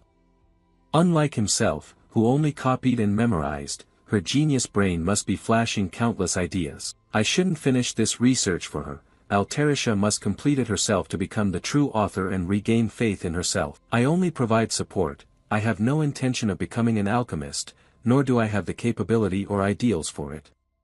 But Altarisha is different. She is a genius who can change the future of humanity. Uziel quietly left the room, closing the door without a sound. His role ends here. For the rest, he trusts Altarisha's talent and waits. Some time later, thanks to the help of Altarisha's assistant and the mage Uziel successfully established a culinary club. As the team leader, he requested permission to go outside and arrived here through the blink gate. Although the process caused some joint pain and the professor repeatedly questioned him, thanks to prior preparation, he was lucky to pass the test and was granted easy travel permission, as long as he did not cause trouble. Along the way, Uziel couldn't help but be enchanted by the poetic scenery. A giant tree, the third world tree, rose high into the clouds, with thousands of branches and leaves spreading wide like an umbrella covering the vast garden below. The characteristic green aura of the world tree, also known as Nam Hoa Lin Yuyan, gently enveloped all things, bringing a sense of peace and happiness. The garden around it is called the Dream Garden. Anyone can enter to pick fruit and enjoy it. Viewed from above, the scene looks like something from a fairy tale, making this place a famous resort spot and even an unmissable photo location in the game. Yuziel exclaimed, "Wow, the in-game graphics are nothing compared to the beautiful scenery before his eyes." Just then, a beautiful young woman with pointed ears and snow-white skin stepped forward. Seeing the Stella Academy insignia on her uniform, she smiled warmly and welcomed the mage from Stella. "We warmly welcome human mages here." Yuziel smiled in response, "I am very glad to meet such a lovely lady." Another passerby greeted enthusiastically, "May your sincerity reach Mother Earth." Yuziel nodded sincerely. "Yes, I express my gratitude to Mother Earth and the World Tree for granting this beautiful garden." They greeted him with the elven salutation he remembered from the Codex of Knowledge. He thought to himself that he had heard how long ago the Altman and Eltruan saved them from the burning and collapse of the Second World Tree. Perhaps it was true, since many elves recognized the Stella uniform and were very friendly. But in reality, few mages master offensive magic, and the test to become a magic knight is extremely difficult, so those holding that title are rare. By the way, many elves have captivating appearances, which Yuziel admired as he walked down the street. However, not all elves are stunning at first glance. It's just that the proportion of outstanding appearances in the elf race is higher than in humans. There are still ordinary elves. Among them, Siren, the elf king, stood out the most with a goddess-like beauty that stole the hearts of countless people. She is the character with the largest fanbase in the game and also one of Yuziel's favorites. He thought that elf kind was born without gender. Only when experiencing true love does one's gender change according to the person they love. Hoa Siren was born with the appearance of a beautiful woman but had never loved anyone, so according to the game's setup, she had no gender. Later rescued by Flame, she fell for him and chose to become male to stand by the one she loved. Seriously, what a boss, no idea who the hell wrote this storyline. No matter which content branch the player chooses, Hoa Siren never turns female, leaving male gamers both despairing and amused. Lost in memories, wandering around the world's tree outskirts, Yuziel found the mysterious labyrinth in the garden of the celestial spirit Leafhannel. He calculated that his skills had improved quite a lot. It was best to prepare for the upcoming event. He opened his inventory, took out Leafhannel's leaf-like key. Grinning, fortunately he could use it earlier than expected. He inserted the key into the rotary lock, but a message popped up. "If you open this gate, other owners of the key may be alerted." Yuziel flinched slightly. He'd seen this warning in the game before. The key in the game had a similar message, but many were disappointed as no special event occurred. He thought, forget her, at this point what else could possibly happen? Yuziel decisively turned the key, and in an instant, the gate leading to the Garden of Celestial Spirits opened. Meanwhile, at the cradle of the Celestial Spirit Wood, where the Elf Kingdom rests atop the highest peak of the Taisaw mountain range, a magnificent yet desolate castle stood tall. Though in ruins, it strangely harmonized with the majestic nature around it. At first glance, one might mistake it for a tree amidst the vast forest. At the top of the castle, the bedroom was engulfed in darkness, with only a faint light filtering through the window slit, arousing curiosity. Could it be that sunlight never reached here? Stimulated by the light, a slender woman rose from bed, slowly walked to the window, her snow-white hair cascading like snow blossoms over the ice cypress mountain range. Gazing at the breathtaking natural scenery, her golden eyes widened, sparkling like gold, radiating brilliantly. Anyone who looked at her would lose their sanity, captivated by a beauty beyond the endurance of any sentient being. She was the fairy queen Hoa Siren, often excessively sleepy early in the morning. Even when awake, she would quietly sit by the window, watching the birds freely soaring, a feeling of unease rising within her. She didn't know when she would ever be like them, free to spread her wings. But she could not leave here, she felt truly envious. Suddenly, a strange sensation from her chest startled Hoa Siren. She raised her hand to her head, frowned, as if someone had stepped into the secret garden, the resting place of the 1,000-year-old divine Leafhannel. Hoa Siren couldn't believe it. That was a forbidden area, no one was allowed in, so who dared to trespass? Putting aside the matter of where that person got the lost key, she was curious about the identity of the one using it, and decided to go there herself. even though she knew she couldn't leave the room. At that very moment, her heart tightened, pain like hundreds of needles piercing her made her stagger. She had endured for decades without revealing her face, unable to act recklessly, fearing that a slip of the tongue might trigger a curse causing someone to go mad. She clenched her hands tightly, controlling her emotions, telling herself to wait a little longer. The World Tree's birthday was coming, and as the fairy queen, she had to appear before all the people. Then she would investigate who that person was. After making up her mind, Hoa Siren continued gazing out the window, sunlight caressing her face. Many reasons kept her living in this dark, secluded place. Whether sleeping or going about her daily life, she always feared someone might accidentally see her flawless, captivating profile. Turning back, Uziel had just stepped into the dungeon when a strong fragrance suddenly hit his nose, causing him to uncontrollably sneeze repeatedly. Damn it, this damn pollen. The sound attracted plant-based monsters in the root dungeon, who rushed to attack. Uziel ran for his life but couldn't keep running forever. He stopped, determined to fight. The battle was fierce, but plant-type monsters are resilient and not easy to kill. Uziel pulled out an alchemy bomb. Fire is the weakness of wood-type monsters. This is why I chose alchemy as my secondary skill. Although I can't combine gunpowder and magic like a high-level alchemist, a level 1 fire bomb is enough to handle them.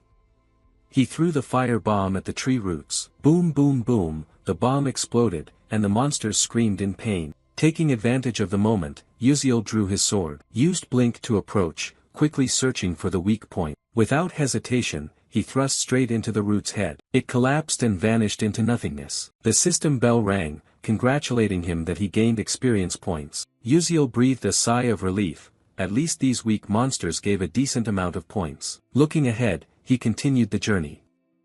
The real target of this episode was right before him. There was no time to waste. The system announced that he was entering the labyrinth's boss room. The giant wooden door closed, a gentle breeze passed by, and the scene before Uziel looked like a fairy tale painting, a magical night sky, a bright full moon more splendid than Earth's moon, enveloping an endless field of flowers. Countless stars adorned the night, making it even more poetic, the moonlight shimmering on each petal like a silver layer. Uziel took a deep breath, strengthening his resolve to step toward the center of the maze. His eyes lit up, the woman praying with folded hands on the stone pillar over there. Could it be the divine deity Iphanal, the boss of this maze? The most mysterious beings in the world are divinities, phenomena when a pure soul cultivates for 10,000 years, comprehends the truth, and evolves into a new entity. Even in the world, such existences are extremely rare. But the creature before me is not a perfect celestial spirit.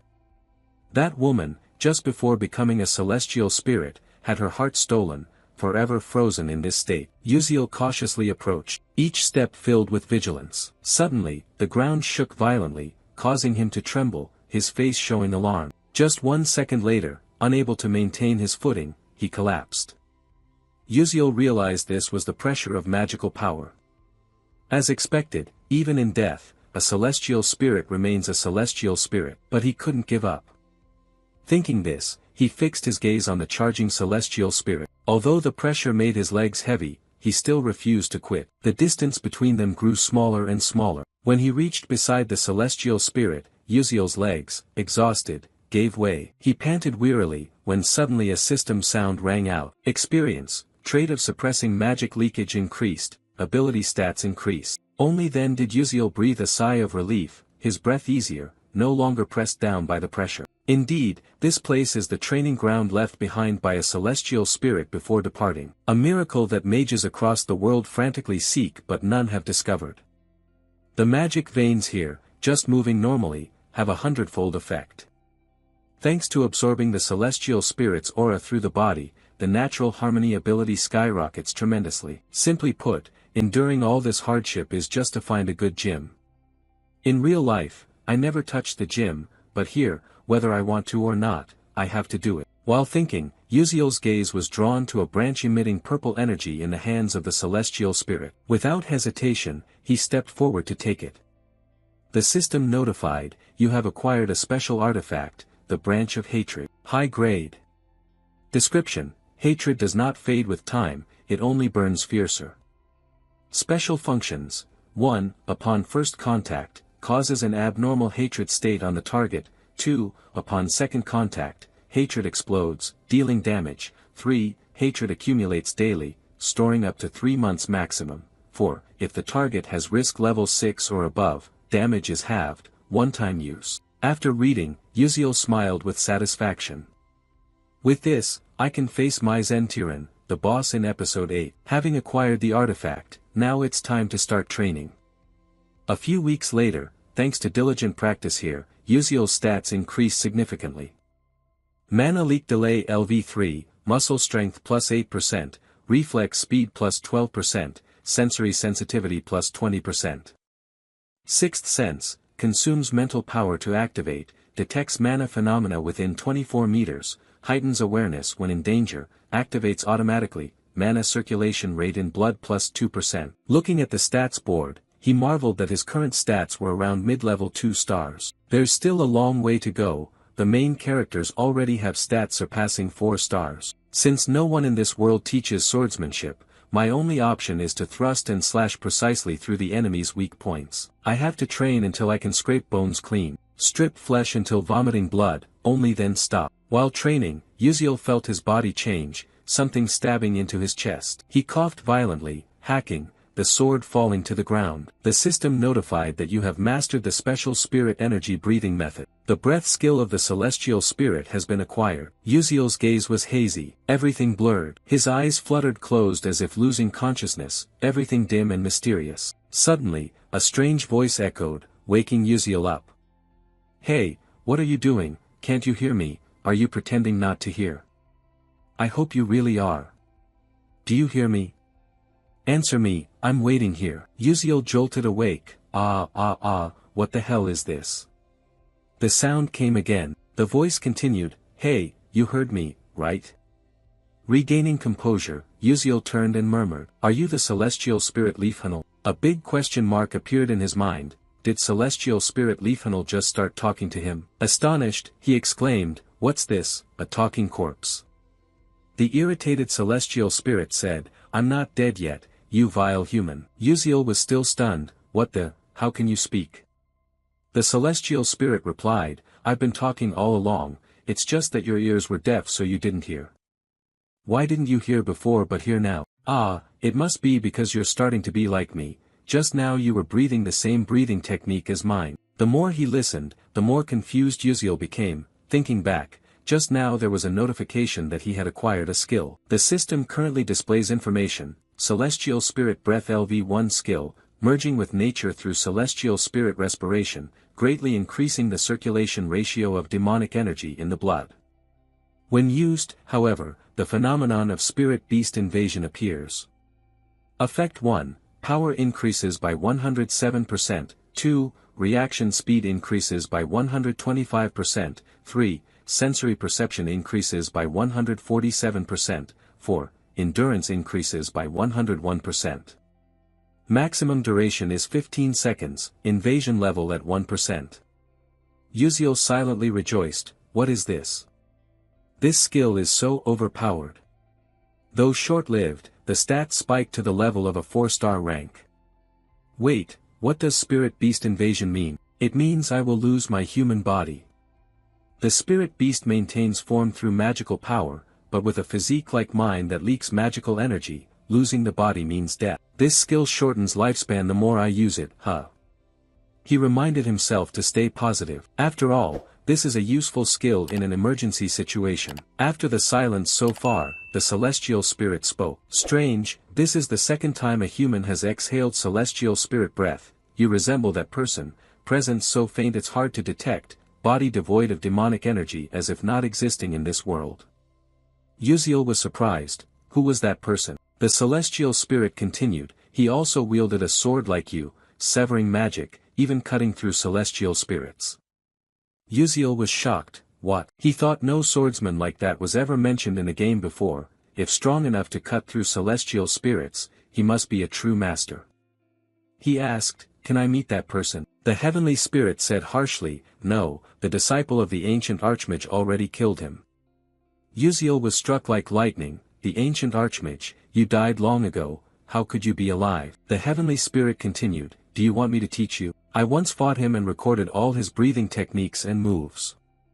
Uziel was half believing, really. The heavenly spirit added, but there's a condition, I cannot leave here, nor speak to anyone else, because I am as good as dead. Find my heart for me, help save me and bring me back to life. Just as expected, Uziel was straightforward and said, sorry. With my current power, I cannot take the heart of another heavenly spirit. After some thought, the heavenly spirit reluctantly said, it doesn't have to be a heavenly spirit's heart, just a pure heart of a divine beast.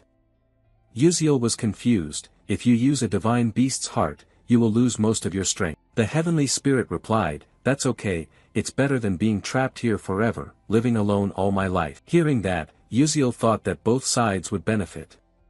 He said, if it's just an ordinary divine beast's heart, it wouldn't be impossible. I can do it. The heavenly spirit asked, really? Uziel told himself, the reason I'm cultivating here is to prepare for an upcoming summoning contract ritual, where I will meet countless divine beasts. Compared to finding a heavenly spirit's heart, this is much easier. I am confident, I will try to bring one back if I can. The heavenly spirit was delighted, thank you, I will wait. Oh, and there's something I want to give you. Uziel was surprised, what is it? The heavenly spirit said, look behind me. He asked, what is this? Celestial spirit response, Alpha's flower chain, a symbol of the bond between Leafhanel and the destined friend, no power. Uziel had never heard of this item in the game, at most it had no flame, but could be used for burning. He put the ring into his pocket but suddenly startled, wait a minute, he is a celestial spirit after all. Observing carefully, he exclaimed, a symbol of a celestial spirit? Maybe this is more useful than I thought, hee. At the same time, in Altarisha's laboratory, she was personally perfecting the formula based on Uziel's instructions. After a period of concentration, she stopped to look at the result. I've done it. No, now is not the time to be complacent. She continued to copy the formula from the board onto paper. A while later, Altarisha happily said that a new era would begin tomorrow. If Uziel knew, he would surely be very happy. In another place, the Dwarf Kingdom, the mineral capital of the Black Steel Empire, the dwarves here are extremely energetic, lively, and full of vitality. Amidst this scenery, the two main characters, Uziel and Altarisha, set foot in this strange city. Just upon arrival, Uziel beamed with a bright smile, we have arrived. Altarisha stood beside him, glanced around, nodded in confirmation, yes, indeed. Today marks the day of the Grand Academic Conference, a major event with a venue that changes annually. This year, the honor belongs to the Optical Metallurgy Academy, renowned as one of the world's top alchemy schools, located in the Kingdom of Dwarves. Since the dwarves invented material magic, this year's conference is expected to be on an extraordinary scale. Rumor has it that the greatest alchemist, while Suk Koden, the golden alchemist, will be attending. A thought flashed through Uziel's mind, accompanied by a sense of satisfaction. This is the perfect moment to present Altarisha's latest discovery. But his gaze shifted to Altarisha beside him, who spoke up, worry evident, Uziel, is this really okay? This is something that Professor has devoted half his life to researching. Uziel thought to himself, what a fool or kind soul, unable to do anything when his research is stolen, yet still speaks so nicely. Sensing her unease, he changed the atmosphere, don't worry, Altarisha. It's not like I copied Professor Myzentiran's research. I simply surpassed her. Altarisha hesitated, thank you. The two continued walking. Uziel spoke playfully as they went, then let's go in, that red carpet looks too stressful, let's take the back door. Altarisha nodded eagerly, oh, right, that's a good idea. As they stepped inside, a broadcast sound echoed, drawing the attention of the hall, welcome to all doctors, professors, and researchers of the Alchemy Society. Now, I hereby declare the opening of the 87th Golden Ratio Academic Conference. The enthusiastic voice, tinged with humor, caused several top professors to slightly raise their eyebrows. The host continued, at the opening session, we are honored to introduce a new medical invention. The sound of high heels echoed. Spotlight beams swept across as a figure walked out with great charisma, none other than Professor Myzentiran, whom Altarisha had mentioned with respect and a touch of guilt. The presenter solemnly began, please welcome Professor Myzentiran from Stella Academy to introduce the latest medical drug product. She gently stepped up to the podium, her sharp eyes scanning the audience, then projected the first slide onto the screen. Hello, I am Mai Tiran from Stella Academy. Today, I will introduce the new alpha experimental drug line from Hongduok. She paused and clicked the remote control, the screen displaying an image. First, please take a look at this. The presentation began to become lengthy and detailed, precisely in accordance with high professional standards, requiring more patience than knowledge. Everyone listened attentively, although even those of us seated below barely understood what she was saying. The terminology seemed aimed at splitting atoms, making anyone lacking patience prone to a half-awake drowsiness. After a prolonged stretch, she concluded her presentation with, "That is all for my talk." The hall seemed to awaken from hypnosis as applause rang out accompanied by dramatic nodding. A wave of chatter broke out. "Oh my, Professor Mai Tiran is truly a genius. That challenging innovation for Hongduok is absolutely fantastic." In the corner of the room, Yuziel folded his arms and observed, his sharp eyes analyzing like a grandmaster in a chess game. He thought, talking about Altarisha's thesis as if she herself created it, quite convincing, but the joke was only just beginning. There were many ways to retaliate, and now the main course was about to be served. Just as he thought, the main course was laid out. Another character stepped forward, Altarisha from Stella Academy. The atmosphere fell silent as Altarisha stepped lightly onto the stage, standing exactly where Mai Tiran had just left. She looked at the audience, took a deep breath, and began, "Hello, it's a pleasure to meet you all. I am Altarisha, an alchemist from Stella Academy," but no one paid much attention. The audience whispered like patrons at a street tea stall. "Hey, is she from the pharmaceutical company? I really loved Professor Maizen's cell regeneration extraction, absolutely fantastic." Amid the noisy waves, only Yuziel focused intently on every word Altarisha said. She hesitated slightly but continued. "The topic I am presenting today is..." At that moment, a faint smile appeared on Yuziel's lips as if he knew what was about to happen. Altarisha's next sentence silenced the hall completely. "This is a complete summary and thorough understanding of the technique using mixed variable alteration." Silence enveloped like time standing still, no chatter, no whispers. Everyone turned to look at her, eyes wide as if asking, what did she just say? No one dared to interrupt, but the atmosphere was shattered when an elderly man slammed the table and stood up, his voice sharp, "Do you know where you are standing?" The auditorium trembled, all eyes turning to Altarisha. Under the pressure, she was slightly flustered, stammering but maintaining her composure. "Yes, of course I know this is a wonderful and honored position, especially for someone like me." Her response was humble yet resolute, but the professor was relentless. "Then explain clearly what the spell you just cast means." Altarisha gently pressed her hand to her chest, calming herself. She took a deep breath, looked directly into the expectant eyes, and said, "Please understand it from the perspective of an alchemist." The auditorium erupted like a broken hornet's nest, murmurs spreading, "The incantation to transmute variables, impossible, for the principles of magic and alchemy cannot be combined." Indeed, for 3 million years, no one has resolved the contradiction between those two. A renowned professor sitting in the front row, with white hair and deep-set eyes, raised his hand to his mouth and cleared his throat to steady himself. The tense atmosphere was broken when the moderator's voice rang out like a bell to relieve the stress. "Please keep order and allow the speaker to finish."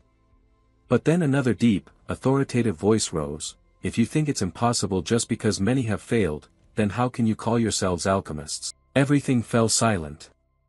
The voice belonged to the man wearing a white robe trimmed with gold, his hair softly curled with a golden sheen, a legendary golden alchemist, while Suk Koden. He smiled as he stepped forward, "I have been eagerly awaiting what you are about to present. I want to see the truth hidden within the magic that everyone has long believed impossible." He raised his hand to encourage her. "Come now, brave little girl, share your discovery with us." Altarisha stood as if petrified, a rosy blush spreading over her cheeks, her eyes shining with gratitude and emotion. She gently bowed her head and whispered, "Thank you, sir." A shout like thunder struck through the hall, leaving it utterly silent. None other than Professor Mai Tiran, his gaze as sour as if he had just tasted vinegar, gnashed his teeth as if he wanted to bite the microphone to pieces. Before Altarisha's assistant presentation began, I have a question regarding the thesis being discussed. The audience murmured. While Suk Koden tilted his head, his eyes sharp as laser beams. What do you mean? Mai Zentiran spun sharply to face Altarisha, his voice slicing through the air clearly. I suspect plagiarism. The entire hall seemed to explode with rapid whispers and chatter. Good heavens, plagiarism. The most serious accusation in academic circles. While Suk Koden burst out laughing, a laugh half amused, half as if ready to sue someone. How ridiculous, do you know what happens if you accuse plagiarism without evidence? Mai Zentiran replied, of course I know. He stepped close to Altarisha, spreading arms like performing magic. As everyone knows, the interleaving algorithm for mixed variables has 5 unsolved problems. Only when all 5 are solved can alchemy and magic harmonize. Until now, our academy has only solved 2, and even those answers are incomplete. Uziel folded his arms and listened attentively, eyes narrowing. Mai Zentiran continued proudly. But I, Professor Mai Zentiran, have solved 4 out of 5 problems, and the assistant standing here is my assistant. The auditorium buzzed with excitement. Someone whispered amidst the noise, if this thesis is indeed. Mai Zentiran raised her hand to interrupt, that's right, this thesis is definitely mine. She tilted her head with a challenging smile. Even if my assistant accidentally solved the 5th problem, so what? Mai Zentiran's gaze was like an icy dagger piercing Altarisha, sharp and cold. Her face curled into a triumphant smile. Bitter thoughts echoed in her mind, Altarisha, you insolent brat. You are a genius, I do not deny that. But so what, this will be where you end. Fool, talent means nothing if no one recognizes it.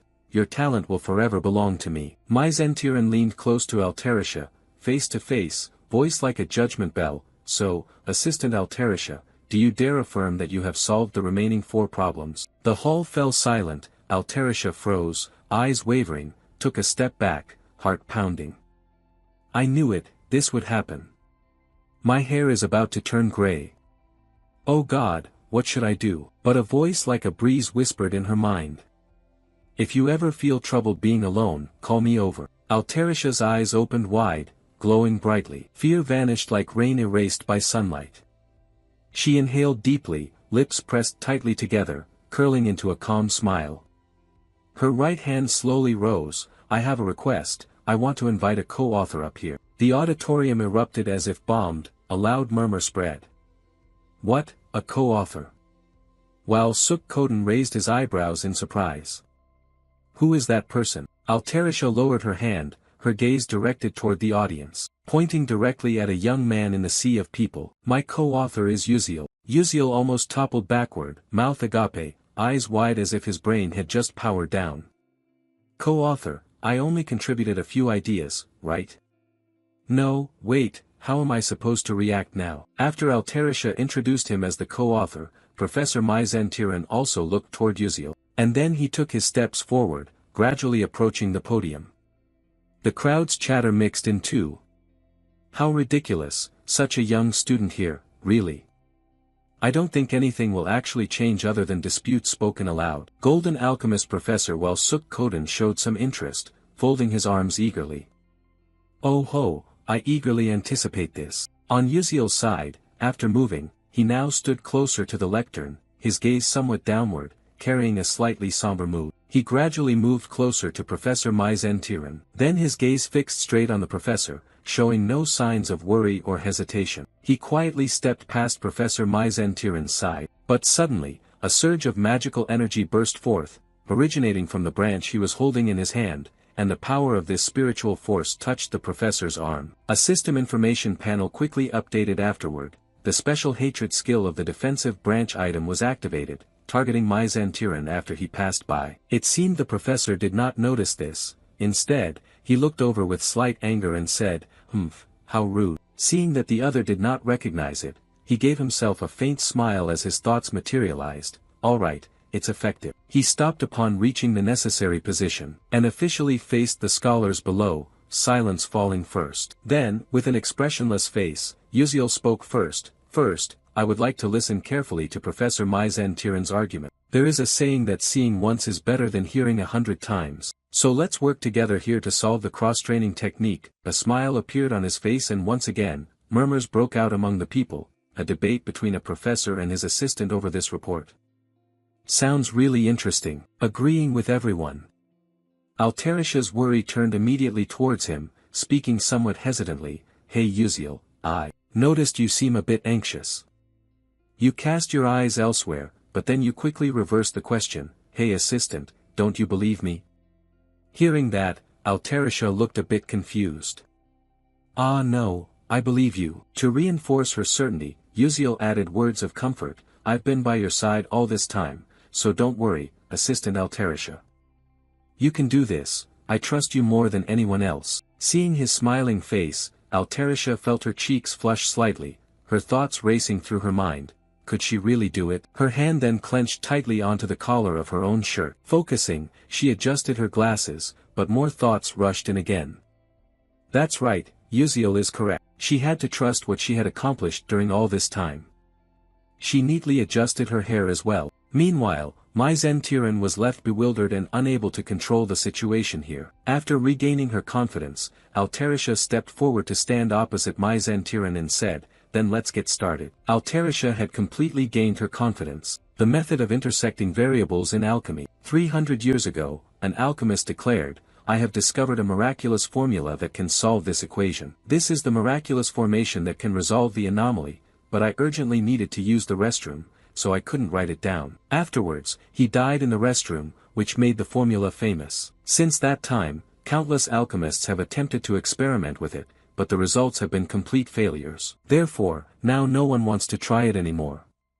For this reason, the unsolved formula has been considered impossible. But now someone claims they can solve the random blink caused by the Thoa magic force. A smoker with a cold expression commented, interesting. Information about this person also emerged later. A member of the Moon Mage Tower, Squad 13 of the Destruction Team, Captain Kane. Another girl nearby wearing similar attire yawned long. What's so interesting? Bored to death for sure. Updated info, Vice Captain Hazen Macaron. Then these two appeared here by putting themselves into stealth mode. After finishing the previous yawn, Vice Captain Hazen Macaron looked up and cast a half-glance of judgment. Is that Captain Professor really a dark mage?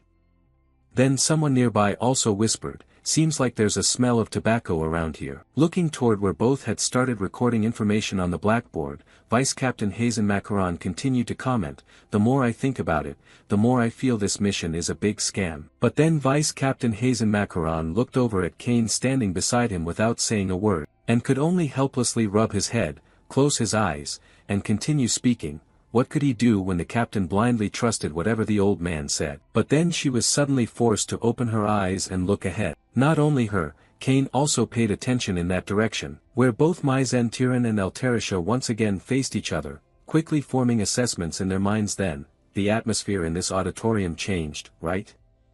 And then the host's voice rang out again, yes, just after finishing the first difficult problem solution. Moving on to the position of Professor Walsuk Koden, the golden metallurgy expert, who was currently surprised by the information written below. That was observing a continuous flow of information recorded specifically and in detail on the two blackboards. He then offered another assessment, similar yet a completely different approach. And on this side, Captain Kane also formed his own line of thought while intently watching in the same direction, yet Alterisha's explanation was simpler than Mai Zentiran's. Moreover, the final results had some differences. Below, the host's voice rang out once more, announcing the second difficult problem solution. Again, both returned to their blackboards to continue writing. Above the observation area, a few people had started to gather, and the worry mixed with surprise was clearly visible on their faces.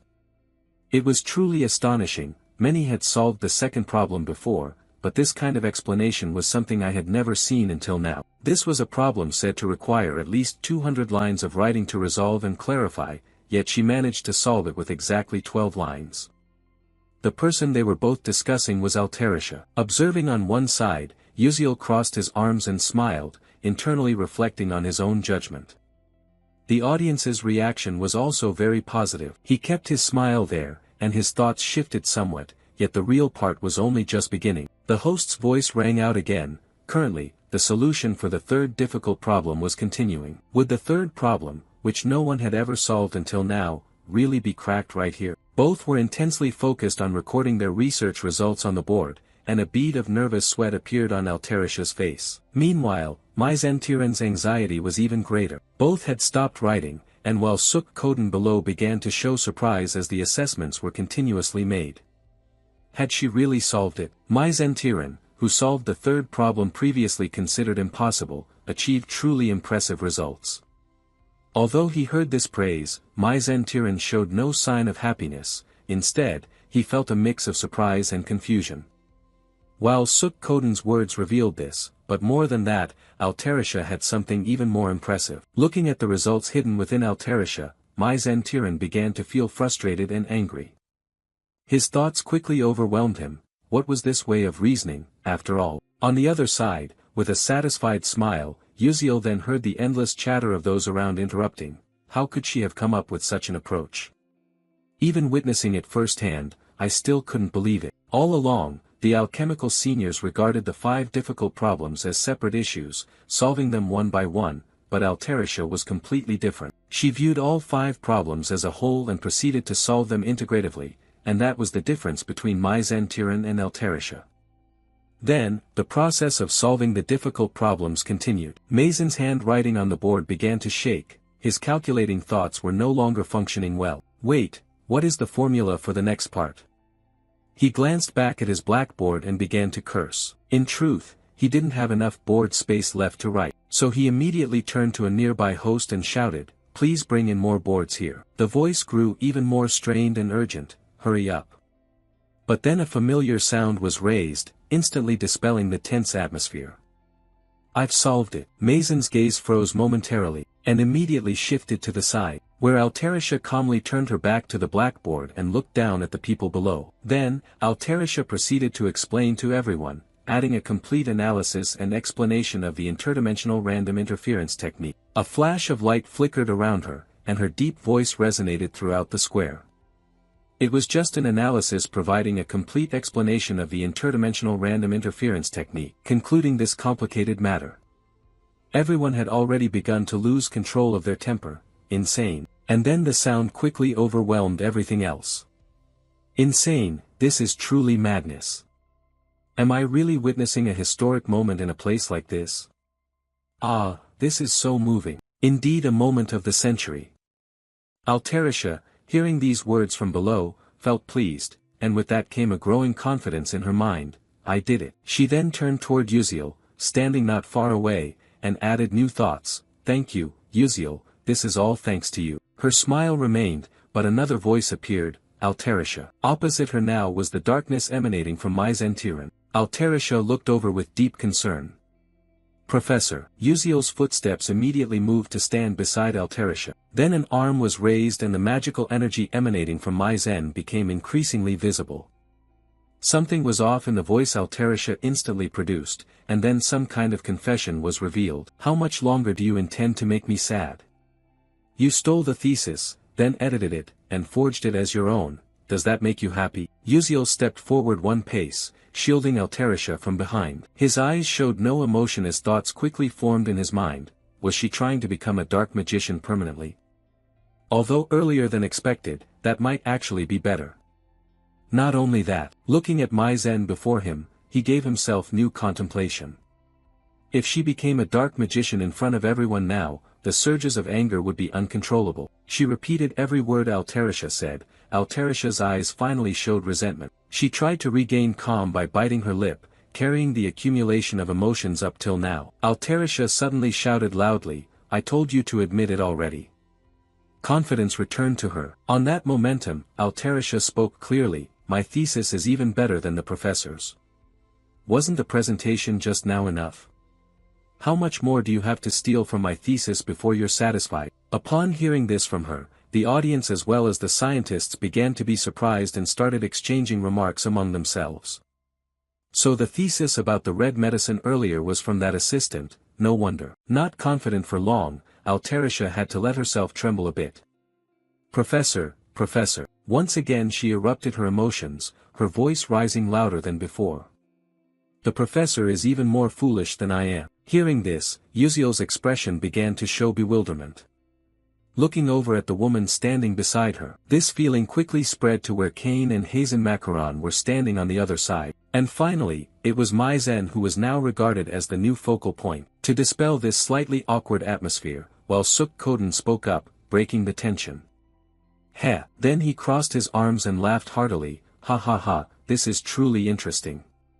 Today's symposium is really fascinating. At this moment, Mai Zen was startled and returned to reality. A dazed feeling mixed with his voice as he realized a small trace of demonic aura had been revealed.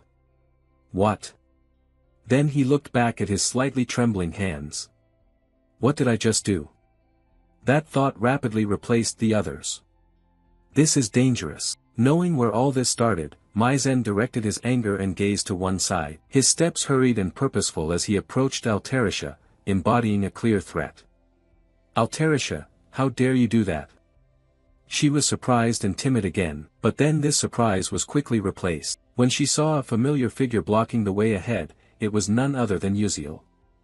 His voice sounded slowly, Professor Mai Zen, now please take another look at the situation. Following that voice, Maizen's face froze in place, and then gradually fell into a state of bewilderment, questioning life. All the while she had to endure an invisible pressure as countless glances from those below were casting unfavorable feelings toward her. The alchemists sat silently waiting for this outcome. Mai Zen then turned sideways and began to speak, no, that's not it. The climax of this was when she raised her hand to her chest and spoke in a noticeably higher pitch, that girl stole my thesis. Those below heard everything and could assess what the real situation was. While Suk Koden remained silent, take her outside. Someone quickly responded, yes. After those words, the order was executed. 2 monitoring spirits stepped forward and took Mai Zen to one side. Faced with this, Mai Zen still tried to argue, no, I said I didn't do anything wrong. Both members of Destruction Team 13 looked toward her departure, while her voice still couldn't stop, saying, let go, let me go. After the great danger and huge trouble had passed, Altarisha sat down on the spot, as if the initial burdens had been lifted. And from in front of her, a hand slowly reached out, her sparkling eyes gazing toward those familiar hands. Uziel, with a confident smile directed at her sitting there, spoke, assistant, you've worked hard today. Hearing this encouragement from him, Altarisha couldn't help but be momentarily bewildered. Then she broke into a bright smile, dispelling all her worries. The yellow light outside added a shimmering beauty to the place. Transferred to the 13th Destruction Squad of the Moon Tower, the two were now heading in the same direction. Hazen closed his eyes and spoke, but ultimately gained nothing. Hearing her say there was no beginning or end but there was a middle, Kane grasped the point and added, so if the emotions explode to that extent, there must be signs already. The sensors reacting to the dark magic's invasion show no feedback at all. Another issue was pointed out by Hazen, that makes sense, after all, the Moon Tower's spiritual sensor isn't absolute. And then a new question was raised, glancing at Uziel and Altarisha surrounded by scholars, hey, is that kid really the high school student they said was the co-author? Turning to Kane beside her, she paid some attention and assessed herself, pretty cute, isn't she? Kane, hearing this, cast a half glance back and asked, have you investigated yet? Hazen looked a bit puzzled and responded, just received news from Matra. Before coming to Stella, that kid's hometown was destroyed by dark mages, so he must be a civilian with the lowest achievements, yet somehow he entered Class S. Moreover, he studies at the world's most prestigious magic school without using magic, which is generally very strange. Today, he also requested to have his name removed from the article. Unexpectedly, there could be so much information. Captain Kane calmly looked ahead, I see, remember carefully. Then his eyes showed surprise at something. From the front, Uziel stared directly at Kane, with 1 part concentration and 9 parts expressing uncertainty. And then he decided not to pay it any mind. He looked straight ahead and smiled brightly. Standing there somewhat dazed, Captain Kane tried to ask himself, wait, our eyes just met a moment ago, but the 2 Hazen Macaron beside us looked away and didn't believe it, what? Impossible. Then he looked back at Uziel ahead, continuing to assess whether the captain's perception reduction spell along with his dark barrier could be so easily penetrated. The conclusion was that it must have been an illusion. Focusing his gaze unwaveringly ahead, Kane was stunned for a few seconds. Uziel's smile appeared as if nothing had happened after the previous intense gaze. And so Kane had nothing more to say about him. There was nothing else to do here either. After confirming that Professor Mai Zentiran showed no abnormalities, Kane took himself aside and said, "Let's go, it's over." Hazen Macaron put both hands behind his back, adding, "I'm also fed up with this boring place," and moved to a carriage marked with a distinct noble aura. Inside was the figure of someone angrily biting their nails. This person was none other than Professor Mai Zentiran. Just now, the continuous curses erupted. Damn it, if it weren't for Yuziel, I wouldn't have had to endure such humiliation. But then from in front of her, someone was sitting reading a book with eyes closed, calmly saying, "Now that things have come to this point, we have to deal with it, calm down." Mai Zentiran saw this person suddenly appear here, her voice became more dramatic. "You are Raiden." The other party immediately opened blood-red eyes revealing clear dissatisfaction.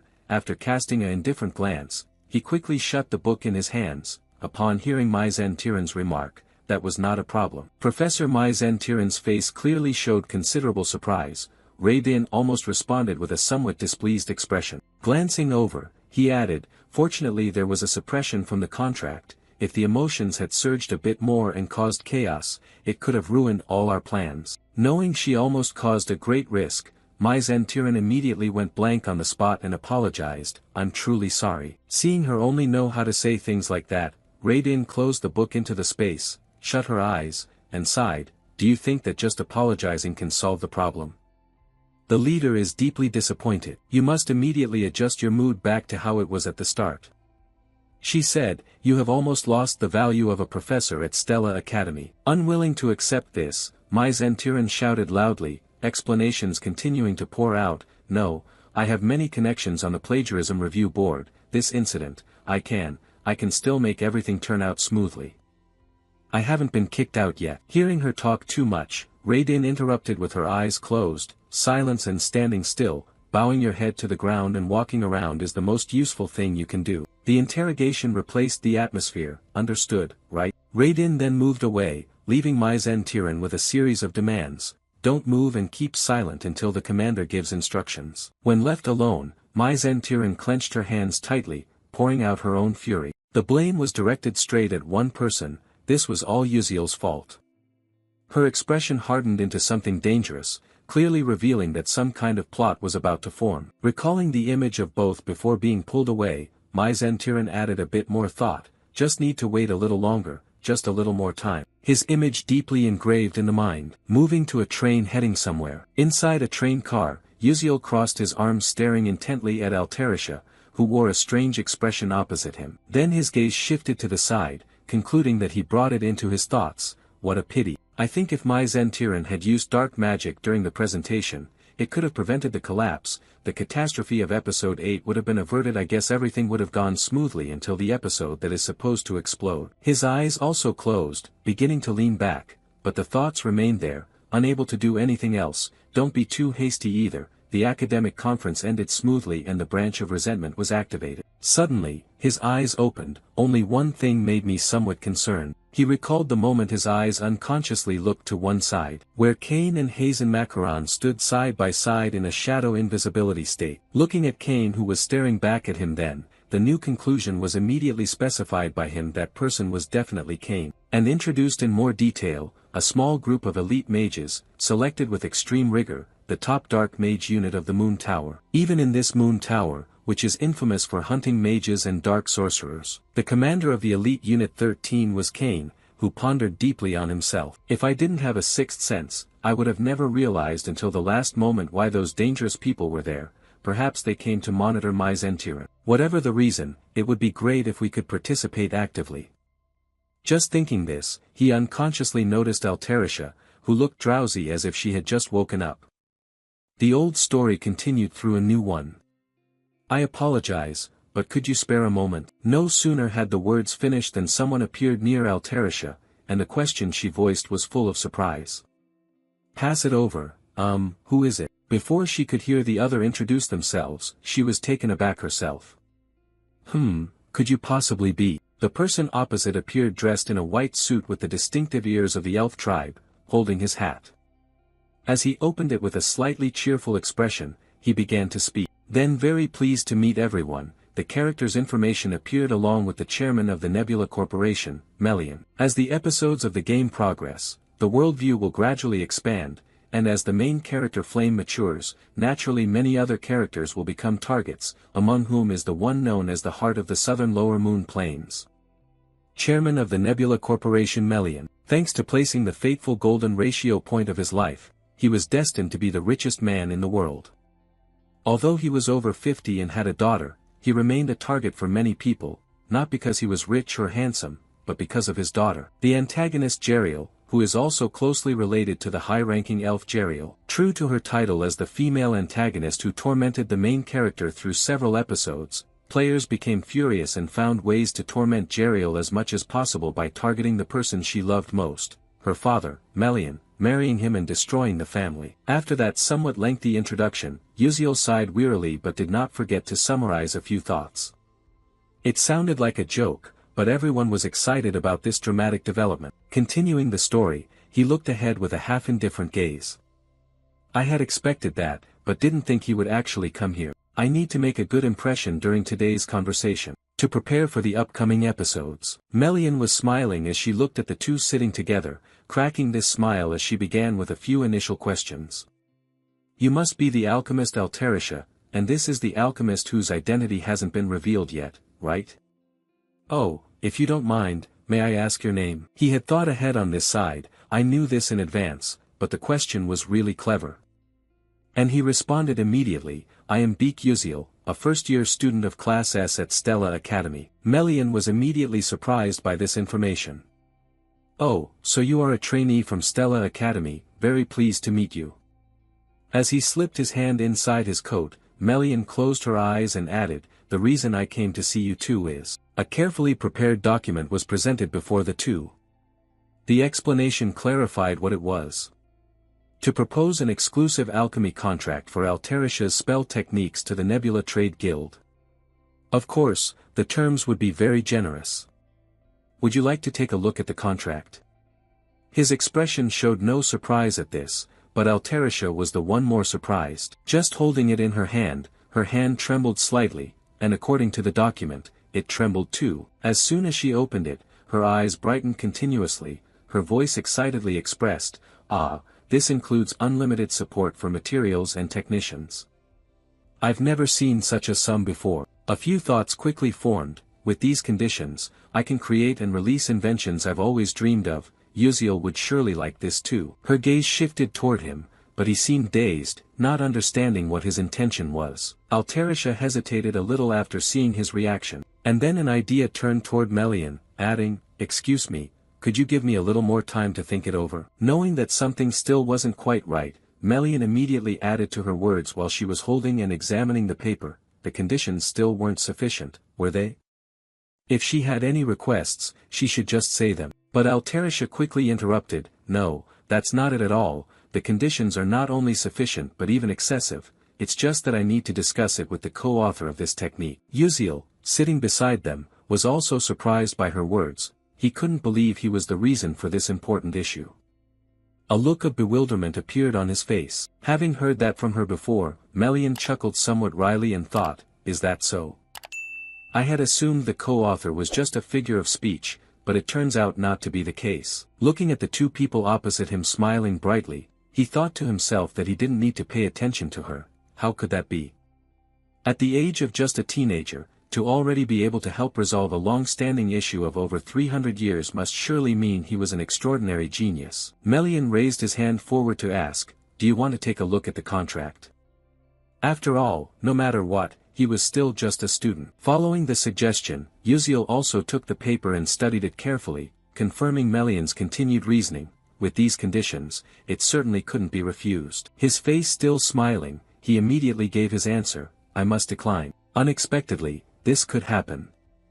Melian's expression became utterly bewildered as she looked across at the man sitting opposite, and the major doubts raised. Could you please tell me the reason? If the conditions are not satisfactory, I will immediately make corrections. He stopped speaking there, staring straight ahead. His thoughts unraveled every issue.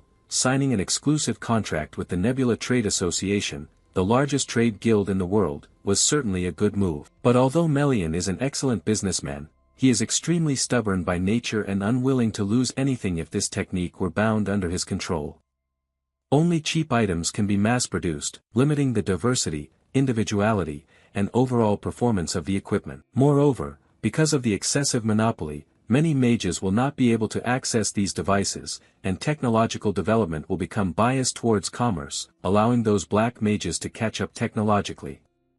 In fact, I've seen players choose this storyline branch just to earn money, but the outcome is always a sad one. From those inferences emerged a new issue he raised, unrelated to the conditions: I simply do not want to sign an exclusive contract. Melian then hesitated a bit and said, "So you mean," holding the paper in his hand, his face showing no clear expression. He added that this technology, a fusion of magical studies and alchemy, will have a tremendous impact not only on daily life but also on the crafting of equipment for mages. We hope that more mages will use these new pieces of equipment. Upon hearing all this from him, Melian offered a few confirming remarks. You have great dreams and ambitions. Having big aspirations is a good thing, but to realize those wonderful dreams, money is essential. He immediately responded, "As it happens, I have just concluded negotiations with a series of investors, and one of them is Chairman Melian himself." And as if understanding his point, Melian posed an important question. "So, do you intend to sign contracts with those people and with me at the same time? If so, most of the conditions I propose will have to be dropped." Without denying it, he smiled with his eyes closed and confirmed, "That's right, frankly speaking, I also desire those conditions very much." Then his eyes gradually opened, and in a calm and measured tone, "We will elevate the product to premium level." A new smile appeared on his lips. "This is the proposal I offer. We will still strive to make the items as widely available as possible, but among those, the premium items that are difficult to craft will be exclusively contracted with the Starlight Trade Guild." "That's called a brand, isn't it?" Seeing that he had such high confidence in himself, Melian, standing opposite, squinted slightly. As a professional merchant, Melian understood his meaning. She pointed her arm toward him and smiled as she asked a question. "Excellent, but will those luxury items really sell?" "I would never do anything that would harm myself." Knowing what he was worried about, he lowered his gaze and replied with a few words, "That's right, so I will not ask you to sign the contract immediately." Then his cold yet confident gaze continued to appear. "In half a year, let's hold a private press conference for investors with Chairman Melian." Melian's expression suddenly changed as she heard him continue, "If you like the products I introduce, then please sign an exclusive brand contract with us." Seeing that he had done some careful calculations, Melian closed her eyes, accompanied by her familiar smile. "That's right, indeed, truly wonderful." Altarisha smiled, understanding that the other party had initially agreed to these terms. To demonstrate this cooperation, Melian took out something resembling a business card and said, "This is a messenger slip, which also contains my contact information." He reached out to take it. "Yes, thank you, sir." Additional explanatory information appeared along with the messenger slip, a document written on paper and sent out. "It will certainly reach the recipient." The work was done. Melian put her hat back on, a smile appearing as a sign of farewell. "All right, now I'll take my leave." His expression remained no different from surprise. Meanwhile, Altarisha kept a faint smile on her face. As calm as he could be, now he was trembling just as much. He raised his hand to his chest to check if his heart had fallen out. His words were a little shaky. "Oh my God, I thought I was about to die from worry." Seeing him like that, Altarisha standing beside him also felt anxious. Was that typical behavior for someone who worries a lot? In response to her bewilderment, he replied, "I'm really worried." Hearing him say that, she naturally smiled and added a compliment, just as expected, "Yuziel is amazing." Hearing her say something strange to him, the other side looked confused. "Huh?" Seeing him puzzled, Altarisha changed her tone. "Ah, it's nothing," and paid her no more attention. He turned his focus to the door he had recently left through. His thoughts accompanied by a smile. After all, one problem had been solved. "When I return, I think I'll go to a nice restaurant with the club members." Some additional information appeared. The scientific conference had safely concluded. Classes at Stella Academy were continuing as usual. A professor was on the podium addressing the students below. Professor Myzentiran was unwell, so I will be substituting for him in teaching this class today. When he upstairs heard that line, He immediately glanced at himself with half an eye, and the contemplation returned once again.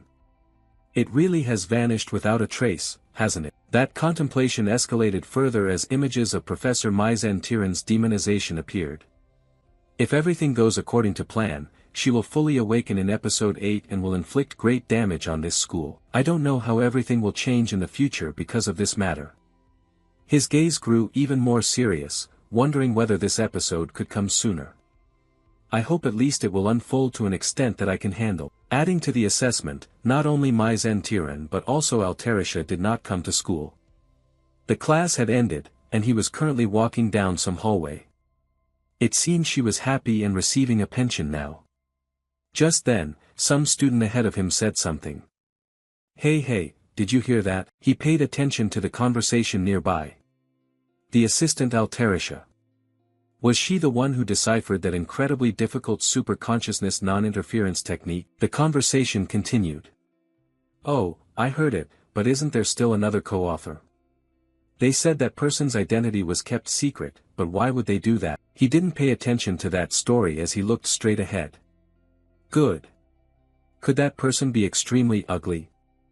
Haha, is that so? After a while, he was now outside the school grounds.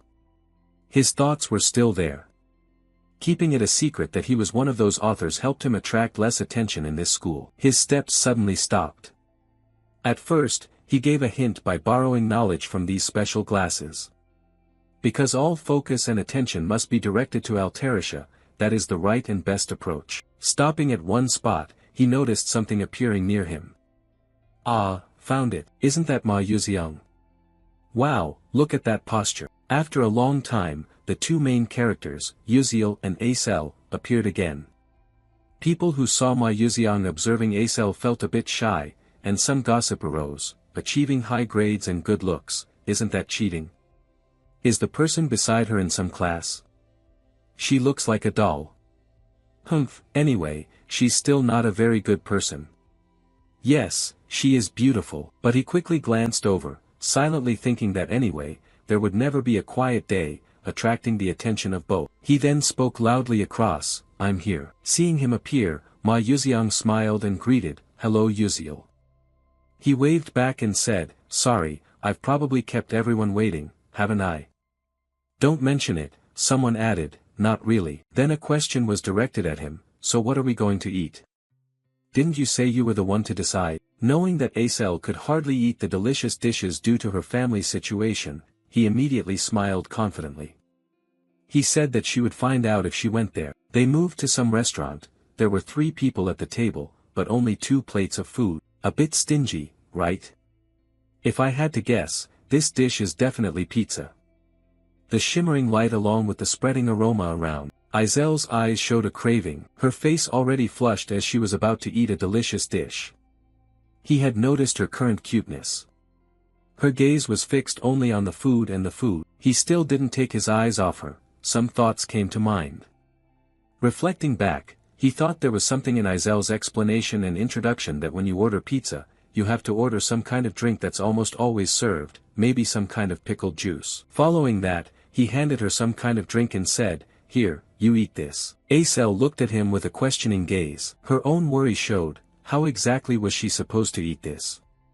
The worry appeared again on Izel's face. That confusion made him wonder a bit, hey, is this her first time at a pizza place? He said, ah yes, that's right. Just then, Acel raised the cup to her lips to try it, and a look of surprise appeared on her face. It's delicious.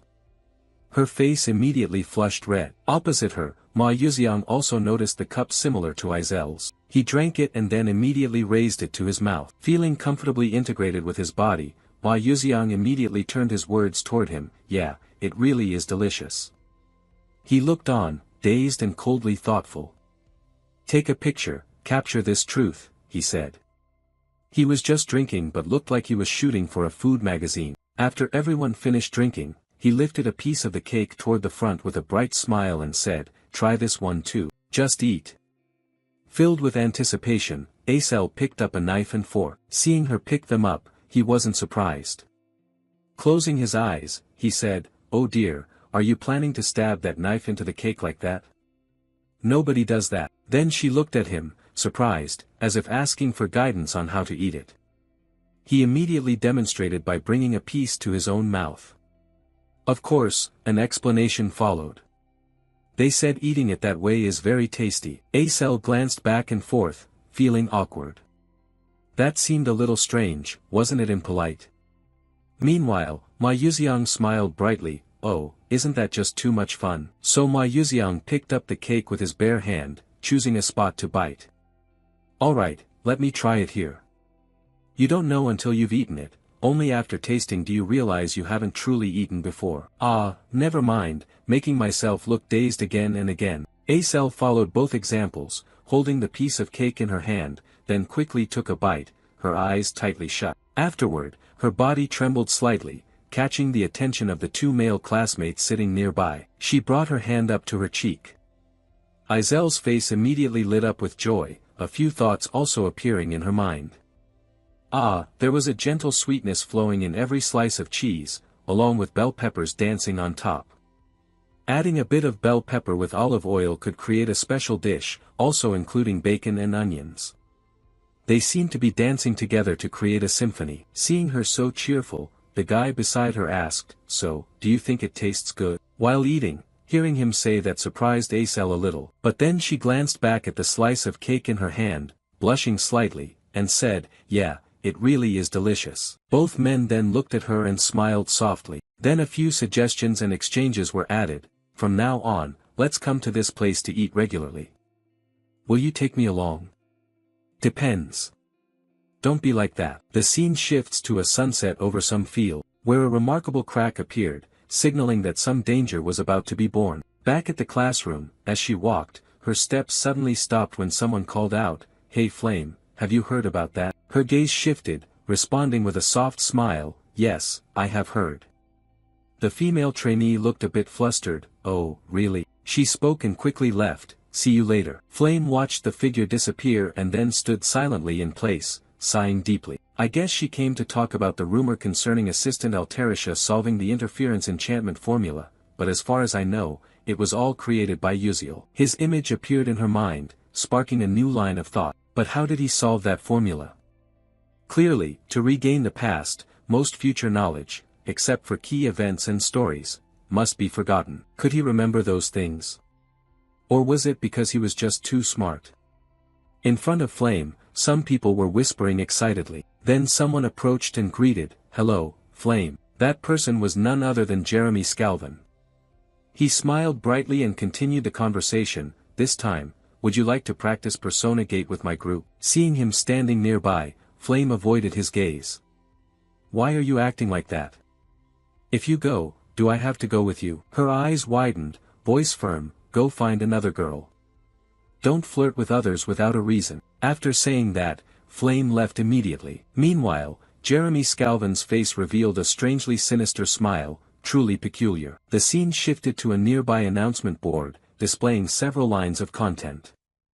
The official Persona Gate document. First-year students, please choose a Persona Gate to practice with your group. Everyone looked up at the board.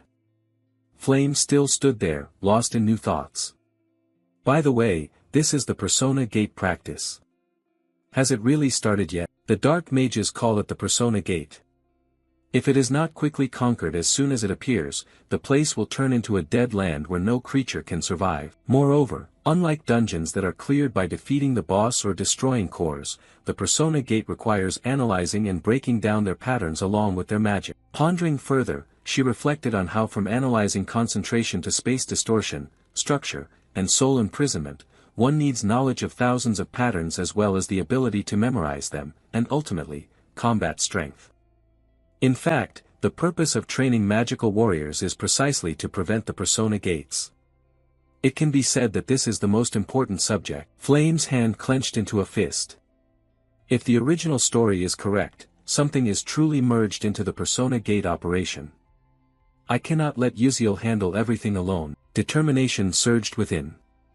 This time, I have to stop it to avoid great damage. The scene shifts to the 9th Star Tower, the 9 Towers Cloud Floor Cafe. Princess Bayan's group is gathering. The table is filled with pastries and fragrant tea. A sudden question rang out, "Has everyone tried the new dessert?" A few responded, "Oh, you mean the pumpkin cake without cream cheese? The flavor is really unique." Princess Bayan took a sip of tea as the chatter continued. "That's right, I tried it once and was truly surprised." But Bayan's thoughts did not agree, it was dull. Just then, her eyes widened when she heard someone mention the recent matter.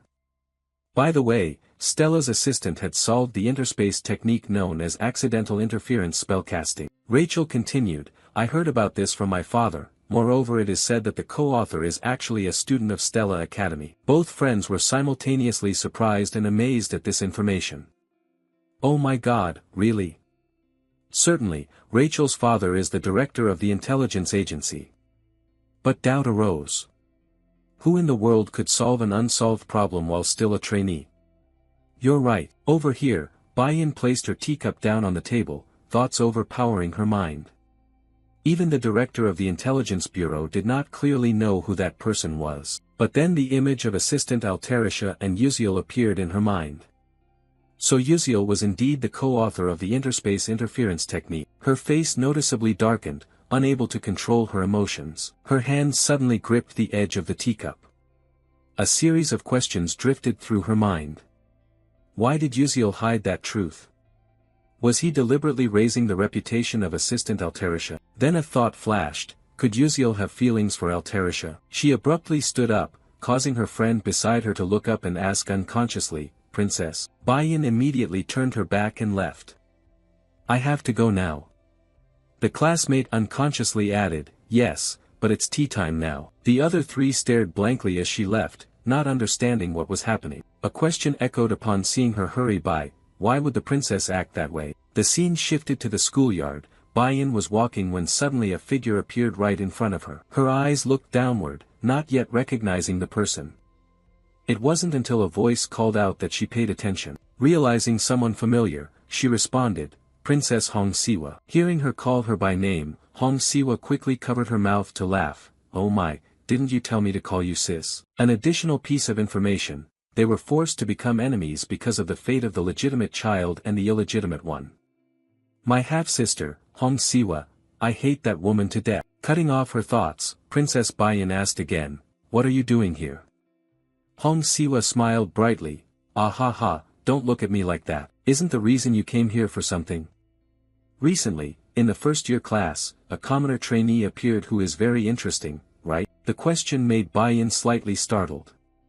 She was talking about an ordinary person who still upholds the spirit of a knight, a quality almost lost in this world. The image of Uziel flashed through her mind. Seeing her strange reaction, Siwa folded her arms and added, "Judging by your reaction, it seems you're interested in him too." Her voice became more thoughtful. "He is a knight who sacrifices everything for the mage." With a cold gaze and a mocking smile, "Isn't that every princess's dream?" Bayan's hand clenched tightly. "So, did you introduce me to him?" She was not satisfied with these words. Princess Bayan gently stepped forward and replied, "All right, thank you, you try it yourself." Hong Siwa burst out laughing loudly, looking at her. She seemed annoyed, truly cold. Then as if remembering something, she raised a finger, "You weren't like this before. Is it because the eldest sister has passed away?" Bayan's face fell, and a sadness was clearly visible in her eyes. She walked on and said, "I take my leave now." Her gaze followed her figure, briefly filled with sadness. Thoughtfulness quickly took over. "Perhaps this time I was too harsh, went too far.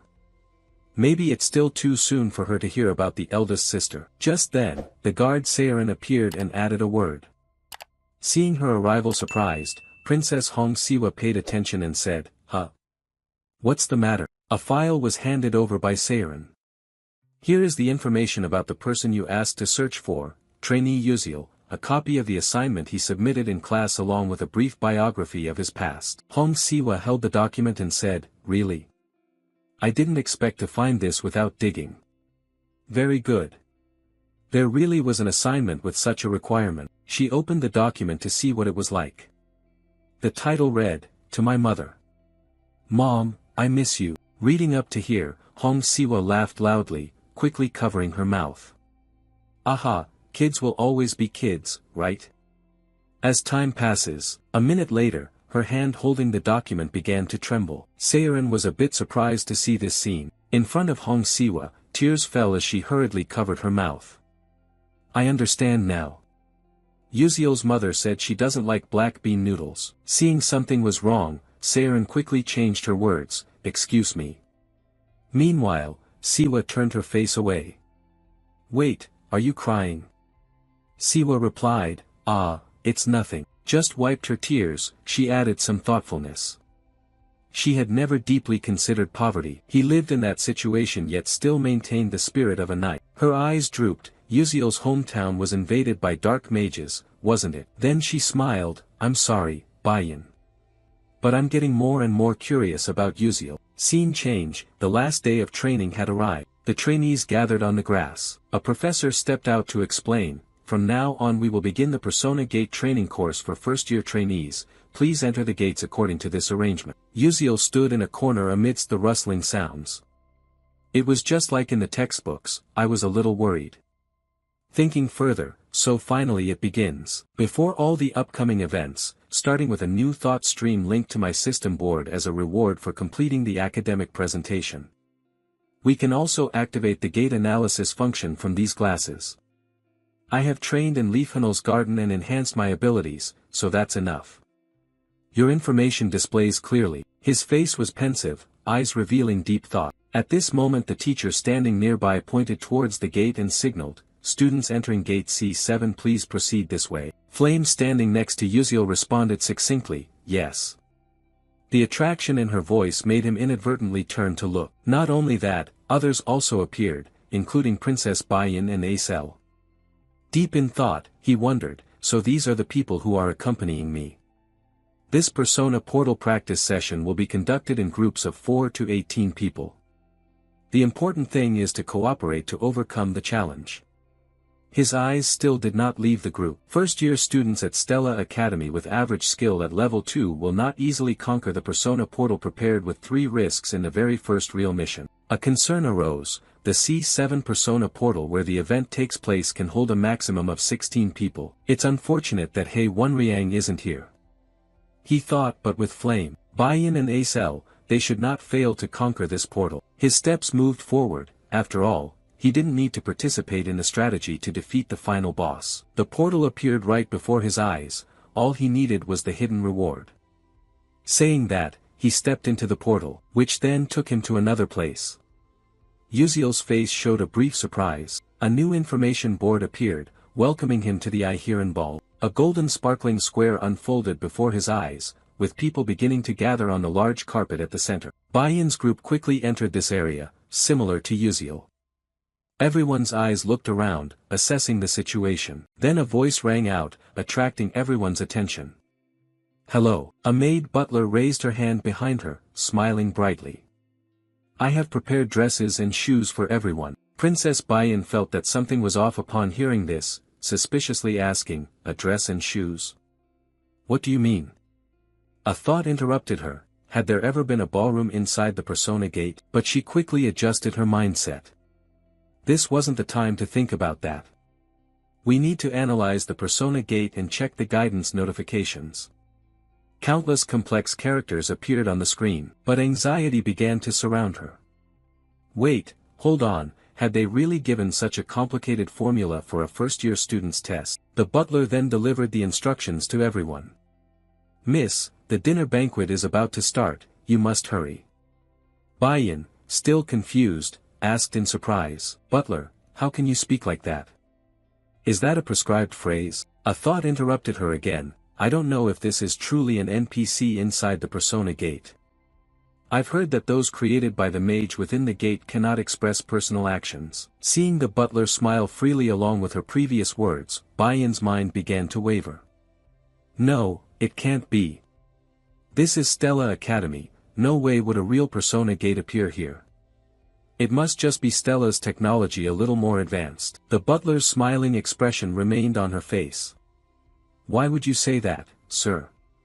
Baiyan changed her tone, don't worry, go get the dress. The butler replied, yes, I understand. She left under the princess's gaze, with anxiety creeping in. I don't know if it's because of my mood, but this training session somehow feels like it won't end easily. Time passed quickly, a step appeared, and Princess Baiyan had changed her outfit. Her silver pink-red hair blending with the color of her dress, her beauty flawless to the highest degree. Then her eyes suddenly glanced at a figure, none other than Uziel in a classy suit. His gaze was also directed toward one side. Baiyan looked over, her face briefly flushed. He was dressed quite elegantly, looking very fitting, but focus soon took over, and a few memories surfaced. This piece was submitted by trainee Uziel for a subject. It is said to be his past story. She received the document and gently stroked her hair. I see. Glancing through the information, she seemed to have caught a clue. Back to reality, she still didn't take her eyes off. Could it be because of Uziel's personal information that she received a few days ago? I feel he seems different. He stood in front of me, yawning repeatedly. His eyes looked back while her thoughts continued.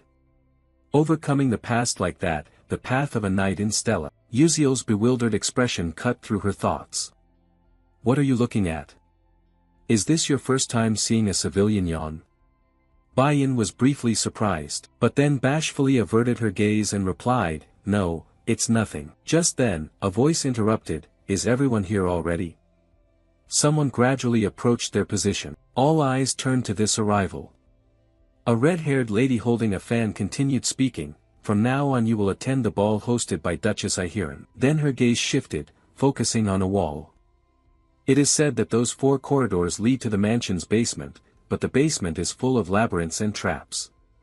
When people get lost, the knights inside the mansion will start moving. She smiled, You can only trust your intuition and knowledge. Can you do it? Uziel stood in a corner and replied curtly, Yes. Upon hearing this, the lady glanced over in surprise. You look so confident, I'm glad to meet you. This confidence makes me feel a bit guilty, I like it. Uziel answered, Thank you. Faced with this natural exchange, the other trainees couldn't help but be surprised. What? That person talks like a real person? Do original NPCs have such dialogue? The lady's voice continued, Wishing you all good luck. She turned her back and left, leaving a silhouette for everyone to watch. The male trainees looked at each other again. Alright, let's go. Anxiety engulfed them as they approached the gate and began their mission. Just then, a voice rang out, Hey, everyone wait a moment. The speaker was Flame. She asked about the training test, Do you all find it a little strange? She calmly provided details, It is difficult to explain and these NPCs act very realistically. I can't analyze anything from this persona gate. Normally, the practical test for first-year trainees shouldn't be this hard. The trainees in front agreed, In fact, I found it strange too, I almost couldn't understand it. That's right, that NPC looked very real. As everyone agreed, Flame's expression brightened. Alright, I'll persuade them to go this way. But then, a voice cut in, Wait, Flame. Jackie appeared, arms crossed, displeased. You're not seriously saying this is a real portal, are you? Already worried. In my opinion, this is exactly the scenario the professors want. In real combat, you can't always completely decipher a persona portal. In other words, our falling into such a confusing situation is part of their plan. She analyzed further, moreover, Stella is the place that trains the most elite magic warriors along with the top phantasmal knight squad. Could they really fail to detect if a real portal appeared in the school? Everyone began to believe Jackie's words, Oh, that's how it is, so that's the case. Meanwhile, unease surrounded Flame. This isn't good. If by the rules this portal is real, no one would ever believe that said aloud. She had tried to create an unusual feeling, looking over at Jackie's smug expression, now what to do? A quiet silence enveloped the space. Uziel glanced over thoughtfully, in the end, did they still have to go down this branch? He recalled information from episode 006 of Jackie's Darkening Branch. In the original novel, the character Jackie didn't exist, so Flame must have been very confused. But the scene where Flame blocks this path is one of countless branches present in the original game. Anyway, this is the situation where one of the 3 trainees must become the darkened sacrifice, and new concerns began to arise. Although Uziel hoped no one would be corroded, if fate has determined it, can it really be changed? Seeing the opposite situation, he thought even helping Flame wouldn't change the outcome. If so, the right choice is to step back. They looked at each other for a moment, then Jackie decided to turn away. No matter what you say, I'm leaving. Flame tried to hold on. Auntie, wait, Jackie. Jackie turned back, eyes cold. Even this situation was arranged by the professors, just stay calm and handle it, while you all just stand there dumbfounded. Jackie chose a portal and teleported, Flame couldn't stop her. The male trainees exchanged worried glances. One decided, I'm going in too, I've always been ready for this situation. Uziel stood with crossed arms, assessing. No one was acting systematically. His fingers moved slightly. Well, given how things are, there's no choice but to advance. He smiled and stepped forward. While Uziel confidently walked ahead, he suddenly stopped and noticed something to one side. Oh, it turned out to be a somewhat large group of male students gathered behind him. Uziel asked, why are you all standing behind me? Everyone became a bit flustered, tiny beads of sweat appeared, it's nothing. Seeing so many people share the same expression, he could only stand there indifferently, sighing over the small worry. You're not planning to follow me all the time, are you? Kids always have schemes. His steps moved forward again, but he thought he didn't really care much about these things. Anyway, there's nothing important here. A long, dark corridor is the next choice on the path. The light contains some kind of energy emitting a purple glow. You stop in the quiet space, and footsteps from behind approach. Then your attention shifts again to the place from which the voice came. What is this terrifying corridor? The person walking with you is Princess Bayan and two other girls. Thoughts form within you.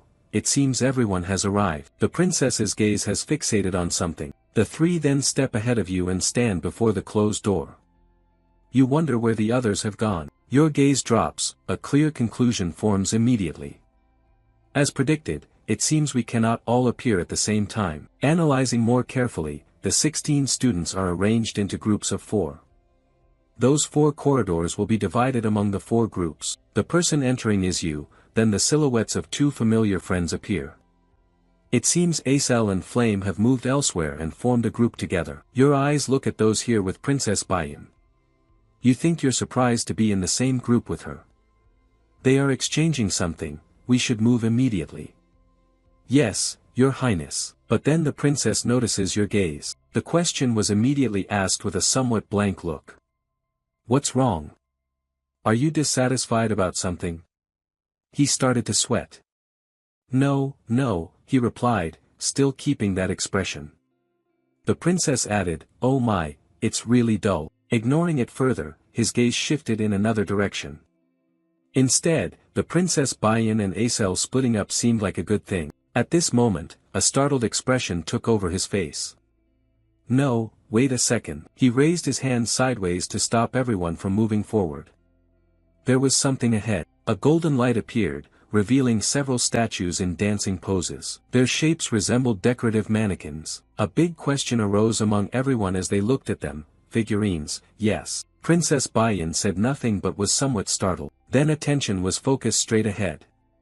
There, inside the room, stood a gate. The 2 girls standing beside the princess offered their opinions. Will our unlocking spell even work? I have some doubts about that. We can't even understand this gate. Our level is too low to do anything here. It's so dark, this place makes me a bit scared. The situation is a bit difficult. Princess Bayan looked over at him and asked, Hey Uziel, have you deciphered this gate yet? But his answer was somewhat disappointing. The princess's face displayed that disappointment most clearly. For an ordinary person, is it too difficult to expect so much? There must certainly be something here. But then the surprise was replaced when his voice sounded once more. But I already have a preliminary idea about how we might move away from this place. With this new feeling, the princess immediately asked back. Really? Are you serious? His gaze remained forward, looking at the dolls ahead. Uziel pointed forward while diverting her attention, adding, if you look closely, you can see that each statue poses differently, but they are all performing the same dance. The question was asked, do you know what that dance is? Hearing him say that, her eyes fixed forward and then an answer gradually formed. She immediately said, it's Serena's soul-catching dance that has faded away. Analyzing further, this is the dance Serena performed right before she died, unable to bear her own tragedy. He then asked again, "So surely you remember the moves clearly, right?" Princess Bayan was somewhat startled, understanding his thoughts and calculations. She exclaimed, "No way." To calm her down more, he looked forward again with some thought. Now she must have also noticed that each movement of the statue is sequentially connected, but occasionally some movements oppose each other. Time had passed for a while. He glanced around and continued, "All right, is everything ready?" The other two friends moved to the empty spots and began their dance moves. "Done," I said. "Me too." Princess Bayan then performed the move in the vacant spot. His gaze kept watching without looking away. Then the gate opened perfectly. Everyone's cheers echoed. "We did it." The door fully opened and in front appeared a dark corridor, with the light of a new area shining in the distance. Without hesitation, everyone quickly moved through. All attention turned back to Princess Bayan as everyone advanced forward. A large room appeared, bathed in golden light. Knight armors held swords up and down, arranged in different positions. Beneath these armors were strange patterns. A friend pointed in that direction, asking if there might be some hidden meaning in those armors this time as well. Another friend added, "All right, let's move closer and examine those armors carefully." Everyone then split up to observe each standing armor, but there was no further progress. No matter how I looked, I still couldn't understand why this time it wasn't the same. That's right, I didn't notice anything unusual. But then Princess Bayan's gaze shifted to another direction, the place where Yuziel was touching the carpet with those special drawings. A question was immediately asked, "Hey Yuziel, what are you doing?" After observing for a while, he stood up and gave his opinion. This time, it seems that these knight armors are just optical illusions, the real clue is the carpet. Another surprise made everyone focus again. He added the explanation that this time the dance on the carpet is actually the key. If you look closely, you can see a figure performing a specific unique movement. If we can sequence them in the exact order, we can solve this puzzle. The two girls were also looking intently and added to his words. "Oh, you're right, I think I know about this." The tango in Serena's silence. Everyone once again split up and observed the movements engraved under the carpet. Yuziel and Princess Bayan also looked down more attentively. After a while, surprise formed in him as if he had discovered something strange. The sequences were newly arranged and the light flashed more intensely. A familiar sound rang out and a loud voice announced, "The door has opened, a new path revealed." He and everyone quickly moved in that direction. "All right, let's hurry up." Princess Bayan's gaze once again did not leave him, adding an evaluation to her thoughts, "He really is different. I had known this from the moment I was taught how to change perspectives, but I couldn't have realized that it would make such a huge difference." The breakthrough speed was strangely fast, enough to pass through a gate that couldn't be analyzed. The added anxiety, along with strategy, ideas, observation, calculation, reasoning, could this really be the level a first-year student had reached? It was as if he had come to the Persona Gate after practicing it dozens, even hundreds of times. Arriving at the new place, her thoughts still lingered. Upon reflection, before Yuziel entered this school, he had mentioned that his hometown was destroyed by dark mages. The little whispered remark he made suggested that this place also had other stone statues. Meanwhile, further analysis by Princess Bayan revealed that it was a remote, secluded village that no one had ever known about, but it was a frontier in fierce battles against dark mages. Now I understand why his villagers lacked basic academic knowledge but were very skilled in strategies and combat. Looking back at him, further analysis suggests that he must have fought on brutal battlefields against dark mages in his past life. Whether that is the reason or not, he was truly different from the other students. The quiet chatter ahead, "Let's go there and help adjust the weight balance for me." "All right, I understand." A touch of surprise was added to the princess's face. Everyone tried their best to get high scores, yet he openly guessed randomly, scribbling on the test as if to show everyone that was the case. He also didn't do his homework, and his attitude in class was terrible, but wait, hold on. After looking again at his handsome features, a new assessment emerged. So why is he trying so hard now? Princess Bayan immediately grew serious, there must be a reason. Don't tell me you can feel it, the atmosphere has changed. Yuziel turned back to look at her. A finger pointing in a direction immediately caught attention. "Hey, why are you spacing out like that? You should come over there too."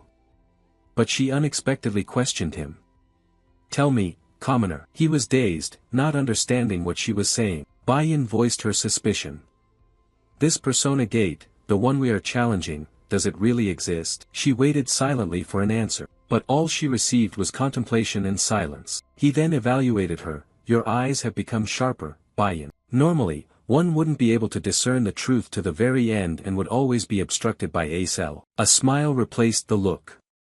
This was evidence that Princess Bai-yin was gradually moving away from the path of becoming a villainess. Seeing him, the princess gave a slight nod. "What are you smiling about?" He replied, "Nothing." The other two friends stared around in confusion. Why didn't the princess come here? What had happened? Turning his back on her, he immediately gave the answer to the previous question. "As you said, this place is real. You could get injured, or even die. If you can't get through, it will cause a synchronization phenomenon with the outside world. Therefore, I plan to get through this place as quickly as possible." Princess Bai-yin paused for a few seconds. She knew that Yuziel always acts when there is a reason. Her lips pressed tightly together. She thought she would not accept help like this. With narrowed eyes and a drop of sweat falling, she was sure she would survive on her own strength. Meanwhile, in another scene, a dark room filled with fallen soldier armors lay scattered around. Flame and Acel are teammates in this trial gate. Seeing both of them appear here, someone immediately called out to one of the two, "Hey, Flame." Flame looked over as a female friend waved. Over here." Flame headed toward the three people running over. "Is everyone still okay? One friend went missing." The girl hesitated a little, and then added, "Jackie suddenly disappeared." Flame's eyes showed surprise. "What, Jackie?" The female classmate looked at everyone with the same expression and explained further, "It was all thanks to Jackie that we were able to make it here. Just as we went through the last door, she suddenly disappeared. We haven't been able to find where she is." Confusion suddenly locked Flame tightly. "Have you been searching for a long time?" An alternative thought, "That means she conquered this gate faster than both me and Acel, without leaving a single scratch." A statement from the opponent was unexpectedly added next, "But this wasn't our first time either." Flame seemed to not believe her ears. "What?" Moving to Yuziel on this side, he is currently sitting with arms crossed, leaning back, eyes closed against a pillar. Suddenly, someone approached and asked a question that made him open his eyes. "Hey you, when did you get here?" Looking at Flame approaching to ask me, he answered, "Not long ago." Flame added, "Then did you see Jackie?" "I haven't seen her." Receiving this result, Flame felt a little sad. "Is that so?" And so she left under his gaze. Although he did not understand what was happening, he had already guessed something. "I think I could have stopped Jackie from disappearing if I had reached this place before her. But now there is nothing more I can do. The situation has come to this point, now I can only help the heroines clear the stage." Moving to somewhere in Stella Academy, someone's voice suddenly rose loudly. "What, a persona gate has actually been mixed into the trainees' exercises." Homeroom teacher Lee Hanwal immediately rushed to the training area. Surprise and worry appeared alongside the scar on his face. The previously blue gate has now been transformed into a blood-red gate. How could this happen? Isn't Stella's security system supposed to be the best in the world? A professor standing nearby explained upon seeing Mr. Lee Hanwal appear, as if someone had completely reversed Stella's spatial wave detection system.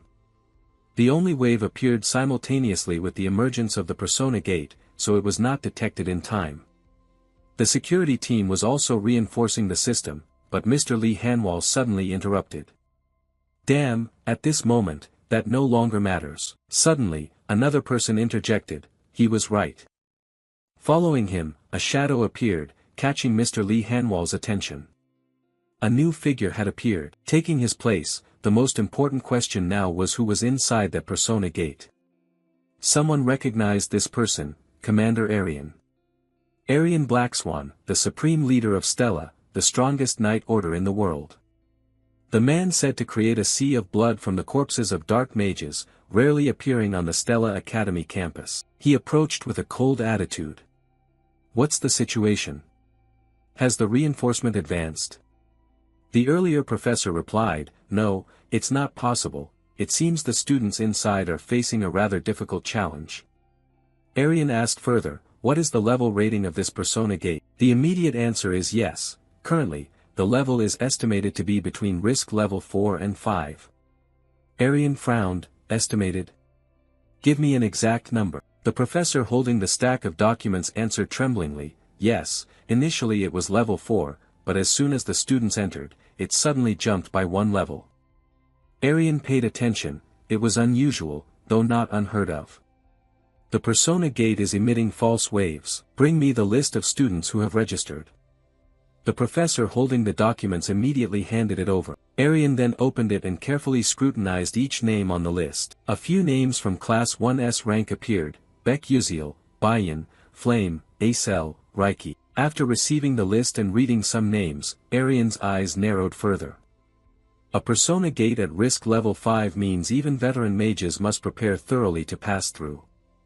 Currently, these are first-year students at only level 2 to 3 mages.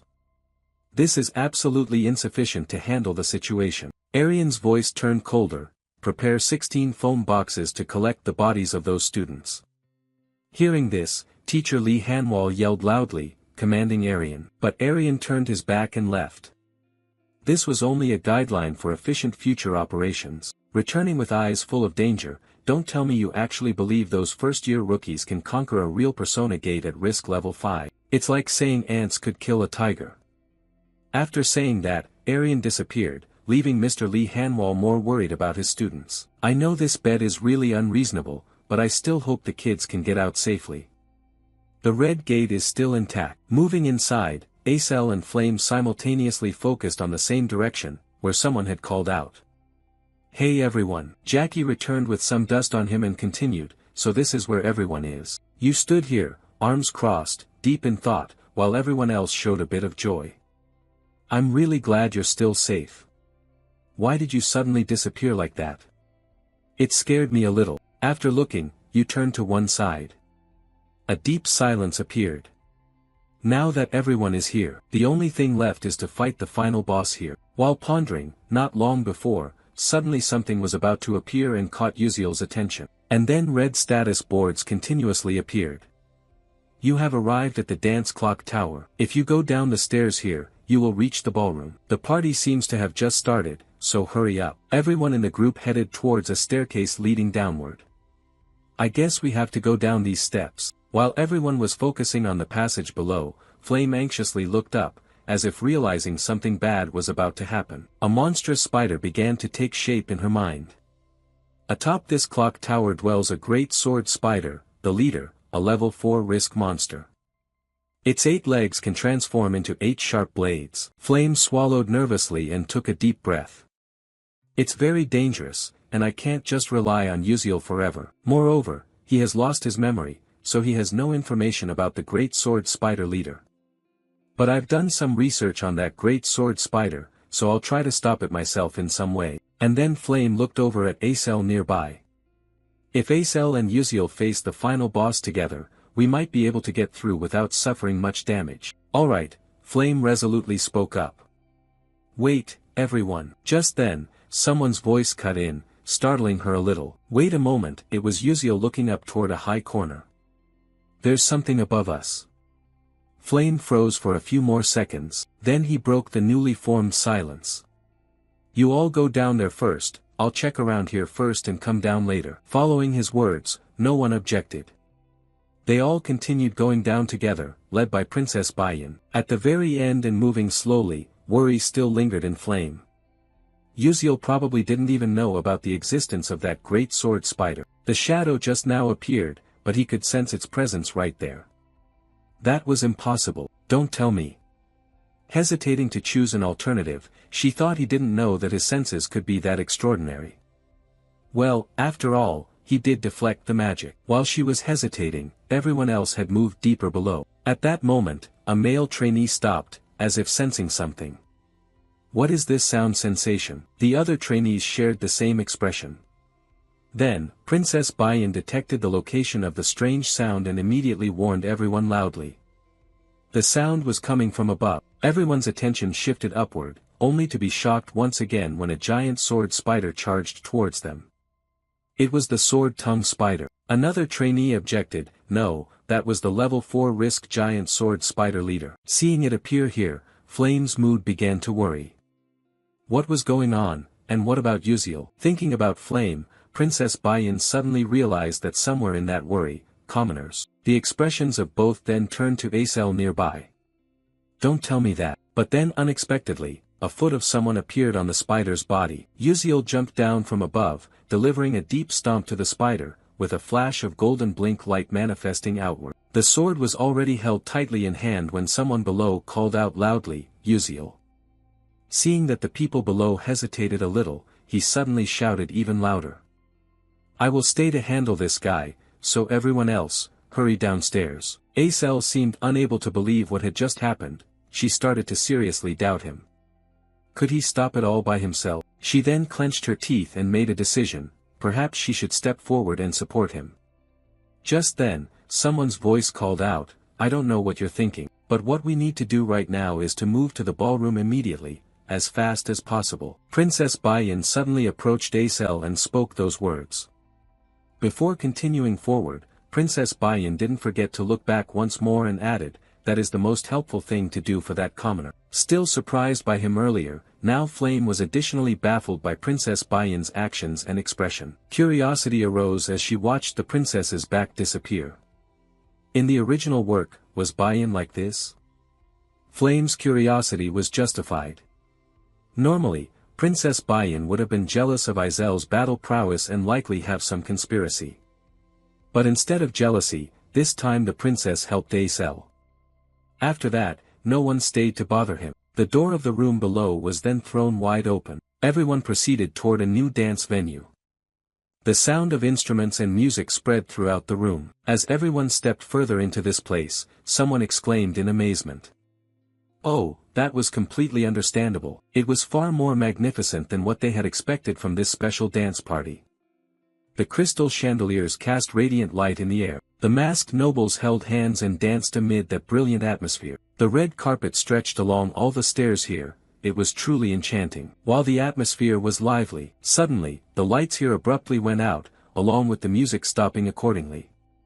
Everything became silent. All the nobles were quiet as if waiting for a main character to appear. And in that darkness, a slow step emerged. Once again, everyone was stunned.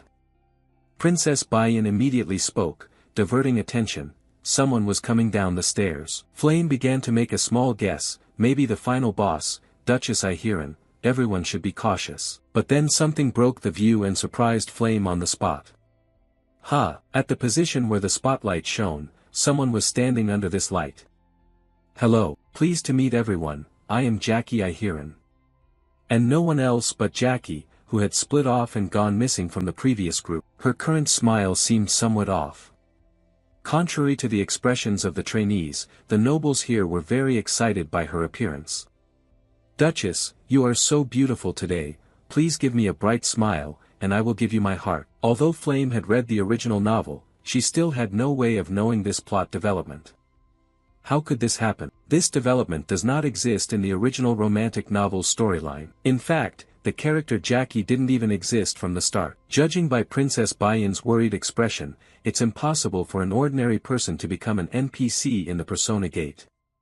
And not just any NPC can become the final boss. Looking at Izel's expression, there is only one way for someone to become an NPC in the Persona Gate, and that means Jackie was already a dark mage. Flame bit her lip after making these inferences and understood why Uziel said those strange things. So this was Uziel's way of warning me about the involvement with Jackie, but I can't just give up like this. Determined yet anxious, I will bring him back no matter what it takes. So Flame tried to communicate with Jackie above. Jackie, if you're obsessed with that power, you could turn into something terrible. So please calm down. But then Jackie suddenly interrupted, that's nonsense. Right now, I am Ihiran. A dangerous smile appeared behind the paper fan. My head is Ihiran, my chest is Jackie, my heart is. Jackie's face blushed unusually. It was so excited that it felt as if everything was melting away. Seeing this situation, Princess Bayan understood that it was already too late. Her mind had been corrupted by dark magical power. Acel beside her added, at this moment, the only way is to conquer this gate and bring him back to normal. Flame tightly grasped the staff with his arm. Flame understood the meaning. I got it. Golden magical light emanated from the staff. Concentration locked in on Flame. Wait for me, Jackie, I will surely save you to make up for this. A red lightning bolt suddenly appeared near Jackie. Now, enough with the small talk. The magic power exploded further around. That smile appeared again on Jackie's face.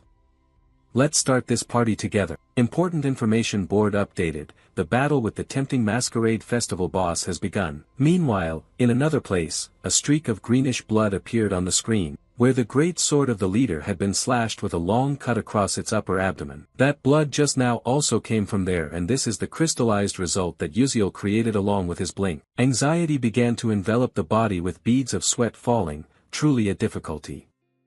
Analyzing the situation, he realized that the great sword spider leader was a kind of subspace and did not hold great significance in clearing the gate. However, there are two reasons why he must go through this hardship. His eyes narrowed. The first is to obtain the enchanted flower petal attached to the forehead of that great sword spider. While he was pondering, suddenly the spider swung a leg directly down towards him, but he was on alert. He immediately used blink to dodge easily, checking the item left behind by the mist monster there. At the same time, during this charge, he also threw out 3 types of potions with 3 different colors forward: orange for spark potion, green for slippery potion, purple for oil potion. And then a result immediately appeared. The spider was electrocuted, its body numbed in waves, lightning struck straight down the body, white light shone outward. The second reason is Uziel swung his sword fiercely. He charged straight toward its energy shield. In just a short time, that shield miraculously began to crack, and his aim focused directly on the rose petal on the forehead. His expression suddenly changed with these developments, revealing the hidden strategy to surpass episode 6 of Jackie's dark magic path. Additional information suggested that the enchanted flower petal, when absorbed, significantly boosts mental power. This is an item for effective use, accelerating perception, increasing critical points, and providing supplementary abilities to slow mana flow. It's a mandatory item to use, and there are some intriguing details in this story. The spider struck forward once more. He launched an additional attack based on his earlier assessment. The enchanted flower petals were connected to the final boss, the Duchess Aheron. As the opponent lunged, he blinked upwards to avoid it. His main focus was on the fight, but distractions still divided his thoughts. In fact, the great spider leader was actually the husband of Duchess Aheron. However, I didn't really pay much attention to these things since I had pressed skip to bypass the storyline, concentrating on important reflections even as the monster kept attacking continuously. His face immediately showed frustration. He continuously used blink to move around and decided to shift to a position above it.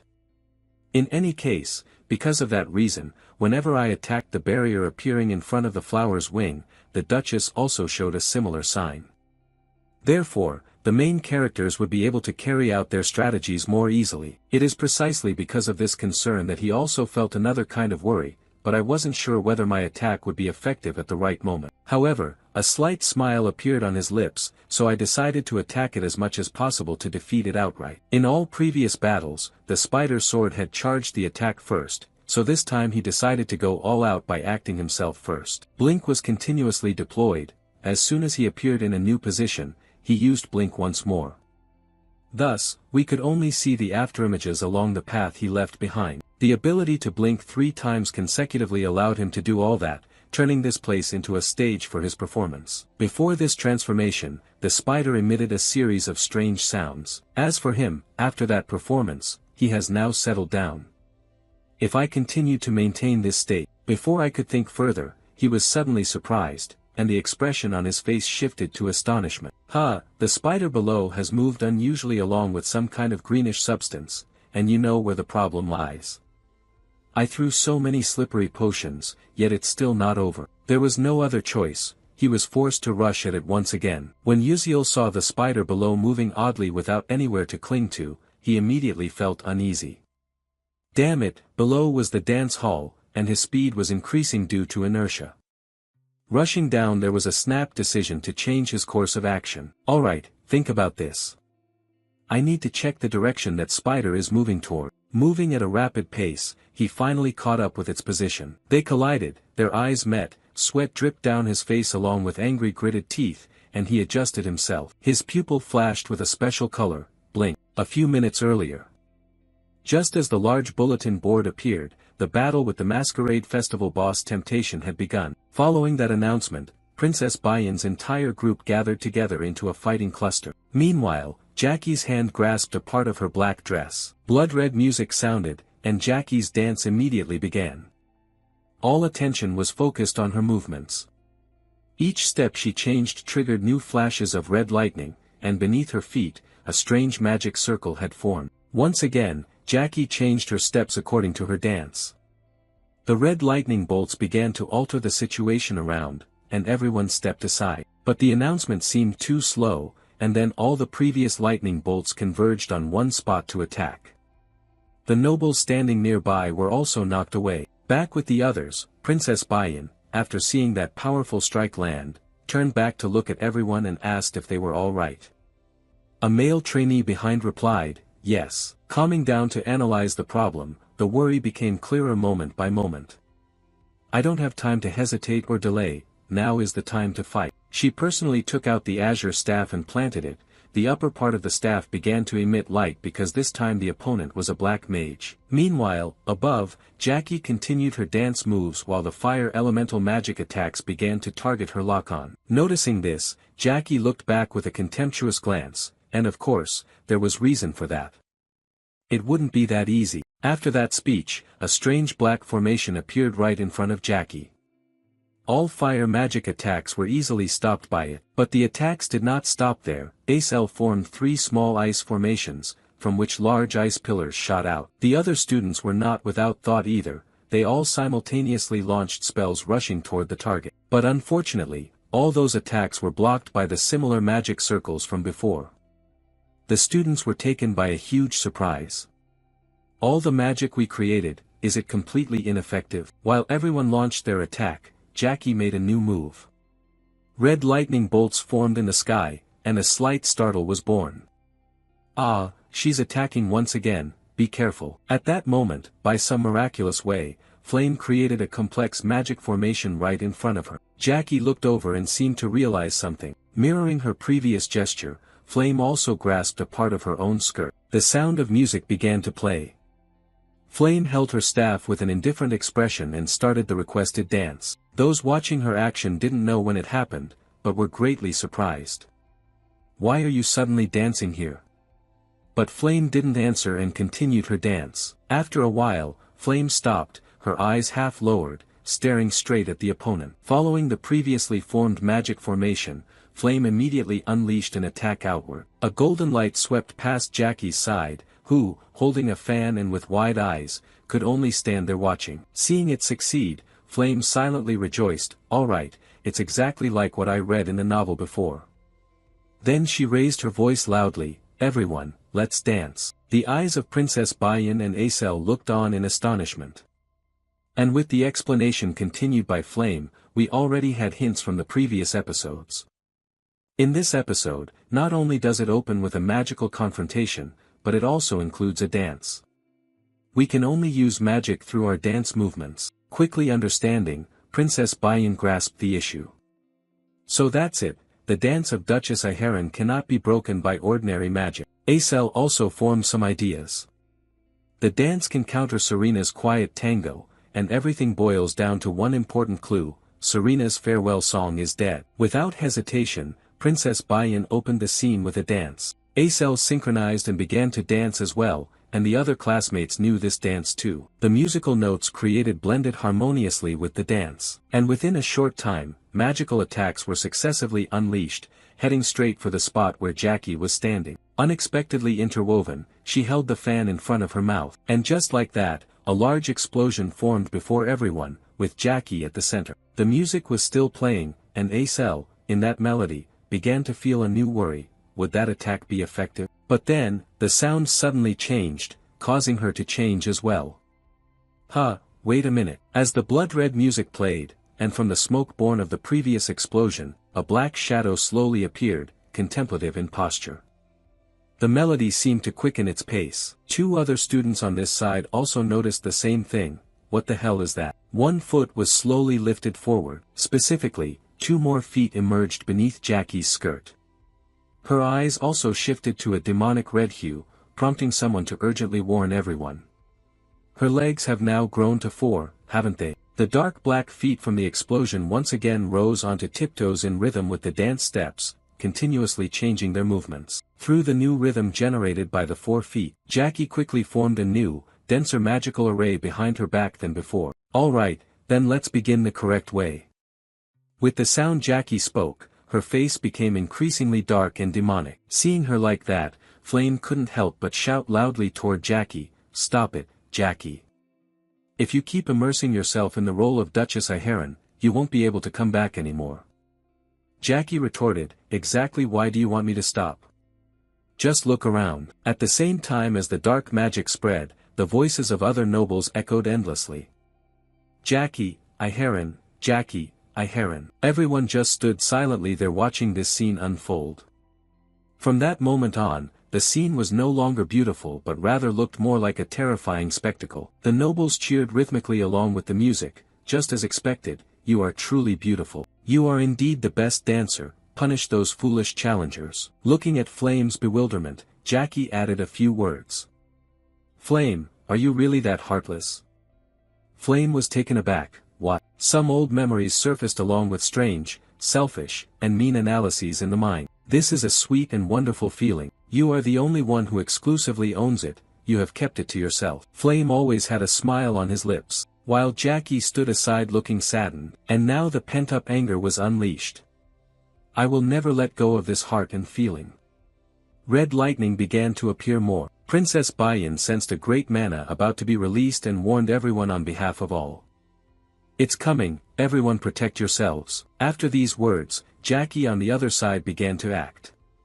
Clusters of energy beams were formed from the formations and launched straight forward. Fortunately, with the prior warning, Princess Bayan and Acel raised their protective shields to block the attack. But unexpectedly, another classmate beside Acel was hit by the attack.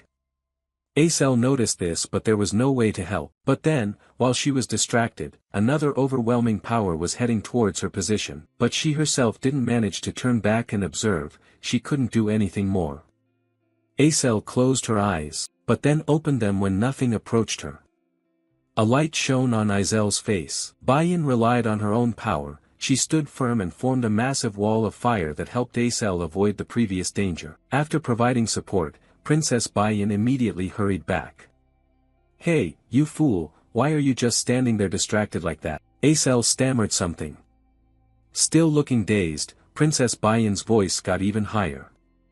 "For me, defending against fire elemental magic will be more effective, so let me handle that. Focus on blocking the lightning elemental magic coming your way." Acel understood. Princess Bayan continued the arrangement. "She followed behind us and attacked when there was an opportunity." Flame also noticed Princess Bayan's change and even spoke to me about it. In that fleeting moment, Flame looked even more bewildered. What on earth is happening? In the original story, Bayan ruined the team's morale out of jealousy over Izel's abilities and tried to sabotage that relationship. In the end, it caused great harm to everyone instead of ruining the work and throwing everything into chaos. At this time, Bayan was the one who grasped and understood the situation best. A blood-red energy strike this time flew straight at Princess Bayan, and was blocked by an ice barrier erected by Acel. The princess was a little startled as she looked at her. Meanwhile, Flame's thoughts were still there. No, that was Bayan and Acel. They were together. Acel looked at Princess Bayan and spoke naturally and gently, "You shouldn't let your guard down." Feeling teased, Princess Bayan immediately appeared sulky. "What do you mean?" Soon after, surprisingly, Flame appeared behind the two to assist with attack and defense. "Me too, we can't afford to lose to those two." Flame officially counterattacked by forming a great magic just behind and continuously releasing yellow energy beams forward. But with 3 dark magics in front of me, Jackie blocked all of Flame's attacks aimed at him. It was useless, but Flame smiled faintly right after. Large energy lightning bolts diffused and pierced through those barriers. Once again, a great explosion was born at the center of Jackie. Looking at the smoke ahead, that familiar question appeared again. So, is this the end? Looking closer, the smoke was somewhat thicker than before. And of course, that shadow appeared once again, but this time it had horns. The first to notice was Acel, followed by Princess Bayan, and then Flame. Jackie's voice changed, calling out Flame's name. Jackie's legs had completely transformed into spider-like limbs, resembling the creature everyone had encountered in the corridor downstairs. Do you hate seeing me this happy? The noble NPCs had entirely changed, beginning to tremble. Meanwhile, some had already started to vomit. Jackie was gradually losing control. Why won't you just leave me alone? Why, knowing that she ended up like this was partly because of me. Flame tried to speak up loudly, Jackie is not like that. Please, be rational. But Jackie had reached the peak of his anger.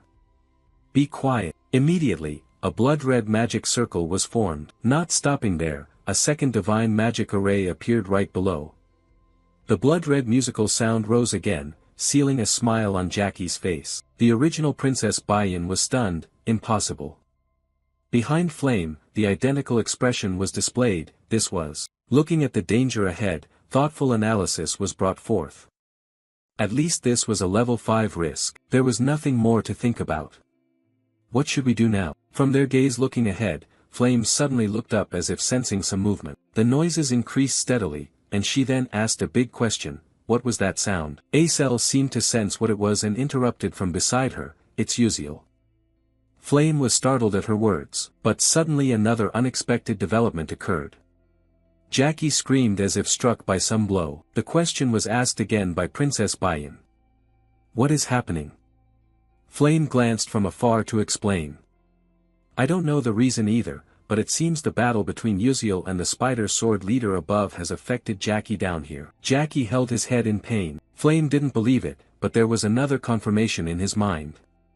Don't tell me Uziel has discovered this characteristic and is fighting that monster alone just to help us defeat this final boss. Not sure how the attack is going above, but Jackie once again clutched his head, crying out helplessly. Not missing this opportunity, Princess Bayan's tone changed, saying now is our chance. After issuing the command, the three unleashed their magical skills once more.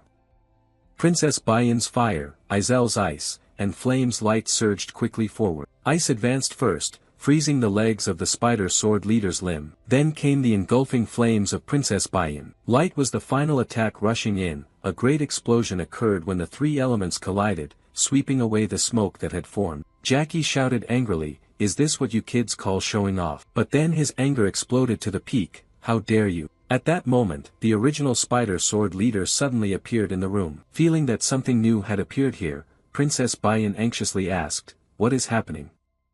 Flame was equally suspicious and said, "I don't know, it seems like something just fell down." As if recognizing a familiar figure, Flame hesitated for a moment in thought.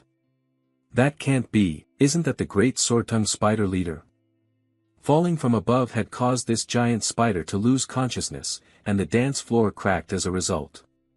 The big question that arose afterward was, has it died? A male trainee in the group seemed unable to believe his own eyes, his body trembling as he spoke unconsciously. That's ridiculous. Uziel, a first-year trainee like us, actually hunted down a 4-star monster by himself. Not only the spider but also other similar beings fell. This male trainee suddenly turned around in shock. To see you lying there completely unconscious. In front of everyone present, a large spider fell right on the exact spot where Jackie had been standing before. From below, someone stepped up these stairs, one of her friends. Flame was the first to ascend, but she carried a sadness within. Jackie was now pinned under the giant spider, struggling to rise but trembling as she questioned Flame, who was moving forward. Why do you always bother me so much? Anger grew on her face. I will never forgive you. But then, another thought arose in this situation here. Oh heavens, so that's how it is. You couldn't win by dancing, so you had to resort to this trick. Because no one dances more beautifully than me, right? How pitiful, truly pitiful.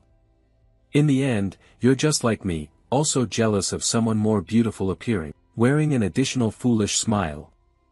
Aha, not just me alone, after all, you're no different from me at all. But the sadness deepened in Flame's mind as she looked at her friend who was no longer lucid. Seeing her strange expression looking at her, Jackie asked him blankly, why are you looking at me like that? Shifting part of her emotions, Flame stood there and asked Acel behind her.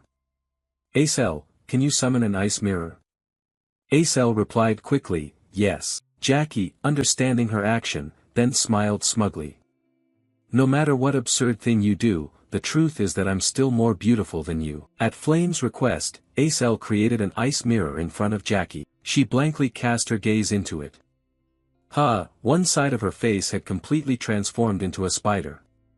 She still couldn't believe this was true. What is this? While the male classmate here was concerned about you just sitting up, are you okay?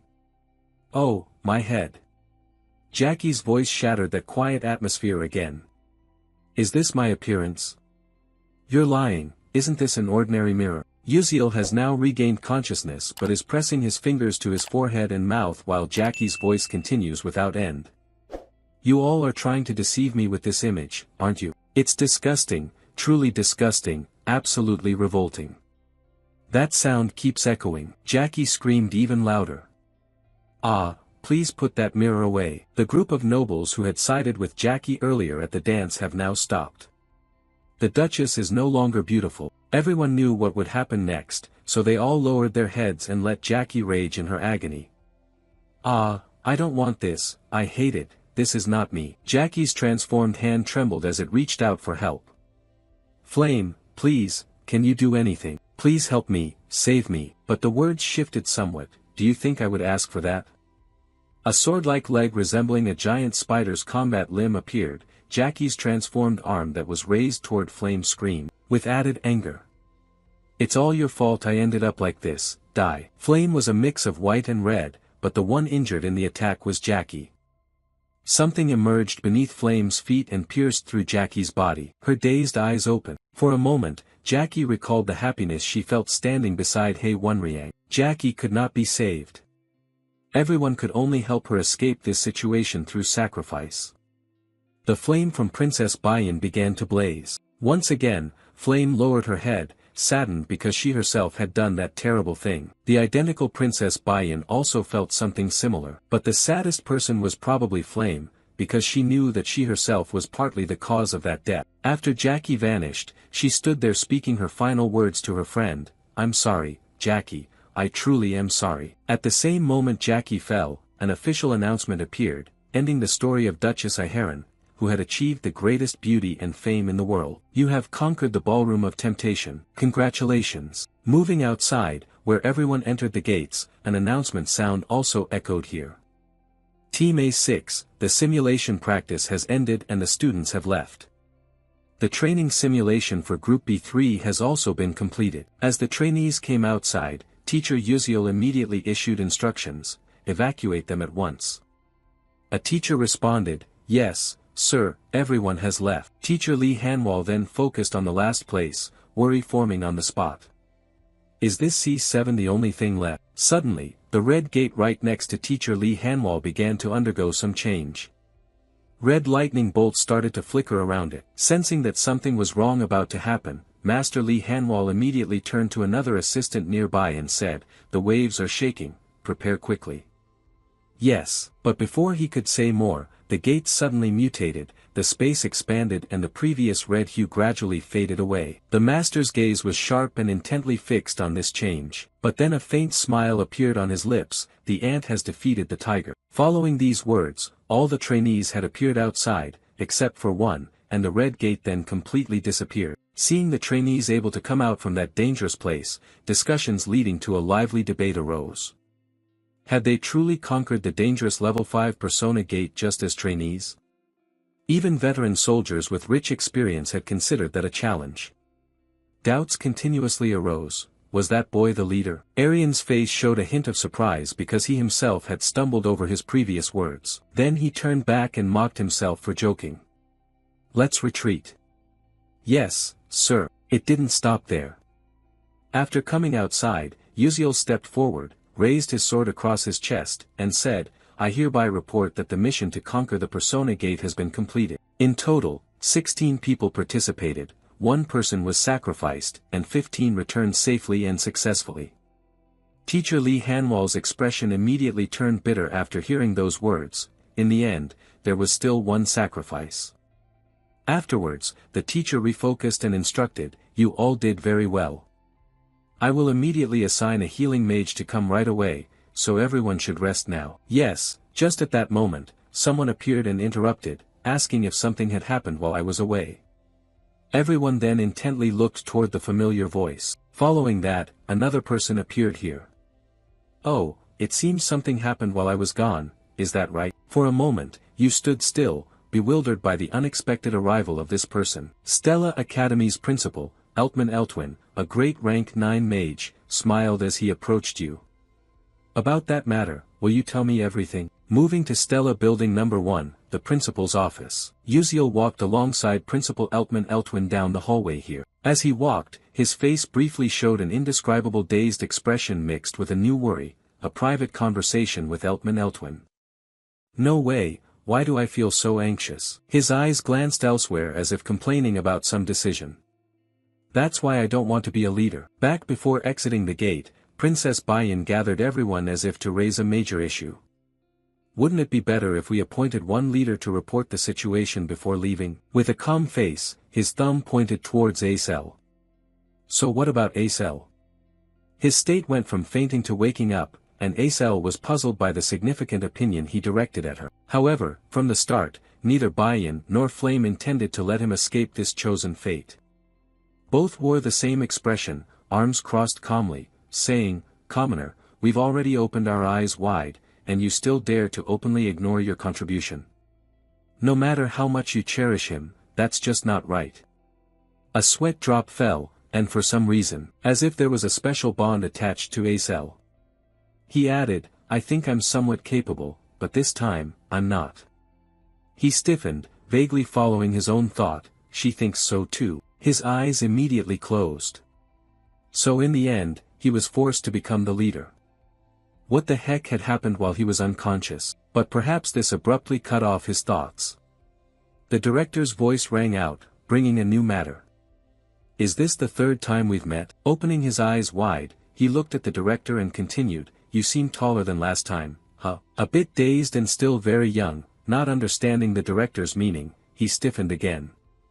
What exactly was he saying? As you were trying to understand that, suddenly a few old memories flooded back, a small village devastated by a blizzard, blink, blink, blink. In that place covered entirely by snow, Uziel stood alone. At that time, although he had a body incapable of using magic, he diligently practiced a single magical skill, blink. At that moment, he glanced to one side as a sound arose there. You are amazing." A fully cloaked figure appeared, adding amid Uziel's bewilderment, "You have an interesting talent. I will write you a letter of recommendation, so come to my school and take the entrance exam, there will be bonus points." And the one who appeared was none other than the current headmaster of Stella Academy, Eltman Eltwin, "To bring you back to reality." The headmaster spoke once more, "The reason I called you here is," you suddenly startled. Master Eltman Eltwin smiled and added, "I am here on behalf of the Academy to thank you for preventing that potential crisis." You sat there pondering a bit more, "It all began with me." But the headmaster's words remained, "And I have no intention of revealing this to the outside." Of course, if the damage to students became serious, things would be different. "Thank you, it's all thanks to you. And there is one thing I need to confirm."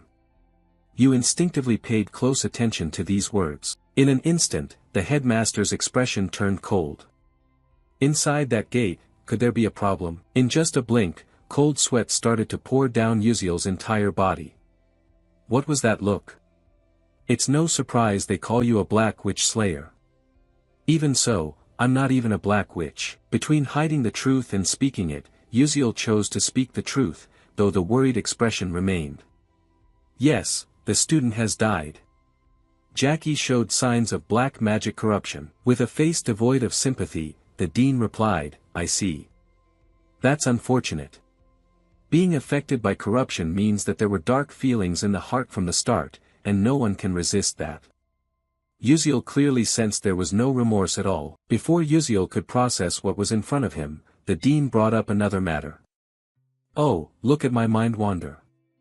Come to think of it, I haven't even offered you something to drink yet." The teacher turned back with his characteristic bright smile. "Would you prefer coffee or tea?" Do young people these days like carbonated drinks? Others might not notice, but from now on, this would be a proper conversation. Grasping some key information, Yuziel voiced his choice. I'd like tea. Calmly, he asked, is there a type of tea called lilt tea? The dean looked at him with curiosity about lilt tea, then immediately smiled meaningfully. Yes, there is. Please wait a moment. Yuziel exhaled softly, feeling truly relieved. Time passed, and the director brought out a cup of tea and placed it on the table. That's right, lilt tea is truly surprising, few know about it, and even fewer like it.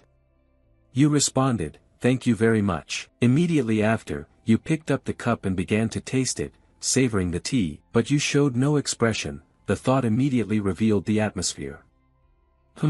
Just as expected, it is bland. Compared to earthly foods, it is like durian or fermented anchovies. The issue is taste, but it's strangely addictive, so some people dislike it. It has a distinctive smell that turns them off, causing them not even to want to put it in their mouth. But those who grow to love it become passionate fans. The reason you chose lilt tea is because the private meeting with Eltman Eltwin is a branching point and an opportunity. The Flame One chose coffee promised to teach magic. Acel chose a carbonated drink that had attained magical enlightenment. And lilt tea is Eltman Eltwin's favorite tea. The only issue was that you glanced sideways, waiting for the teacher to continue. About lilt tea, you see, being exclusively enjoyed by the lilt tribe living on the western continent decades ago, they should have kept it to themselves. But they shared it with humans and faced misfortune together with the lilt tribe. The lilt tea brewing recipe is said to have disappeared. The master smiled, looking at the cup of tea in his hand. This must be one of the few lilt teas left in the world. If humans weren't foolishly greedy, we could still enjoy it to this day. Truly, it's a pity. But the next words from you brought the director a sense of surprise. Is that so? But it's also strange, because even now, I'm still drinking it. Seeing you put down the teacup, the master hurriedly asked, so, do you still have any left? You replied briefly, no. Hearing this, Eltman Eltwin's expression changed, showing disappointment. I thought so, however, it's still too early to be disappointed, you cut in, but I know about it. The recipe for lilt tea. The director's eyes widened. The quiet atmosphere was shattered as the master could no longer contain his calm. What? Really? How did you get that recipe? Yuziel knew he spoke hastily and looked somewhat dazed. The thought quickly took over, this was somewhat difficult to explain. I can't say exactly that I got it from a game. In the director's expectation, you slowly said, my late mother taught me, so that's why I know about it. Wearing a somewhat sad expression, you expressed that. The final gesture, the nurturing from a mother swept away. Your emotions. The master felt sad too. Sorry, I probably shouldn't have asked that. You tried to shake off that sadness, it's alright, no need to apologize for that. The thought occupied again. It's truly a relief that everything went smoothly. Regain calm as usual. The director cleared his throat and asked for your opinion, so would you consider selling that formula to me? I will pay you generously.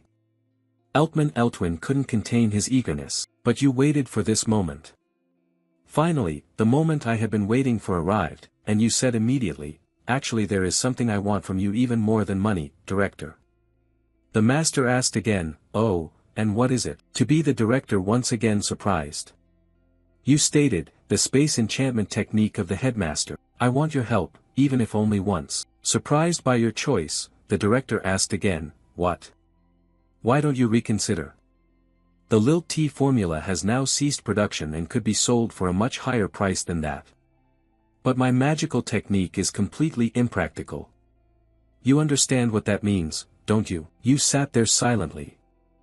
I understand very well about Eltman Eltwin's space magic and Altarish's alchemy technique. And finally, by using a mana vessel captured by a soul mage, I can create a magnificent multidimensional space. It will be a space that can only be created when a mage masterfully controls the level 8 space attribute. That is why very few people in this world can achieve this.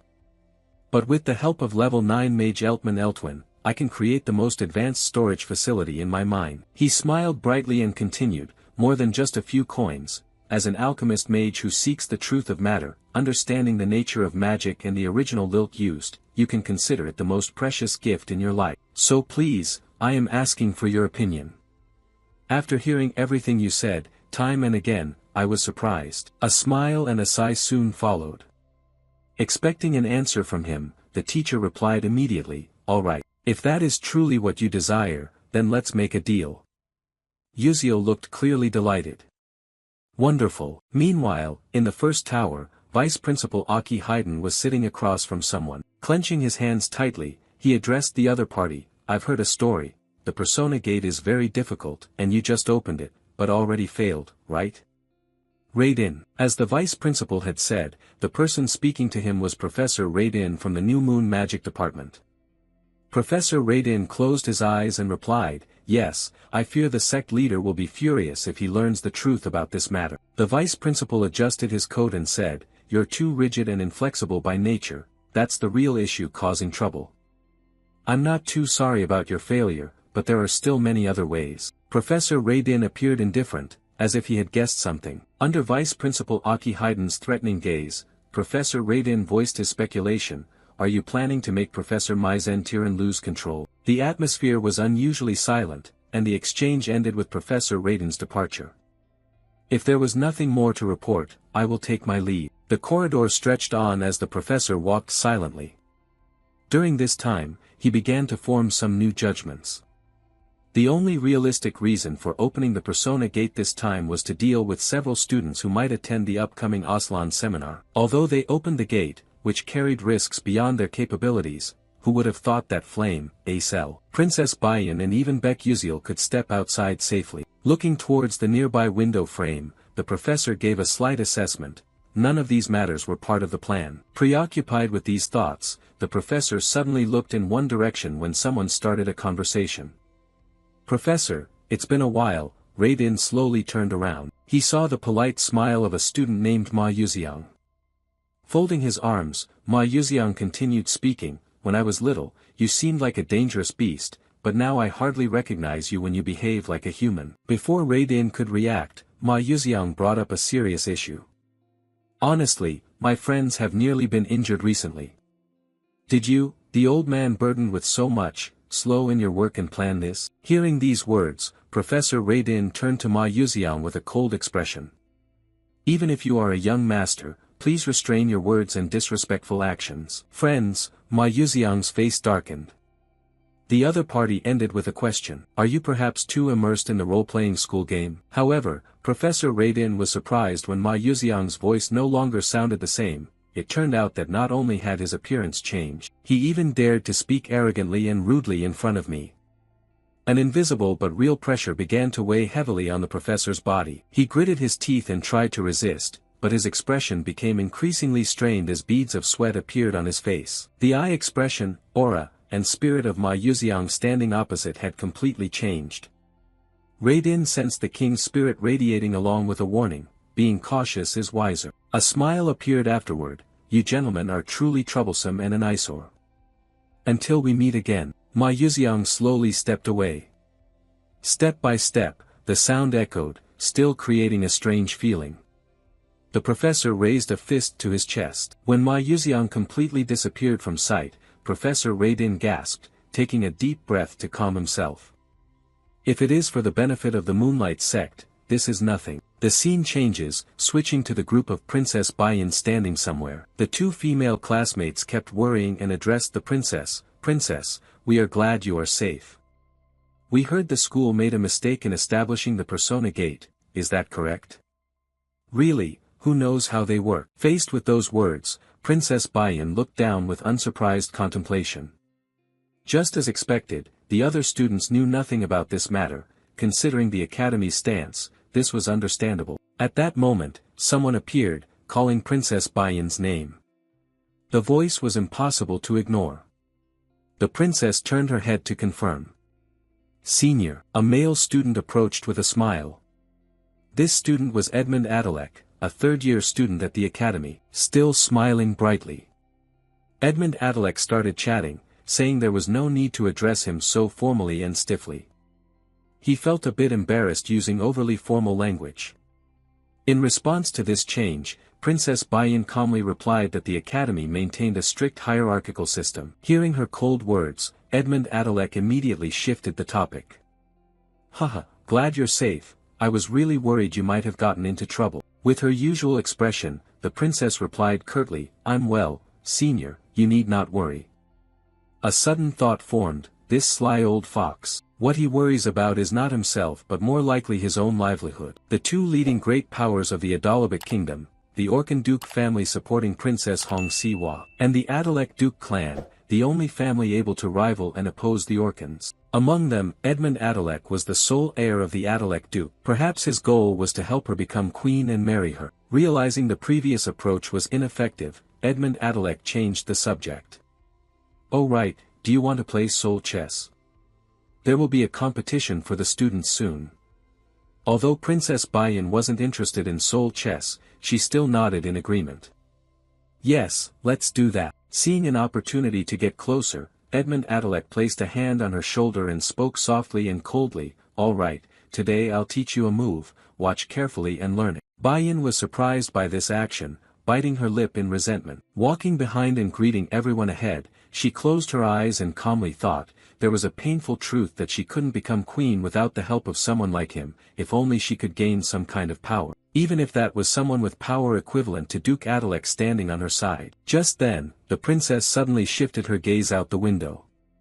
Uziel, what a coincidence, he unexpectedly walked past outside, catching the princess's eye. But the princess quickly looked away again, just as he turned to speak, Bayan, what are you doing?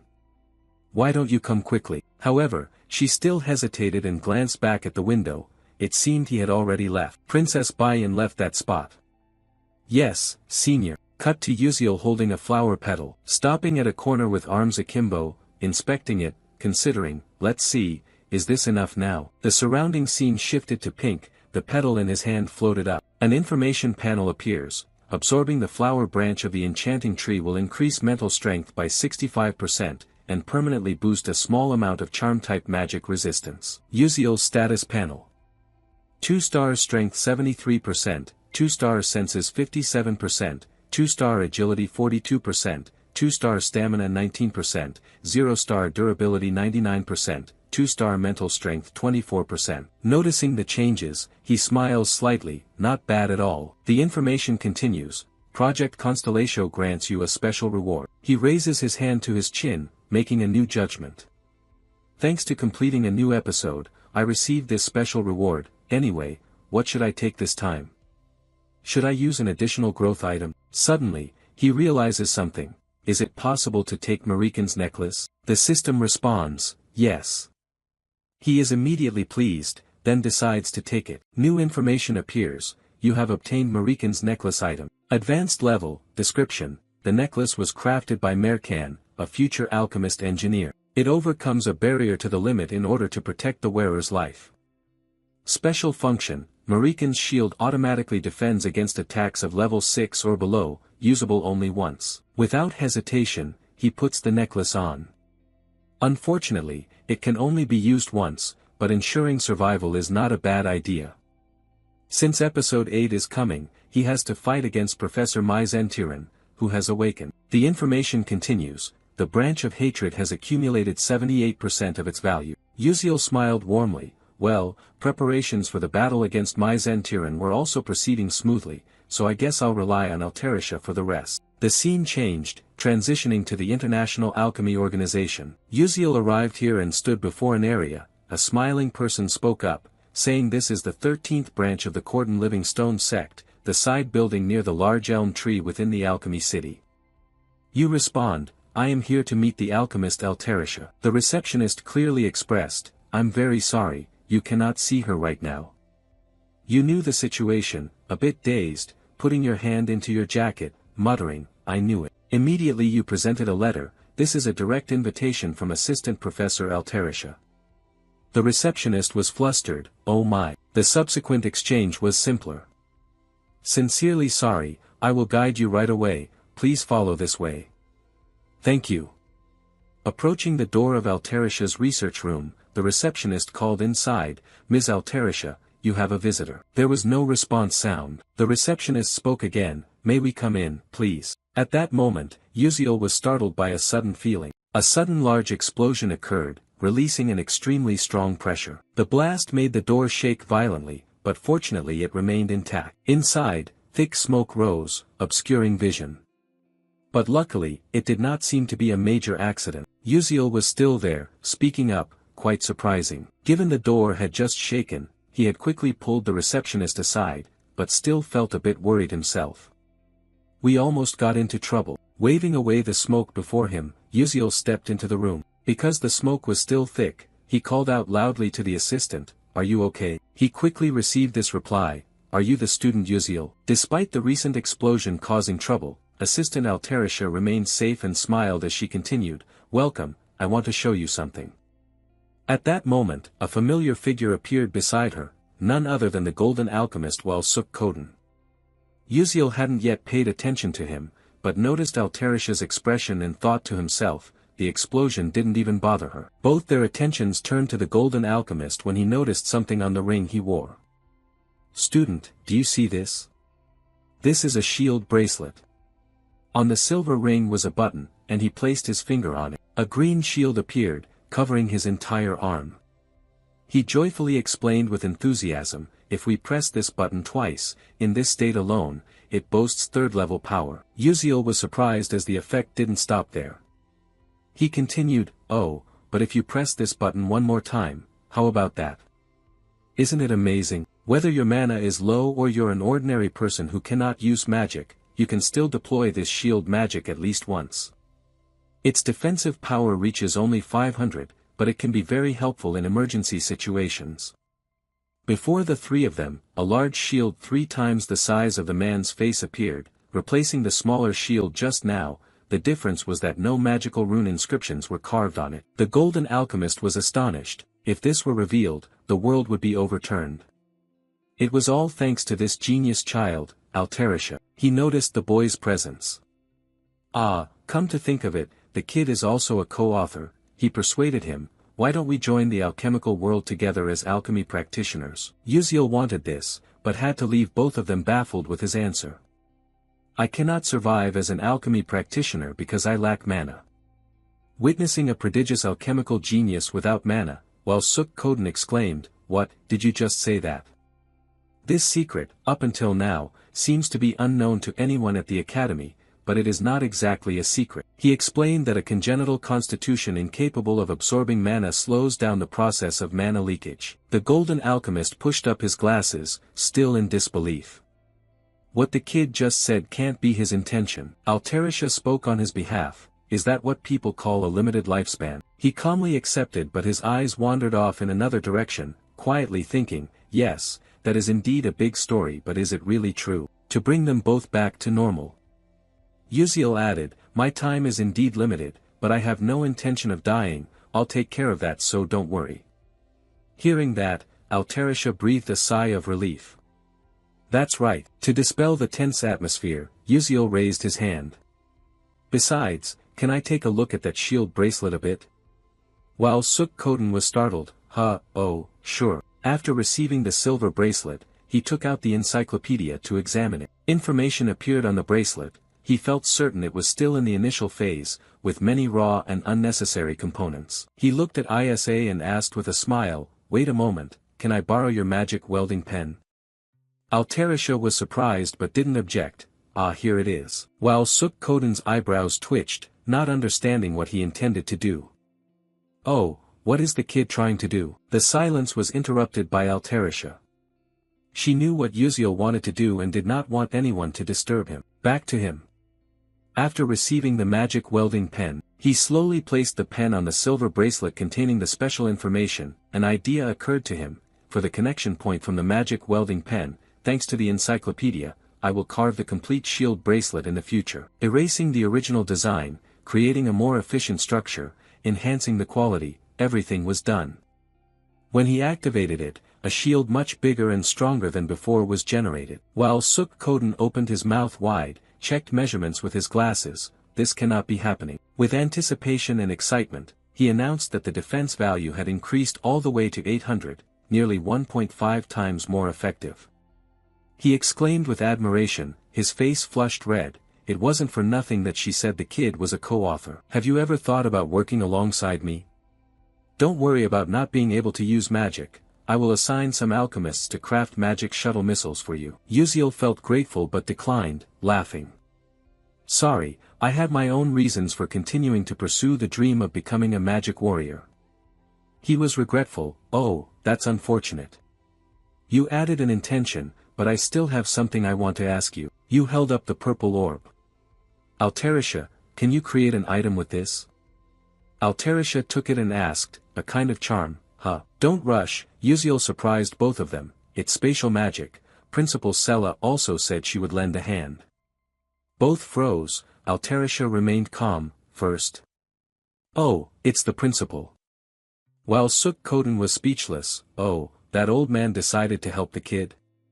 You really are a troublemaker. Altarisha was embarrassed. I want to help you, but I have never tried using elemental attributes. Uziel smiled. I know I'm not asking you to do it right away, you can take your time to master the skill. His thought was that it might take a few months, both agreed. All right, leave it to me. It's time to create a masterpiece. Returning to class at Sella Academy, Acel sat at her desk, troubled. Something was wrong. She looked at Uziel sitting dazed not far away. Seeing him yawn, Acel hesitated about whether she should ask him. Before she could act, someone arrived first. A familiar voice, Commoner Uziel. Princess Bayan appeared in front of him and said, I have something important to tell you. Are you free? Acel looked at both of them vaguely, wondering if there was another important matter. Uziel replied, it's nothing serious. Acel watched Princess Bayan lead him out of the classroom. After they both left, Acel returned to her sadness. What they said had nothing to do with her, right? Why did she feel so strange? The two walked down the hallway, not speaking, which was a bit awkward. Uziel broke the silence. So, what were you going to say? Princess Bayan stopped and answered, in the world of alchemy, it is said that a technologically advanced alchemical product has been developed. She turned to look at him, thinking he was somewhat handsome, then proceeded to the main point. I heard you are a co-author of that alchemy book. He paused to consider. Given the information power of the Adalabit royal family, this was an obvious consequence. Staying calm, Uziel replied, so what? Do you want to link directly to the merchandise business through me? Reading his intention, Princess Bayan crossed her arms, closed her eyes coldly. Nobleman, I don't deny it, but don't misunderstand. The item is very important, but having a relationship with someone like you is even more important. He was embarrassed. Oh, really? The thought interrupted him. He didn't expect her to think so well of him. Surely this is different from the original. Perhaps this time, I can prevent Princess Bayan's death. However cold she was before, now she is just as shy. Hey, then come eat with me, okay? Suddenly someone interrupted. Ah, it's Bayan, right? Both of them looked at him in surprise. This is Edmund Adalek, the trainee, speaking irritably. I refused to have lunch with you, wondering if there was something important. Never expecting she'd go with such a commoner, really disappointing. Behind Edmund Adalek's cold face, the three stood silent for a long time. But then that silence was quickly broken by Uziel's thoughts and gaze fixed intently on the other party. That man, you have seen him before while playing this game. One of the death flags leading Princess Bayan to destruction. Edmund Adalek, judging by that guy's attitude just now, it seems he still doesn't know he is a co-author of the report created by that random technique. At that moment, Princess Bayan suddenly spoke, startling him and cutting off that thought. She is not an ordinary civilian. Thinking of connecting with the alchemist Altarisha through this civilian, so please don't disturb right now. However, Edmund Adalek wouldn't allow that to happen, a dangerous smile appearing clearly. Hey Bayan, do you really think that just an ordinary civilian like that could have any power to help you? I'm better than that. Uziel listened to the criticism aimed at him, but indifference still dominated his thoughts as usual. It's really funny to look at the princess beside me. That thought continued. Well, I've gotten used to being looked down on like a commoner. Although I know she is a great supporter of mine, Princess Bayan coldly rebutted Edmund Adalek's previous remark. Exactly what does Senior mean by that? Seeing the princess looking somewhat displeased, Uziel didn't want things to go too far, and immediately interrupted their conversation with his own words. All right, let's just pretend we never discussed the item exchange. Princess Bayan suddenly spun around to look at him. What? Meanwhile, Edmund Adalek was very pleased with this. That's right, the commoner knows his place. But before leaving, Uziel unexpectedly brought up another important matter. By the way, regarding the item business, I will certainly tell them that Duke Adalek bluntly refused to supply the kingdom of Adalabit. At that moment, Edmund Adalek's face went cold and stern, but a dangerous smile remained. Hey, it seems like you're a bit too arrogant. Do you know what happens when a first-year trainee dares to challenge a third-year trainee? Uziel replied coldly right away, so what? That's none of my concern. Worried about his direct confrontation, Princess Bayan found herself in a somewhat awkward position. As a commoner, he also knew that the hierarchy system in Stella was very strict. Moreover, he was famously the most influential among the third-year students. What was he thinking when he spoke such words? Ignoring both of them here, Uziel turned and left. Then I'll take my leave first. The gazes of the two locked onto his back, after which contempt was clearly visible on Edmund Adalek's face. How could a first-year student not know just how terrifying his seniors were? It seemed I needed to make this guy's school life a bit more enjoyable. Seeing that all his efforts had come back to zero, Bayan clearly showed a look of sadness and loss. Meanwhile, Uziel had stepped out onto the academy's main courtyard. As he walked, he carried a private sorrow. Sorry, Bayan, but if that person hadn't been pulled down, you would never have had a happy ending. Whether she inherited the throne or Duke Adalek fell, in the end death would still come. That was inevitable. His footsteps suddenly halted. His gaze flicked sharply to one side. At least he wouldn't let Bayan bow before that guy. His eyes then shifted straight toward the students moving away, specifically Bayan, who was hiding in a corner of the wall. Truly helpless, Princess Bayan could only tap her forehead. Should I just throw away everything related to this princess's honor? The reason Edmund Adalek keeps interfering with her is very clear. Perhaps he wants her to never stand firm on her own 2 feet, so that she has no choice but to depend on him. Feeling even more helpless when she was all alone there, looking back at her clenched hand, the previous sadness deepened.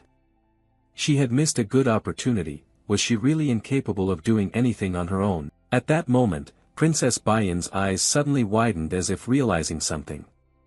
Wait a minute. The figure and voice from before surged back into her mind once again. I will definitely tell them that Duke Adalek flatly refused to supply the kingdom of Adalabit. Thinking back, as a commoner, why would he say that?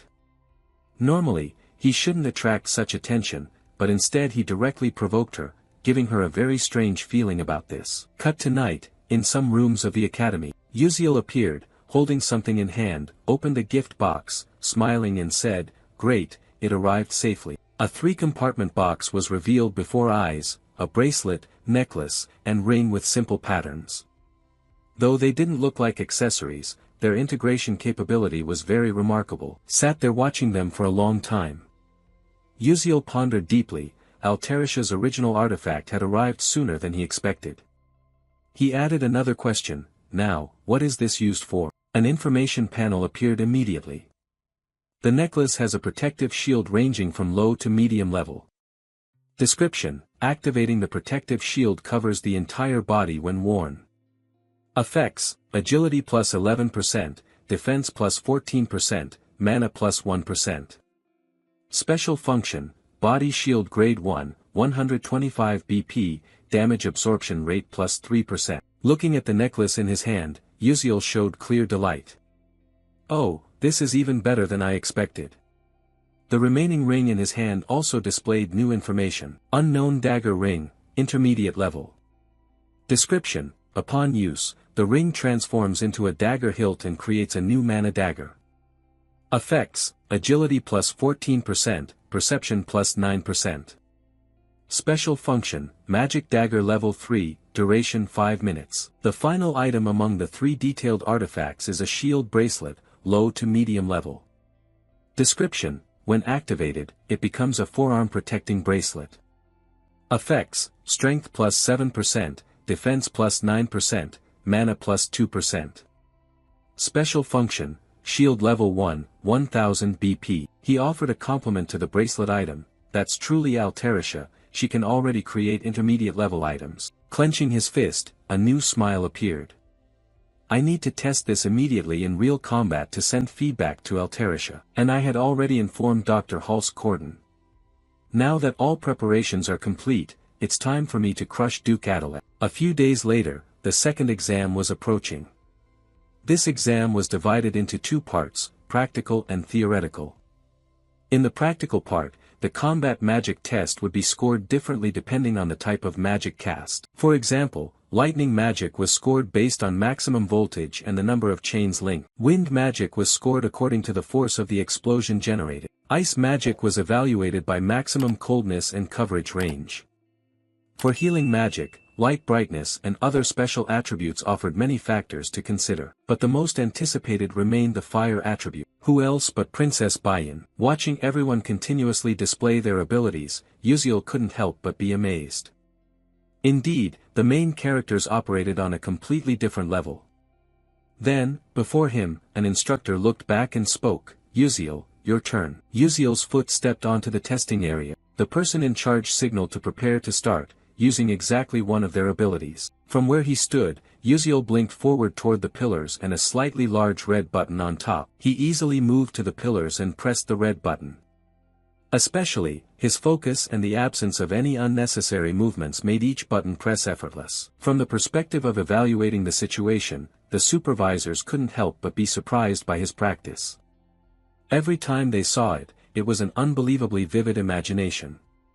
There was no delay during the blink execution, and he immediately oriented and performed it precisely. Truly astonishing. Uziel stopped, and the announcer's voice rang out. Uziel's test was over. Still there alone, staring blankly in one direction, he immersed himself in new thoughts. With this, I can consider that I have completed part of the practical combat. I can't use magic, so the rest is basically lost. But if I score high on the theoretical test with my glasses, that can be considered compensation. Just then, Uziel was startled, staring blankly back as someone approached and called his name. So, he is Uziel, huh? A group of trainees approached, clearly showing mockery directed at him. I heard a first-year trainee like you dares to argue with a third-year trainee. You're hopeless. Oh my, if I were a freshman, I couldn't even imagine that happening. Seeing the group naturally coming to cause trouble, Uziel narrowed his eyes slightly, thinking to himself, so it's starting now, it must be Edmund's group, right? True to expectations, one guy stepped forward and spoke directly. Oh, look at this kid, daring to glare at us like that. That guy's face then looked drained of blood, with no intention of closing his eyes. In response to those words, Uziel remained calm, thinking to himself, I figured as much. But despite that, signs of discomfort were clearly visible on his face. He felt a bit annoyed having to take a beating from these kids. Still keeping that intense expression, Uziel silently watched the person who came looking for trouble, allowing himself to intimidate further. He then smiled perfectly. Huh, look at this kid, I told you to lower your head. Uziel calmly listened to the other insulting him a bit too much. This damn kid is even more insolent than I thought. You're just a civilian, and I heard you don't even have parents, right? If you don't want to die, then kneel down fast, you bastard. Just at that moment, the senior from class 52 passing by noticed the commotion here. Since I looked over anyway, I thought a bit more, what's going on, is there a fight? The distance wasn't far, so Diane quickly realized that those guys were from Senior Edmund's group. But above all, she noticed that he was there too, huh? Isn't that the freshman we met at Martivis Cemetery? I heard his name is Uziel, right? After thinking that, I just crossed my arms and shouted, what are you guys doing over there? As he stepped closer, he looked at Diane and said, can't you see? I'm disciplining the juniors, don't interfere. Ban Diane, this kid dares to talk back to a senior from class 53. As seniors, it's our duty to discipline juniors. Hearing the argument, everyone also noticed her arrival. That's Diane, isn't she a student from class S? Hearing the issue and grasping it quickly, Diane turned to look at Uziel, clearly surprised, but then after looking at him a bit more carefully, a new idea formed. Uziel, was he planning to kneel? If he was strong enough to take down a level 5 summoner, he should have been able to handle them easily. So why would he bring worry upon himself like that? No way. Without hesitation, Diane decided to stop him. No, don't do that. He was also surprised by her decision. What? Diane closed her eyes and continued calmly. If it's true as you say, a rookie arguing back to a senior in episode 5-3 is no small matter. If this is a military mage team, it would be seen as defying a superior. So my suggestion is that we hold a special training session for the juniors. Hearing this, both of them were left stunned, staring blankly. Questions arose. Such training must be approved by the student council president. The opinion was raised, so Diane decided to handle it. I will go get approval, so let's do this properly. Suddenly, with a more reasonable step, he flashed a perfect smile for himself, and then emitted a bit more of a murderous aura. Looking straight at Uziel, he added, "Alright, that sounds fun." The whole group then left, leaving behind only the two pairs of eyes watching them go. Only two remained. Diane then spoke to him, apologizing for the interference, but if they didn't leave him alone, they would never let him go. Uziel said nothing but clearly showed his surprise. Huh, does she mean they won't let me go? Not receiving any answer from him, Diane went on to share her guess. You plan to seize the moment of humiliation to strike back hard, right? Someone smart enough to defeat 1,000,000 summoners wouldn't argue with others without reason. Then there is only one reason to end Stella's long-standing foolish tradition, the senior ritual. You have chosen to sacrifice yourself. Uziel remained silent there, listening, then blankly occupied his spot. Me? It's like, who am I and where is this? Returning to the main issue, looking back at those people who still hadn't disappeared, Diane continued to analyze her previous words in more detail. But among them, there were also those who had no choice but to follow Edmund. They are called the coerced, bound by family circumstances. No matter how right you are, you can't let people like them be punished. Then, one of my hands directly placed itself on his shoulder, adding encouragement. So I will set the stage for you, fight however you want. I will personally persuade the student council president. Hearing this, as if sensing the looming danger, Uziel kept wiping his sweat, not knowing what else to do. A helpless smile stretched across his lips. What exactly has she been saying all this time? Time passed hurriedly, and some green drawings were depicted in detail. It was another type created by some professor. This was precisely the magical protocol interpretation exam. The students below accordingly began their written test. Among them were those who couldn't help but express complaints. Yeah, I don't understand a thing. Can I really solve all of it today? However, standing out among them was someone who stood up and left their seat. That was Uziel. When putting on his encyclopedia glasses, his knowledge surpassed that of forgetful professors combined. I'd like to submit my test, he said. The exam supervisor, a bit confused, took the paper from him. It's only been 20 minutes, you're giving up the test. How is that possible? Uziel turned as he was leaving to explain, No, I've already finished it. It sounded a bit illogical, so the supervisor looked again at the results he had completed. What? You mean? And from the earlier confusion, it turned into immediate panic. This, putting his glasses away inside his jacket, Uziel calmly walked off, saying, I didn't study at all, but finishing it feels incredibly refreshing. However, things gradually became somewhat complicated when I had to stop and look to one side as someone was gossiping about me. That's Uziel, right? I heard he's just a freshman but dares to talk back to Edmund Adalek. It seems like he's about to be properly taught a lesson. Standing there dazed, you know something bad is about to happen, looks like the whole school already knows. His gaze dropped, and on top of that, Diane had to come out in the open. Special training for juniors simply means a place where seniors who want to teach a lesson can directly challenge juniors. They duel one-on-one at Stella. Seniors are forbidden to insult or hit juniors. But within the training organization, seniors can legitimately punish juniors, called a challenge, though in reality it's seniors using magic to beat juniors, so this must be approved by the student council president to prevent abuse. However, S-class students can submit proposals directly to the council. I just intended to kneel down and get it over with, yet things ended up like this. Thinking back to that moment, well, just kneel quickly and then go sleep. Throughout the process of going back to my room, Uziel gradually came to a decision. Things had come to this point. A certain box was opened, Inside was an item placed in it, something special like a stuffed bear. Holding it in his hand, a confident smile appeared. If it can't be avoided then so be it, just relax and slowly enjoy it. Move to the Stella Student Council meeting room. Inside, someone was checking documents and had noticed the movement ahead.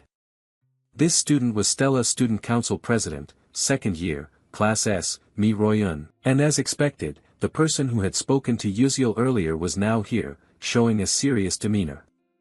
The president quickly asked, Ban Dian, what brings you here? Without hesitation for even a second, Dian placed a piece of paper on the president's desk. But then his tone softened a bit. I want to request approval to open special training for the juniors, targeting Yuziel, the new student from Class S. The president was surprised by the statement, then said, I thought you hated such ridiculous matters, so why are you doing this now? Showing no emotion, Dian replied, it's precisely because I hate it that I'm doing it. Since this was an important matter, the president gave a slight warning, I don't know what you're planning, but no matter how talented, a new student can't possibly defeat a second-year student.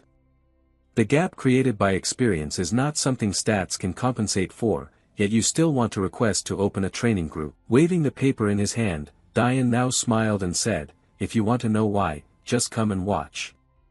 It'll be really fun. Seeing her sudden change, the president narrowed her eyes slightly and exhaled, saying, really, what are you scheming?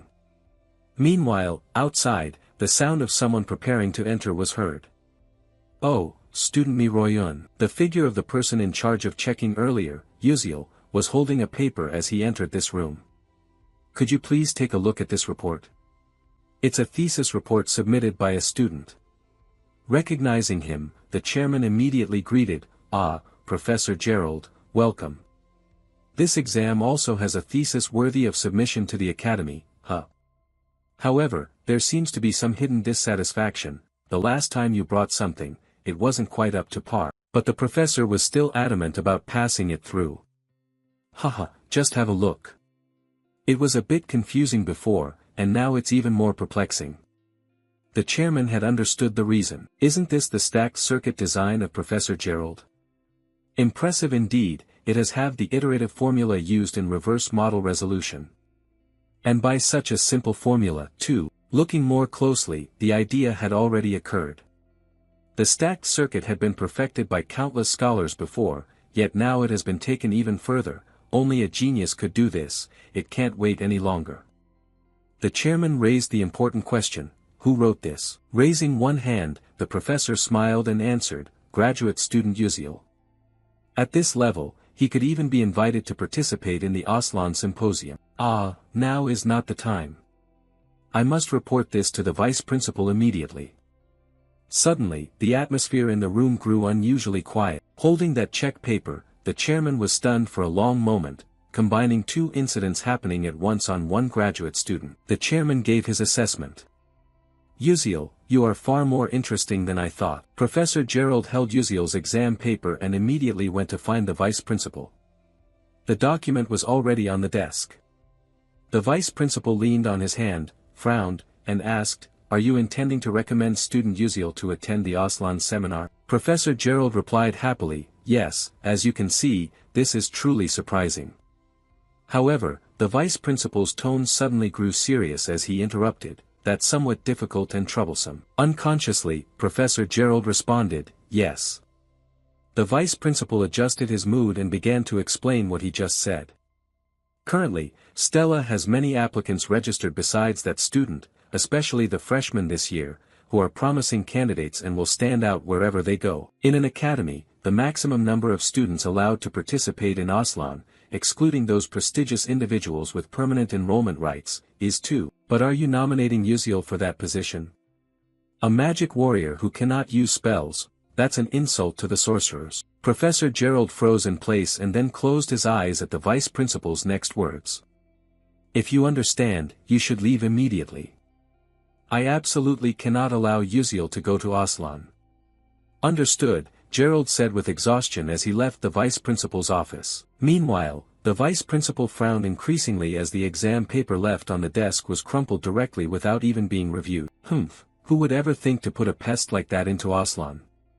No way. With a cold expression, your exam was instantly burned up. Time passed quietly and silently. The second test round had ended and the ranking board was announced. Yuziel blended in with the crowd, standing before the large result board. Pointing with a finger, he looked confused and added, "Let's take a look." "Ah, I found it." After scanning the results from bottom to top, Yuziel was selected, ranking 419th in Class S. Yuziel looked on with some pride. Although the ranking had quite a few digits, standing at 419th meant he was truly doing well in this ranking. "Even though I scored perfectly on the written test, suddenly your eyes locked and focused intently on a certain position within your view. By the way, this time the top position belongs to, could it be Ma Yuziang?" The first rank showed Ma Yuziang of Class S, second was Flame of Class S, third Acel of Class S, fourth He Wonriang of Class S, fifth Baiyan of Class S. The top members were all from Class S. The rankings weren't surprising, but something made him feel a little concerned. He Wonriang, who achieved second place last semester, had now dropped to fourth. Could it be because Acel and Flame had focused more on studying than before? At the same time, the figure of Princess Baiyan appeared here. Right after that, he stood beside you without you even realizing it and continued to think. Because Jackie followed the path of the Dark Mage, the entire Dark Mage line of Acel and Flame had disappeared. When focusing too much on you, Princess Baiyan suddenly spoke up and directly asked you. "Are you trying to adjust your ranking appropriately? I think it's quite clear now." Princess Baiyan was waiting for your answer, but that seemed somewhat impossible as sweat appeared on Yuziel's face at that sudden appearance. How surprising, what is she saying, why is she suddenly here, is she planning to do something bad? As if reading your thoughts, Princess Baiyan immediately spoke. However, seeing that you had managed to reach the top 600, it seemed like you intended to participate in the academy tournament. Upon hearing this, Yuziel vaguely realized it and brought his hand to his chin to think further. "Ah, now that I think about it, there might be such a thing." The academy tournament is an event where selected students compete against trainees from other prestigious magic academies. After these considerations, you immediately looked at the person who had just spoken, assessing you. At that moment, you only saw shyness, a flushed face, and the gesture of the princess stroking her hair. You thought again, what is going on, what is this feeling? Naturally approaching the princess, Yuziel confidently spoke out the thoughts in his head just now. "What is it? Do you have anything else you want to say?" Baiyan opened her eyes wide, her face flushing even more, and immediately turned away as if sulking. Her fists clenched tightly, proving it even more. In the follow-up confusion of Yuziel, a question arose immediately. Why did you do that? Yuziel didn't understand at all. His eyes narrowed even more. Why would you do something like that to Edmund? He's an influential person and also an enemy, probably he will keep causing trouble for you until graduation. His tone turned a bit serious. Do you have the confidence to handle this? Seeing Princess Baiyan concerned about him made Yuziel a little surprised. His eyes never left the changing expressions of the princess. Without much thought, Yuziel spoke frankly, "No, I don't think I can handle it." Hearing the answer made the princess's heart feel like it was tightening. Rejection was present in her, and the confusion returned to Yuziel. Instead of being bothered by kids with blue eyes a few years younger, I'd rather crush them all and get expelled. Back to the princess's mood, her clenched fists trembled more and more, and two continuous questions were directed at him. Then why did you do that? What benefit did you get from me? Instead of answering quickly, once again Yuziel created a silent pause as his gaze remained fixed on the princess. And only when his eyes looked away did the answer come. That's because I value our relationship more. Princess Baiyan's worldview immediately turned rosy after those words. Knowing he hadn't finished speaking, Yuziel scratched his face, looked elsewhere, added, and besides, I won't do that for you for free. So, after this is over, you have to sign a contract with me to buy an item. The Princess Baiyan facing him was a bit confused because she knew something clearly. Actually, item contracts can be made anywhere, not just with a Dolabit. But why? Yuziel's inner self began to waver after that question. Honestly, I shouldn't have said I wanted to save her and give her a happy ending. His gaze looked away again. That, I'll tell you later. Curiosity gave Princess Baiyan yet another question mark. Not able to ask more about that story, Baiyan decided to change the subject. Okay, by the way, do you have any plans for the new recruit training session? This time, he replied quickly. Yes, somehow I have to do something for this. The unexpected advice came from the princess, you don't need to hold back. Yuziel was puzzled. Princess Bayan had her confidence and burst out a string of words. Yes, you can fight the senior to some extent with your innate ability. It's alright, I will do my best to deal with the consequences. Yuziel was slightly sweating. Okay, thank you. Another thought arose, it seemed she was trying to appear considerate to help me.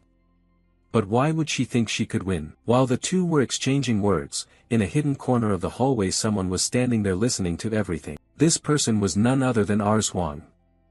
A fire magic talent, she had left, then transferred to a special training place. A large fire suddenly flared up high at this location. Right at the magic practice class site, Arzhuang was here and was under the training of Professor Hong Yil. Praise along with a smile was given. Your control ability is truly wonderful. Arzhuang lacked firepower, but this can easily be compensated by precise control. And you will pass this test.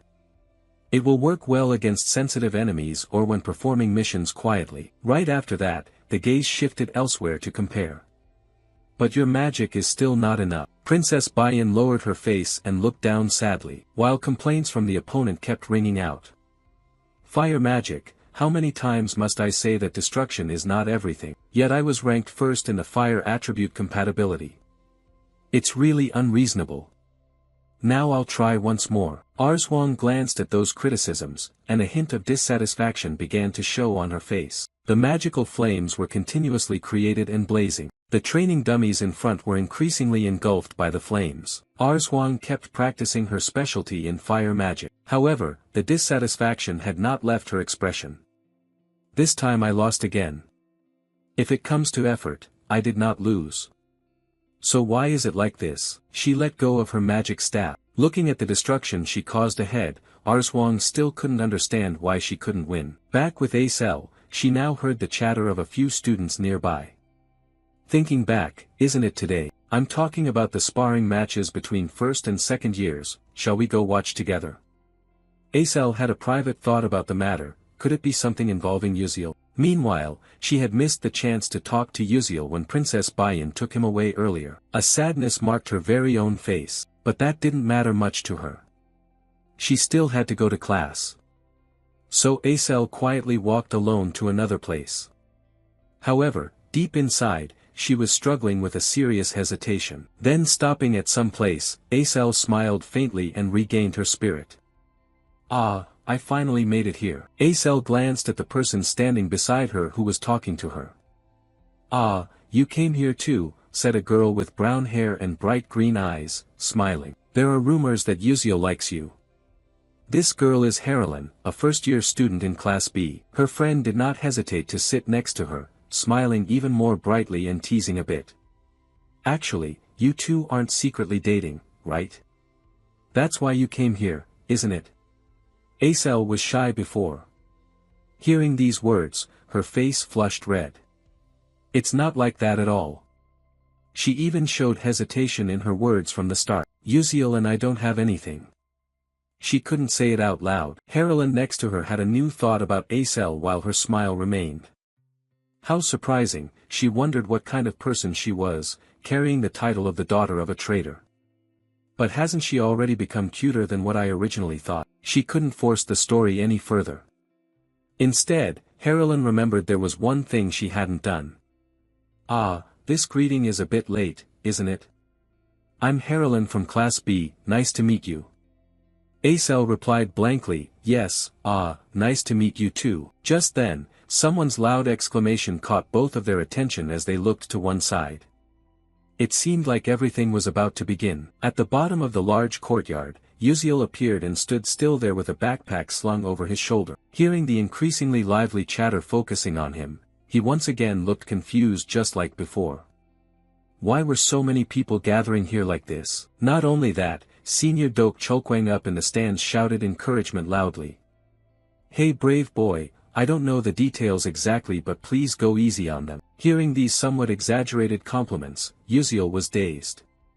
A new thought popped into his head. Wait a minute, wasn't I the one chosen by the seniors to fight?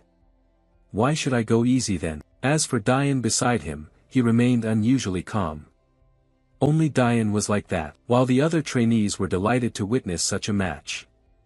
That bastard Yuziel will finally have to learn a lesson he won't forget. He's just a civilian who thinks he's the center of the universe, serve him right. Once a senior puts a mark on you, that's the end of the story. Saying this, one of the two stiffened his expression. Hearing his friend being badmouthed, Bayan immediately cast a cold glare, staring fixedly at the other party. His coldness intensified, as if to imply that if the other side said one more word against him, he would kill them right there. And this tactic really worked. When Princess Bayan left, the two trainees who had been teasing earlier shrank into a corner, too timid to do anything else. Like everyone else, Bayan was also interested in his match and chose a good spot to watch. But when she thought of him, her eyes narrowed slightly. She still couldn't take her eyes off Yuziel, calm down below. And shortly after, Yuziel's gaze fixed intently ahead where someone stood opposite him and spoke. Hey kid, are you ready? Hey kid, are you ready? Your opponent has appeared. Second-year student from Class C, Caliban Kadalam, with sharp eyes, also from Class C, with strength ranked roughly around 300. Although I am from Class S, if we only compare pure fighting ability, he seems stronger than me. It's best to avoid direct confrontation as much as possible. Yuziel casually swung back. Well, I'm ready, I guess. Hearing that confirmation from him, Caliban gave a dangerous smile, stubborn until the last moment. And just as the tension built dramatically, a professor stepped forward to preside over both. Since everyone is here, I will explain the match rules. This duel will last at least 15 minutes. It will continue until one of you falls. If there is any sign of life-threatening danger during the fight, Stella's spatial control magic will automatically end the match. Moreover, after 15 minutes, either side can choose to concede, and the match will end immediately. Then the match began. As the sound rang out, both were transported to a vast forest full of green trees. A clock with 4 zeros will be the starting highlight for everything. Caliban remained confident as he took out his wand. Yuziel, facing him, grew serious and held a sword of light to ease some of the tension. Harlan looked at Acel and asked a question. Who do you think will win? Acel already had her answer and choice. Of course, it's the senior. After all, Senior Caliban is the inheritor of the Earth attribute. Earth elementals have very strong defensive capabilities, and Yuziel's firepower is not exactly that powerful either. Harlan agreed and analyzed further. Not to mention, Earth elementals specialize in terrain control and can dominate the battlefield's terrain, making their attacks even more diverse. Could Yuziel's sword pierce the defense of a third-level Earth mage? Although I previously expressed that opinion, Acel still felt more sadness. Harlan is right, there's no way Yuziel can win this battle, at least logically, but there is still a bit of faith placed in him. Returning to the fight, Senior Caliban revealed more of his danger on his face. Today, I will show you what fear really means. The domain can. At this point, confusion rushed in. The ground had cracked, but the two words blink constant already appeared in front of Yuziel. What Yuziel chose to do first in fighting his opponent was to keep his distance. And once he had established a safe distance, Yuziel realized something about his opponent. Caliban had also sensed something similar. Immediately, a new smile appeared on Yuziel's face. After smiling, he thought, I'll run as far as possible. Caliban stayed behind, unable to believe that he could act so quickly. What is this? Sharing the same impression, Harlan stiffened and spoke up, observing. Oh, running from the start without keeping face for himself at all. Acel beside him shared the same view. That's true. However, Izel's worry for Yuziel remained, but in this situation, that might be the right move. Back to the battle, Caliban kept chasing behind with anger continuously showing on his face. Shouting, hey you bastard, come back here quickly. Usually, if you were to turn back, that would be strange. Who would listen to that and actually turn back? Once enough frustration builds up inside, it's time for it to be released. Caliban clenched his teeth. Then from his current position, 3 simple green formations were created. Throwing stones. Yuziel was surprised as his opponent quickly shifted the situation. And realizing that, the attack struck ahead and dust flew everywhere around. Princess Baiyan, Acel, Senior Dok Chulkwang, and Dian had to suppress their emotions and waited anxiously. Stopping at a bush, Caliban smiled again and thought, good, that move definitely hit. When the pride is pushed high, the features and face become even more pronounced. Caliban stiffened. What is this? Right before my eyes appeared a monkey hanging upside down by its tail, swaying. Could it be a monkey doll? Because when startled, people lose their sharp judgment. What the hell is that? Why is it here? Just as I didn't know what to do, the two claws on its hands showed signs of closing in on each other. A dangerous pressure quickly transmitted into the opponent's senses. Boom! A burst of light exploded, forcing him to raise his hands in defense.